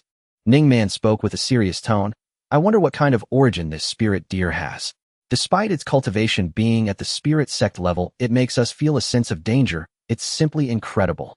Indeed, I also wonder what sort of bloodline it possesses. I pride myself on being well-versed in various ancient texts, yet I have never heard of such a wondrous spirit beast. Zhongshan stared at the direction Lu Changge had left, muttering to himself. If Lu Changge were present, he would surely tell him to tremble. Mortal, I am of the bloodline of the foolish roe deer. That youth. Ningman the elder hesitated, but Zhongshan spoke directly. No need for further discussion. This matter is of great importance, and not for us to decide. We should report back to the sect for a decision on whether to accept him as a disciple or otherwise. Zhongshan did not finish his sentence, but Ningman already understood. They could see that the youth was being evasive, yet were they not trying to stabilize him as well? If it weren't for the unusual spirit deer, they would have likely already taken the youth back. The two exchanged a glance before transforming into streaks of spiritual light, vanishing.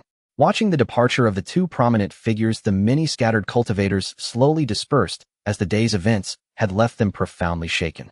Truly astonishing. Is this youth yet another rising star? One scattered cultivator exclaimed. TSK, to be coveted by two major sects is a tremendous honor, and if it were me, I could boast about it for a lifetime. No doubt. Whether that youth joins Lingshao Palace or Xiantian Pavilion, his rise to prominence is surely unstoppable. The young scattered cultivator remarked, his eyes filled with jealousy. Heaven is truly unfair. It is one thing to be handsome, but to have such good fortune as well. Among the scattered cultivators, a few individuals remained clear-headed, sensing the underlying significance in the changes of the two major sects. Their eyes flickered with uncertain light, pondering that with a bit of luck, they might also gain something. Reflecting on this, one could not help but sigh. What will become of this youth's future? It's truly hard to say. Nearby, someone immediately responded. Indeed, if he enters Lingshao Palace and neglects his cultivation, then no matter how talented he is, he will fade into obscurity, and before long, he could be expelled. Zhuang Xiong followed the two ordinary-looking men, his eyes filled with an unmistakable killing intent. That little bastard Nangong Yu dared to cripple my son. I will ensure you find a grave to die in. Last night, Zhuang Shi was brought back with his meridians shattered, no longer able to cultivate unless he obtains a heavenly-grade treasure to reconstruct his channels. But how precious are heavenly-grade treasures? Even major sects may not possess many. How could he possibly obtain one? Thinking of this, Zhuang Xiong's eyes turned red, and his killing intent surged. Suddenly, a cold snort emanated from beside him. Zhuang Xiong, I advise you not to be reckless. If you dare to interfere with the young master's affairs, my Ouyang family will skin you alive. He looked up to see two men from the Ouyang family coldly staring at him. Yes. Zhuang Xiong's expression changed slightly as he lowered his head, his voice deep. A wave of humiliation surged within him. Why should a spirit king pinnacle be treated this way by you? Unfortunately, he could only silently resent it in his heart, not daring to show any signs of rebellion on his face. After all, with the strength of the Ouyang clan, he was not a mere spirit king who could resist. Even the Ouyang family's influence in the northern would make it as easy as crushing a rat to eliminate him. Lu Changge and his companions returned to the inn devoid of the energy to go out for a stroll. Today I acted impulsively. I shouldn't have revealed the imperial technique. Nangong Yu's voice was low and filled with self-reproach. One crisis had not yet passed when another arose. The danger of the divine blood sect was still unresolved, and now the potential exposure of the imperial technique could attract even more attention. This was no less serious than the enmity with the divine blood sect. Many coveted the imperial technique. Or rather, who wouldn't covet it? Even the three major holy lands do not possess a complete imperial technique. It is easy to imagine like a 3-year-old child carrying a gold brick, flaunting it in the streets. If someone at the imperial realm could obtain the imperial technique and refine it again, it would still be worthwhile.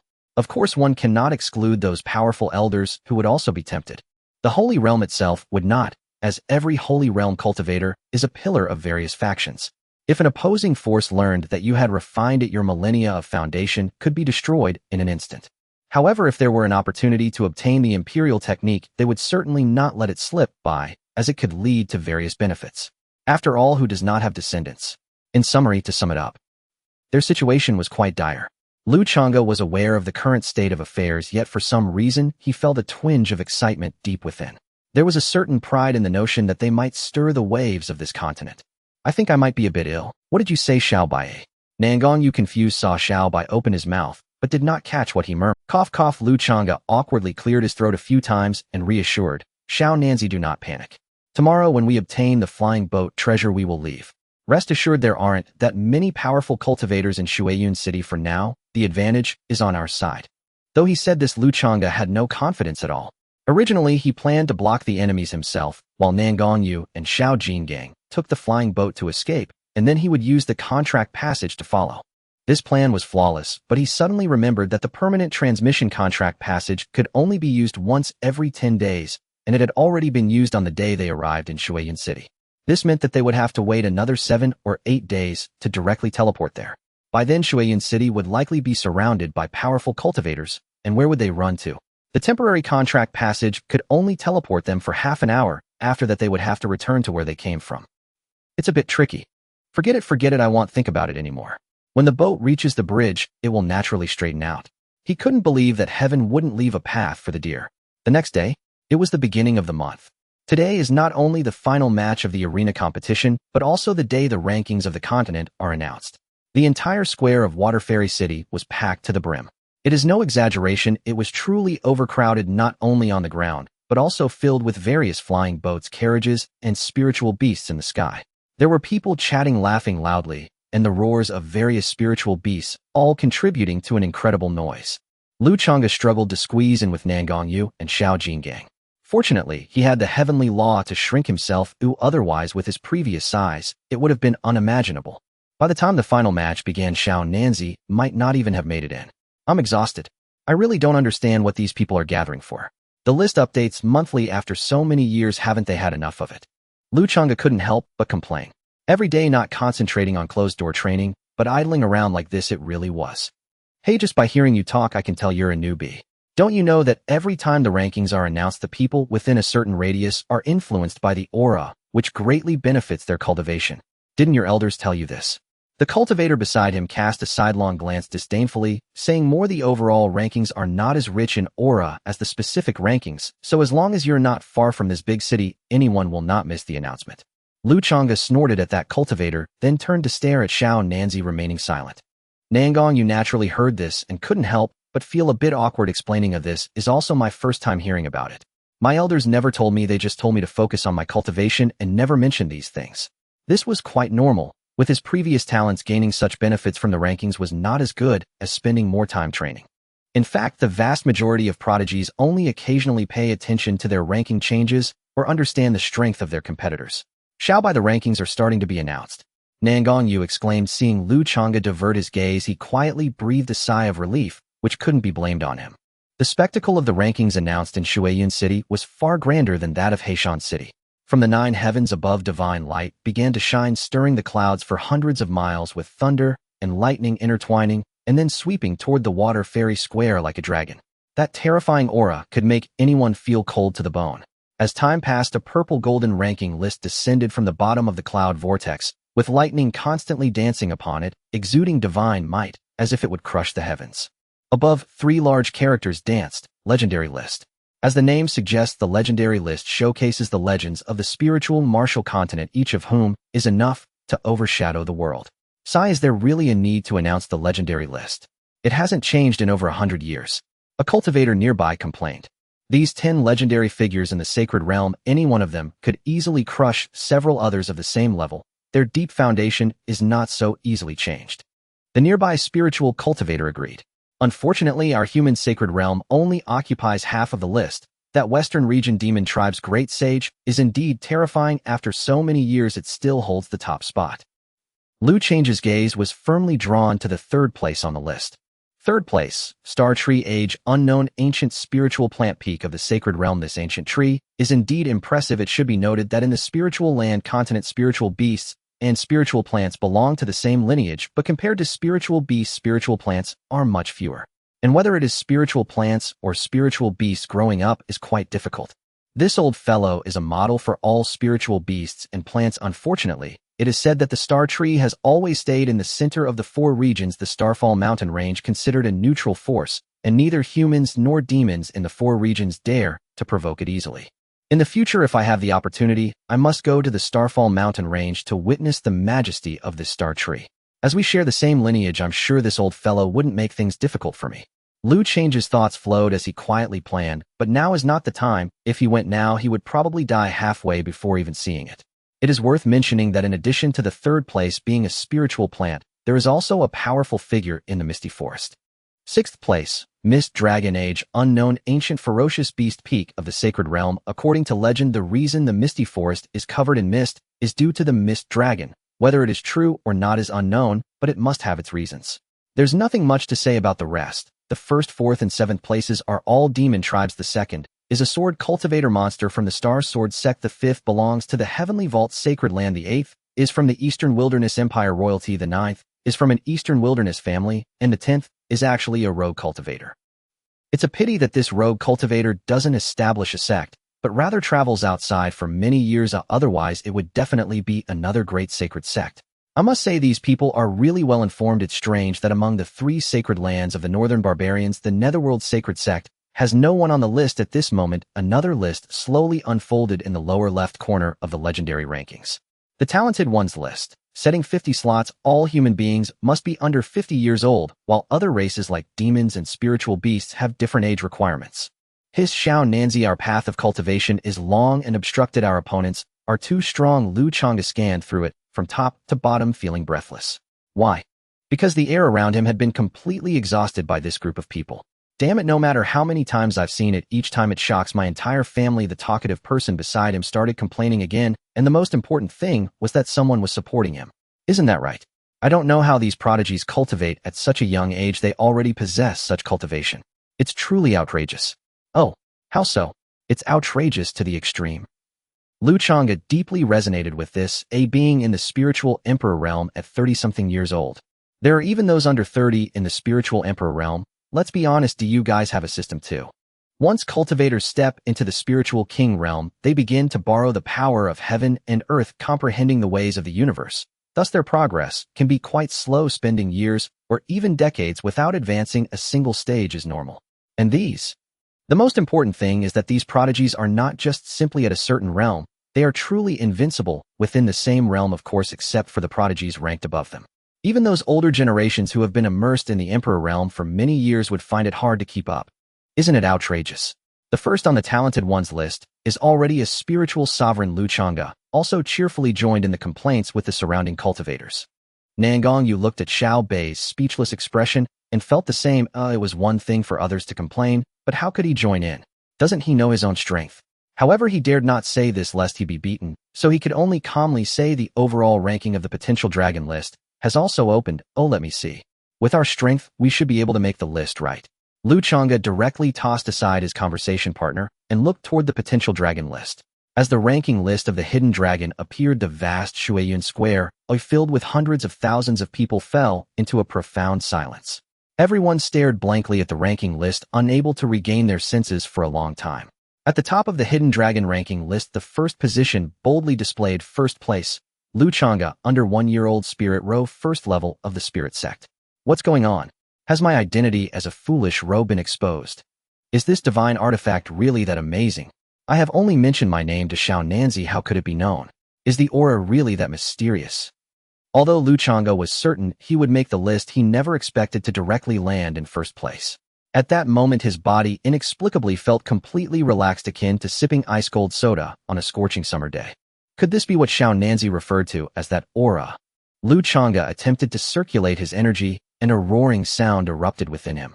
The spiritual power surged violently, indeed, flowing 3 times faster than before. This is something special. At that moment, all the spiritual cultivators watching the ranking list could no longer hold back their astonishment. Where did this spirit beast named Lu Changge come from? How could it directly become first? I remember that this person was not on the last ranking list. No, this is a spirit beast. A nearby cultivator exclaimed in surprise. Spirit row? What kind of spirit beast is this? Why have I never heard of it? Is it an ancient spirit beast or a divine beast? Another person racked his brain to recall various texts, but still could not remember what bloodline it belonged to. Someone finally pointed out its cultivation level. It's only at the first level of the spirit sect. How can it be first? Which of the hidden dragons on the list isn't at the 9th level of the spirit sect? Could it really rival the existence of the Killing King? Is its combat power higher than these geniuses? I refuse to believe it. Quick look, this spirit beast is less than 1 year old. Incredible. Less than 1 year old, a first-level spirit beast directly soaring to first place. Could it be some innate being? The ranking list must be malfunctioning. How is this possible? Not only in Shuiyun City, but at this moment everyone across the entire Lingwu continent who learned the news went mad. At the Bai Yunding Plateau, Longji Mountain Range, and Tianxiong Sacred Land. In what seemed like a jade tower above the clouds, the sound of hurried footsteps gradually approached, and voices erupted. Reporting to the sect master, there's a significant change in the hidden dragon ranking list. A spirit beast under 1 year old has soared to first place, displayed as a spirit row, but we have never heard of it before. As soon as the words fell, the figure on high, who had originally been with closed eyes, suddenly opened them. In an instant, the entire Tianxiong Sacred Land was in turmoil, as if the heavens and earth were shaking. The overwhelming aura made all beings on the Yunding Plateau tremble. Oh, spirit row. The divine voice echoed, and the elder below did not dare to raise his head, quietly awaiting instructions. Moments later, it seemed he heard the whisper of the towering figure, fleeting as it was. I understand, you may leave. After the elder departed, the figure on high slowly closed his eyes once more. Spirit beast, interesting indeed. In the depths of the misty forest, the fog was thick, sunlight barely penetrating, and visibility was near zero. The interior appeared dark and mysterious. At this moment, a dragon's roar seemed to resonate. The mist swirled, and all beings in the misty forest prostrated themselves to the ground, trembling in fear. At the Xingyun mountain range, an ancient tree towered into the clouds, its trunk robust, covered in mysterious runes seemingly containing the secrets of the starry sky.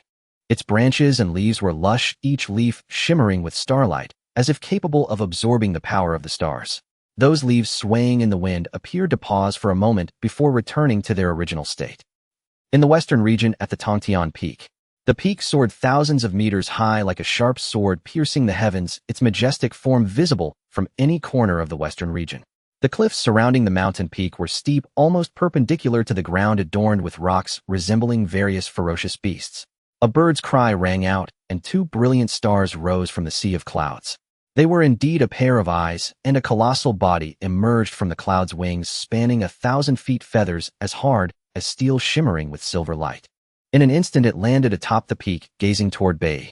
In the depths of the endless forests of the southern wilderness, within an ancient bronze hall, a figure cloaked in black robes like a ghost seemed to gaze beyond time and space, softly murmuring such talent to live or die.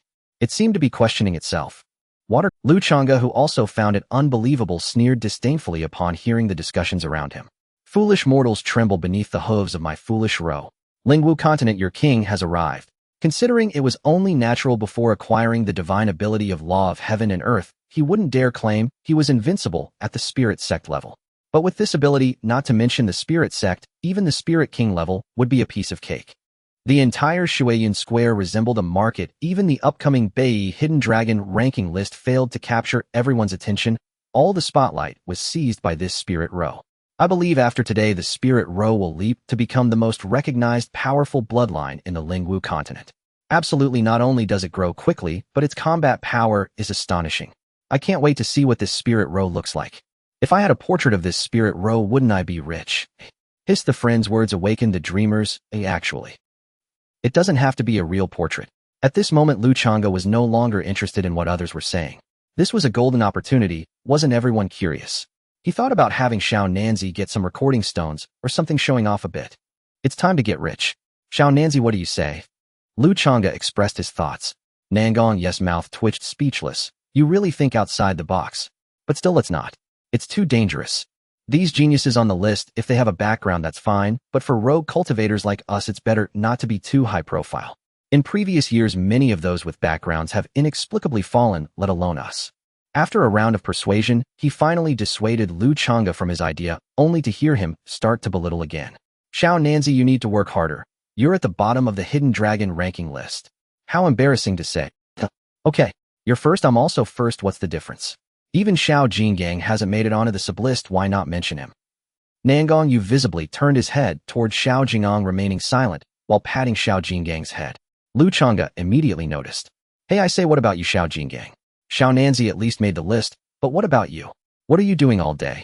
Not practicing properly, look how far behind we've fallen. Xiao Jinggang, Nangong Yu quietly breathed a sigh of relief. He glanced at all the spiritual cultivators ranked above him on the list. Yes, he remembered every single one of them. Next month, he must improve a few places. Being last is too shameful.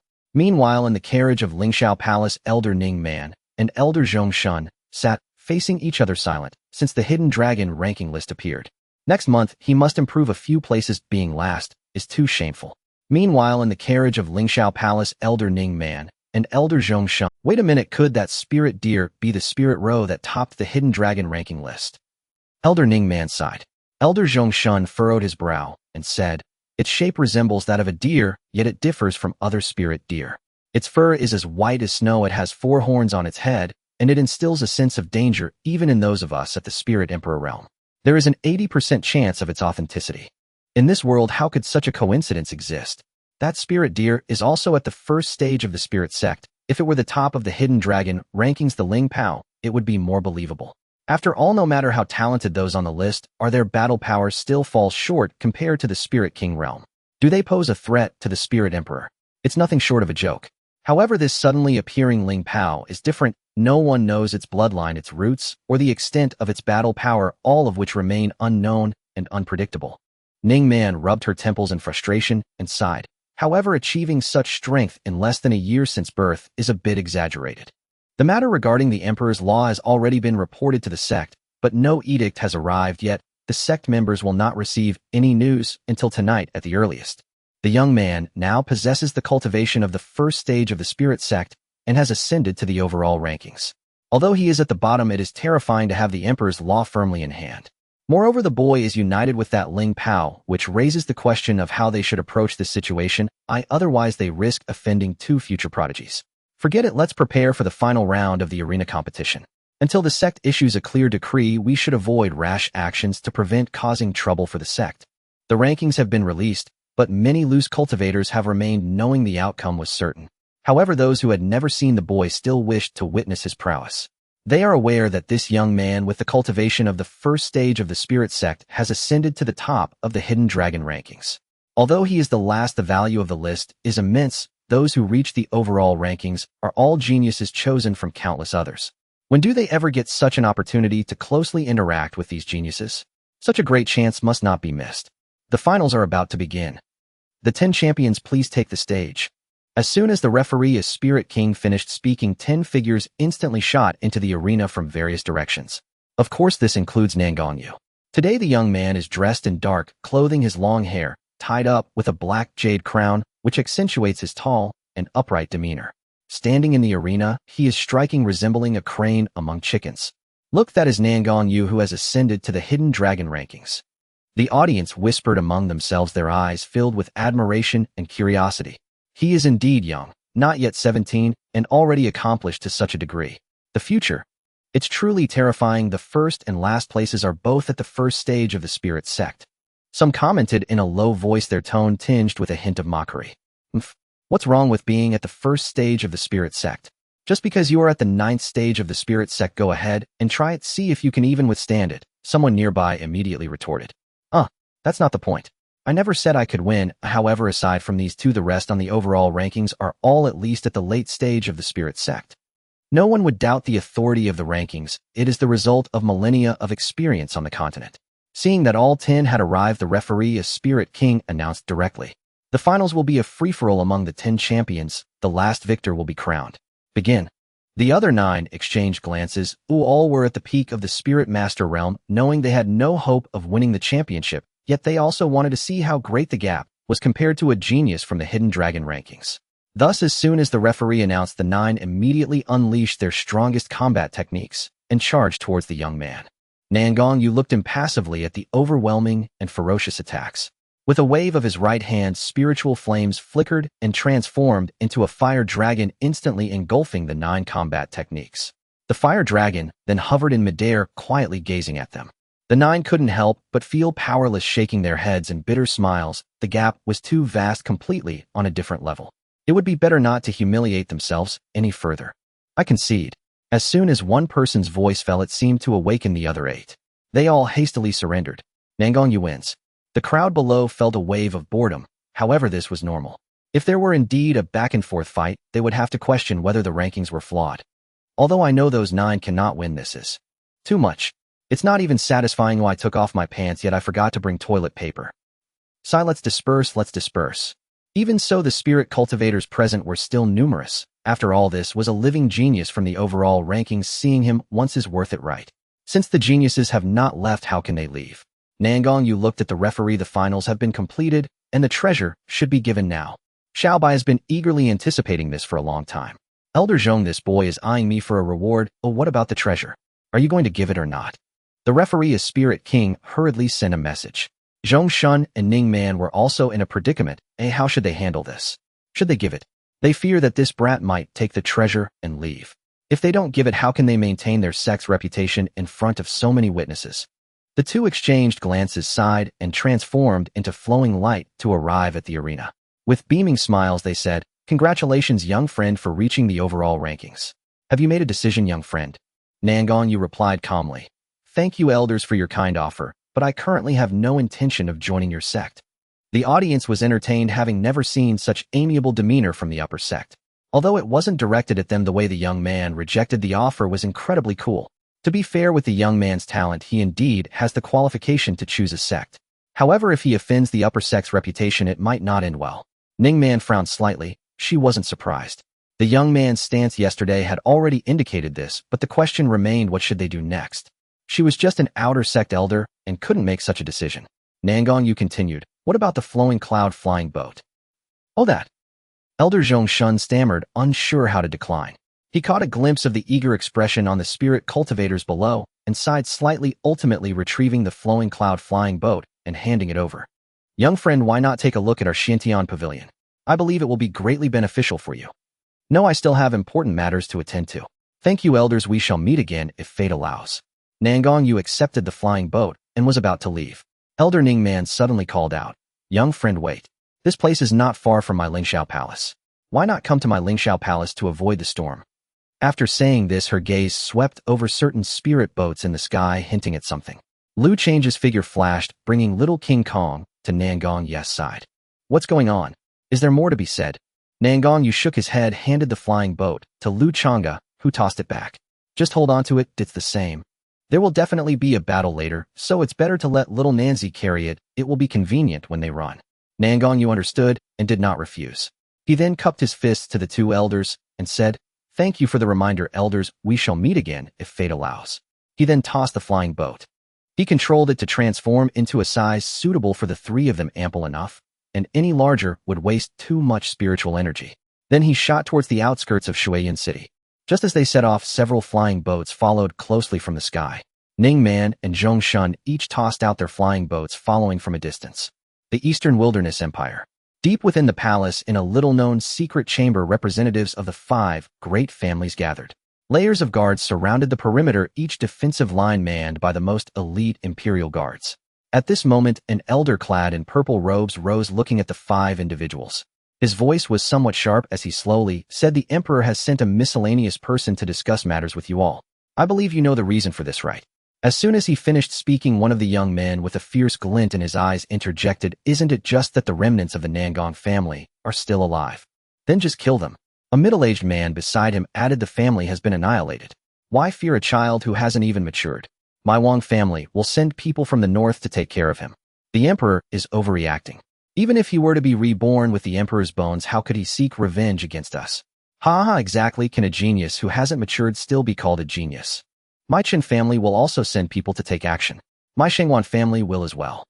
Seeing this, the elder in purple robes smiled faintly, the smile not reaching his eyes, and tried to keep his voice deep, saying, in that case, the Emperor looks forward to good news from you all. Little Nangong, you've attracted quite a following behind you. Lu Changge looked back at the hundreds of flying boats following them, his expression icy as he teased. After a moment, Nangong, you finally spoke. These people are not fools. Even if they didn't recognize the Emperor's technique I used today, once the rankings are announced, my first layer of Lingzong cultivation will stand out among those in the late or pinnacle stages of Lingzong. No one on this path of cultivation is a fool. Even if they can't fathom that the young man is practicing the Emperor's technique, they certainly know it must be above the heavenly level, otherwise such terrifying combat prowess would be impossible. If they don't seize the chance to snatch it while the young man hasn't yet risen, they would have no hope later. This can be said to be the closest they have ever been to a heavenly level technique. So what if the young man's combat power is high? Can he fight one, or can he defeat dozens, or even hundreds? Is he stronger than a spirit king? Holding this mindset, there are certainly many who want to fish in troubled waters, all hoping to pick up a bargain outside Feiyan City. Several high-tier flying boats hovered in the sky, quietly waiting for something. It was precisely in the direction of the flowing cloud flying boat. As time passed, the flying boat had already exited the city. Lu Changge could feel those flying boats behind him beginning to stir. Can't hold back any longer. Just then, several flying boats ahead came into view. Nangong Yu was about to change direction when he heard Xiao Bai coldly say, just go straight ahead. I want to see how many people covet your technique. Since those flying boats behind were ready to act, they might as well resolve it in one go. Thinking this, Lu Changge looked at the panel. Healing points 1900, alas, still too few. Save forget it, being a bit stronger is better. The larger the base, the stronger the heavenly law and earth phenomena ability. All in.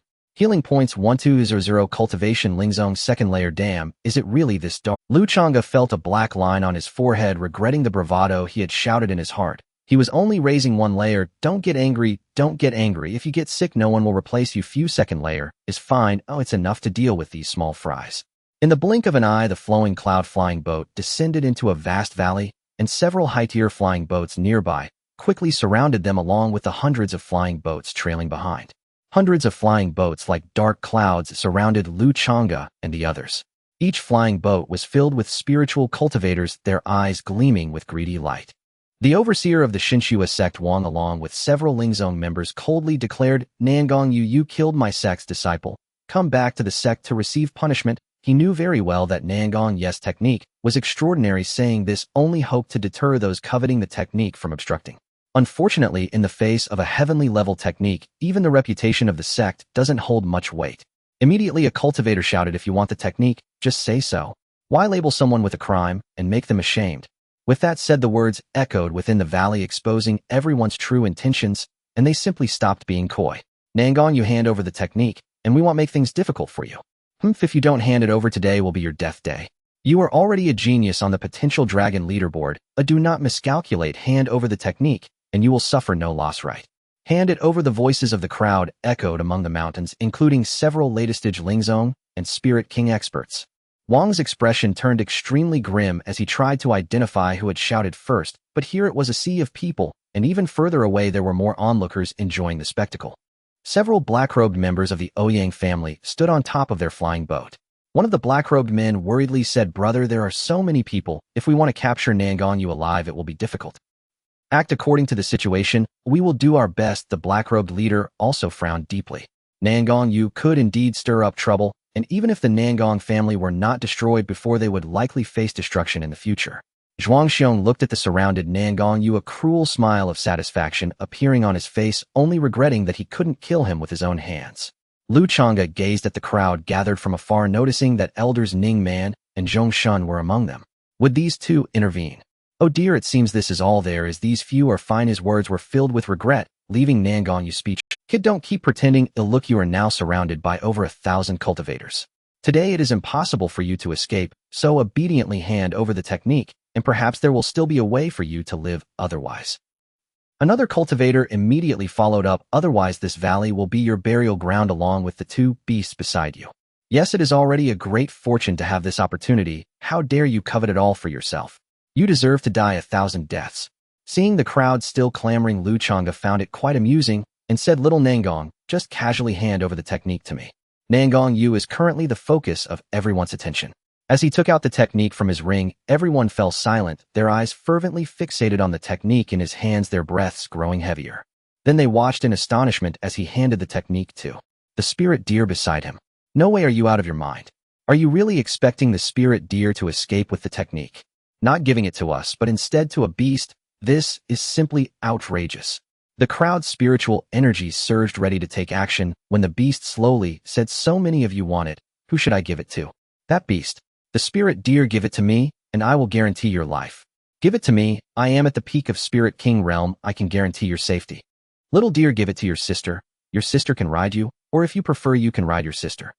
At this moment, the overseer of the Shinshua sect unleashed his Spirit King aura, causing the valley to fall into a temporary silence. Seeing this, the overseer quickly said, "Everyone, don't be fooled by this beast." He then looked at Lu Changge with a cold smile and said, "Spirit deer, if you think you can sow discord among us, you are still too inexperienced." As soon as he spoke, over 1,000 cultivators erupted with killing intent, their eyes glowing with ferocity. "Thief, dare you take it? Seize it, kill." In an instant, chaos erupted with hundreds rushing towards the technique, the power of heaven and earth becoming chaotic as various spiritual energies enveloped the few from the Shinshua sect. Several hundred onlookers stood motionless, arms crossed, watching this farce with amusement. How could the participating cultivators not be aware? After all, it was merely a matter of not letting any possibility slip away. Oh, what if it were true? On this side, Elder Wang instinctively took over the technique, but before he could examine it, he was engulfed by a surge of spiritual energy attacks, and the three disciples behind him in the spirit realm did not react in time, dying on the spot. However, as an outer sect elder of the Divine Blood sect with peak Spirit King cultivation, he was certainly not to be taken lightly and could not be easily defeated. A moment later, covered in blood, Elder Wang appeared over 1,000 meters away, his fierce gaze sweeping across the many cultivators who had attacked him before he wisely turned his attention towards Lu Changge. What a cunning beast, resorting to such underhanded tactics. The technique had already been shattered into powder by the chaotic spiritual energy. Everyone ceased their attacks. What they could easily destroy could not possibly be a heaven tier technique, not even an earth tier one. It was well known that techniques above the profound tier were protected by some mysterious great power. This beast dares to toy with us. Does it think we are mere clay? Kill. It has sought its own demise. Kill. In a fit of rage, the crowd unleashed a torrent of spiritual energy combat techniques throughout the valley. In the distance, Elder Ning Man pondered slightly and asked Elder Zhongshan, "Are we not going to intervene?" This question carried a double meaning. Zhong Shun instantly understood and said, "Let's wait and see if that spirit deer is indeed that spirit roe." Lu Changge was no longer interested in playing. He stomped his hooves on the ground a few times and twisted his neck. Law of heaven and earth. With his voice, the entire valley began to tremble. The deer's body instantly surged to 100 zhong, while dark clouds in the sky rapidly gathered, forming a massive swirling storm with Lu Changge at its center. At this moment, he stood beneath the storm, his hooves planted firmly on the ground, as if he had transformed into the sovereign of this valley. Each breath he took sent ripples through the surrounding air, producing thunderous roars, as if even heaven and earth were trembling in response. Roar. The sound was like thunder transforming into shockwaves that extinguished the attacks of thousands of cultivators in an instant. Lu Changge stood quietly there, his fur flowing like moonlight, emitting a faint glow, his voice echoing through the valley. "Come on, continue." At this moment, several hundred flying boats and over 1,000 cultivators stood petrified, staring blankly at the giant before them. "No, the giant deer. What is this?" a cultivator stammered. "Roe, spirit roe, it must be that spirit roe, the top of the hidden dragon ranking." As soon as this was said, everyone immediately reacted, their legs trembling slightly. "Is this really the spirit roe, eh? A spirit beast that has never appeared before? What are we afraid of? The top of the hidden dragon ranking is just spirit realm after all. With so many spirit kings, we can't take down a mere spirit roe. Indeed, what are we spirit kings afraid of? We were merely startled earlier. Kill." The many spirit kings felt that they were merely startled by a spirit beast, and their shame quickly turned into fury. Kill. Lu Change's 100 zhong body seemed to become a living target, allowing various spiritual energy combat techniques to strike him. Having hastily unleashed this divine ability last time, without fully grasping its strength, he would not let such a good opportunity slip by today. Seeing this spirit roe possessing 100 zhong frame, yet not retaliating, the attackers grew increasingly excited. After all, it was the top of the hidden dragon, ranking an unknown spirit beast in the spirit martial continent, and its blood must be a great treasure. Kill, this blood must be extraordinary. This spirit roe is less than a year old, yet possesses such power. If we can consume its blood and flesh, it will surely allow our cultivation to advance significantly. With such high defenses, its skin and bones must also be treasures. Every part of it is valuable. Everyone put in more effort. After carefully sensing, Lu Changge was quite satisfied with his body after unleashing his divine ability. The attacks from the spirit realm could be completely ignored. Those at the peak of the spirit king realm could inflict pain, while even peak spirit kings could directly breach his defenses or even injure him. Having finished his assessment, he suddenly trembled, and the thousands of cultivators surrounding him were immediately sent flying over 100 meters.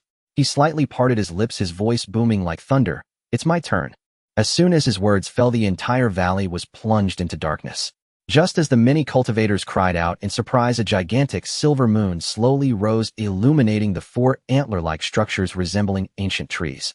Everyone was stunned into silence by the terrifying deer antlers, and then all their attention was deeply drawn to the antlers on the silver moon, staring fixedly.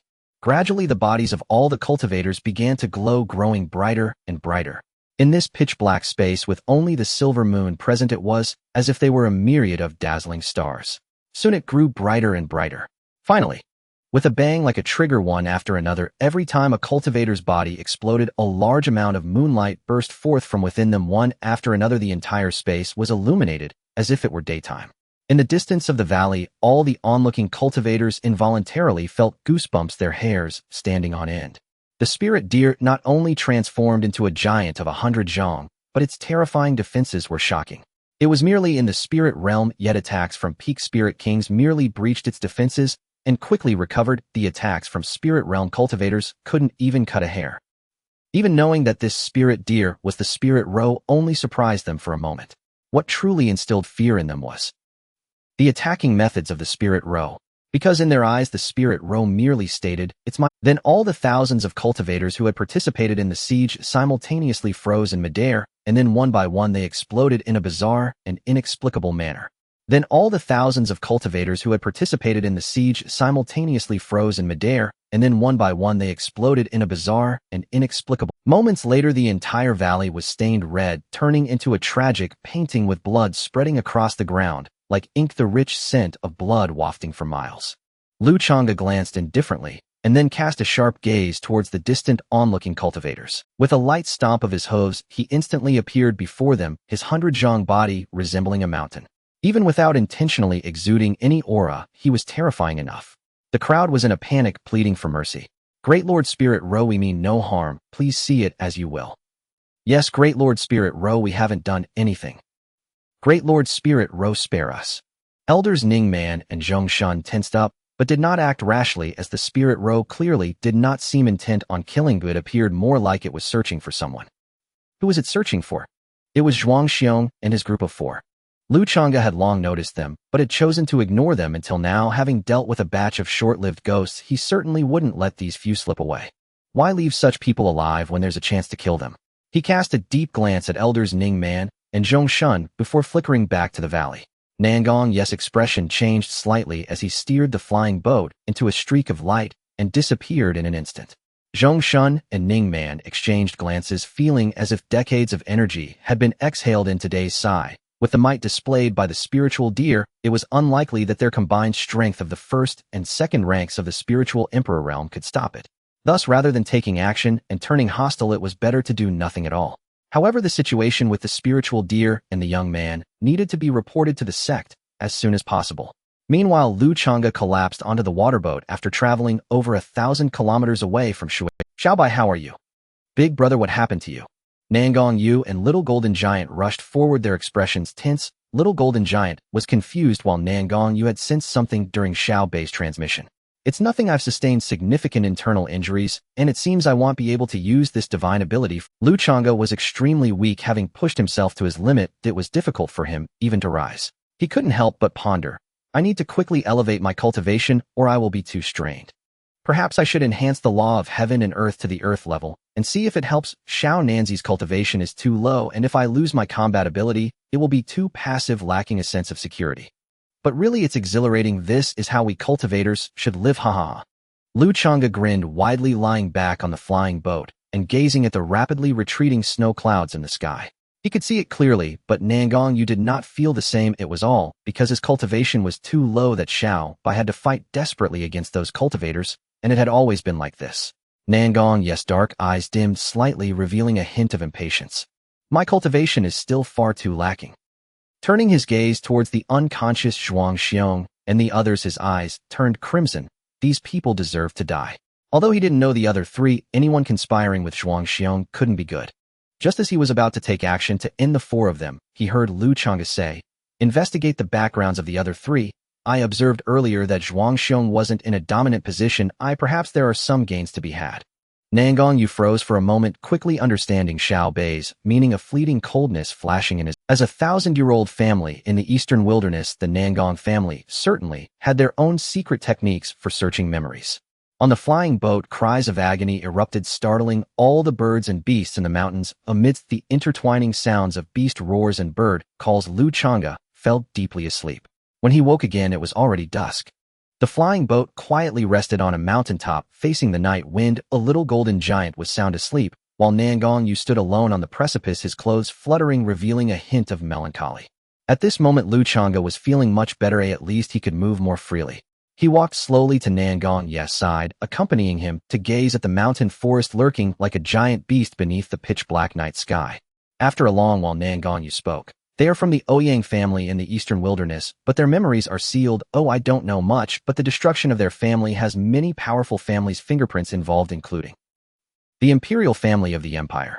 Lu Changge listened to the young man's somber words without feeling surprised. Given the situation of the empire, he had mentioned before, it would be strange if the royal family did not intervene. Your cultivation is still low. As the saying goes, a gentleman seeks revenge, and 10 years is not too late. There's no need to rush. I know. I want to go to Fendon City, Nangong Yu suddenly said. My. Lu Changge was taken aback. Fendon City was within the territory of the Xintian Pavilion, so Xiao Nanzi certainly didn't intend to join the Xintian Pavilion, or else he wouldn't have gone to such lengths to escape Shuiyun City today. He saw that Xiao Nanzi's eyes were filled with hatred as he coldly said, although I can't deal with the Ouyang family right now, I can still collect some interest. The 3rd young master of the Ouyang family, Ouyang Wu, is currently in Fendon City. Damn it. That kid headed north. There's still the Dilling sect blocking the way. If that kid escapes, where will we have our share? A middle-aged cultivator angrily punched a nearby giant tree, instantly reducing it to powder, exposing his peak-level spiritual cultivation. Sect Master, if we don't take him down while he's severely injured, our Divine Fist sect may not have another chance. An elder beside him flashed a fierce light in his eyes, unable to hide his greedy expression. Now the news that the young man possessed a heavenly-level technique had already spread throughout the nearby major sects with no one unaware. This was the closest they had ever been to a heavenly-level technique. If they could obtain it, their Divine Fist sect would surely rise and would no longer be mocked as a third-rate sect. It was not impossible to make a comeback and become the 9th major sect. Thinking of this, both men were filled with excitement, exchanging a glance before leading their disciples to continue. A blood-streaked youth in black stood before them, his eyes cold as midwinter and predatory as the night. Under his gaze, a chill crept into the hearts of the dozens from the Shinquan sect. A disciple behind them trembled and spat the name like a curse. It is Nangong Yu, as if they faced an undefeatable beast. The sect leader snapped back to himself, clenching his fist to suppress the rising dread. In a sharp, severe voice, he said, Nangong, you grievously wounded, as you are to still swagger so, truly reckless. Surrender your technique. The Shinquan sect will deal with you swiftly. His words lacked conviction, but a glance toward the Grand Elder restored some confidence. Though aged, the Elder remained a Lingwu Realm powerhouse. Handling a severely injured Lingzong cultivator should pose no difficulty. The Grand Elder stepped forward, speaking with solemn earnestness, young man, why bring this upon yourself? Hand over the manual, and I will vouch for you. We will let you go. The sect leader opened his mouth to scold, then suddenly fell silent, amusement flickering in his eyes. Laughter broke the stillness. The elder's plea inexplicably struck the youth as absurd. He laughed wildly, leaves drifting down about him. Then his expression hardened, and with thin lips he murmured, how utterly dull. If you want the manual, you must pay a price. At his words, a blazing sun rose behind him, its searing breath sweeping through the entire woodland. Shinquan sect members staggered backward, tense. Beads of sweat rolled from their brows. Whether from the heat or from fear, they could not tell. The Grand Elder advanced, and his Lingwang's spiritual power exploded outward, relieving his followers' pressure and filling them with confidence. Brat, you turn away courtesy and must taste punishment. Elder will kill him. He's bluffing you, Elder, don't be fooled. Kill him. Some cried. The Elder scanned his disciples and sighed, you are bloodthirsty. Take his manual, then let him go. Nangong, you could barely sustain his spiritual force. Could this be the eccentric Xiao Bai mentioned? Don't waste time, Xiao Bai, and the others are waiting. He formed hand seals. From the radiant sun behind him, a palm-sized fire lotus emerged, 36 petals in all its stamen, like a reddened white ember. The lotus was astonishingly lifelike. Each petal resembled a sculpted ember, veins and patterns clear and exquisite.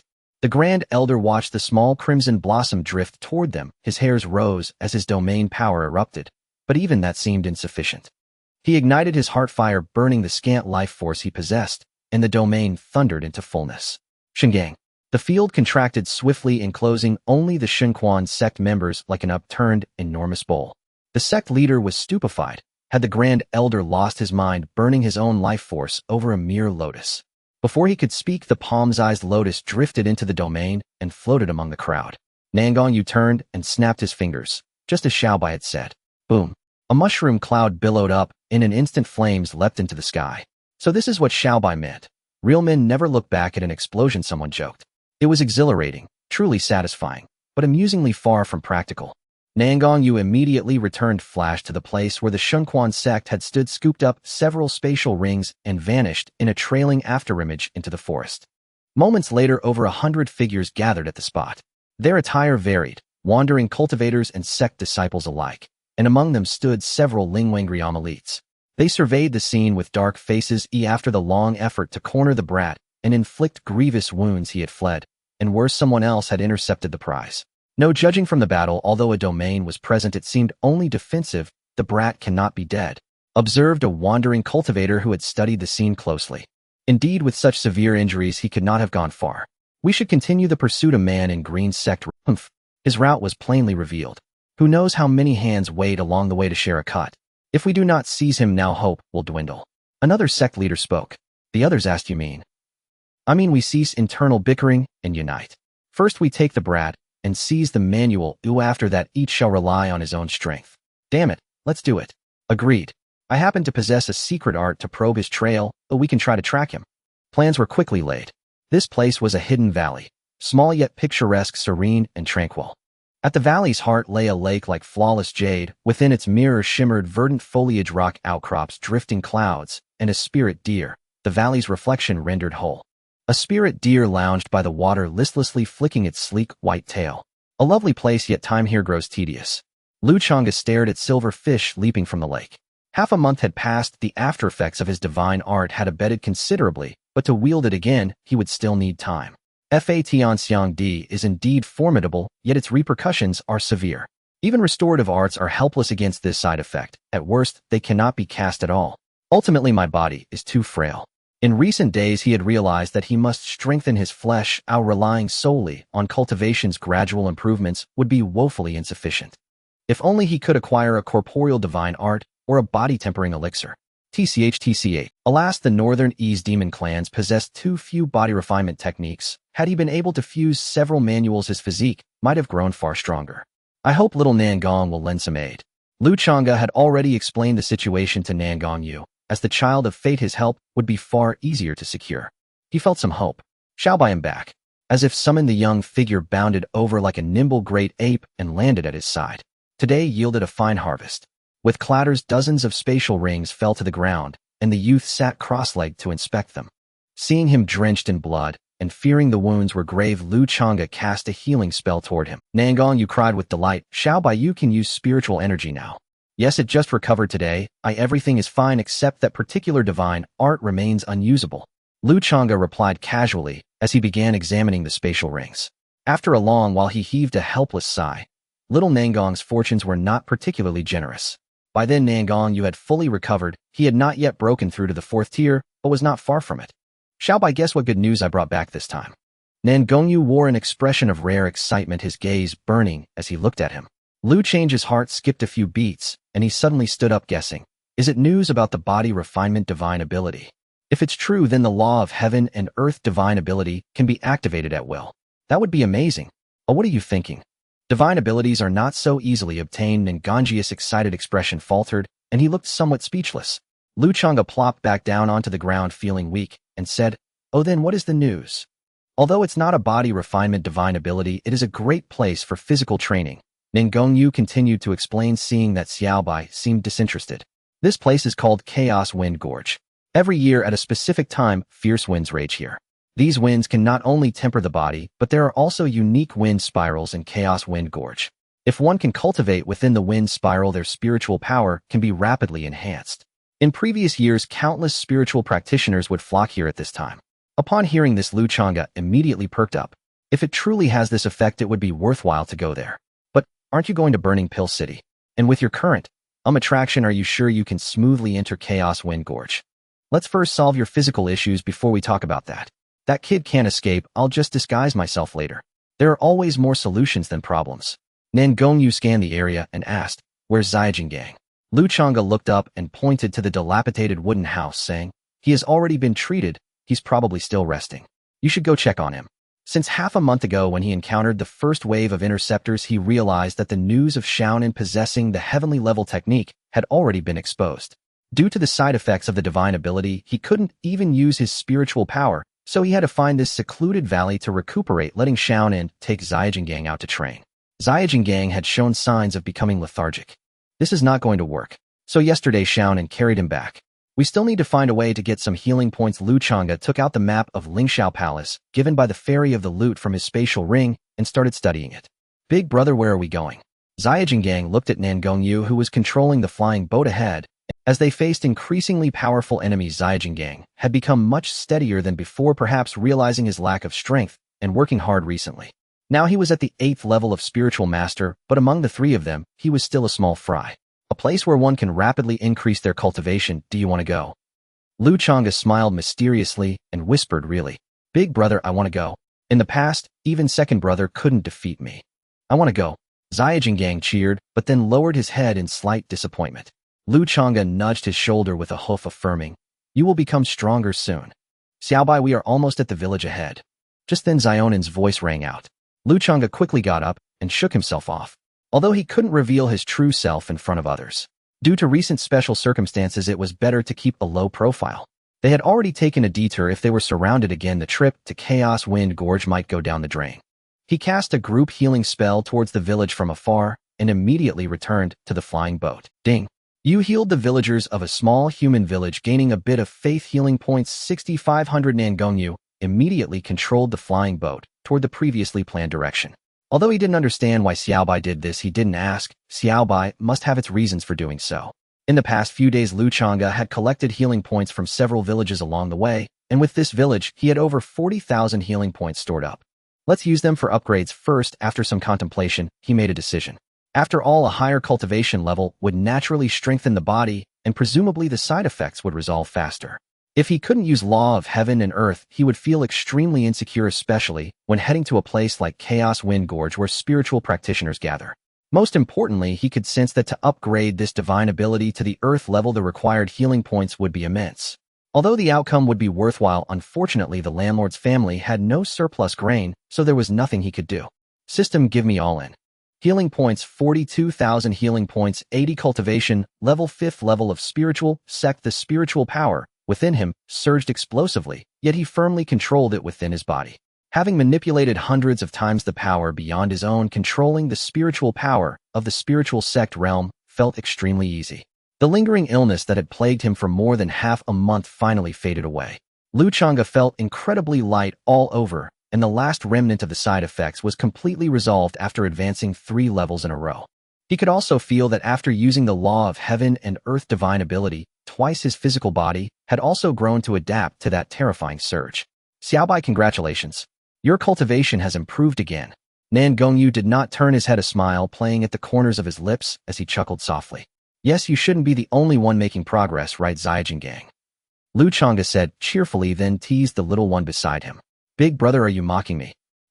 Ziyajin has learned to use such advanced words to mock now. Nangong Yu listened to the bickering behind him, his smile undiminished, and reminded, in a few hundred kilometers ahead, we will reach Chaos Wind Town.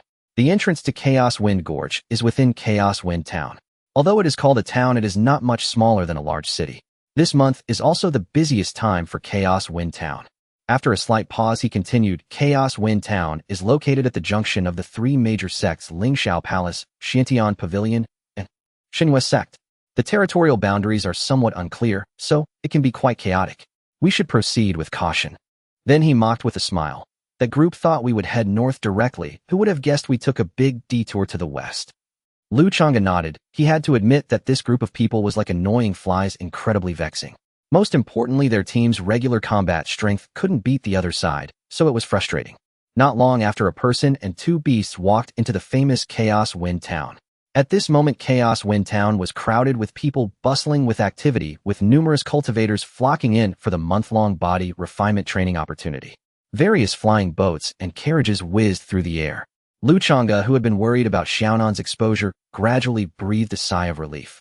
Chaos Wind Town had no buildings taller than 3 stories. The materials used were either giant stones or heavy timber to withstand the occasional fierce winds that escaped from Chaos Wind Gorge.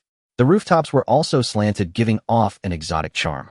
Nangong Yu casually found a guest room in an inn to sit down. He and Ziyajin, who were both under a meter tall, snuggled on the wide chair, feeling quite comfortable. Just as they sat down, they heard the conversation of 3 cultivators at the table behind them. Chaos Wind Gorge will open the day after tomorrow. Unfortunately, I'm still a little short of breaking through to the spiritual sect, so I can only cultivate in the outskirts. Another cultivator interjected. I have heard that the Wanbao Merchants Association will hold an auction in Chaos Wind Town tomorrow. There will definitely be body refinement elixirs available for bidding. If we can acquire one, advancing our physical bodies further should not pose a problem for entering the middle region. The Wanbao Merchants Association is the largest merchant association in the Lingwu continent, with its industries spanning the entire continent. Every city in the 4 domains has its branches, and its scale is astonishing. However, the owner of the association is quite mysterious, yet their influence is formidable. Anyone who dares to covet the association has met with death, including those in the Holy Realm. The previously speaking cultivator let out a bitter laugh and said, if the Wanbao Merchants Association holds an auction with body refinement elixirs, it is not surprising. However, with our financial resources, obtaining an elixir is simply impossible. Sigh, that's true. Every year around this time, there are too many cultivators advancing from the Spirit Master realm to the Spirit King realm, not to mention the inner disciples of various sects coming to join. Every one of them has substantial financial backing, so anything related to body refinement is driven up to exorbitant prices far beyond our reach. Upon hearing this, the 3 exchanged wry smiles, each falling into silence. Lu Changge looked at Nangong Yu and transmitted his voice, asking, Little Nan, how many spirit stones do we have now? Given that so many people had been offering warmth during this time, it should have accumulated quite a bit. Just from that stop outside Shuiyan City, there should be at least 1,000 spatial rings plus what little Nan collected when he went out later. Nangong Yu had already organized it and answered calmly, we currently have over 200,000 spirit stones. We also have quite a few resources that we do not need. Why not sell these first and convert everything into spirit stones? This way we can be more at ease at tomorrow's auction. He also heard the conversations of the 3 cultivators across from him and understood what Little Bai was thinking. If there really are elixirs, it would be a shame to miss out. Lu Changge nodded, no longer drinking tea, and walked towards the location of the Wanbao Merchants Association with Little Nan. Selling these unnecessary resources is certainly more reliable with a big merchant association. The fact that they have expanded so widely and are still sought after by so many cultivators speaks volumes about their credibility.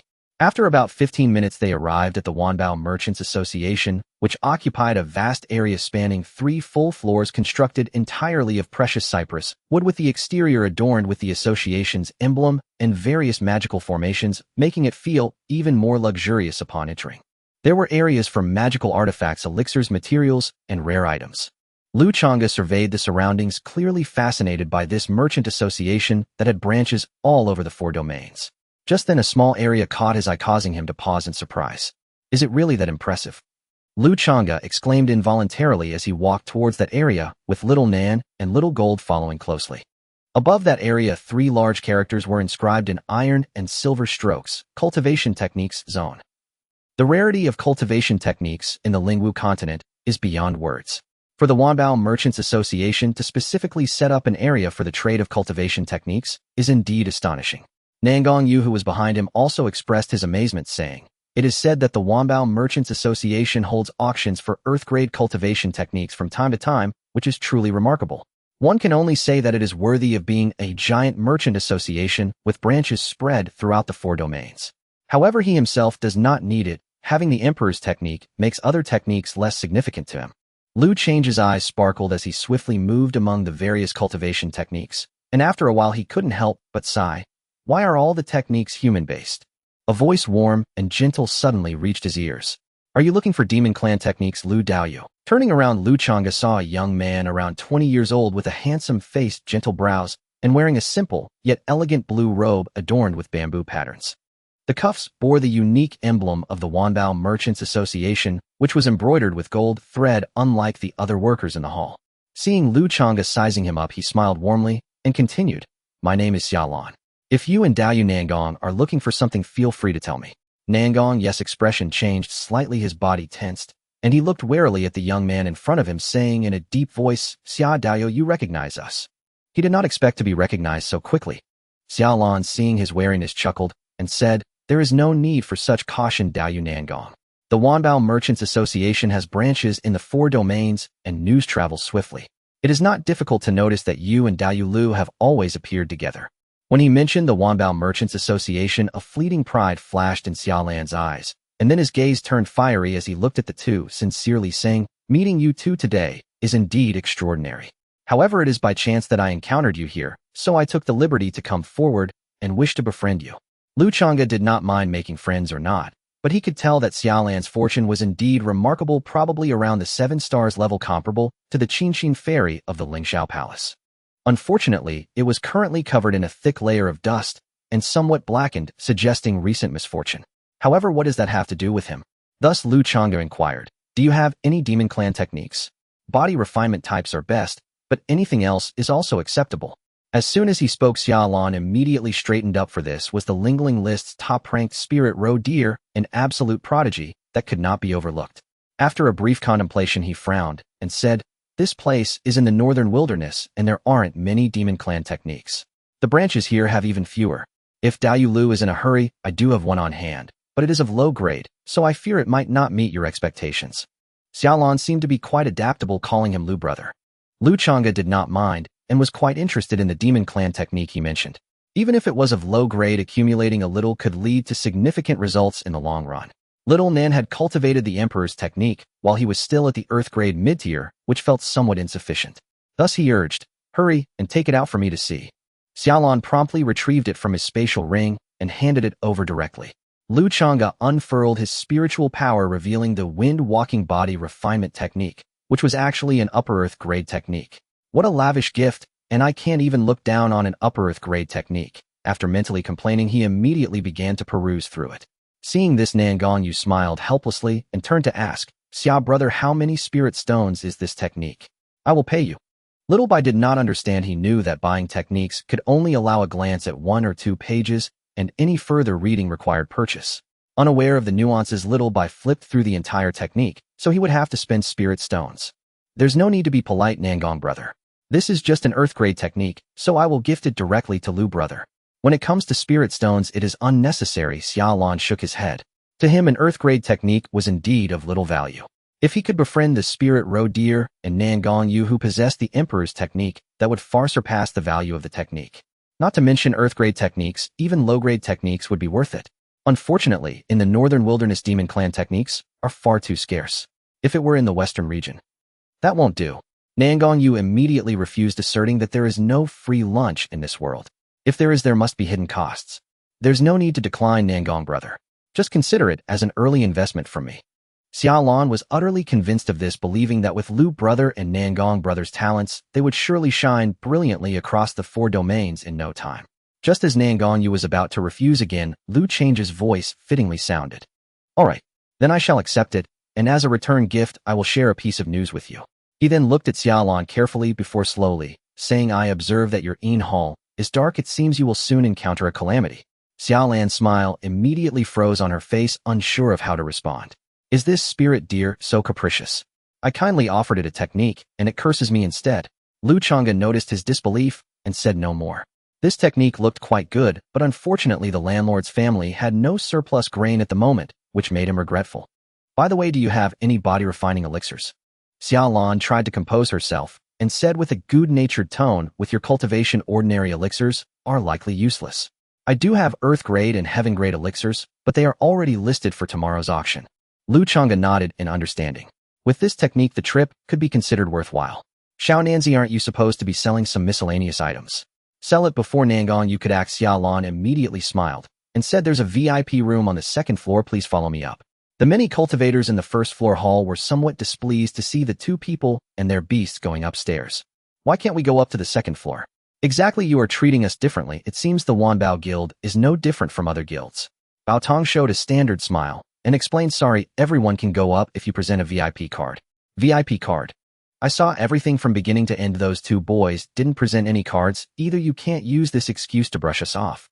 The first cultivator to speak said angrily.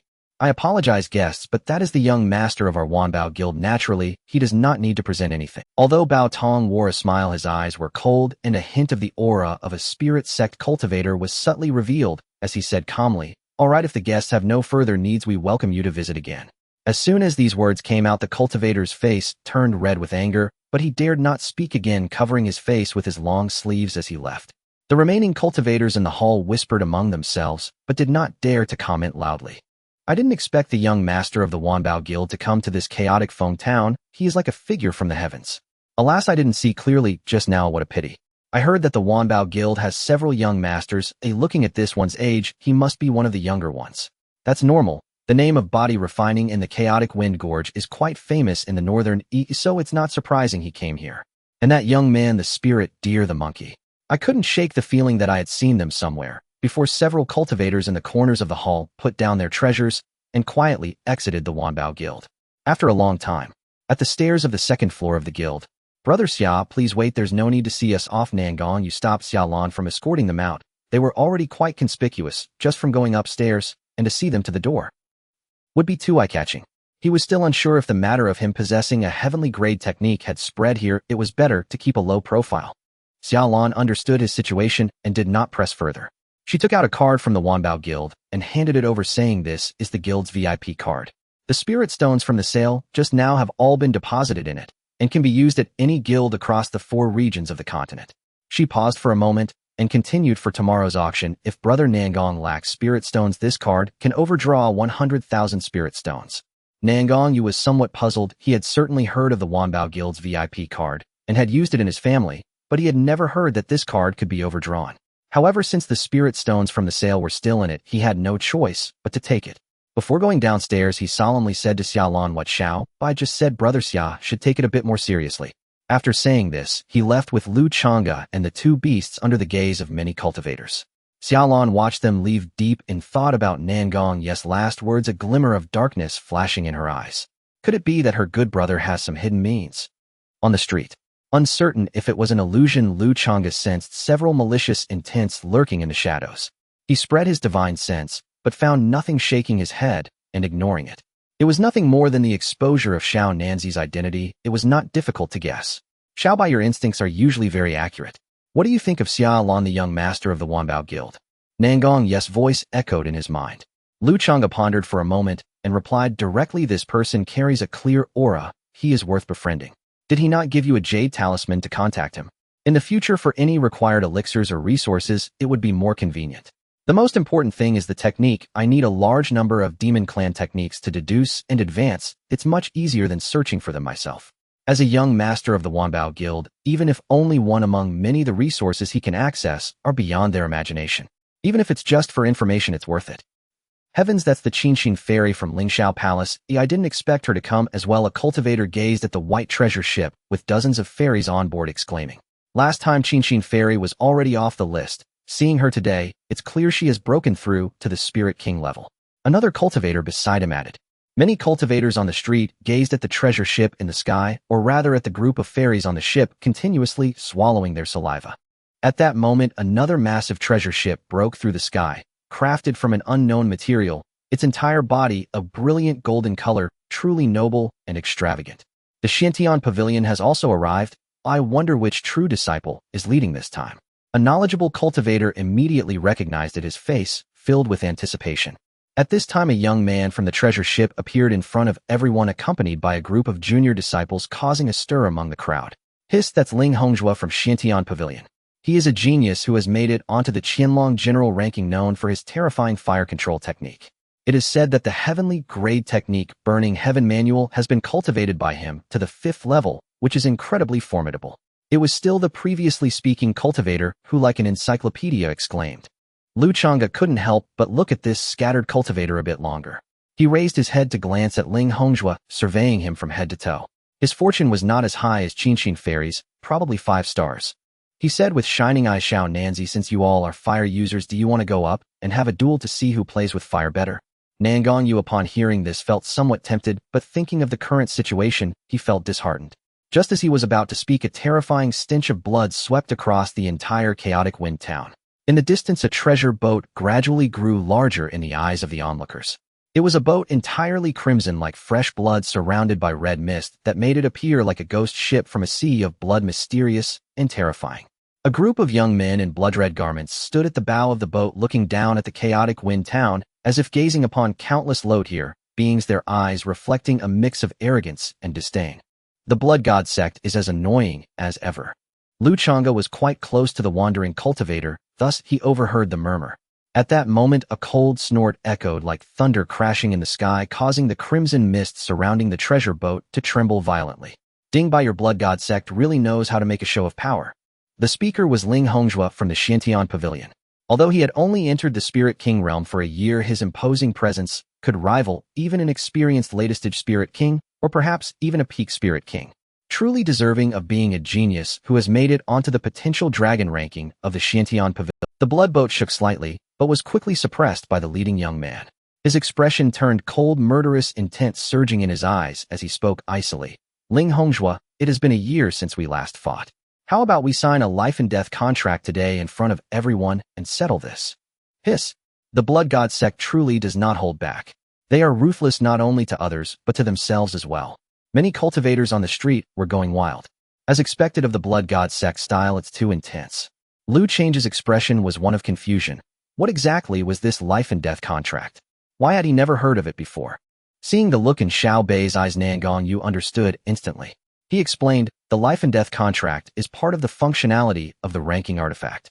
Any spiritual cultivator who has made it onto the ranking can sign a life and death contract as long as both parties agree, at which point the artifact will lower an arena, allowing only one to survive. After explaining, Nangong Yu continued, besides the life and death contract, there is also the challenge contract, which can only be initiated from a lower position to a higher one. This one does not result in death. The artifact will restore the challenger's injuries before they are about to die and send them off the arena. Talking about this, he had only seen challenge contracts in the Eastern Wilderness. He had never encountered a life-and-death contract before. Hearing this, Lu Changge couldn't help but fall into deep thought. This continent was no ordinary place. Was this artifact covering just the 4 regions or the entire continent? Was it truly an artifact? And whose was it? Just as tensions were escalating and a great battle was about to erupt, a gentle sound of a zither suddenly rang out, instantly dissipating the tense atmosphere. The auction of the Wanbao Chamber of Commerce is about to begin. You two should not let emotions get the better of you. Tomorrow the chaotic wind gorge will open. Do not let small matters lead to greater losses. The zither fairy appeared in flowing white garments, smiling sweetly as she stepped forward to mediate. Ding Bai cast a cold glance at Nangong Yu, not replying, but he no longer insisted, leading his disciples to land and directly enter the auction of the Wanbao Chamber of Commerce. Nangong Yu chuckled, calling out, "Sister Xiao, let's go together. After you seen your brother Ling." After all 3 major sect disciples entered, the crowd began to buzz with discussion. Lu Changge did not pay further attention, calling out to the frowning Nangong Yu as they entered the auction. Presenting their VIP card, the attendant respectfully ushered them into a private room, serving them some spiritual fruits before retreating. "What's wrong?" Lu Changge surveyed the scene below and the other private rooms, casually inquiring. "I just saw Meng linger following that zither fairy." Nangong Yu was somewhat speechless. If not for the previous incident, he probably would also be in the Xiantian Pavilion right now. However, without that incident, he wouldn't have obtained the imperial law, and without the imperial law, he wouldn't be hunted now. In this world, every action has its consequences. Whether good or bad is hard to determine. Meng Linger, the daughter of the lord of the Qian sect, is she the quirky one you mentioned? Lu Changge was taken aback. That name was quite old. To be honest, if Xiao Nanzi was not mistaken, then that girl must have quite the fortune entering a major sect like this. It's impressive. The two exchanged a glance, and then turned to set that matter aside if it had nothing to do with them. Little King Kong was even less interested in their topic, busily showing off with the spiritual fruits. Without battles these past few days, it had been channeling its anger into its appetite, devouring every type of spiritual fruit in their possession, high-grade and low-grade alike. Its physique had noticeably expanded. Today's auction was undoubtedly the most explosive one of the year, attracting a large number of cultivators to the chaotic wind gorge. The vast auction hall was completely packed, and this was still after the investment limit. The Wanbao Chamber of Commerce knew these cultivators were eager to quickly bid back resources, so they wasted no time and started immediately. A graceful yet slightly alluring female auctioneer swayed her way onto the stage, gently clapping her hands as the first item for auction was escorted up. Spirit Gathering Body Refining Pill Grade 5. The effect is, as the name suggests, it gathers spirit and refines the body. I need not elaborate on the effects of a grade 5 pill that can elevate one's cultivation in the Spirit King realm by a whole level with no side effects to enhance the physical body to the late stage of Spirit King. The female auctioneer smiled slightly, reminding, "Tomorrow the chaotic wind gorge will open. Having this pill means you can directly reach the inner circle and enjoy more and better resources." Hiss. Upon hearing this, the crowd went wild. Why were they here? Wasn't it to enter that chaotic wind gorge? Aside from tempering the body and improving cultivation, there were even wind spirit stones in the depths. It was said that if one absorbed enough top-grade wind spirit stones, they could develop wind attributes in their body. As expected of the Wanbao Chamber of Commerce, they come out swinging with such a grand opening. The sounds of admiration and shouts filled the air. The auctioneer, aware of the fervent desire in the audience's eyes, did not waste any more words and stated seriously, "Starting price for the auction is 100,000 spirit stones." 110,000 spirit stones. Someone immediately called out from the crowd. 120,000, I bid 120,000. 130,000. Not bad. Xiao Nanzi has even learned to answer quickly now. Lu Changge shot him a sideways glance. Nangong Yu gave an awkward smile, tilting his chin, signaling Xiao Bai to keep watching. The alluring auctioneer chuckled lightly, asking, 90,000 spirit stones, is there anyone else willing to bid? In fact, after the price reached 50,000, almost all the bids came from those seated in the private rooms. I offer 1 million spirit stones. As soon as this was said, the hall fell into silence, for they recognized that voice belonged to Ding Bai of the Blood God sect. Ding Bai, although there was no threat in his tone, who didn't know about the Blood God sect, notorious for their vendettas, petty grievances. At that moment, Ling Hongjuo's light laughter echoed. I'll assist Ding by 150,000. As a disciple of the Xiantian Pavilion, Lingwu Realm was indeed wealthy, such a small amount of spirit stones was nothing to him. However, calling this once was fine, but going too far would not be good, especially since this pill originated from their Xiantian Pavilion. If word got out that they were deliberately inflating the price, that would be troublesome. Ding Bai, sitting in the private room, had a cold expression glaring through the icy atmosphere towards Ling Hongzhuo's private room, coldly stating, 151,000. The auctioneer's smile flickered, but to reach this price was already beyond expectations. She promptly announced, 151,000, going once, going twice. 3. Who is this? How dare he? Numerous cultivators in the hall immediately spoke up. Does he not fear offending the Blood God sect? Given the nature of the Blood God sect, regardless of who he is, it would be difficult for him to walk out of Chaos Wind Town unscathed. Another cultivator remarked. Some cultivators retorted he might be in a private box, as well possibly a genius from a major sect. Moreover, one with such financial resources likely has an extraordinary background. Without mentioning the discussions among the cultivators, the overwhelming killing intent from Ding Bai instantly enveloped the entire auction venue, cold and piercing, extremely terrifying. As for Ling Hongzhuo being a fellow genius from a major sect, it was not surprising for him to be a source of annoyance, but how could someone who just emerged from a corner dare to contend with him? Did he truly think Ding Bai was made of clay?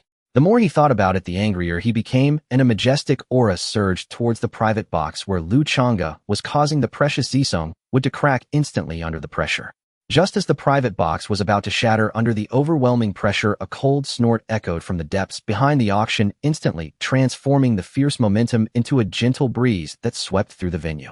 Ding Bai felt as if struck by a hammer, blood seeping from the corner of his mouth as he looked in shock towards the depths. A commanding voice rang out, "This is the auction of the Wanbao Merchants Association. Everyone remain calm or face expulsion." The words were polite, yet that voice erupted in everyone's ears like thunder, the overwhelming aura sweeping across, causing the cultivators present to shiver in fear, as if they could be struck down by the slightest hint of pressure. Lu Changge used his spiritual energy to lift the spirit fruit in front of the little golden child, chewing on it with utmost calmness.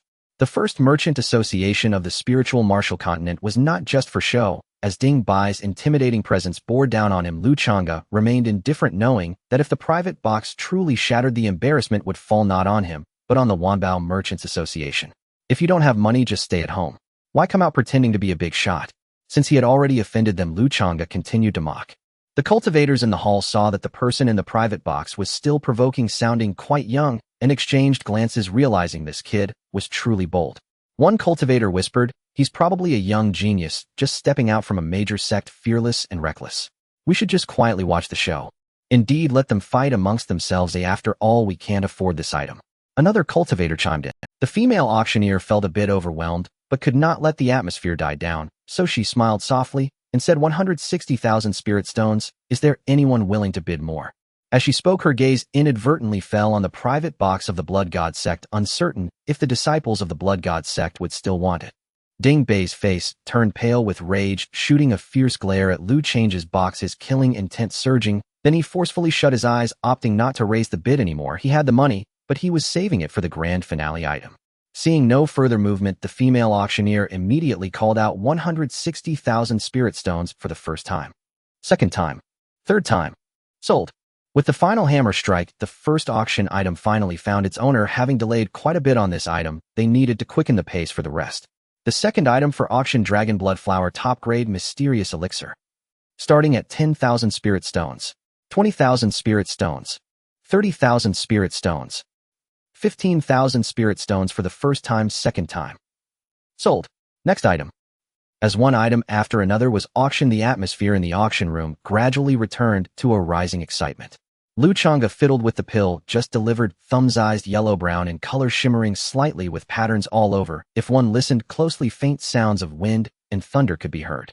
Is this the so-called spirit-gathering body refining pill? The name seems a bit too casual. Brother, you've been staring at it for ages. If you don't want to eat it, let me have it. The little golden child's eyes followed the pill's movement, bobbing up and down, his mouth still dripping with glistening drool. Nangong Yu withdrew his gaze from the auction and glanced at the little golden child, nearly bursting into laughter. Then he said seriously, "This must be given to your big brother to eat. Otherwise, who will protect you? Who will heal your injuries? This is a body refining treasure that perfectly suits your cultivation level. Eat this." Saying this, he handed over the soil spirit mushroom, he had just purchased for 130,000 spirit stones. The little golden child exclaimed, took the soil spirit mushroom, glanced at the pill, took a bite, then looked again and took another bite. Then he saw his big brother swallow the pill in one gulp. Nothing seems to have changed. This wouldn't be a fake pill, would it? Lu Changge wondered. The notion of a fake pill was merely a jest. The Wanbao Merchants Association would never do something to tarnish their own reputation. At that moment, a wave of warmth circulated through his body. It had arrived.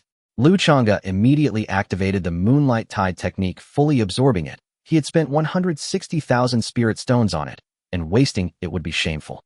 The pill was indeed gentle, unlike that gold essence grass he had consumed previously, which had caused his scalp to tingle painfully.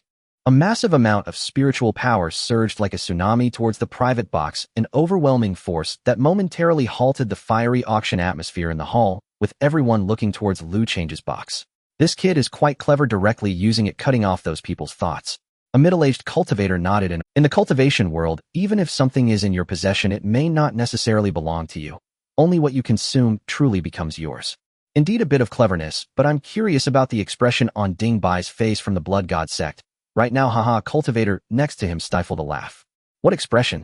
At that moment, Ding Bai's fists were clenched tightly, shattering the air and causing a rumbling sound. The disciples behind him had their heads bowed low, not daring to speak. Investigate. Within a day, I want to know everything about this man. Yes, senior brother. This was merely a small episode in the auction. The auction continued.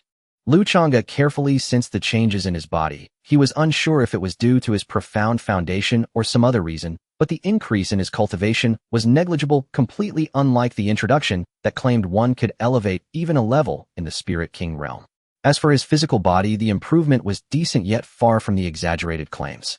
Little Nanzi, I feel like I've suffered a great loss. I should have let you eat it first. Lu Changge grimaced, looking helplessly at the sky. Currently, the enemy was too powerful, so they collectively decided to first enhance his physical body, ideally to the point where he could unleash his full strength without injury.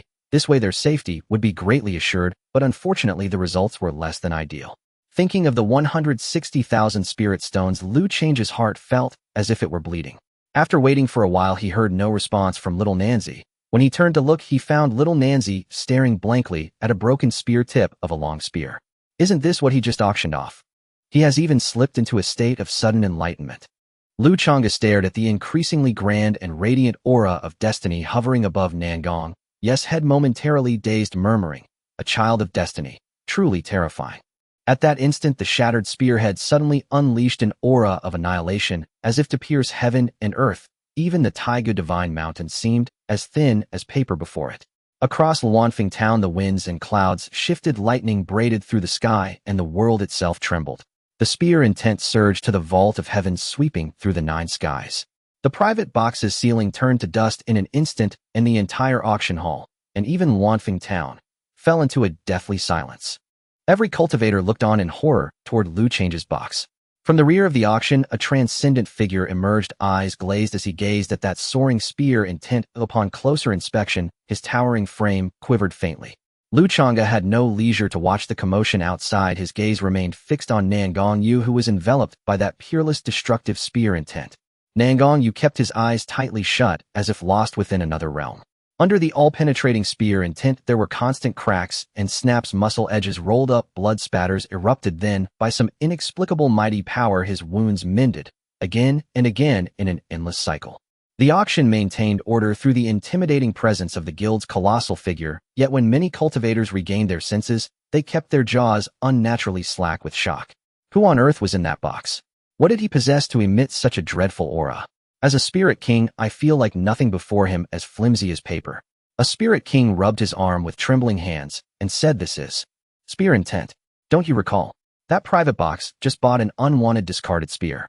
Another cultivator slapped his thigh and sighed in bitter regret. Some envied. He must be a person of great destiny. Otherwise, why would something all of us, tens of thousands of cultivators here, have ignored be taken by him?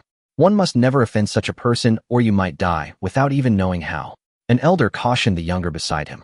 Ding Bai's jealousy was plain for all to see. What absurd luck that he had let that boy take the broken spear. If not, would that opportunity not have been mine? The thought of missing such a great chance made Ding Bai long to rush forward and slay the boy, but seeing the supreme guardians at the venue, he suppressed the impulse, his murderous intent only deepening as he vowed the two youths would die and everything would be his. It's Nangong Yu. Meng Linger blurted in shock, then clapped a hand to her mouth, though Qin Xin Xianzi nearby had already heard. Xiao Yingyin turned her eyes sharp as if seeing through all things and asked Nangong Yu.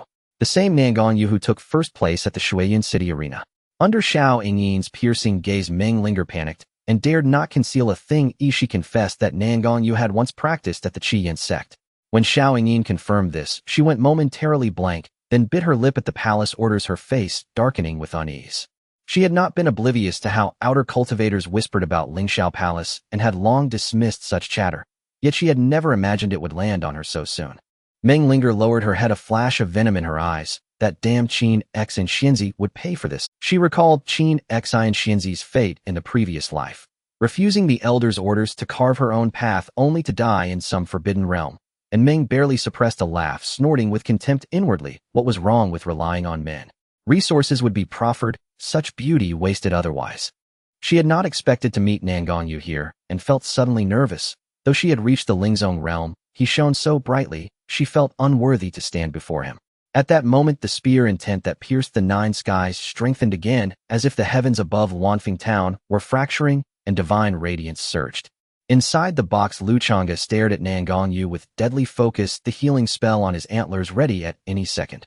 Fearful that the restorative power might vanish, and that Xiao Nanzi would in an instant explode into a cloud of blood. The dreadful spear intent wreathed Nangong Yu's body. With each cycle of collapse and rebirth, he grew ever more crystalline, as if a sacred light flowed beneath his skin. As time passed, Nangong Yu ceased bleeding. Even bruises and purples no longer marked him. His body, tempered by the spear intent, became jade white. His bones gleamed golden, and thunder echoed around him. The spear intent gradually faded. Nangong Yu opened his eyes. With each blink, the spear intent shot skyward, as if transforming into two imperial divine spears that shattered everything, then vanished like peals of thunder above the box. Second brother, why aren't you wearing clothes? Don't you like them? Xiao Jinggang's voice piped up unexpectedly. Nangong Yu's face flamed crimson. With a movement of spirit power, a crimson glow shrouded him, and he drew out his spirit garments from his spatial ring. Annoyed, he tossed a millet to Xiao Jinggong, but the little creature suddenly squatted with a fart stars swimming in its eyes as it nearly fainted. Lu Changge hurriedly cast a healing spell. Ding! You healed an 8th-tier healer, a 6-star destiny, an ancient ferocious beast. Healing points 105. Then Lu Changge approached the dazed Xiao Nanzi, tapped his torso with a hoof that rang with a metallic clang, and clicked his tongue. Xiao Nanzi, how many spirit stones did you spend on that broken spear? Lu Changge brushed the residual ash on the ground with his hoof, and asked casually. 10,000 spirit stones. Why? Nangong Yu replied apologetically, helping Xiao Jingang to his feet, without looking back. Lu Change's hoof paused over the ash. He then turned solemnly to Nangong Yu, and said, I want a treasure that can deduce divine arts, a Yao Clan cultivation method, and something to cure the aftereffects of great divine arts. His solemnity was like that of a man making a vow in a temple, nearly on his knees. Nangong Yu, outside the auction continued, but countless cultivators' eyes kept drifting back to that damaged private box, wary of any further surprises. A cultivator frowned in thought. What else was sold in that box? Surely there is nothing left. The alluring auction mistress watched the dissipating atmosphere with a hint of grievance, and cast a resentful glance toward the shabby box. As one lot after another passed, Nangong Yu failed to win anything further. Whenever he bid whatever the item, the hall's cultivators would scramble for it like they would strip their families bare. Even the great figures in the private box were not immune, which left Lu Changge a little disappointed. He had hoped Xiao Nanzi might repay a wish for him. Next, the final lot of this auction. Surely you have all been waiting. With a clap from the female auctioneer, the final lot at last revealed its true form. This time the one presenting the auction item was not a beautiful attendant, but a man whose imposing aura suggested that his cultivation was no less than that of a peak spirit king. On the tray held by the man stood a delicate white jade bottle adorned with golden patterns that emitted a radiant and vibrant glow. The value of this jade bottle alone could rival that of an earth-grade treasure. This scene caused all the cultivators present to hold their breath, gazing at the stage with tension and The enchanting auctioneer nodded, clearly pleased with the response from the audience. She swayed her way to the man's side, scanning the venue, and under everyone's watchful eyes she extended her slender finger to remove the bottle's cork. Boom! A blazing divine light surged toward the ceiling, resembling a volcanic eruption or celestial fire descending to the world. Amidst the astonished gazes of the crowd, a phantom soared into the sky, its massive body covered in crimson scales with a ram's head adorned with horns wolf-like hooves stepping through flames, and a dragon's tail dancing, each scale gleaming as if meticulously forged. With a roar directed at the heavens, a tremendous aura instantly radiated outward, shaking the earth and sky as the overwhelming wave swept across the entire town of Chaos Wind. Then the man controlled the jade bottle, causing a pulling force to manifest. The phantom, reluctant to be captured, struggled against the tug, causing the entire venue to tremble, and the man was drenched in sweat, his hands trembling. The enchanting auctioneer's expression changed, and she immediately took action, sending a pale blue beam of spiritual energy directly toward the phantom. As it drew near, it transformed into a massive net, and only through their combined efforts could they pull the beastly shadow back into the bottle, sealing it with the cork, all of them breathing a sigh of relief. It was then that the crowd realized that this alluring auctioneer was also a peak spirit king, and this was merely a branch of the 10,000 Treasures Merchant Guild. Such branches were countless across the 4 domains, revealing the true terror of the 10,000 Treasures Merchant Guild. Alright, this is the final auction item from the 10,000 Treasures Merchant Guild in Chaos Wind Town. A drop of ancient ferocious beast blood, the essence of a royal realm inferno beast. I need not elaborate on its effects, but is suitable for alchemy, body refining, and cultivating secret arts, etc. The auctioneer's face displayed a proud demeanor as she slowly introduced it. Although all the cultivators present had long since heard the news, witnessing it in person now still left them in shock at the 10,000 Treasures Merchant Guild's grandiosity. This was the bloodline of an ancient ferocious beast in existence, unparalleled among those of the same realm. To kill it, at least dozens of royal realm experts would need to strike together. This is the precious blood for body refining. After use, it could elevate one's physical body to rival that of a spirit king ferocious beast, far surpassing the effects of gathering spirit body refining pills, exclaimed a cultivator with sparkling eyes. Most importantly, it greatly enhances one's foundation refining essence and washing the marrow, achieving an extraordinary transformation, leaving cultivators of the same realm far behind. Unfortunately, this price is something we cannot covet. A cultivator spoke with envy, murmuring to himself. The astonishment of the crowd was evident in the auctioneer's eyes. Seeing that everyone had come to their senses, she exclaimed loudly, starting at 100,000 spirit stones. 200,000 spirit stones. I bid 300,000 spirit stones. Lu Changge felt somewhat bored, expecting something spectacular as the grand finale, only to be surprised by this. This item was of no use to him. As a spiritual beast, the purer the bloodline, the better. For external use, its effectiveness might be limited. He glanced at Xiao Nanzi, suspecting that he wouldn't be able to use it either. With the current strength of his physical body, he might be even stronger than himself, plus that destructive intent of annihilation. It could be said that this trip was the greatest gain for Xiao Nanzi. Most importantly, they lacked the financial capacity to participate. Just thinking about how much spirit stones he had spent only to end up with. It's hard to explain, or jealousy made him feel torn apart. At this moment, Nangong Yu was also not focused on the auction of the Inferno Beast's essence, as he wholeheartedly immersed himself in the comprehension of spear intent. With this physical body and the awakened spear intent, his strength had increased several folds in a short time. Just then, the entire town of Chaos Wind trembled again, leaving many cultivators stunned. What was happening now? Everyone in the venue turned their attention to the damaged box. The box showed no movement. Suddenly, a chorus of panicked shouts from outside the auction venue echoed, as numerous cultivators rushed in. The Chaos Wind Gorge is about to open. Oh, everyone hurry up. The Chaos Wind Gorge is opening. Hurry to grab a good spot. Lu Changge was taken aback and immediately rushed outside. Why had he come to Chaos Wind Town? Wasn't it just for the Chaos Wind Gorge? There was nothing left to stay for. Nangong Yu grabbed Xiao Jingon and followed closely behind. Not only them, but many cultivators seated in the auction hall also began to exit, as they could not afford the Inferno Beast's essence. The alluring auctioneer was momentarily taken aback. Everything is going wrong. There was no choice. A few important patrons with money were still in the box, so she had to hasten her calls. 500,000 spirit stones. Is there anyone else willing to raise the bid? Once, twice. 550,000. On the other side, as soon as Lu Changge exited the venue, he used spiritual power to lift Xiao Nanzi and Xiao Jingon, soaring into the sky, moving as quickly as a flying boat. As they approached, the entrance to the Chaos Wind Gorge gradually came into view. From a distance, 2 towering peaks stood like 2 crouching deities facing each other, their summits piercing into the clouds, seemingly endless. Between the two peaks, a massive fissure formed the entrance to the Chaos Wind Gorge, resembling the mouth of a gigantic beast ready to devour, with the gentle breeze blowing as if it were its breath.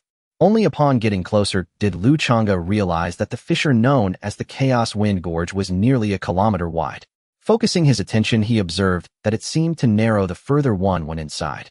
The walls of the peaks, shaped by countless years of wind erosion, formed a peculiar stone forest at the entrance, with various formations resembling swords pointing towards the sky and ferocious beasts lying in wait growling.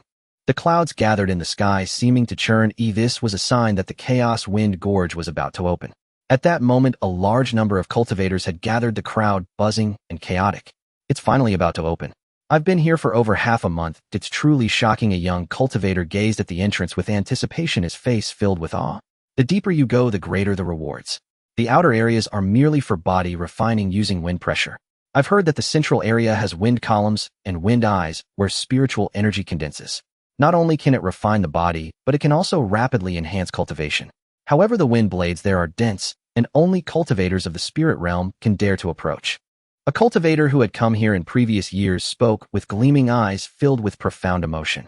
An elderly cultivator beside him sighed heavily. Sigh, it's a pity that only those above the Spirit Master realm and below the Spirit Emperor realm can enter. Otherwise, I would also like to see how this Chaos Wind Gorge was formed. Upon hearing this, the surrounding cultivators immediately showed respect. This old cultivator was indeed a powerful Spirit Emperor.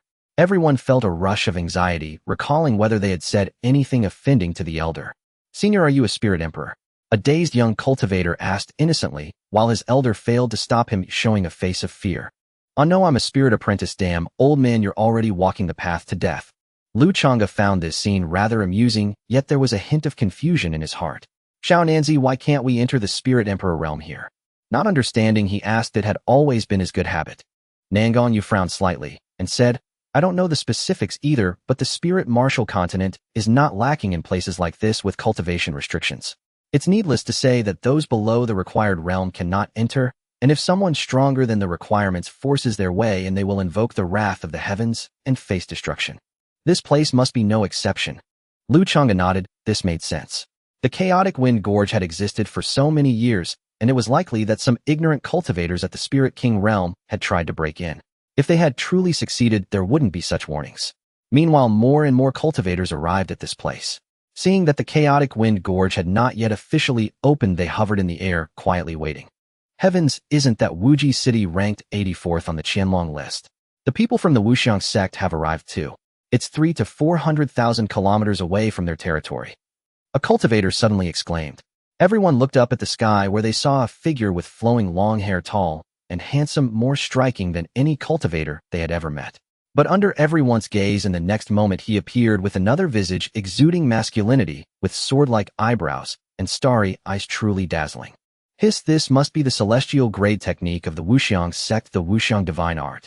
It's said that when perfected, it can manifest myriad forms, 1,000 faces for one person, incredibly powerful and uniquely mystical. A cultivator introduced in a shocked tone. Look, over there is Lin Yuanbai from the alchemy sect, another powerhouse on the Qianlong list. Could it be that these geniuses have come here to travel and take a look? Another cultivator pointed to a young cultivator on the other side, surprised. Under the gaze of all the cultivators, several well-known spiritual cultivators arrived in a short time, including those who had once made the Qianlong list in their early years. However, after advancing to the Spirit King realm, they had dropped off the list, their cultivation stronger than those still listed, but the threshold for the Tianjiao list was simply too high. At this moment, people from the Divine Blood sect, the Xiandan Pavilion, and the Ling Shao Palace had also arrived. This place is located at the intersection of the territories of these three major sects, so every year at this time, they send a large number of disciples to train and deepen their cultivation. Lu Changge observed the three leaders, who brought many disciples, wondering who ultimately obtained them. He saw the Qinqin fairy from Ling Shao Palace maintaining her usual calm demeanor, while Ding Bai from the Divine Blood sect looked grim, glaring in the direction of the Xiantian Pavilion, his eyes occasionally flashing with murderous intent. Ling Hongzhua smiled from time to time, clearly in a good mood. It must have been Ling Hongzhua who obtained it, Lu Changge thought regretfully. If it had been someone from the Divine Blood sect, he could have snatched it back. The Xiantian Pavilion had no grievances at the moment. It would be better to restrain themselves. If they provoked a strong enemy, they might not be able to survive in the northeast. Just as he was pondering, a murderous aura condensed into a blood blade and struck toward him. Just as he was about to retaliate, he saw Xiao Nanzi unleashing an unparalleled gun intent as her eyes opened and closed, a crimson spear shooting through the air, colliding with the bloodblade. Boom! The entrance of the chaotic wind gorge was instantly engulfed in a turbulent wave of air. Under the tremendous shockwave, many low-level cultivators cried out, their bodies tossed about, struggling to maintain their balance.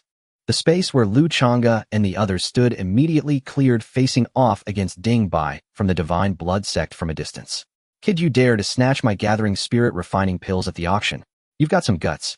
Ding Bai's voice was icy cold as he glared at Nangong Yu, his murderous intent laid bare. As soon as he spoke, cultivators who had just attended the Wanbao Chamber of Commerce auction immediately reacted. Hiss, is this the kid? This is bad, he has offended the Divine Blood sect. Not only will he not be able to enter the chaotic wind gorge, but he might even struggle to leave. A middle-aged cultivator looked regretful, while also expressing deep disdain for the actions of the Divine Blood sect. Alas, that young man's cultivation seems to be at the peak of the spirit sect.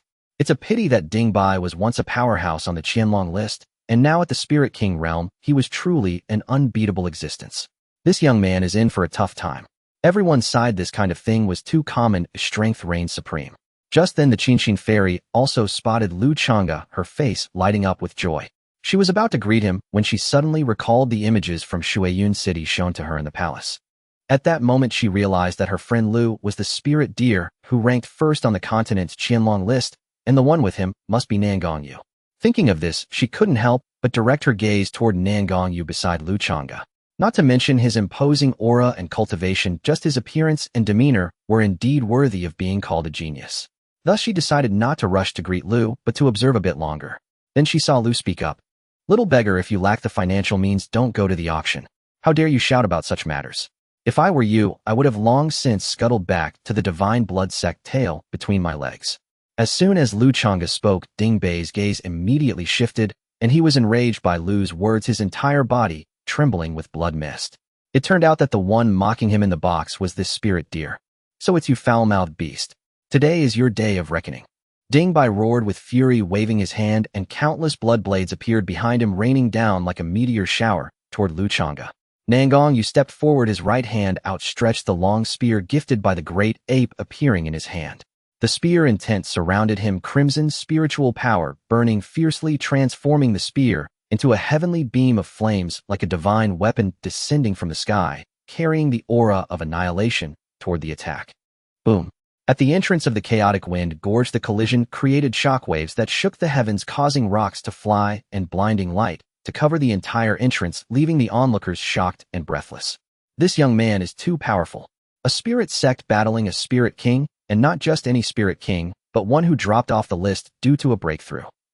The young cultivator was dumbfounded, wishing he could be that mighty.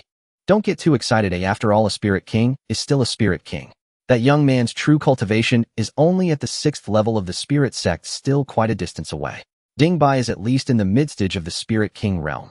A cultivator immediately recognized the key to the battle, shaking his head in lament. Indeed, Nangong Yu was nearly sent flying upon collision, but Lu Changge pulled him back with spiritual power. In contrast, Ding Bai appeared calm, clearly not expending much of his strength in that last strike. Nangong Yu felt helpless, his body was stronger than Ding Bai's under the refining of the unparalleled spear intent, and had comprehended his own spear intent, yet his cultivation at the spirit sect was still lacking. Though he was uninjured, he couldn't harm Ding Bai.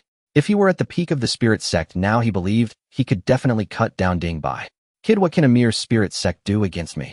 How about this? If you kill that beast beside you, I will spare your life. What do you think? Ha. Ding Bai in bloodstained clothes stood tall in the void, exuding an overwhelming presence full of vigor. Lu Changge squinted slightly, gazing at the arrogant Ding Bai in the air, and casually said, Xiao Nanzi, if you do not refine your spear intent now, then when? Nangong Yu could no longer hold back when Ding Bai insulted Xiao Bai. At that moment, he swung his spear and a pair of fiery wings unfurled behind him, standing tall opposite Ding Bai, with a surge of battle intent erupting as he coldly declared, You talk too much nonsense. Brat, you're asking for trouble by not accepting my hospitality. Ding Bai spread his fingers slightly, and a long knife appeared in his hand, its surface swirling with blood, exuding a terrifying aura. He slashed down with it, and a blood-colored blade light dozens of meters long struck towards his opponent like lightning. With a clang, Nangong Yu was directly sent flying. Then we shall see if you have the ability to do so. He then charged back at a faster speed, twirling his spear as crimson flames erupted, and the fierce spear intent seemed poised to tear the heavens and the earth apart. Ding Bai was indeed a seasoned genius with a wealth of cultivation background. Each move he made was infused with unparalleled spiritual power, exuding a strong and imposing demeanor, calm and collected. The two moved at an astonishing speed, transforming into two resplendent arcs of red and crimson, continuously interweaving above the chaotic wind gorge, clashing with ringing sounds. In a short time, they exchanged hundreds of blows. After yet another clash, the youth was directly struck into the ground, causing rocks to fly and dust to rise. The young man planted his spear into the ground, blood continuously flowing from his mouth, and at this moment his eyes were tightly shut, as if he had fainted. Lu Changge was about to intervene, but upon seeing Xiao Nanzi in such a state, his lips twitched, and he halted his intention to strike. Has he attained enlightenment again? Do you have to do this every time? You make me look foolish. He had too much to complain about, and no longer wished to voice it. Other confused cultivators witnessing this scene could not help but shake their heads and sigh. The spirit sect is the spirit sect. Never think about challenging those in the spirit king realm. Strong ones cannot be insulted. In the air, Nangong Yu had arrived by Qinxin Fairy's side without anyone noticing, and upon seeing this, he could not help but shake his head and sigh. He and Ding Bai were old rivals, so he naturally knew his strength. How dare this kid in the spirit sect realm speak recklessly to a spirit king? Who gave him the courage? Xiao Yingyin was taken aback, surprised that Nangong Yu did not recognize Nangong Yu. Had the Xiantian pavilion not informed him? Thinking of this, Xiao Yingyin couldn't help but find it amusing and lightly retorted, not necessarily. This young man is extraordinarily talented. Even if he cannot defeat Ding Bai at present, it won't be long before he catches up. With the combat strength of youth, once he breaks through to the Spirit King realm, Ding Bai will not even qualify to be his opponent. With such words, Nangong Yu looked at Xiao Yingyin in disbelief. When did she become so optimistic about someone? Moreover, after so many years of rivalry with Ding Bai, wasn't she also deprecating herself? He snorted coldly. Qinxin Fairy may be disappointed. I see this young man will spill blood here today. No matter how talented he is, he still needs the opportunity to grow. Xiao Yingyin glanced at Lu Changge below and shook her head, saying no more. With Taoist Lu present, who was the top-ranked spiritual row in the Hidden Dragon overall list, that image of Midas Spirit King. If a Spirit Emperor were to come, let's see if they could kill this young man. However, this was something she kept to herself to avoid bringing unnecessary trouble to Taoist Lu. Brat, weren't you just talking tough? You can't handle just these few moves. I haven't even warmed up yet. Ha ha. Ding Bai crossed his arms, looking down upon the beings below like a deity seemingly at ease, and his aura surged even further. Having waited for a long time without hearing Nangong Yu's response, Ding Bai grew impatient. Brat, remember not to provoke those you shouldn't in your next life. He then clasped his hands together and pulled again, a finely crafted small knife spinning in his palm. A fierce, murderous intent radiated from Ding Bai's eyes as he pushed his hands forward. The few-inch-long blood knife expanded against the wind, instantly transforming into 100 feet long, covered in blood patterns, exuding an overwhelming aura as it surged towards the young man. The vibrating sound it produced was like 100 demons singing, and all the cultivators present felt a piercing headache just from glancing at it, unable to imagine the kind of overwhelming attack the target would face. Lu Changge stared intently, ready to take Xiao Nanzi away at any moment. As the attack approached, Nangong Yu suddenly opened his eyes, flames roaring within his pupils. A massive phantom resembling a fire deity appeared behind him, synchronizing with his movements. He thrust his spear forward, devoid of dazzling brilliance, devoid of radiant, holy light, simple and unadorned. There was no fluctuation of power, as if an ordinary person who had yet to embark on the cultivation path was casually thrusting forward. Yet this ordinary thrust caused the weapons of all cultivators present to tremble violently. The spear intent that pierced through the heavens and the earth bore an indomitable, while firmly clashing against the blade tip, producing a deafening explosion. The entire entrance of the chaotic wind gorge trembled as rocks rolled, the sea of clouds shattered, and the fierce winds blew cold. Wait, fierce wind. All cultivators awakened in the gusts of wind, suddenly gazing at the entrance crack, and at this moment the wind had taken on color. A pale blue wind blew out from the depths of the crack, causing the skin of low-ranking cultivators to feel a slight sting. The chaotic wind gorge has officially opened. Charge. Let's go, don't watch. All cultivators no longer cared about the outcome of this great battle, rushing towards the entrance, each transforming into a streak of light shooting into the crack. Lu Changge flashed to Xiao Nanzi's side, cast 2 healing spells, instantly restoring him to peak condition and further enhancing his cultivation. Ding, by witnessing this scene, felt his eyelids twitch violently. He glanced at the chaotic wind gorge and then looked down at the already recovered Nangong Yu, his eyes turning bloodshot as he steeled his heart to make another move. Senior brother, why not come out and talk? A disciple from the Divine Blood sect, seeing other cultivators had already entered, could not help but feel anxious. Xiao Yingyin also spoke at this moment, saying, Brother Ding, it's more important to temper the physical body to enhance our foundation. Everything else can wait until we come out. After saying this, she glanced at Lu Changge and secretly transmitted, Taoist Lu, we will go ahead. She then led her disciples and the disciples of Xiantian Pavilion to charge ahead. Ding Bai glared fiercely at Nangong Yu and Lu Changge, killing intent boiling as he said, I hope you can survive. When the time comes, I will personally take your lives. Lu Changge and Nangong Yu could not be bothered to pay him any heed, taking the little golden-haired child who was making faces at Ding Bai and swiftly darting towards the chaotic wind gorge. I hope this chaotic wind gorge does not disappoint me. As soon as he entered, a tremendous pressure from the wind pressed down on him, while Lu Changge and Nangong Yu managed well, but Xiao Jinggang struggled to walk. Surrounding him were many cultivators trudging through the wind, each with a painful expression, channeling their spiritual energy against the wind as they ventured deeper. This is just the beginning of entering the valley, yet there's already such great wind pressure. I truly do not know what the middle region will be like. A cultivator at the spirit master level exclaimed in awe while resisting the powerful winds. That is not a place for us spirit masters to tread. Being able to temper our bodies in the outer region is already commendable. Listen, kid, let me teach you something. When your body is about to crack, retreat a little, wait for it to recover, and then move forward again. Repeat this process, and your physical strength will surely improve. The fierce winds of the chaotic wind gorge will last for a month, so do not rush, take your time. An experienced spirit master beside him said, appearing to weather the winds with much more ease while offering it. He continued to express his thoughts. I've heard that in the middle region there are wind spirit flowers that can quickly heal one's body. That is truly a remarkable treasure. With it, one can achieve double the results with half the effort in this short month. Unfortunately, they with their cultivation were still unable to reach that place. The strong remain strong no matter where they are. It was indeed a pity.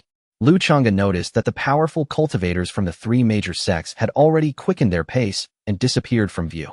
He turned to Nangong Yu and said, Little Nin, you go ahead to the middle region to temper your body. I'll take Xiao Jinggang and walk a bit longer before joining you later. With that, a flash of brilliance lit up his eyes. There were at least 10,000 cultivators in this outer region, all bearing injuries under the wind pressure. He would not miss this excellent opportunity to harvest healing points. The body tempering technique given by Xia Lan had not even been used to generate healing points, let alone improve his cultivation and innate abilities. It's truly disheartening.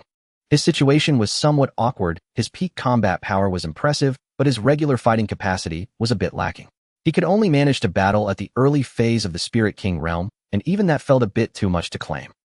Nangong Yu saw that Xiao Bai had other plans and did not decline. Alright, I'll go check the situation in the middle region. You come over as soon as possible. Then he looked at Xiao Jinggang and urged Xiao Jinggang, you must do your best. I will second, brother, you go ahead. Nangong Yu patted Xiao Jinggang's head and transformed into an afterimage, disappearing in an instant under the envious gazes of numerous cultivators. Just then a massive green orb of light ascended into the sky, and under everyone's gaze exploded like fireworks, scattering green mist across the heavens. The warm and gentle green light descended upon everyone, and they walked. Just then a massive green orb of light ascended into the sky, and under everyone's gaze exploded like fireworks, scattering green mist across the heavens. The warm and gentle green light descended upon everyone, and they watched as their cracked skin and muscle tissues slowly healed.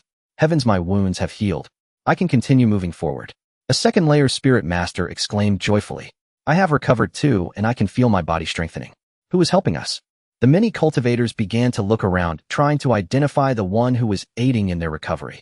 It's the spirit, dear. No, it's this dear friend. We thank dear friend for their assistance. The cultivators near Lu Changge, who were not blind, had seen the divine abilities emanating from his antlers and exclaimed, Ding! You have healed numerous low-level cultivators. Healing points 35200. Wonderful. Lu Change's spirits soared. Although he was tired, seeing so many cultivators benefit brought him joy. But isn't this healing points total a bit too low? Even though the cultivators present had fortunes of 1 or 2 stars and 2 or 3 stars, it shouldn't be this little. He then noticed that this panel notification was somewhat different from the ones he received while healing ordinary villages. It lacked the sporadic divine power. Could this be the reason? Or is it because it was a group healing? Lu Changge shook his head. It's better to have something than nothing. Given his energy-drained state, healing ordinary people would have been more cost-effective. The cultivators present were not ordinary people. Casting such a large-scale healing spell consumed a tremendous amount of energy and was somewhat overwhelming. With that effort, his spiritual energy was completely exhausted. Under the gaze of so many, he did not hide it. He lightly tapped his hooves in midair, slightly activating his divine halo, instantly surrounded by holy light, presenting a scene of an auspicious beast. He declared loudly, "As fellow spiritual cultivators, we should help each other. However, this divine ability consumes a great deal of energy, and I need time to recover my spiritual energy. Everyone must endure a little longer." This declaration was made with righteous fervor, and the many cultivators immediately looked at him with reverence, their eyes filled with gratitude. What kind of divine spirit deer is this? In this harsh cultivation world, such a noble character is truly tear-jerking. Dear friend's words put us to shame, but the chaotic wind gorge offers this body-tempering treasure only once a year. Please do not let us delay your cultivation. Another cultivator expressed deep feelings, fearing that they might hinder his cultivation. Indeed, I observe that dear friend's physical body is quite powerful. I believe entering the middle region won't be an issue. It's a pity that you are lingering in the outer region for us. Another seasoned spirit master spoke with a sense of reluctance. But most cultivators, although grateful, did not voice such sentiments. Once the spirit deer ventures deeper, their training speed will return to normal. It would be an entirely different pace compared to when the spirit deer is present. People are inherently selfish. At that moment, another cultivator's voice rang out, "Dear friend, I have no way to repay you, but I have pills that can restore spiritual energy. Please take this." With that, a jade bottle was tossed over. To avoid it being blown away by the fierce wind, Lu Changge quickly wrapped it in spiritual energy and pulled it back. He expressed his embarrassment, saying, "How can this be? Helping everyone, I never thought of receiving a reward." Just then, those cultivators who had remained silent seemed to be awakened, and they began to pull items from their spatial rings. Although they couldn't verbally express that the spirit deer should go first, they were still willing to part with resources to restore their spiritual energy. Moreover, if this spirit deer accepted so many resources from everyone, it might be too embarrassed to leave. "Dear friend, I have a treasure that restores spiritual energy. Catch this." "I have a spiritual energy recovery potion, dear friend. Catch. This is spiritual essence grass. Catch it." In the blink of an eye, a deluge of recovery resources was thrown over. Lu Changge wrapped all of it in spiritual energy and stored it in his spatial ring, his voice choked with emotion. "Everyone, you are all too kind. The cultivation world indeed has many good people. Individuals like Ding Bai from the Divine Blood sect are ultimately the minority." As soon as these words were spoken, the many cultivators instantly united in indignation. That Divine Blood sect is extremely overbearing and is not a good thing at all. However, it must be said that the powers of the major sects are not something we scattered cultivators can contend with. "Dear friend, please be cautious." Yes, dear friend should not be too impulsive. The Divine Blood sect retaliates at the slightest provocation, so keep your distance. Lu Changge coughed to recover his spiritual power while listening to the advice of the crowd, rolling his eyes in his heart at their timely prudence, finding it quite dull. As they ventured deeper, the cultivators had no time for conversation, struggling to withstand the pressure of the wind that battered their bodies, each one accumulating more cracks. With his spiritual power fully restored, it was time to showcase his abilities once again. Lu Changge cleared his throat and said, "Everyone hold on. Let me assist you in your cultivation." The cultivators looked over in delight, realizing that Lu, their companion, was indeed a remarkable figure, a blessing for fellow cultivators. Once again, a green radiance fell, differing slightly from before. Those who had provided resources glowed more vibrantly, their bodies quickly recovering, while those who hadn't contributed merely had a faint green light, just enough to sustain them. Ding! You healed numerous low-level cultivators' healing points, 31800. Noticing the contrast, the cultivators with less green light immediately turned their gazes to Lu Changge. "Why do they have so much green light while I only have a few specks?" One dissatisfied cultivator questioned Lu Changge. As one spoke up, the others with less healing light joined in their discontent. "Exactly why do we have so little? Are you picking favorites?" Another cultivator who hadn't provided resources immediately echoed this sentiment. "Indeed, why the double standards?" The cultivators who had contributed resources couldn't help but laugh, feeling immensely satisfied. Although others had more healing light, it was due to their greater contributions. Those who had not offered resources were observant. If treated similarly by the spiritual deer, they might not voice their thoughts, but their hearts would certainly harbor doubts. Before Lu Changge could respond, the cultivators who had just contributed resources immediately retorted, "Why is there a discrepancy? Don't you have any sense of accountability? You think you can benefit without giving anything in return?" It's already generous of him to heal you. You dare complain about it being insufficient. Without the help of the deer, you'd still be struggling to recover, yet you shamelessly complain here. Lu Changge paid no mind to those who questioned him without having contributed resources. However, at the same time, he withdrew even the meager healing light he had given them. How can one repay gratitude with resentment? Did they truly think he was doing charity? Such foolishness.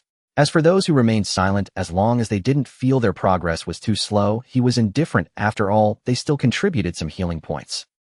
In the blink of an eye, 3 days had passed. To accumulate healing points, Lu Changge had followed for 3 full days, and as they were about to enter the inner circle, he sighed, realizing this journey for healing points should come to an end. He glanced at the panel. Healing points 348,000. Yes, nearly 350 healing points. It should have been much more, but some early-stage spiritual masters found it hard to keep pace with the main group, as he too needed time to restore his spiritual power. Thus, as they traveled, the number of people dwindled, yet those who could keep up were mostly making significant progress, their physical bodies advancing rapidly. Lu Changge stepped into the air, and over 1,000 cultivators immediately turned their attention to him. He softly said, "I can no longer accompany you on the road ahead." The cultivators were taken aback at his words, but soon realized that with Lu's cultivation level, he should have entered the inner circle long ago, yet they had wasted 3 days. "We will remember Lu Dao's great kindness. It is a pity our cultivation is too low to assist him, which truly shames us," said the nearest cultivator, bowing his head in embarrassment. "Indeed, we owe much to Lu Dao. Without him, it would have been difficult for us to reach this point. From now on, whatever Lu Dao commands, we will gladly obey," a cultivator said earnestly. "We too." The group of cultivators echoed in agreement. Lu Changge smiled slightly, finding their words pleasant to hear, but if he truly asked them to do something, most would likely run away faster than anyone else. However, he didn't care. After all, he had already received his reward. "Then we shall part ways here, where the mountains do not turn the waters will. We shall meet again." Having said that, he sped away into the inner circle with little golden giant under the gaze of the crowd. This Lu Dao truly is a magnificent beast. Indeed, he delayed his own cultivation to escort us for so many days. What a pity. He has offended such a colossal force like the Blood God sect. As soon as these words were uttered, the cultivators present exchanged glances, immediately falling silent. The scene was engulfed in an eerie stillness, with only the howling wind echoing through the valley. Ding. You healed an 8-fold spiritual master, 6-star fortune, ancient fierce beast, healing points 85. Lu Changge cast another healing spell on little golden giant, exclaiming, "No wonder it's from the bloodline of an ancient fierce beast. Its physical body is so formidable." They had already entered the inner circle, and he hadn't expected little golden giant to endure so well, with its physical strength increasing rapidly.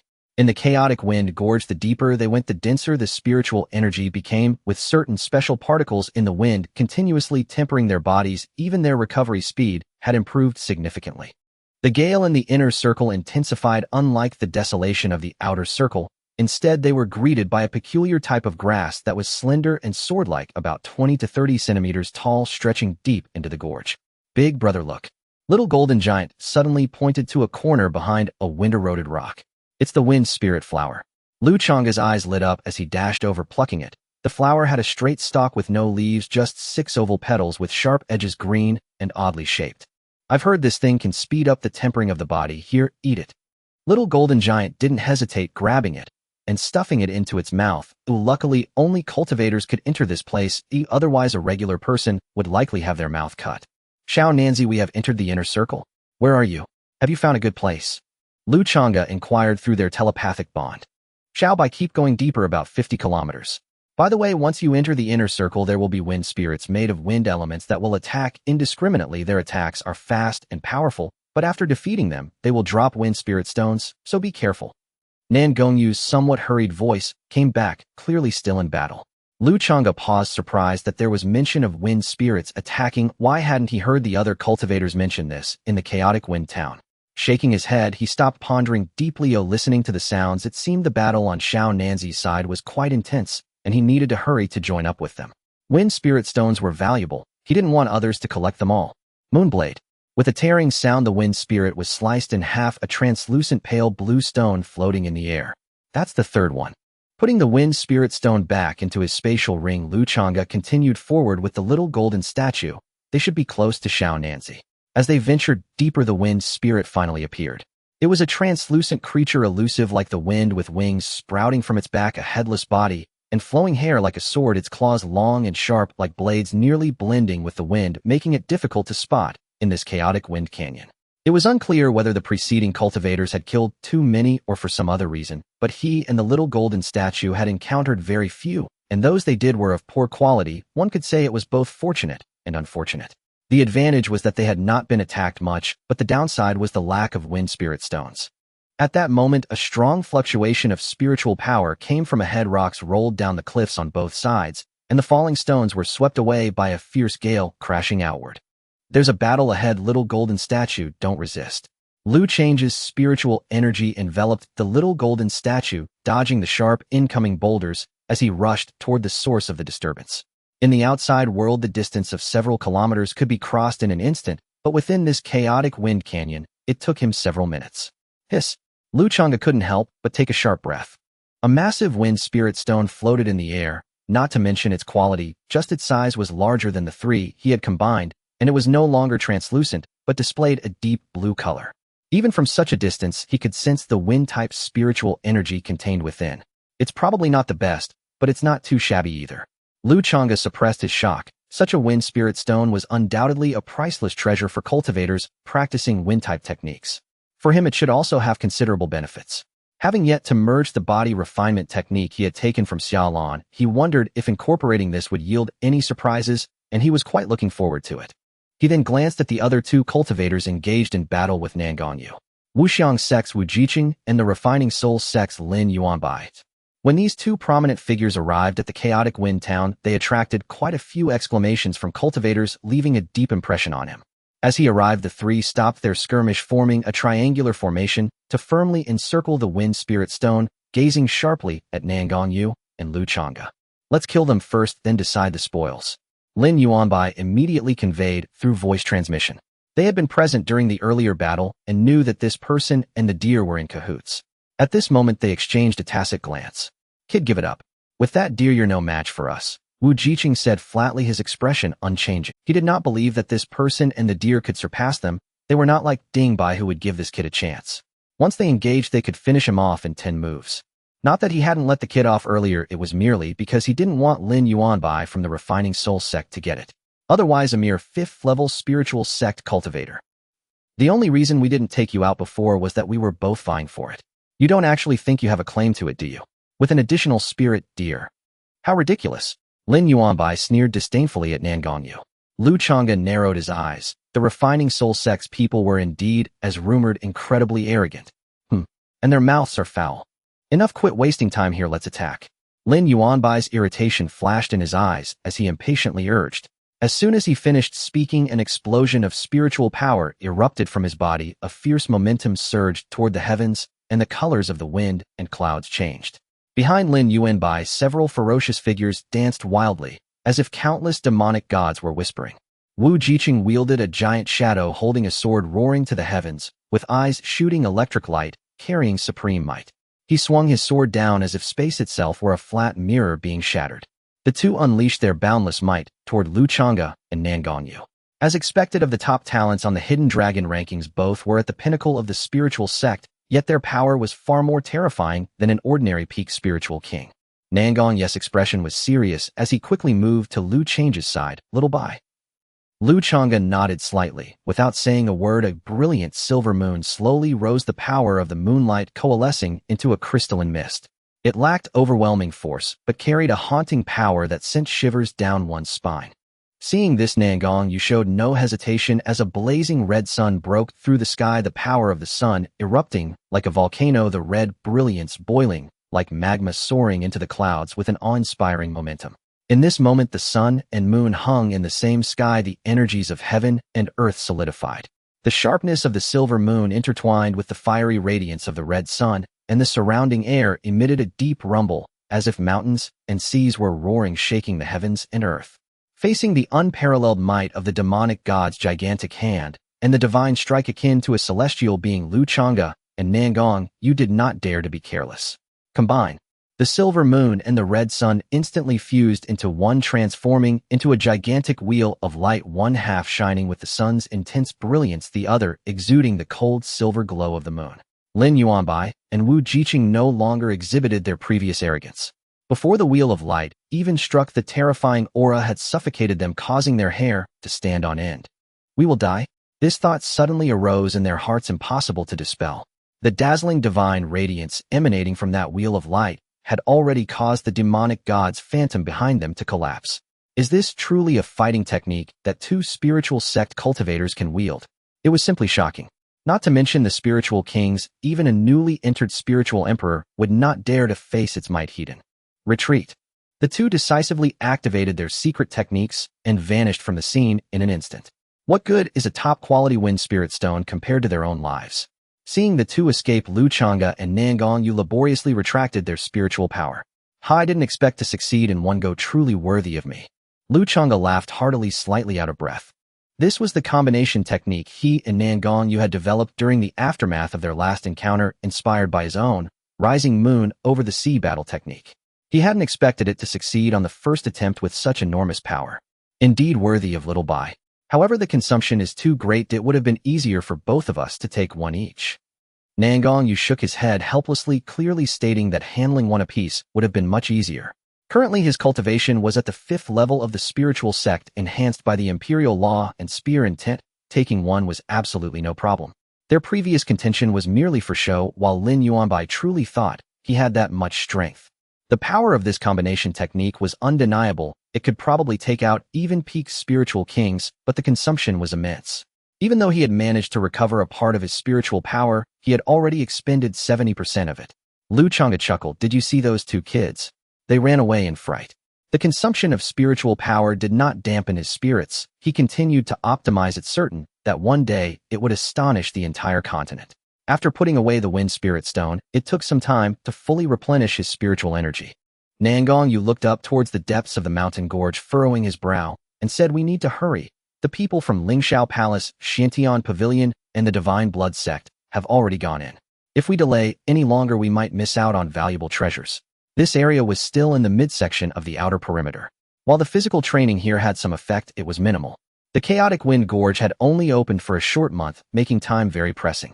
He glanced over and hesitated as he looked at Xiao Jingang, who was being healed by Lu Changge. With Xiao Jingang's physique, he might not be able to go too deep. I previously discovered a concealed wind. Why not let Xiao Jingang cultivate there? Going too deep could be detrimental for Xiao Jingang. Xiao Jingang was aware of his limits. This depth was already his maximum. If he went any further, it would not yield the best training results. Thus he said, "Big brother, I will cultivate here. After the wind gorge closes, we will reunite." Lu Changge nodded. If he could find the wind eye, that would be excellent. Cultivating within the wind eye would not cause much damage to his body and would yield better results, making it a good place to be. There's no time to waste. Let's head to the wind eye you mentioned right now. The trio, consisting of one person and two beasts, were decisive and immediately took action. Soon after, they arrived at a concealed cave. The entrance was so small that only a child of 5 or 6 could enter. Without Xiao Jingang's ability to shrink in size, they wouldn't have been able to go in.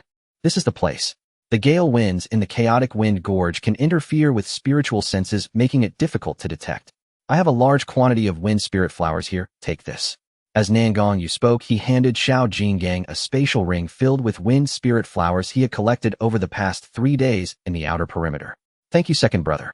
Be careful with big brother, Xiao Jingang said, then shrank his body again and slipped inside.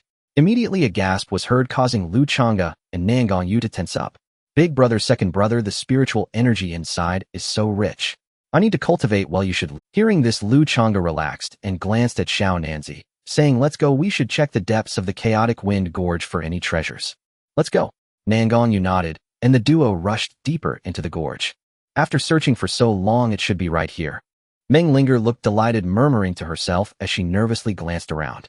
Not seeing anyone, she let out a sigh of relief and anxiously pressed down on a not-so-prominent protrusion on the cliff. However, after waiting for a while, there was no response. What was going on? She unleashed all her spiritual power and tried a few more times, but the protrusion remained unmoved. Meng Linger's expression darkened. Could it be that my cultivation is insufficient? It couldn't be. In her previous life, the Qingxin fairy obtained her opportunity here, which later allowed her to break through to the Emperor realm and rise to the top of the continent's talent ranking. Right. This opportunity was later revealed to require only the cultivation of the spirit realm to open it. Thinking of this, Meng Linger stubbornly tried a few more times, but still met with failure. This pushed her to the brink of madness, having gone through so much effort to allow the Qinshin fairy to miss this place only to end up with such results herself. Without these opportunities, how can I rise quickly? No, I must not miss this. Meng Linger's expression changed rapidly, and then she glared at the protrusion resentfully before hurrying deeper. Once she entered the wind-eye to cultivate for a while, she would definitely seize this opportunity. Just as her figure disappeared, two silhouettes appeared in the area. It was Lu Changge and Nangong Yu. Xiaonanzi, didn't you say that woman was only at the spirit master level? Seeing her unleash her power, just now she must have already reached the mid-stage of the spirit realm. Lu Changge looked towards the direction Meng Linger had gone, puzzled. Nangong Yu was equally confused, pondering perhaps she obtained some incredible opportunity in the Lingxiao Palace. He was sure that Meng Linger was definitely at the spirit master level when she was in the Qian sect. As for why she could break through to the spirit realm, even reaching the mid-stage in such a short time, he could not fathom. However, this was not important. He had not become so arrogant as to think that only he could have opportunities. Let's go, we should see what this woman is up to after all this time. Lu Changge also didn't mind. Even if they were both at the spirit realm, their cultivations were worlds apart. The man and beast quickly arrived at the cliff face, gazing at the spot where Meng Linger had just struck, observing for a long while, without noticing anything unusual. Let's give it a try, Nangong Yu said, summoning a spear and thrusting it forward. The stone wall in front momentarily flickered before returning to normal. There's indeed something wrong. He then unleashed his spiritual power, causing a red flame to ignite at the spear tip and thrust again with a sense of destruction. The stone wall in front instantly transformed in myriad ways, countless unknown phantoms flashing by sending shivers through their minds before finally coalescing into a large gateway. I don't feel any immediate danger. Xiaonanzi, let's go inside and take a look. Lu Changge sensed with his heavenly eye, and his eyes lit up with joy as he called to Nangong Yu and stepped in first. Nangong Yu quickly followed suit. Once the man and beast entered the portal on the stone wall behind them vanished, returning to its original weathered appearance. Wow, Xiaonanzi, this place is incredible. It's so vast. Lu Change's antlers gleamed with light, illuminating the surrounding cave, revealing its immense size. Upon closer inspection, the cave walls and ceiling were adorned with various runes and ancient murals. The murals were carved from some unknown material, their colors deep and rich with an ink-like texture. The moment their spiritual senses touched them, a sense of desolation surged forth, as if they could hear the cries of gods and demons lamenting and weeping blood. Both Lu Changge and Nangong Yu felt a heaviness in their hearts, blood spilling from their mouths, their bodies covered in cracks, as if they were about to shatter into pieces at any moment. Startled, the man and beast quickly withdrew their spiritual senses, not daring to probe further. In an instant, 2 healing spells enveloped their bodies, gradually restoring them under the gentle green light. At that moment, a violent tremor shook the side stone wall, and a white figure suddenly appeared, after which the stone wall returned to normal. Lu Daoyu, you are also here. Where is this? A gentle and melodious voice came, and Lu Changge turned and was momentarily stunned. Xiao Yingyin felt a bit shy and softly said, I was just battling a formidable wind spirit when I accidentally struck the cliff wall, and unexpectedly I was sucked in directly. This empty attack and being sucked into the stone wall by accident indeed made her feel a bit embarrassed. Upon hearing that Lu Changge and Nangong Yu experienced the same, she felt somewhat relieved and took out a luminous pearl to hover in the air, cautiously surveying her surroundings. Do not use your spiritual sense to look. The murals here possess unmatched power containing mental attacks. Nangong Yu, seeing her familiarity with Xiao Bai, immediately warned her. If she were to be injured, she would likely require Xiao Bai to heal her. It was better to conserve spiritual energy in such a strange place. Thank you for the reminder, Taoist Nangong. The fairy of Qinheart slightly nodded but didn't take it to heart. Then she formed hand seals as streams of mesmerizing spiritual energy surrounded her, directing her spiritual sense towards the mural. Lu Changge and Nangong Yu immediately cast their gazes over, observing that although her spiritual energy was fluctuating and producing waves of musical sounds, she was not as severely injured as themselves, which led them to marvel. This Lingxiao Palace truly lives up to its reputation as a supreme sect known for rhythm and soul attacks. Such a strong mental assault can still be endured.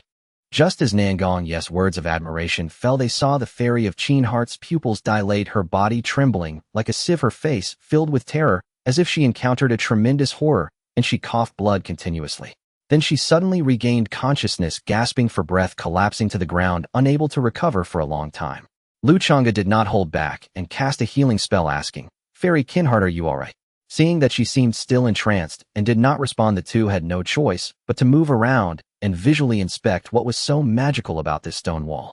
After a long while, the fairy of Cheenheart came to her senses, yet the fear in her eyes had not diminished in the... After pondering for a long time, she suddenly spoke up. Taoist Lu Taoist Nangong, our Lingshao Palace possesses a secret technique that can protect the soul from harm for a short period. Upon hearing this, Lu Changge and Nangong Yu looked at her in surprise, feeling that her demeanor lacked persuasiveness. Thus neither of them responded, and the atmosphere became awkward. The fairy of Cheenheart immediately understood what they meant, her brows slightly furrowing as she explained, I was not actually harmed by the stone wall, it was simply that the images within the wall were too shocking. Then her voice hesitated a bit, as if making a difficult decision, her expression becoming serious as she continued, I can impart the secret technique to you, you will understand it at a glance. The content of the mural was truly too terrifying. If it were false it would be fine, but if there were ever a day when it were true. Seeing the fairy of Cheenheart so solemn, the two couldn't help but become curious about what could cause a formidable being who had already ascended to the Spirit King realm to react in such fear. Well, then thank you, Fairy Cheenheart. Lu Changge immediately agreed, as his innate abilities told him that Xiaoing Yin meant no harm. Furthermore, even if there were no gains, getting a secret technique for free was still good. Moreover, it was a soul defense technique. In the future, when encountering experts from the soul refining sect who primarily used soul attacks, it would provide additional means.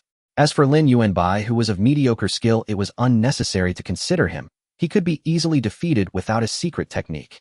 Nangong Yu also nodded and expressed his gratitude. Only a fool would refuse such a good fortune. At this moment, the fairy of Cheenheart appeared not to have fully regained her senses. Seeing the two nodding, she lightly tapped her forehead with her finger, and a green light ball was drawn out, splitting in two as it shot forward, entering the foreheads of one person and one deer.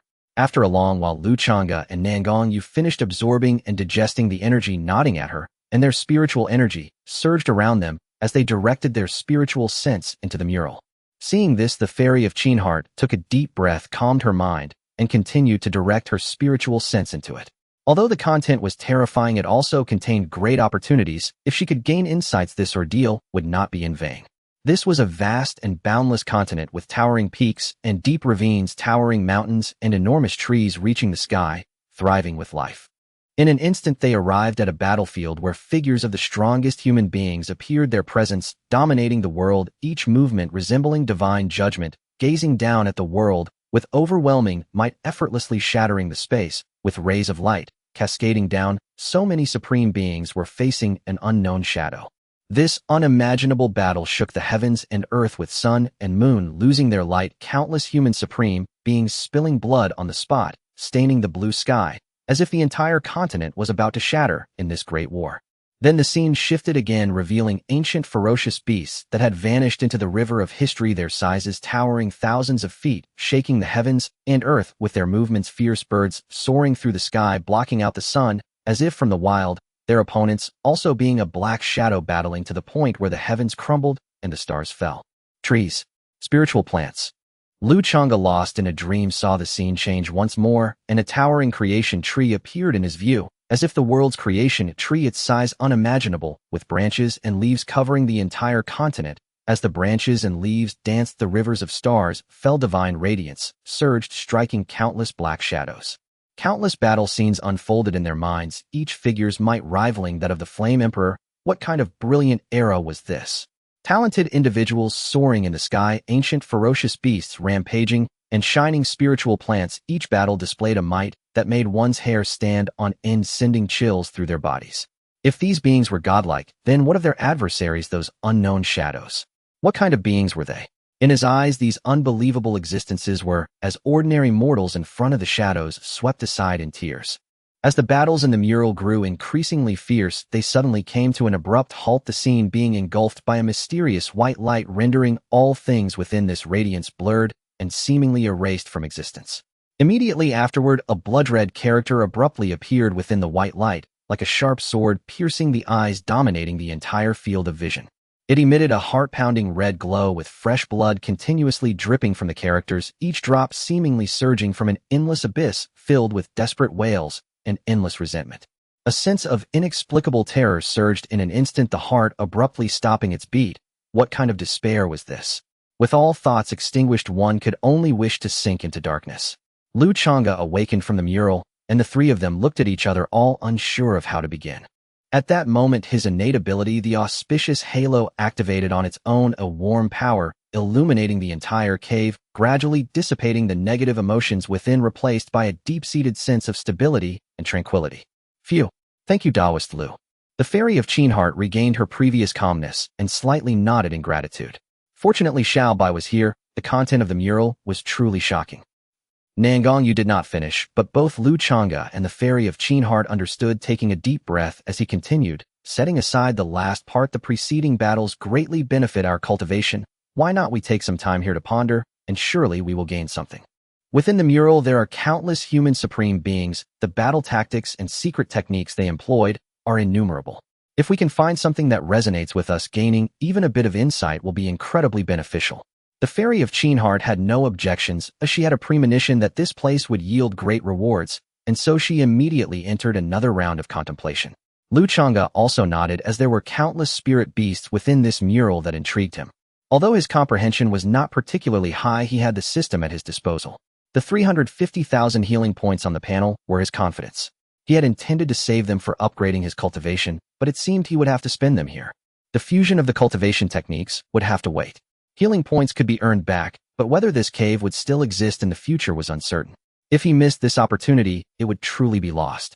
Most importantly, he had foreseen that upgrading the heavenly law and earthly phenomena to the earth level would require a significant amount of healing points, but he never imagined it would require so many. The 350,000 healing points lay before him, yet the heavenly law and earthly phenomena exhibited no reaction. Could it really need 500,000 points? Lu Changge pondered, a twitch at the corner of his mouth. This was not mere speculation. When upgrading from yellow to Xian level, the consumption of the heavenly law and earthly phenomena was 10 times that of other techniques. And for other techniques to reach the earth level, each one cost 50,000 healing points. 10 times that. This is outrageous. If it weren't for the fact that this technique was so powerful, he wouldn't even consider upgrading it. Let it gather dust. With that thought, Lu Changge stopped overthinking. Xiananzi and Qinshin had already begun a new round of comprehension. He couldn't lag behind. First, choose an impressive spirit beast, then the rest. Spiritual power surged, and Lu Change's spiritual sense once again entered the scene, bypassing the images of human greats battling and directly witnessing the ancient fierce beasts and ancient spirit beasts in combat. Thunderous storms poured like rain, fiery seas surged across the skies, ice waterfalls cascaded for 3,000 miles, and floodwaters engulfed the great peaks like clouds. Scenes of battle flickered before his eyes. It wasn't that these were unimpressive, it was just that they lacked something. He had a feeling that as long as his cultivation was sufficient, he too could achieve these feats. They were indeed impressive, but they did not leave him in awe. Just then a figure appeared before him, capturing his attention completely. Before him stood a slender and graceful figure emanating a faint glow, every movement revealing the fundamental mysteries of the world. It was a spirit butterfly. Compared to those massive beasts that spanned hundreds or thousands of feet, she was so small, less than 10 feet long, with a pair of enormous wings adorned with vibrant colors. Each spot on her wings resembled a world shimmering with mysterious light, seemingly ready to swallow everyone whole. The colorful radiance emitted by her 10-foot body covered the entire sky. Within that colorful light, countless beings were continuously destroyed and reborn. High peaks, vast valleys, the towering mountains, endless seas, even the countless stars in the sky were all engulfed in this cycle of annihilation and rebirth. With a gentle flutter of her wings, the sun and moon intertwined, falling from the skies, countless stars crashing down, the continent tilted, and in the blink of an eye, everything felt like a dream. All the enemies had lost their vitality, annihilated within. Lu Change's eyes remained fixed on this figure, murmuring to himself, "Mom, I want to learn this." He immediately froze, quickly correcting himself. "System, this one I want to learn this, initiate the simulation." As soon as he finished speaking, the mural's image froze at that moment, and the healing points he had painstakingly saved gushed away like a flood. In a misty world, an ordinary blade of grass fell into it, sprouting and growing one after another, leading to the emergence of grasslands, deserts, gradually high mountains, and deep gorges, forests filled with trees, a blue sky. Like sapphire, everything materialized one by one. It was like the creation of the world, from the moon and sun to the stars in the 9 heavens, and then to the scattered wild beasts roaring and sweeping, fierce beasts and birds, and the sentient human race. All living beings were vividly represented. Then everything turned to nothingness, only to rise again in the next moment. A glance at destruction, a thought of rebirth. Tisk, what a gold-guzzling endeavor this is. Lu Changge was completely dumbfounded, unsure whether to feel happy or distressed. Small investment, big returns. There must be a sacrifice for gain. The current investment is for a future greater return. After mentally preparing himself, he cautiously glanced at the panel, as if he were a thief. He sighed in relief. Thankfully, it was only 20,000 healing points used. He almost thought this wave would drain him dry. Illusory Realm, unranked. Lu Changge nearly suffered a cerebral hemorrhage, almost spitting out blood. Was this it? 20,000 healing points should at least make some noise, right? Stay calm, let me feel it first. After a long while, a blade of grass slowly condensed into existence from the void. Gradually, more and more grass appeared, covering the entire cave, wrapping around Nangong Yu and Qinxin, neither of whom noticed. Lu Changge pursed his lips, savoring the taste, involuntarily frowning in contemplation. The grass produced through the illusory realm technique wasn't fake, but it also wasn't entirely real. It seemed to exist in a state between reality and illusion. In other words, it could be real, or it could be fake, depending on his strength. Thoughts flowed like water as he comprehended the mysteries of the illusory realm technique. Illusory realm technique. This is quite impressive.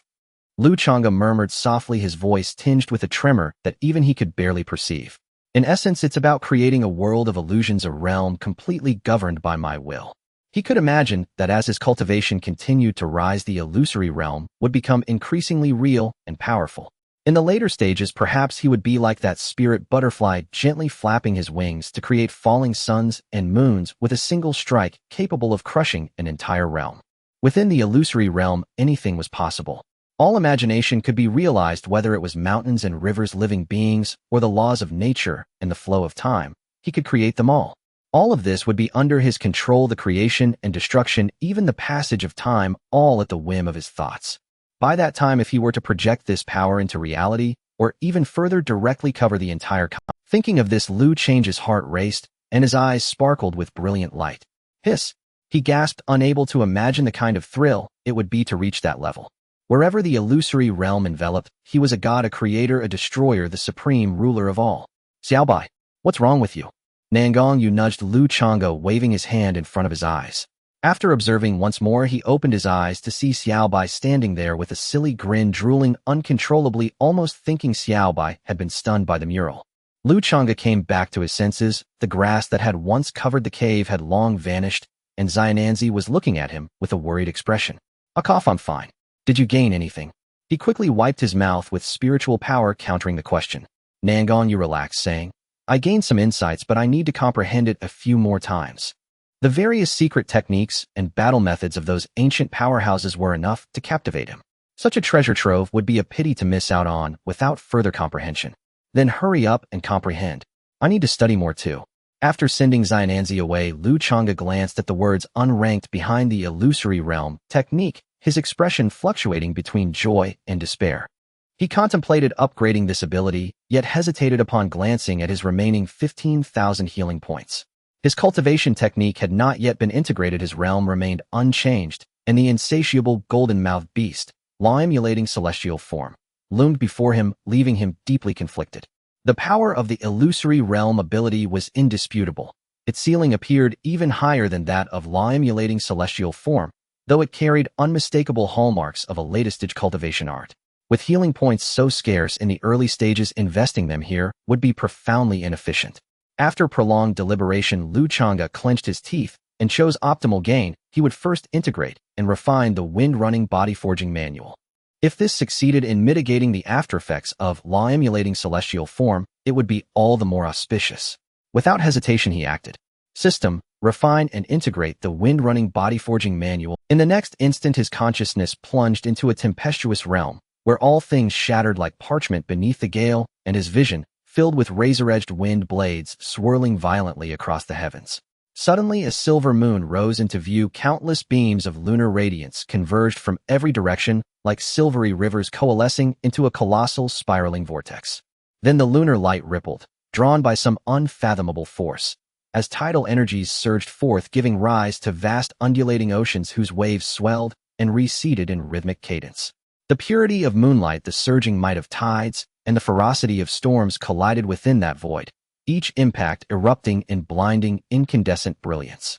Lu Changge's spirit and soul trembled in awe, not knowing whether it stemmed from the system's influence or ancestral fortune.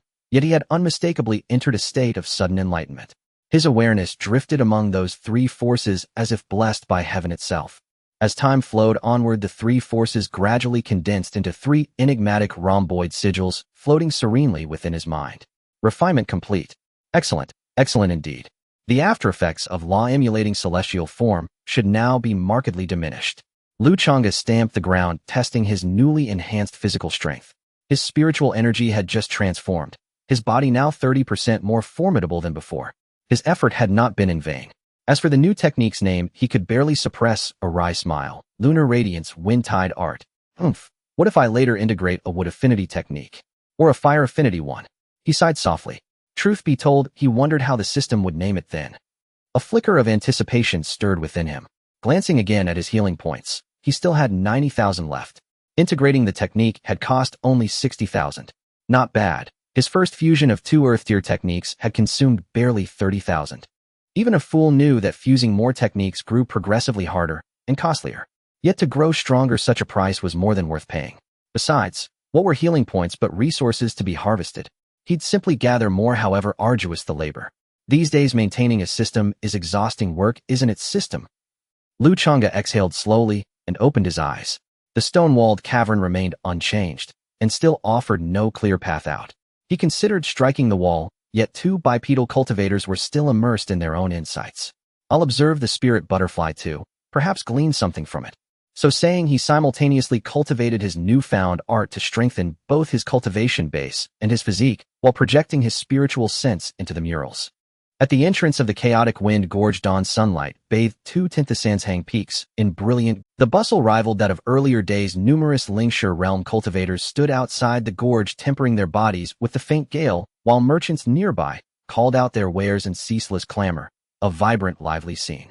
Yet today the atmosphere in Chaotic Wind Town felt strangely off. The Chaotic Wind Gorge had already been open for over half a month. Those who intended to enter had long since done so. Only the stragglers sustained the town's superficial liveliness. Logically, no great influx of cultivators should arrive now.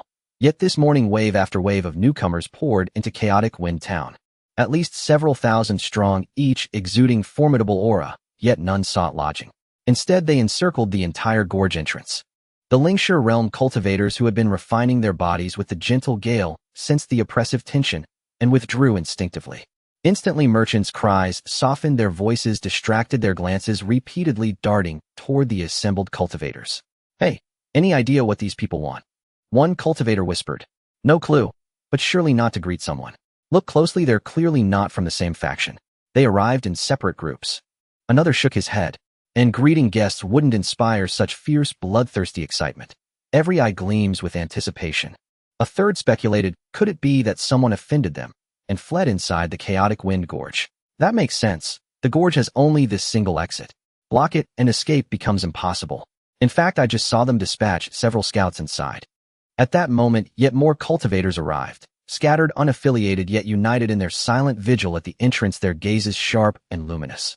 By now, nearly 3,000 to 4,000 cultivators ringed the entrance. Oh well, no matter who they're hunting, that person won't fly away, not even with wings, another chuckled, shaking his head. It bore no relevance to them. Let them guard whomever they wished. Some timid cultivators hastily packed and fled the town, others, drawn by rumor, hastened from afar, merely to witness the spectacle.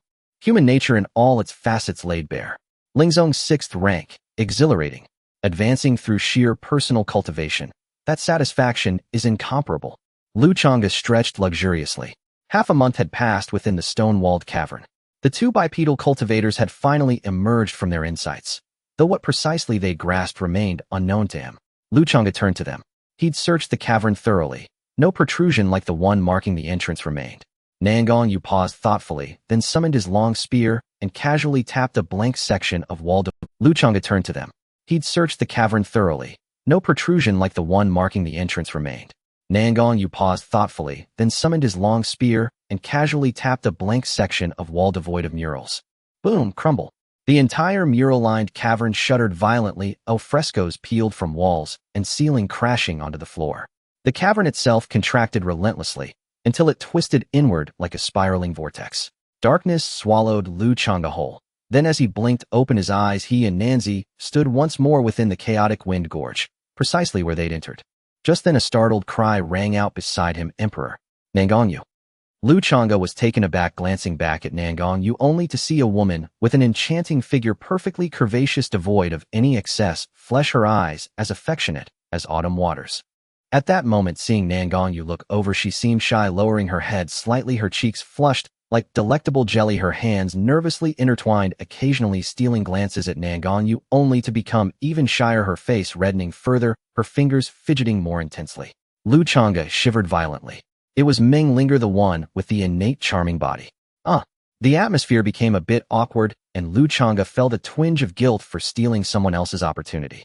Fortunately, in the girl's eyes there was no one but Nangong Yu, not even a glance in his direction, which made him feel much more at ease, and he couldn't help but look towards Xiaonanzi.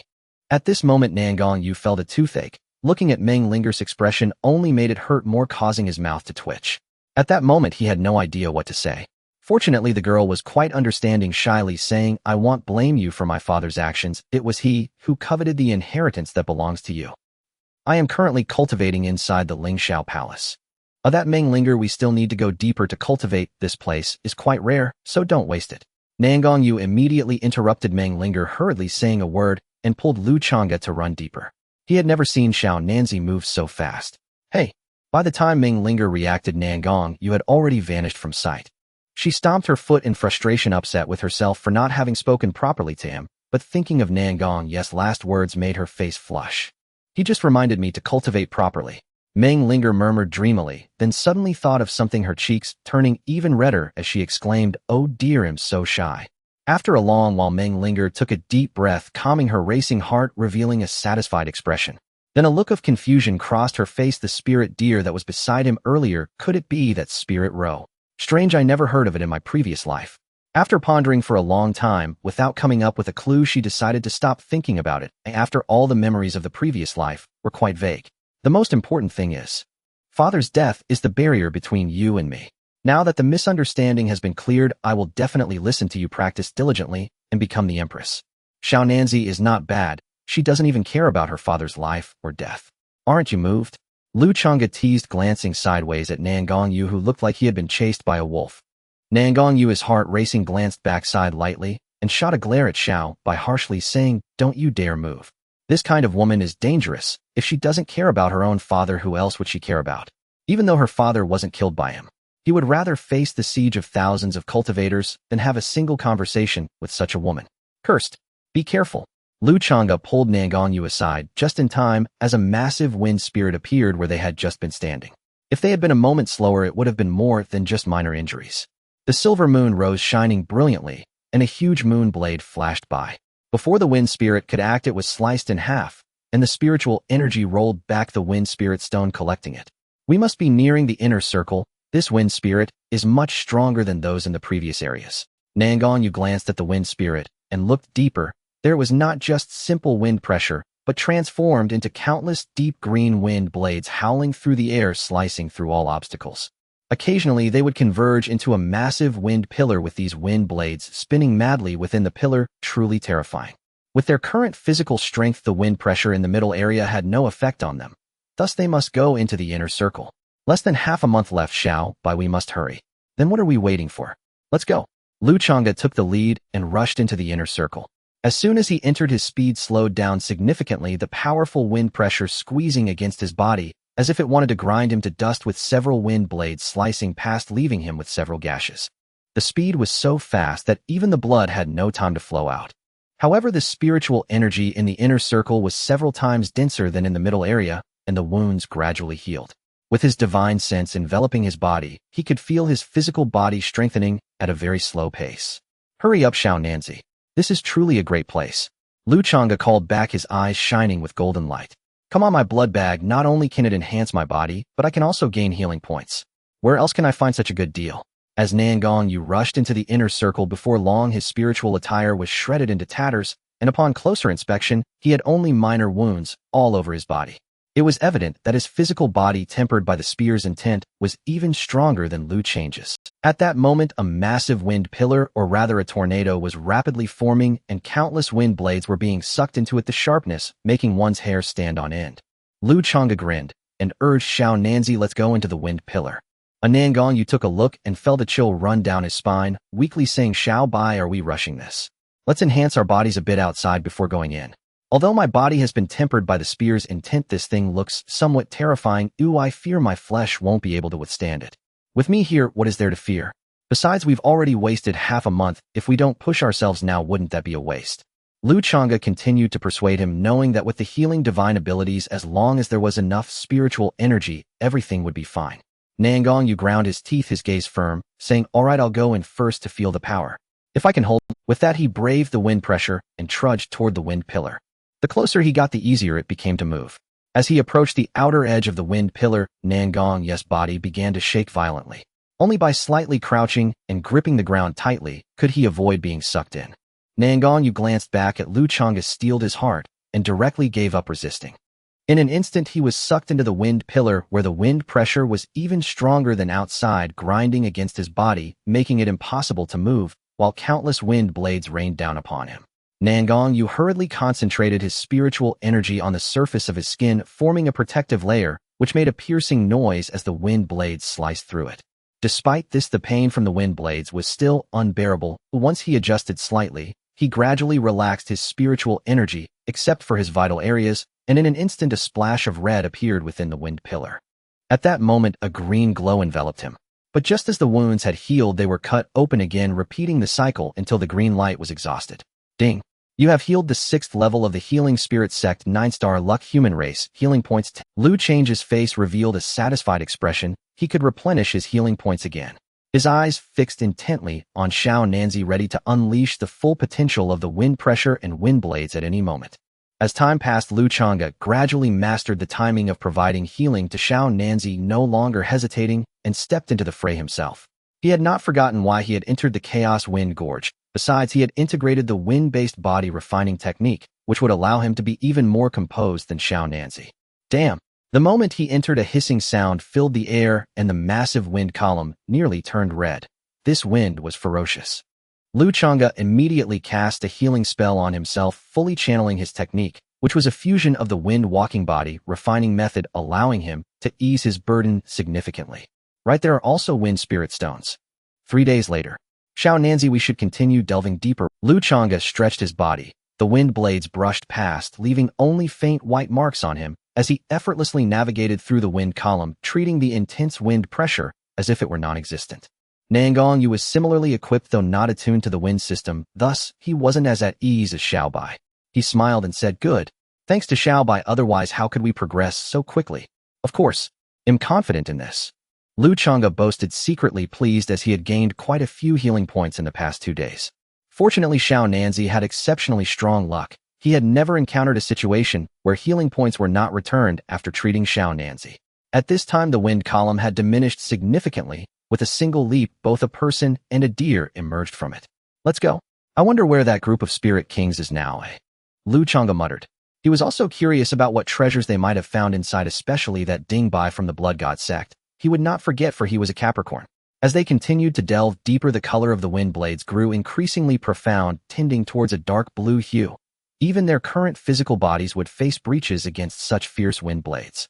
In this thickening spiritual energy, the two advanced, encountering wind spirits and charging towards massive wind columns, making rapid progress under Lu Change's healing magic. Chaos Wind Gorge entrance.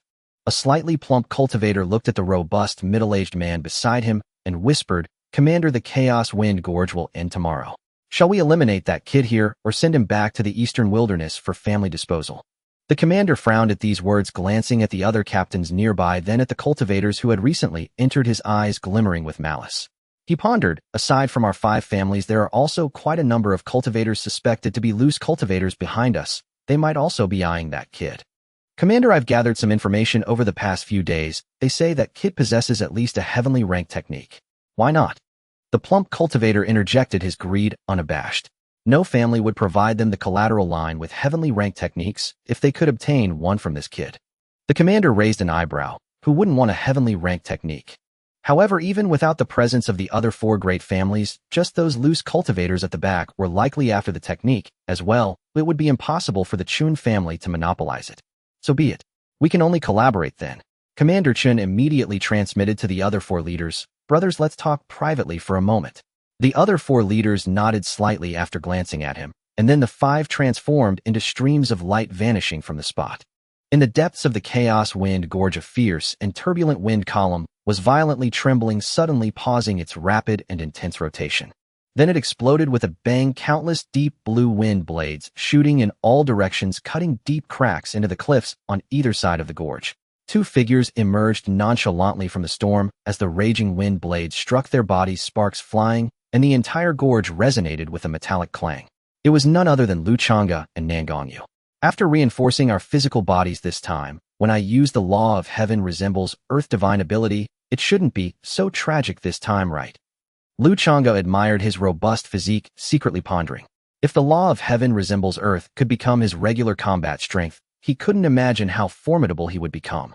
At that point, it wouldn't be mere boasting, as long as he didn't provoke those ancient monsters in the northern wilds, he could single-handedly overpower the younger generation.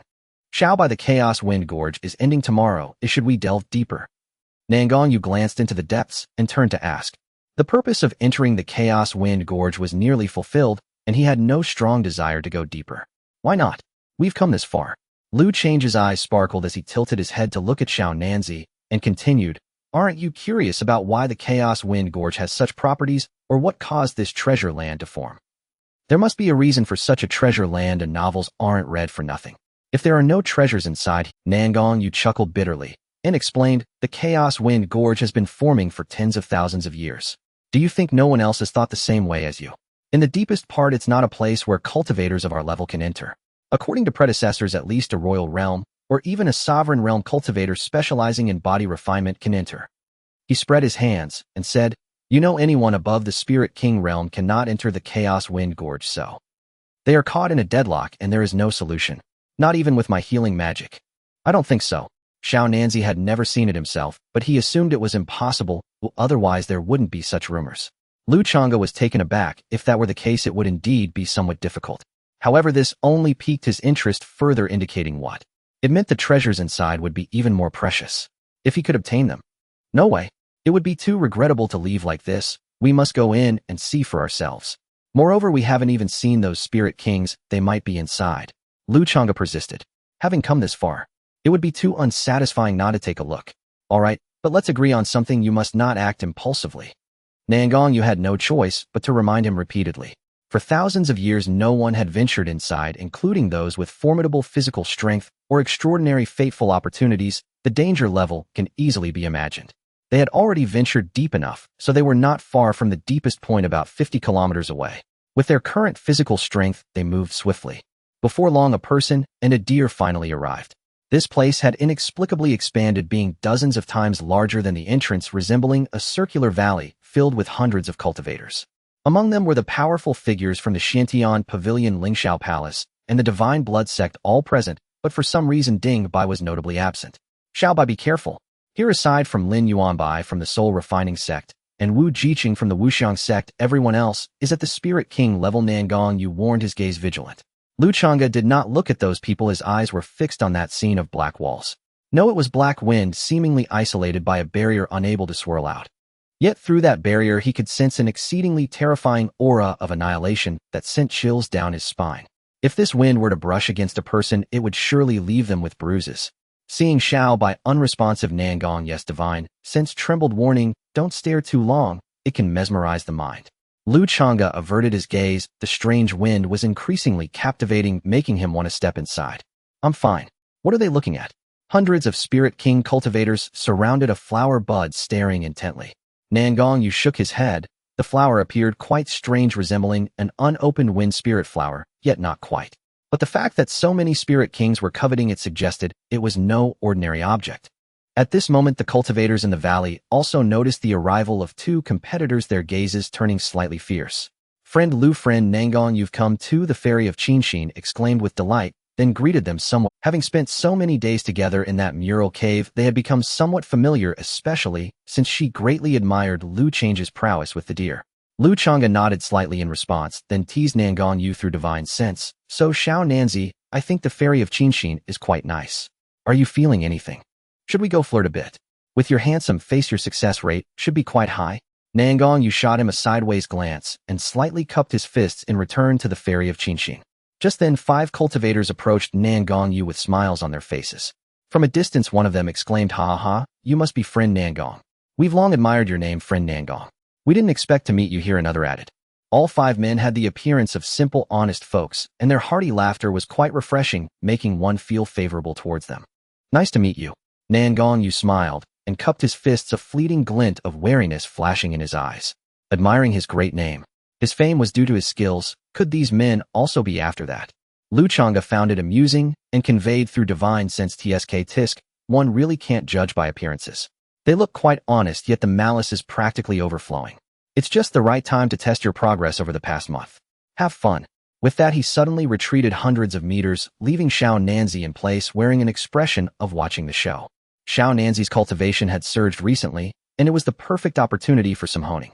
Seeing this, Nangong Yu shook his head helplessly, not wasting words, and directly took a stance, unleashing his spiritual power. A good show is about to unfold. The many cultivators guarding the flower bud turned their heads, all wearing eager expressions. That kid hasn't broken through to the Spirit King level, yet just being here is already quite a talent. But to contend with 5 Spirit Kings is a bit overestimating oneself. One of them commented loudly. His voice did not diminish, causing the crowd to engage in fervent discussions. No, look at that kid's calm demeanor. He must have some remarkable trump card. Otherwise he would have slipped away long ago. Another cultivator retorted. Come on, even with a trump card, how could he handle 5 at once?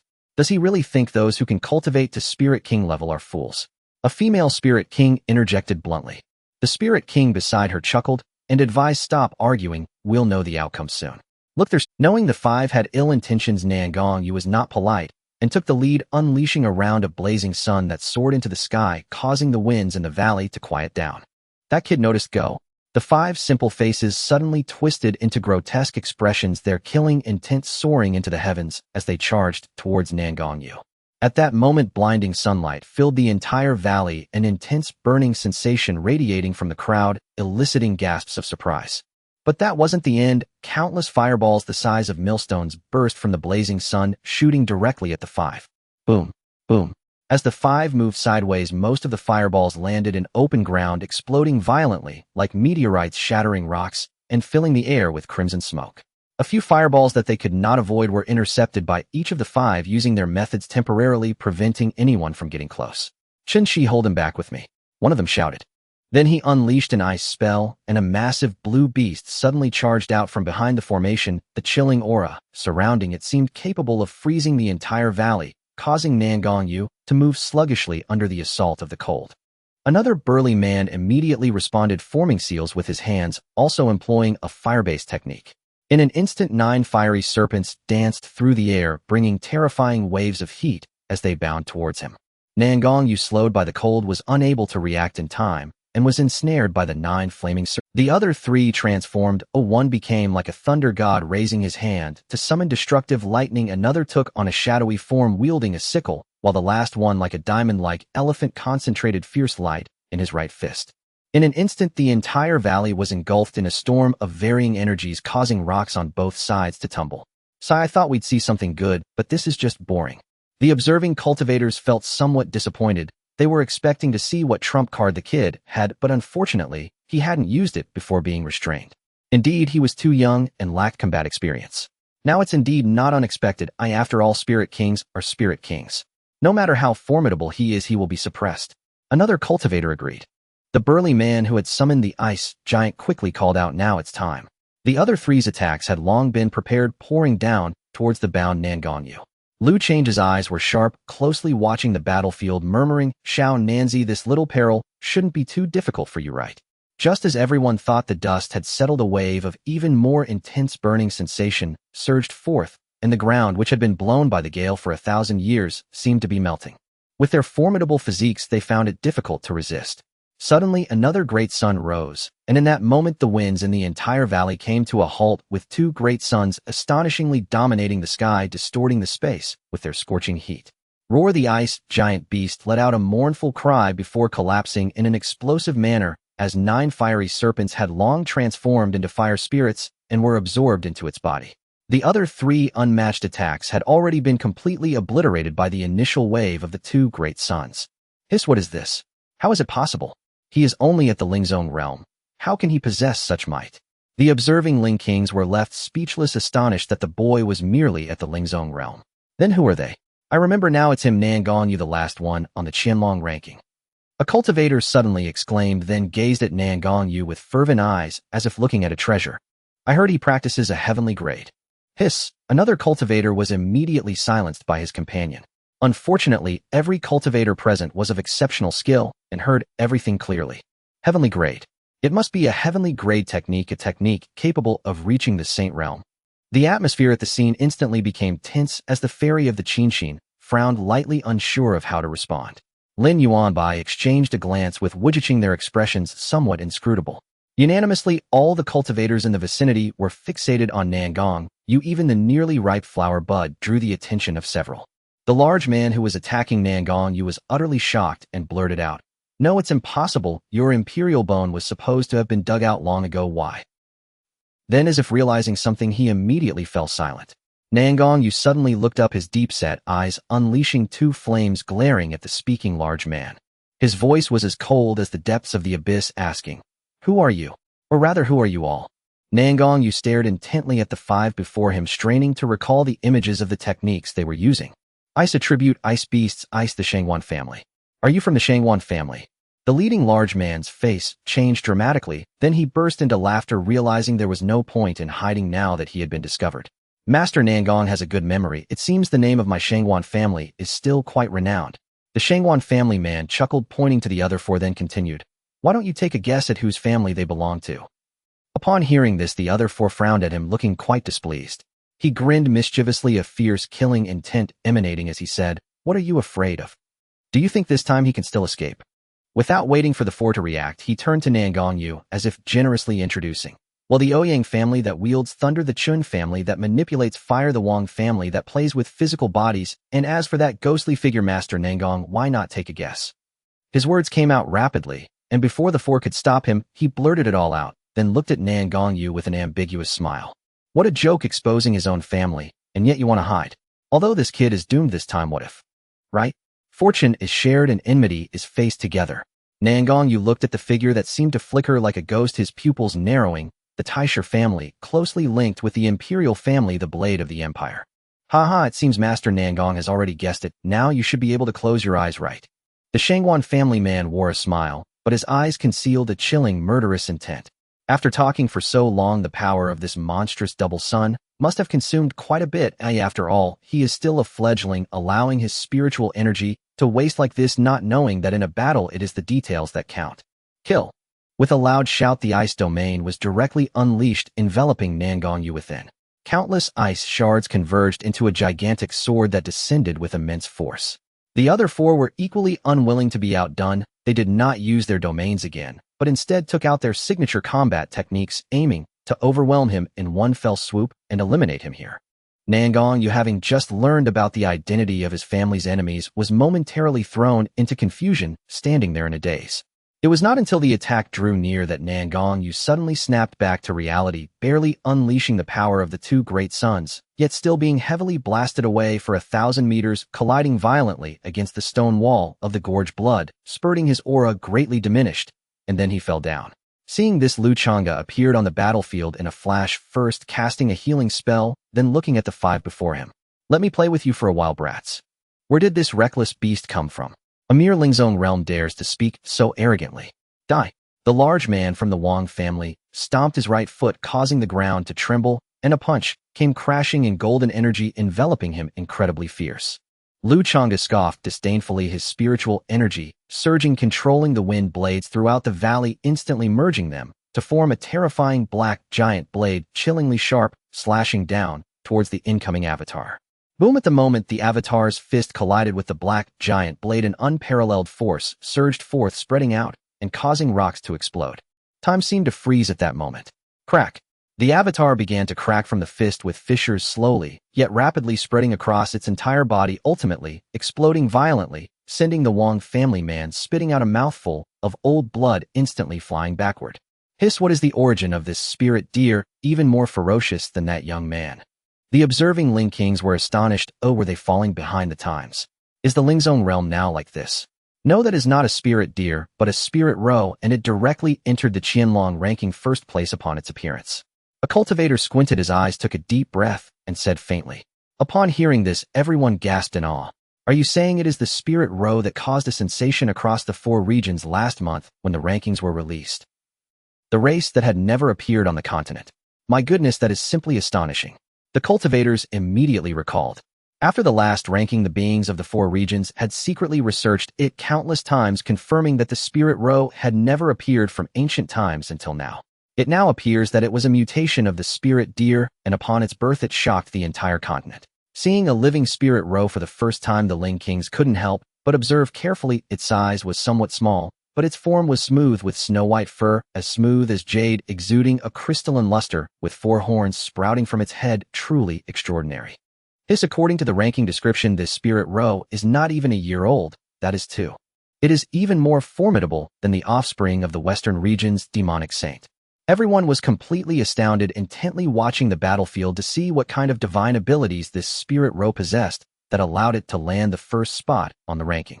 You are the spirit lynx. The number 1 spirit lynx on the continent's hidden dragon rankings. No wonder that even the powerful body of the Wang family, comparable to an ancient ferocious beast, was easily shattered by a single strike. The man from the Ouyang family also spoke at this moment, his voice indifferent, revealing a fierce glint in his eyes. Even if you are first on the hidden dragon rankings, you are still just in the spirit sector. The man from the Ouyang family also spoke at this moment, his voice indifferent, revealing a fierce glint in his eyes. Even if you are first on the hidden dragon rankings, you are still just in the spirit sect realm, an unripe prodigy. No matter how great your potential, you still need time to grow. This identity is not enough to make the 5 families wary. If they truly become enraged, they will strike at it together.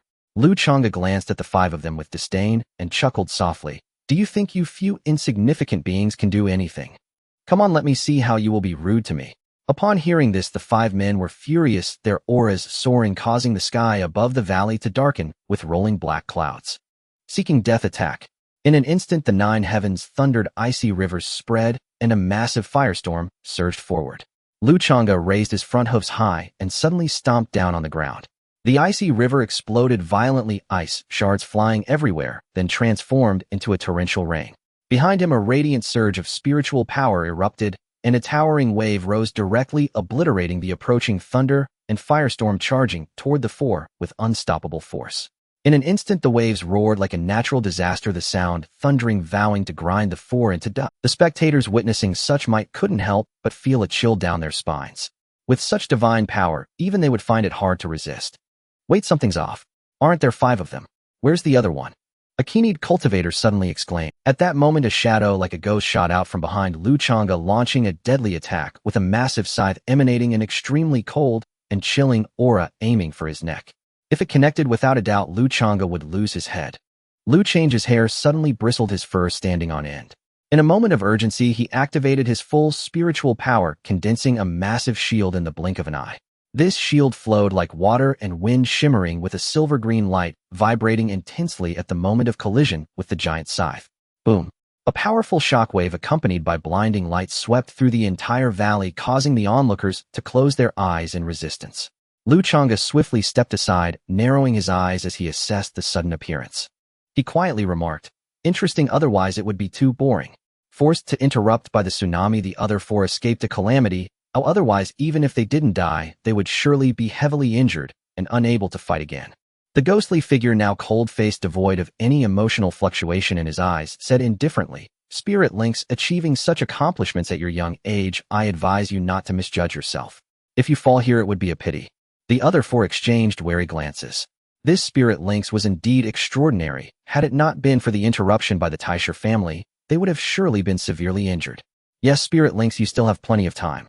How can you accompany a young lad to his death? Let me tell you, even if you protect him now, when the Chaos Wind Gorge closes tomorrow, he will still die in the end. Indeed, our 5 families have set a trap at the entrance, an inescapable net. This kid won't be able to escape, even if he grows wings. The 5 leaders are all at the Imperial Realm. Do you think you can protect this kid under the hands of 5 Imperial Realm powerhouses, eh? At this moment, the 4 began to speak, not fearing that the Spirit Lynx and the remnants of the Nangong family would find out. What would happen if they did? The Chaos Wind Gorge only has 1 exit. At that time, there would be no restrictions. Even if he hides inside, the commander can come in and kill him. Hiss. The Eastern Wilderness is ruthless indeed, capable of chasing us all the way to the northern wilds. Too cruel. The crowd of spirit kings had realized that the 5 families had not only destroyed their clan, but also aimed for total annihilation. They actually crossed regions to hunt them down. TSK. What do you understand? If it weren't for this boy's astonishing talent, the 5 families wouldn't be so very eager to kill him to avoid future troubles. Another cultivator seemed to understand their actions, cutting the grass without removing the roots. Are they waiting for him to grow up and take revenge? And didn't you just hear? This boy is the genius who became famous on the continent 6 years ago, born with Emperor's bones, and then there were no more updates. It turns out his Emperor's bones were dug out, and the family. Yes, too tragic. The discussions among the crowd made the 5 men's expressions change slightly. Although they were in the northern wilds, if such news spread, the reputation of the 5 families would be at stake. The 5 exchanged glances, their gazes toward the spirit links becoming increasingly impatient. The man from the Ouyang family, the most hot-tempered, directly shouted angrily, "Spirit links, we ask you one last time, will you retreat or not?" With this question, all eyes turned to the spirit links. What will it choose? To preserve itself or to protect to the end? Seeing this, Lu Changge smiled slightly. Are the 5 imperial realms really that remarkable? He wanted to see what kind of divine power the spirit emperor realm possessed, and whether his heavenly law manifestation could indeed withstand it. Thus he sneered and said sarcastically, "You think just because you sneak attacked me once you can defeat me? Are the families of the Eastern Wilderness like this? Surely not, surely not." Upon hearing this, the 5 men instantly flushed with anger. Beasts are beasts, unaware of their own limitations. Stubborn and unyielding kill. Wanna unleash your domain? Step in and have some fun. Rising moon over the sea, Lu Changge directly summoned his strongest battle technique aside from the heavenly law manifestation. He immediately pulled all 5 into the realm of his domain. The 5 felt their vision darken, and when they opened their eyes again, they found themselves on a dark sea, the vastness of which obscured any boundaries. Not good. The seawater beneath our feet is continuously siphoning our spiritual power. The man from the Chen family immediately changed color, as his fire-based cultivation was particularly sensitive here. The man from the Taisher family frowned deeply and spoke. This is likely the spirit links' domain. We must also activate our domains to break through this strange realm and charge out. This spirit links has yet to break through to the spirit king realm, yet possesses such a miraculous domain. It's truly hard to believe. For all spiritual cultivators in the Lingwu continent, only those at the spirit king realm or above could possibly master a domain. This spirit links is indeed an extraordinary being, unlike any other. Fire domain activate. Ice domain activate. The 5 individuals unleashed their domains, instantly stirring the calm sea surface into tumultuous waves and roaring surges. The space emitted a low rumbling sound. Seeing this, the man from the Shangwan family exclaimed with joy, "Everyone put in more effort. This space is about to break." At that moment, a massive full moon slowly rose from the sea, its light illuminating the entire surface and captivating the hearts and minds of the 5, as if the whole world was enveloped in moonlight. "No, open up, let me out. I'll open." In a moment of urgency, the 5 did not hesitate to burn their life force, unleashing all their potential, and finally broke free. The 5 instantly regained their senses, wanting to activate their domains, but found themselves completely immobilized, trapped tightly within the silver brilliance of the moonlight.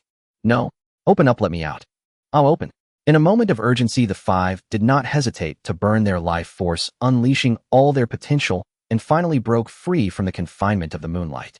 However, the 100-jong tsunami carrying a world-shaking might crash down violently, completely submerging the 5. Boom, boom. Suddenly, an explosion echoed beneath the sea surface, and 5 streams of light shot up from the ocean floor at incredible speed, each surrounded by a faint ethereal flame.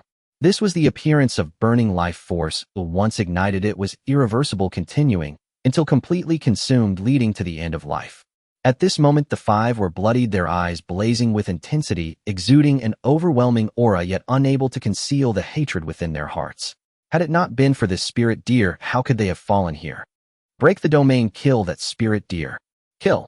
That full moon is strange, it must be the core of the domain.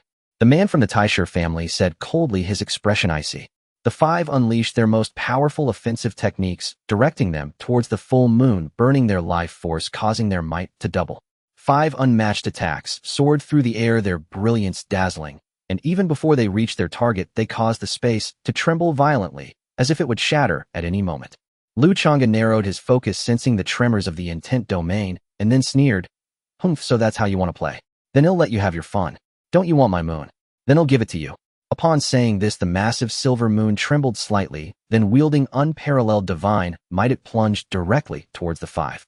"Let's see if you can withstand it." The divine moon fell, and the heavens and earth wept. The five's pupils instantly widened, their eyes nearly bursting with rage. "Are you serious?" But it was too late. With the fall of the silver moon, the space began to collapse, and at the moment of impact, all sounds within the space vanished. Time seemed to come to a standstill until a blinding white light engulfed the entire valley, soaring into the clouds. My eyes had hurt so much. Damn, I can't see anything. What happened? Did the battle end? What's with this white light? The many spirit kings watching the battle felt a sharp pain in their eyes, unable even to open them, and when they released their divine sense, they could only sense a void. After an unknown amount of time, the crowd finally regained their senses. They hurriedly looked towards the battlefield, only to find that the five were no longer present, with only the spirit deer standing in the air, its fur still as pure white as jade, and its eyes flashing with silver moonlight, exuding an astonishing might. The spirit king, who had initially intended to target Nangong Yu's technique, suppressed the greed in his eyes and remained still, as the spirit deer's strength was unknown and it protected Nangong Yu. They could not act rashly and could only observe the situation. At this time, Nangong Yu also awakened from the blinding white light, speaking in a low voice, "Thank you, Xiaobai." He then scanned his surroundings, his eyes filled with killing intent, and continued to ask, "Did those five escape?" "Humph.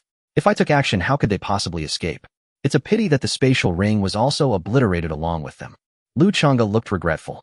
He hadn't expected the power of the falling silver moon to be so great, but he wasn't unscathed either. The backlash from the shattered intent domain had severely injured him. Had it not been for the timely application of several healing spells, this group of spirit kings would have likely surged towards him by now. This spirit deer is too formidable. If it were to enter the realm of spirit kings, or even spirit emperors, I can't imagine the kind of might it would possess. A spirit king sighed softly. "Do you even need to ask? It would undoubtedly rise to the genius rankings and compete with the most monstrous talents of the continent. I've heard that those who make it to the top 10 of the genius rankings all have the opportunity to become emperors, but who knows if that's true?" A nearby cultivator interjected, immediately shaking his head. Upon hearing this, all the spirit kings became intrigued. "I don't believe you. Count how many have made it to the top 10 of the genius rankings over the years. What happened to them in the end? They either died or disappeared, and the highest achievements are those who became spirit saints. Indeed, it's been over 10,000 years since anyone has claimed the title of emperor on the continent. I wonder what is going on. Don't get me wrong. This spirit deer, I believe, has the potential to become an emperor." "What nonsense. Cough, you're right. It has only been less than a year, yet it has such cultivation, its talent is evident." Lu Changge snorted coldly, turning his gaze away. "A group of mere spirit kings dares to dream of becoming emperors. Truly ignorant, reckless, and shameless." "Little Nan, is what they're saying true? Becoming an emperor?" Nangong Yu nodded helplessly, explaining, "There is indeed such a saying on the continent, but by now not many take it seriously. Moreover, those prodigies in the top 10 of the genius rankings, as they say, often disappear in the end." At this point, Nangong Yu's expression turned serious as he said earnestly, "Xiaobai, it is only a matter of time before your talent reaches the top 10 of the genius rankings, so you must be extremely cautious then. This kind of thing has happened countless times over the past 1,000 years, with the strongest experts from the 4 regions investigating, yet they found no clues leading them to expend more effort on their own prodigies. However, even so, very few survive, and once their Dao hearts collapse, it becomes difficult to advance in cultivation." Hearing this, Lu Changge was shocked. Is this really true? This isn't a genius ranking, isn't this a proper death list? The prodigies after the top 10 are not at risk. Nangong Yu said hesitantly. Lu Changge snorted, shaking his head vigorously. "Forget it, let's talk about it after climbing the mountain. It's still early. First, let's discuss how to get out after the chaos in the Windy Gorge has settled." If those 5 weren't lying, the entrance to the Windy Gorge must already be surrounded tightly by the 5 major families, making it impossible to slip away unnoticed. The main issue is that all 5 leaders are at the imperial level, which complicates matters.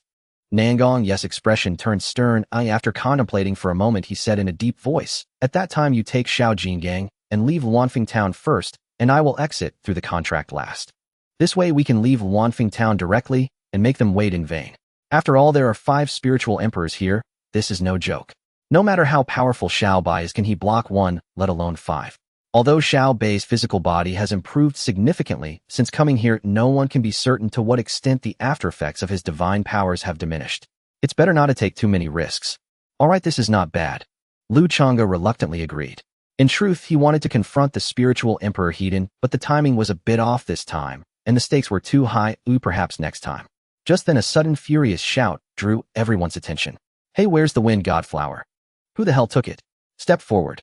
Everyone turned abruptly to where the bud used to be, only to find it empty. The bud had long since vanished. Damn. Who exactly took the wind god flower right under our noses? It was just here. How can it be? That glaring white light earlier blinded my eyes for quite a while. Could it have been taken during that time? It must be the accomplices of the spiritual deer. It was that kid. Upon hearing this, everyone's gaze turned sharply towards Lu Changge and Nangong Yu. Lu Changge furrowed his brow, staring intensely at the last speaker, his eyes filled with murderous intent as he coldly said, "What did you just say? I didn't hear you. I'll repeat it for me to hear." The chilling and detached tone made everyone's hearts race with fear. The ordinary-looking cultivator shrank back, slightly glanced at the many cultivators around him, and asserted defiantly, "Who else could it be but you two? Who else could take the flower under the eyes of so many spiritual kings? Daring to take our hard-earned wind god flower and not admitting it. With hundreds of us spiritual kings present, are you afraid of the two of you?"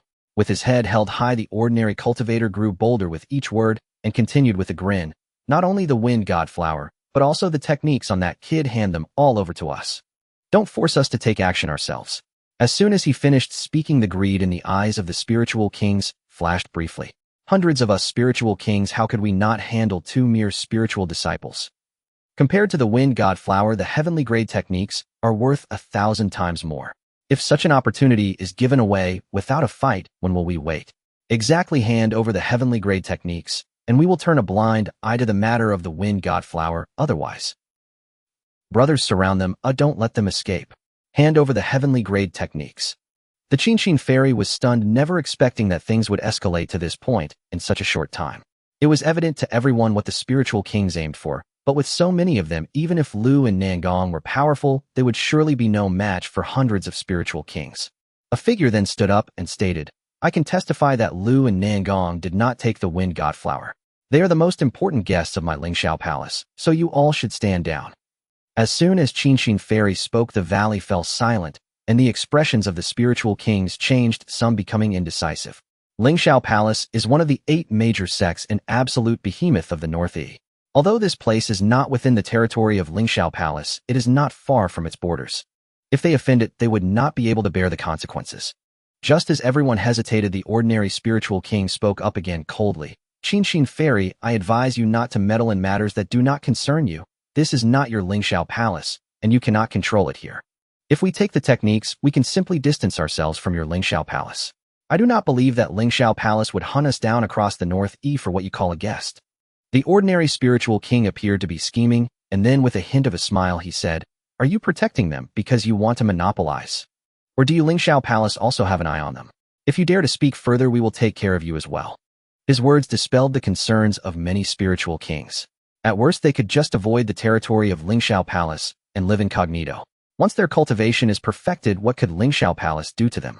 The spiritual kings already harbored intentions, and the words of the ordinary spiritual king served as the final straw, prompting them to release their inhibitions and strike. "Well said, Qingxin fairy, you must consider carefully whether it is worth it to accompany this kid to his death." "Exactly, this kid, could he be your little lover? Protecting him like this, ha ha. Huh. You never know, this kid is so handsome it's normal for Qingxin fairy to have feelings for him. Isn't that right? Lingxiao Palace only knows this kind of trick." Once this group of spiritual kings shed their fear of the sects, they revealed their true ugly forms like demons unmasked. Qingxin fairy and the few spiritual kings behind her had extremely ugly expressions, their eyes cold, as if they wanted to remember the face of every disrespectful spiritual king. However, they did not act, for once they took action surrounded by hundreds of spiritual kings, they would truly have no way out. "Thank you, Qingxin fairy, for your words. Oh, I appreciate it. You all should leave first," Lu Changge said faintly, seemingly completely disregarding this group of spiritual kings. Qingxin fairy hesitated, slightly glanced at the several spiritual kings behind her, nodded, and coldly said, "Let's go." The spiritual kings obediently made way, not daring to block them, otherwise they would truly offend Lingxiao Palace. With Qingxin fairy's extraordinary status in Lingxiao Palace, if she were to die here, they would all face a calamity, with only the path of burial available. The diplomatic power of Lingxiao Palace is not just for show. As soon as the people from Lingshao Palace left, Ling Hongjua of Xinyuan Pavilion glanced around, chuckled lightly, and also left. Several spiritual kings from the Divine Blood sect hesitated. The spiritual deer was too imposing and Ding Bai was not present, so they gritted their teeth and left. Following that, several unwilling cultivators also departed, including Lin Yuanbai from the soul refining sect. Lin Yuanbai. Lu Changge's expression suddenly froze, scanning the surroundings. Where was Wuji City of the Wuxiang sect? Weren't they together? Wuxiang sect, Wuxiang sect. He felt as if he had missed something, directly enveloping all the spiritual kings across from him with his spiritual sense. Just as the spiritual kings were about to shout, they suddenly looked at the ordinary-looking spiritual king. The Wuxiang sect's Wuxiang divine art is quite well practiced. Wuji City is stirring things up quite a bit, huh? Everyone present was taken aback. The Wuxiang sect. Another major sect, who are they? The crowd followed Lu Changge's gaze and saw it was the ordinary-looking cultivator. Seeing that Wuji City had been exposed, he decided not to hide any longer. With a surge of spiritual power, a handsome visage rivaling that of Nangong Yu emerged, though it was uncertain if it truly belonged to him. He smiled playfully and said mockingly, "A spirit deer is just a spirit deer, but what if it recognizes me? After all, as a mere spirit realm cultivator, I cannot seize that kid's techniques, can I? His words caused the gathered spirit kings to relax their stares at him, turning their attention instead to At this moment, their patience had been worn thin. Delay could lead to disaster. Kid, let me ask you one last time, will you hand it over or not? The group of spirit kings fixed their gazes on Nangong Yu as if ready to strike him down with overwhelming force should he dare utter a refusal. At this moment, nearly 200 spirit kings combined their momentum, causing the valley to resonate with a sound like the roar of the mountains and seas. Seeing this, Lu Changge's expression turned grave, and he transmitted a message. Little Nanzi, unless I unleash my divine powers, it may be difficult to escape. In truth, with his speed, it would be entirely feasible to break through the encirclement with little Nanzi. However, the entrance to the chaotic Wind Gorge was firmly surrounded by members of the 5 great families. At that point, with wolves ahead and tigers behind, escape would be impossible. Unless he could wipe out one wave of them completely, he would have no choice but to unleash the heavenly law of the universe, divine power. However, the chaotic Wind Gorge would open tomorrow, and if he couldn't use this divine power in a short time, it would be extremely dangerous for them. After all, he didn't know if those 5 had communicated with their family leaders before dying. If little Nanzi's methods failed when they emerged from the gorge tomorrow, this heavenly law of the universe would be their last resort. Nangong Yu naturally understood little Bei's thoughts. At this moment, his brain was racing, and then, with a steely resolve, he displayed a slight smile that was somewhat out of place. Looking at Lu Changge, he chuckled lightly. Little Bei, do you dare to take a crazy gamble? Lu Changge glanced at the black vortex wrapped in a barrier deep within the valley, immediately grasping his intent, excitement blossoming on his face. There must be treasures inside. Ever since he entered this valley, his damned curiosity had never ceased. Thus he chuckled, that's exactly what I want. Kid, have you made up your mind yet? Enough, my patience has run out. If you don't comply, you will die. Forget it, brothers, let's take action ourselves to avoid any difficulties for him. Kill. Just as the spirit kings were about to unleash their powers, Nangong Yu stepped forward beside Lu Changge and loudly declared, I've made my decision. Wuji City's expression changed. Oh, was this kid really so spineless? Everything he did was not for that trifling heavenly tier technique, but rather because he had offended those 2. Rather than face endless troubles, it was better to eliminate the threat at its root. This was his life philosophy. If you offend someone, you must find a way to eliminate them, otherwise he would find it hard to eat and sleep peacefully. The crowd looked surprised and immediately halted. This spirit deer was indeed too powerful, and this kid was no pushover. It would be best not to attack, otherwise if they were to retaliate in their dying moments, no one could guarantee that they wouldn't be the ones to perish. If you've made up your mind, then hand over the techniques. Throw the techniques to me, kid. Get lost. Lu Changge clicked his tongue. If he really threw out the techniques now, without needing them to act, this group would start fighting among themselves. Throwing out fake techniques. These spirit kings weren't fools. Would he throw out the real ones? Nangong Yu could not bear to do so, and he softly declared, I've already decided how to send you all to die. Damn it, this kid has tricked us. Charge, kill them. The group of spirit kings was initially stunned, but then reacted, entering a frenzy, charging toward them with fury. At that moment, behind Lu Changge and Nangong Yu, a silver moon and a great sun began to rise, illuminating the sky. The terrifying energy fluctuations converged within this small valley, directly forming a massive yin-yang array above the valley.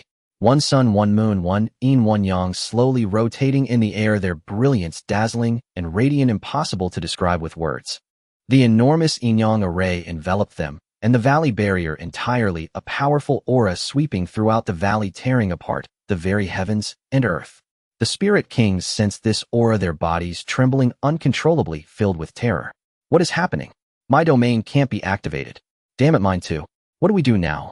It must be the formation. Oh, we need to break out. Upon hearing this, the crowd immediately attempted to break free from the coverage of the Inyang array. Unfortunately, the speed at which they rushed out was no match for the speed at which they were sent flying back. At that moment, within the lunar and solar energies, the terrifying power began to gather at the center of the array, bursting forth with brilliant radiance, the aura seemingly set to obliterate everything. The crowd panicked. They only wanted the techniques. They had painstakingly cultivated to the Spirit King realm and still had many years left to enjoy life. How could they perish here?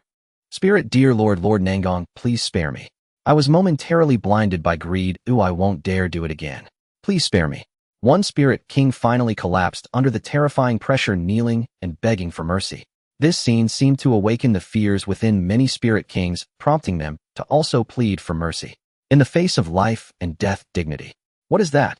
Spirit, dear Lord, you are magnanimous. Just treat me like a fart and let me go. Lord Nangong, no, Grandpa Nangong, please spare me this time.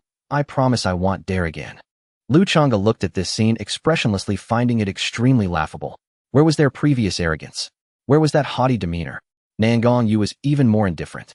Ever since his family was destroyed, he had witnessed countless instances of human depravity. Their pleas for mercy under the threat of death were utterly ridiculous.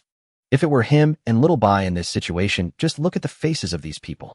Wuji City looked at the kneeling Spirit Kings, a hint of disdain creeping onto his terrified face. A dignified Spirit King, yet so pathetic, he truly did not understand how these people had come to cultivate.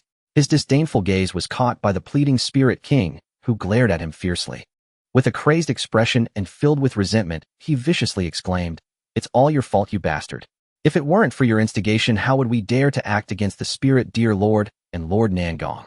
Such is human nature. At such times one often seeks a scapegoat to lessen their own guilt in hopes of self-preservation. Yes, it's all the fault of that Wuxiang sect scum. If we kill him, perhaps Lord Lingpao will let us go. Kill him. Kill this scum. Even though Wujiqing was exceptionally gifted, it could handle 1 or 2 Spirit Kings in battle, but that was not the case here. Even if most of the Spirit Kings did not take action, there were still dozens present. Even though Wujiqing was exceptionally gifted, it could handle 1 or 2 Spirit Kings in battle, but that was not the case here. Even if most of the Spirit Kings did not take action, there were still dozens present. In an instant, his meridians shattered, blood gushed from his body, and he was on the brink of death. The life principles he had summarized over 20 years ultimately failed him in the chaotic wind gorge, and the price was death. A group of Spirit Kings looked over their lips, moving still, wanting to plead for mercy. Yet from beginning to end, Lu Changge and Nangong Yu never cast a glance at them, and the formation was finally ready at that moment. Had this group of Spirit Kings united from the start, they might have only needed to pay a small price to break this formation. The irony is they did not. Now they had no chance left. The two exchanged glances and nodded slightly. Then from the center of the Inyang array, a beam of light shot out, carrying the momentum to annihilate all as it swept past the Spirit Kings. Without any obstruction, everything touched by the beam instantly vanished, as if it had never existed in this world, completely erased. Until the beam reached the barrier. The two were momentarily in a deadlock, and soon faint cracking sounds like thunder rang in their ears. "Xiao Nanzi, hold on to me tightly later, and whatever you do, don't let go." Lu Changge's voice trembled, filled with both fear and excitement. The thrill of jumping between life and death made his adrenaline surge, and the hair on his face could not hide the flush of exhilaration. Nangong Yu nodded heavily, a hint of madness appearing in his eyes. At that moment, the cracking sounds grew more frequent and faster until... boom! The barrier shattered. Great healing technique. The dark winds as black as ink swept through the valley with a breath of extinction blowing outwards. In the darkness, a green light surged against the wind, flickering as if it were about to extinguish at any moment, sending chills down people's spines. Finally, as his spiritual power was about to be exhausted, he dove into a cave. Lu Changge lay on the ground, panting heavily, laughing out loud, his laughter turning into wild guffaws. Ha! Ha ha ha, that was exhilarating. The dark wind was terrifying. He noticed in the green light that the surviving Spirit Kings were blown away like a handful of yellow sand, leaving nothing behind. If it weren't for his healing technique wrapping around his entire body, he and Xiao Nanzi would likely have followed in the footsteps of those Spirit Kings.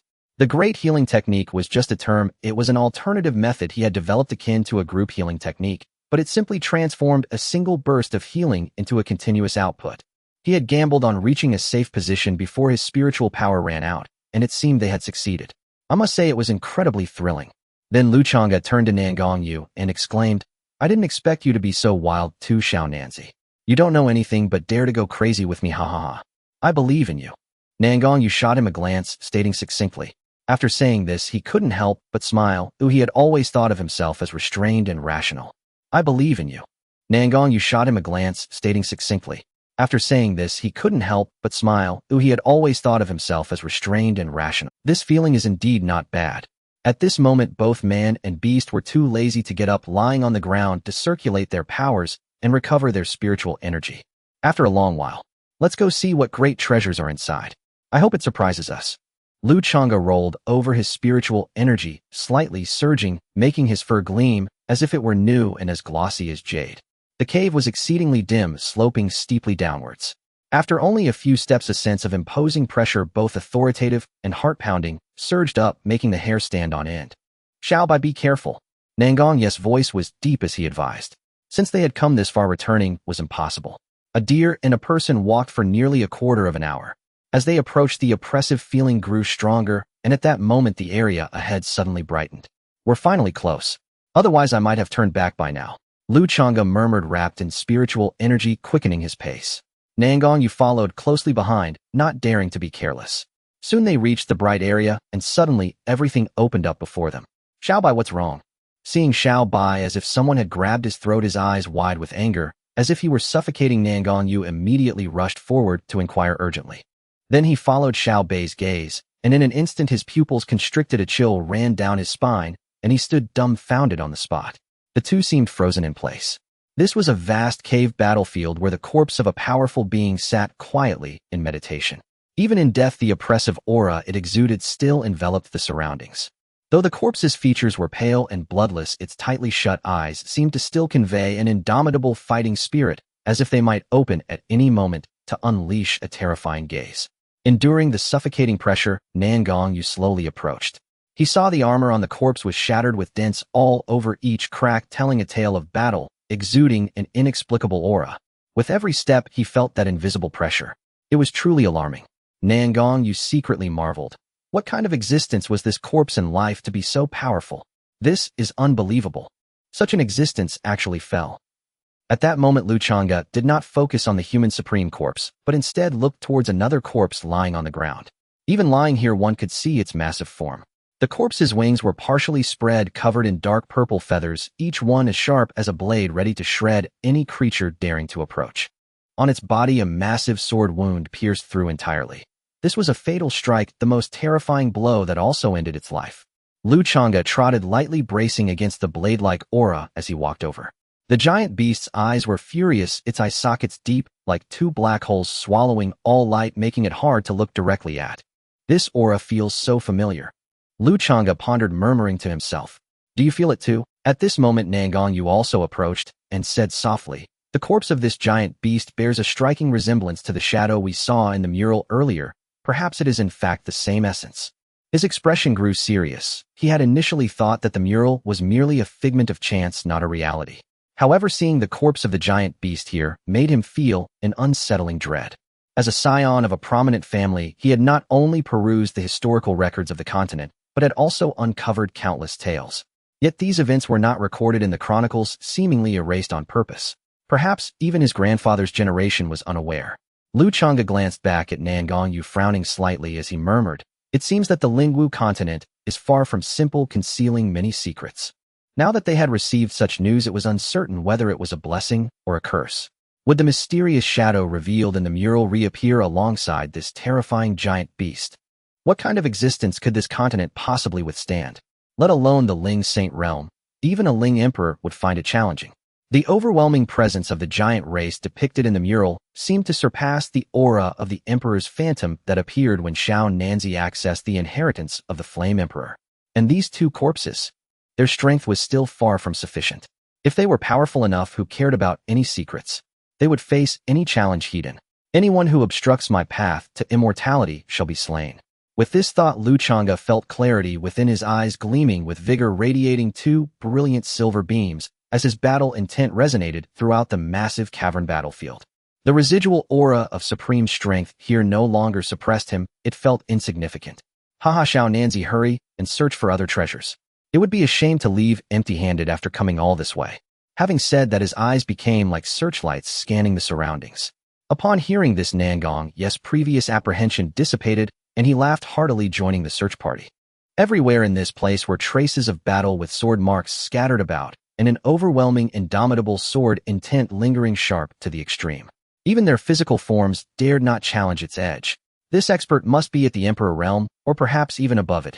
So it turns out such a powerful being can fall as well. What level must one reach to truly attain freedom and achieve eternal life? Nangong Yu suppressed the tremor within his heart, yet could not help but voice his thoughts. Lu Changge maneuvered around a strand of sword intent, laughing heartily. Xiao Nanzi, what is there to fear? The path is endless. With each step forward there is joy to be found. As long as you know you are constantly growing stronger, that is enough. After spending half an hour, the two returned to their original position. Lu Changge furrowed his brow, saying, this doesn't seem right.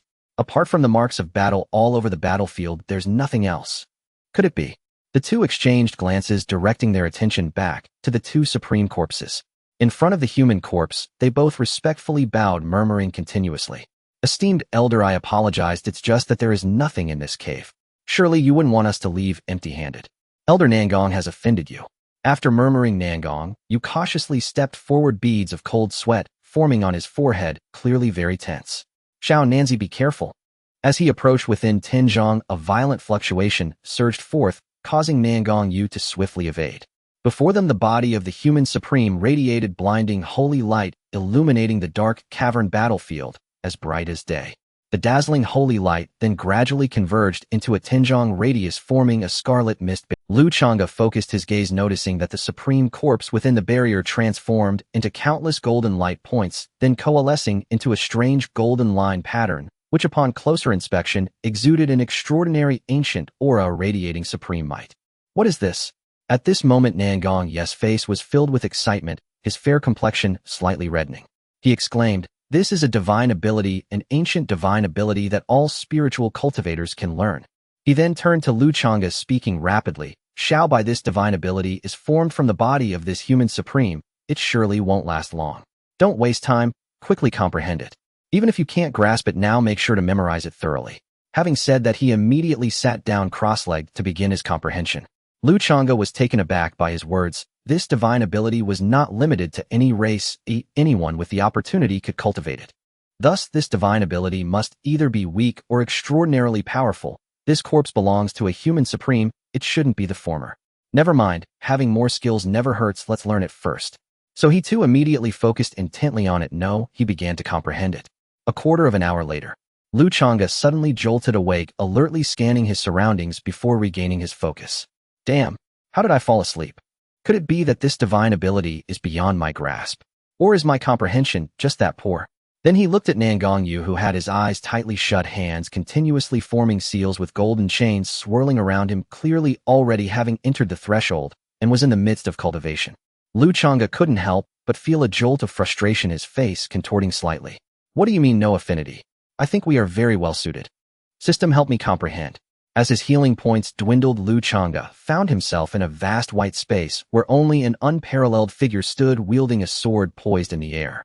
The radiance behind him was so brilliant that it was blinding. Is this the deceased supreme being? Before he could ponder further, another massive figure appeared, the enormous winged beast. At that moment, Lu Changge finally glimpsed its full form. Its beastly form was as grand as 1,000 zhang, with a fearsome visage, its eyes gleaming with a ghostly green light, exuding endless malice and madness. A pair of gigantic wings, their feathers black as night, flickered with dark purple lightning. Most shocking of all, its body was inscribed with mysterious black runes. Merely gazing upon them felt as though one would be consumed, as if drawn into an endless abyss. The human supreme stood before it, appearing so insignificant. In the clash of their auras, the giant beast firmly held the upper hand, its sinister aura permeating the entire sky. Dark wind blades. Could it be that the black gale at the depths of the Chaos Wind Canyon is due to this winged beast? Truly terrifying. Even after countless years of death, it still possesses such power. past. Dark wind blades. Could it be that the black gale at the depths of the Chaos Wind Canyon is due to this winged beast? Truly terrifying. Even after countless years of death, it still possesses such power. He found himself atop the head of the giant beast, hands forming seals, his figure becoming ethereal and instantly splitting into countless clones, swiftly spreading across the battlefield and surrounding the beast tightly. Terrifyingly, each of these countless clones emitted a powerful aura identical to his own, as if each clone was the true body, yet somehow none of them truly were. Is it a single person turning into a crowd fight? Lu Changge gasped, continuing to watch intently. The countless clones launched a surprise assault on the enemy with lightning speed faster than a bolt of lightning, akin to teleportation. Each attack carried an indomitable sword intent, creating a storm formed entirely by the clones. The giant beast was instantly covered in wounds, as if it were about to be dismembered. Roaring, the giant beast was no herbivore. It let out a skyward howl, its towering body shrouded in black smoke. No, it was not black smoke, but a black annihilation hurricane. A black storm far exceeding its 1,000-meter form swept across the entire battlefield in an instant. This was not the residual power from countless years of dissipating in the chaotic winds, but its true, original, unparalleled might. Countless supreme human clones were swept into it, and in an instant they began to transform into black sand, scattering into nothingness. This is just too incredible. Lu Changge was astonished whether it was the clones or the black hurricane. Both represented an unimaginably powerful ability. Any one of them appearing in the world would likely shock the entire continent. Although it was in the simulation space of the system, seeing the supreme human in a disadvantageous position made Lu Changge feel somewhat tense. At this moment, it seemed the supreme human was about to unleash its power. The remaining figures simultaneously executed the same sword technique, and countless golden sword lights surged skyward, as if the heavens were pierced with numerous holes. Then they all slashed toward the black hurricane. At that moment, the world fell silent, and countless golden lights radiated from within the black storm. Even the descent of the celestial gods could not describe even 1/10th of this moment. A voice cried out, "Slash!" Like the chaos of the universe opening, the heavens and earth were cleaved in two, rendering everything invisible. Rumbling, the sky completely collapsed, revealing a realm of chaos. After a long moment, Lu Changge opened his eyes, the lingering shock still evident in his gaze, his heart pounding like thunder, his entire body trembling.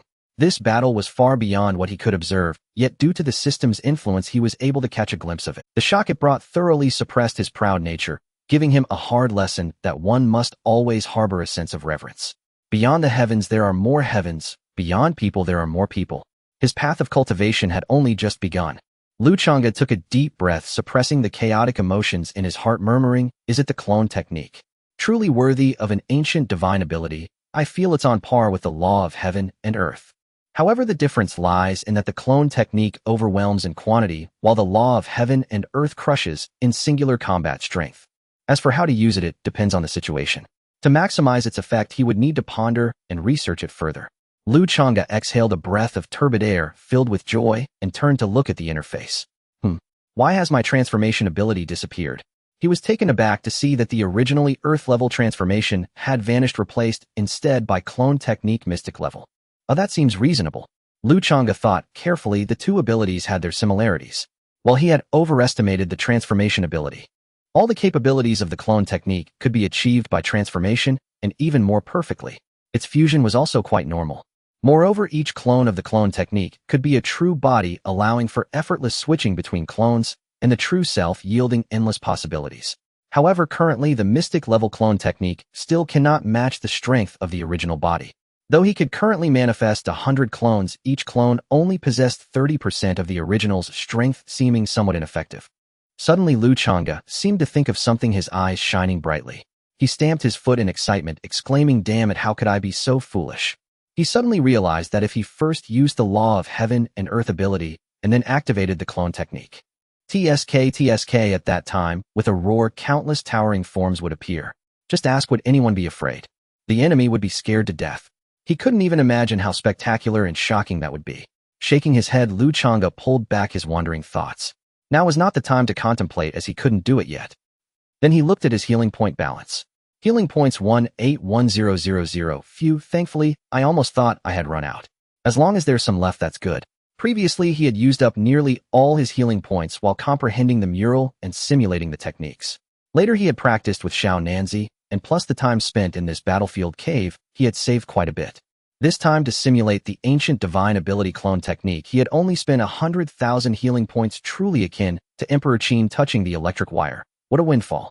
Not good. This divine ability is about to dissipate. I wonder if Xiao Nanzi has comprehended it.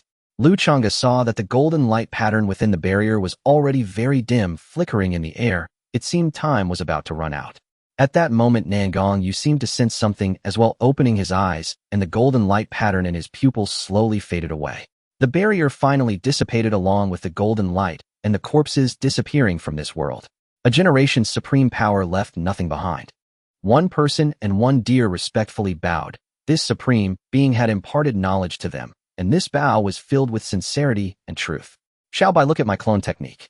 Suddenly Nangong Yu shouted loudly, forming seals with his hands, immediately splitting into 10 Xiao Nanzis surrounding Lu Changge, each with a different expression, seemingly possessing their own independent thoughts. Childish Lu Changge rolled his eyes, snorting disdainfully. How old was he still playing this?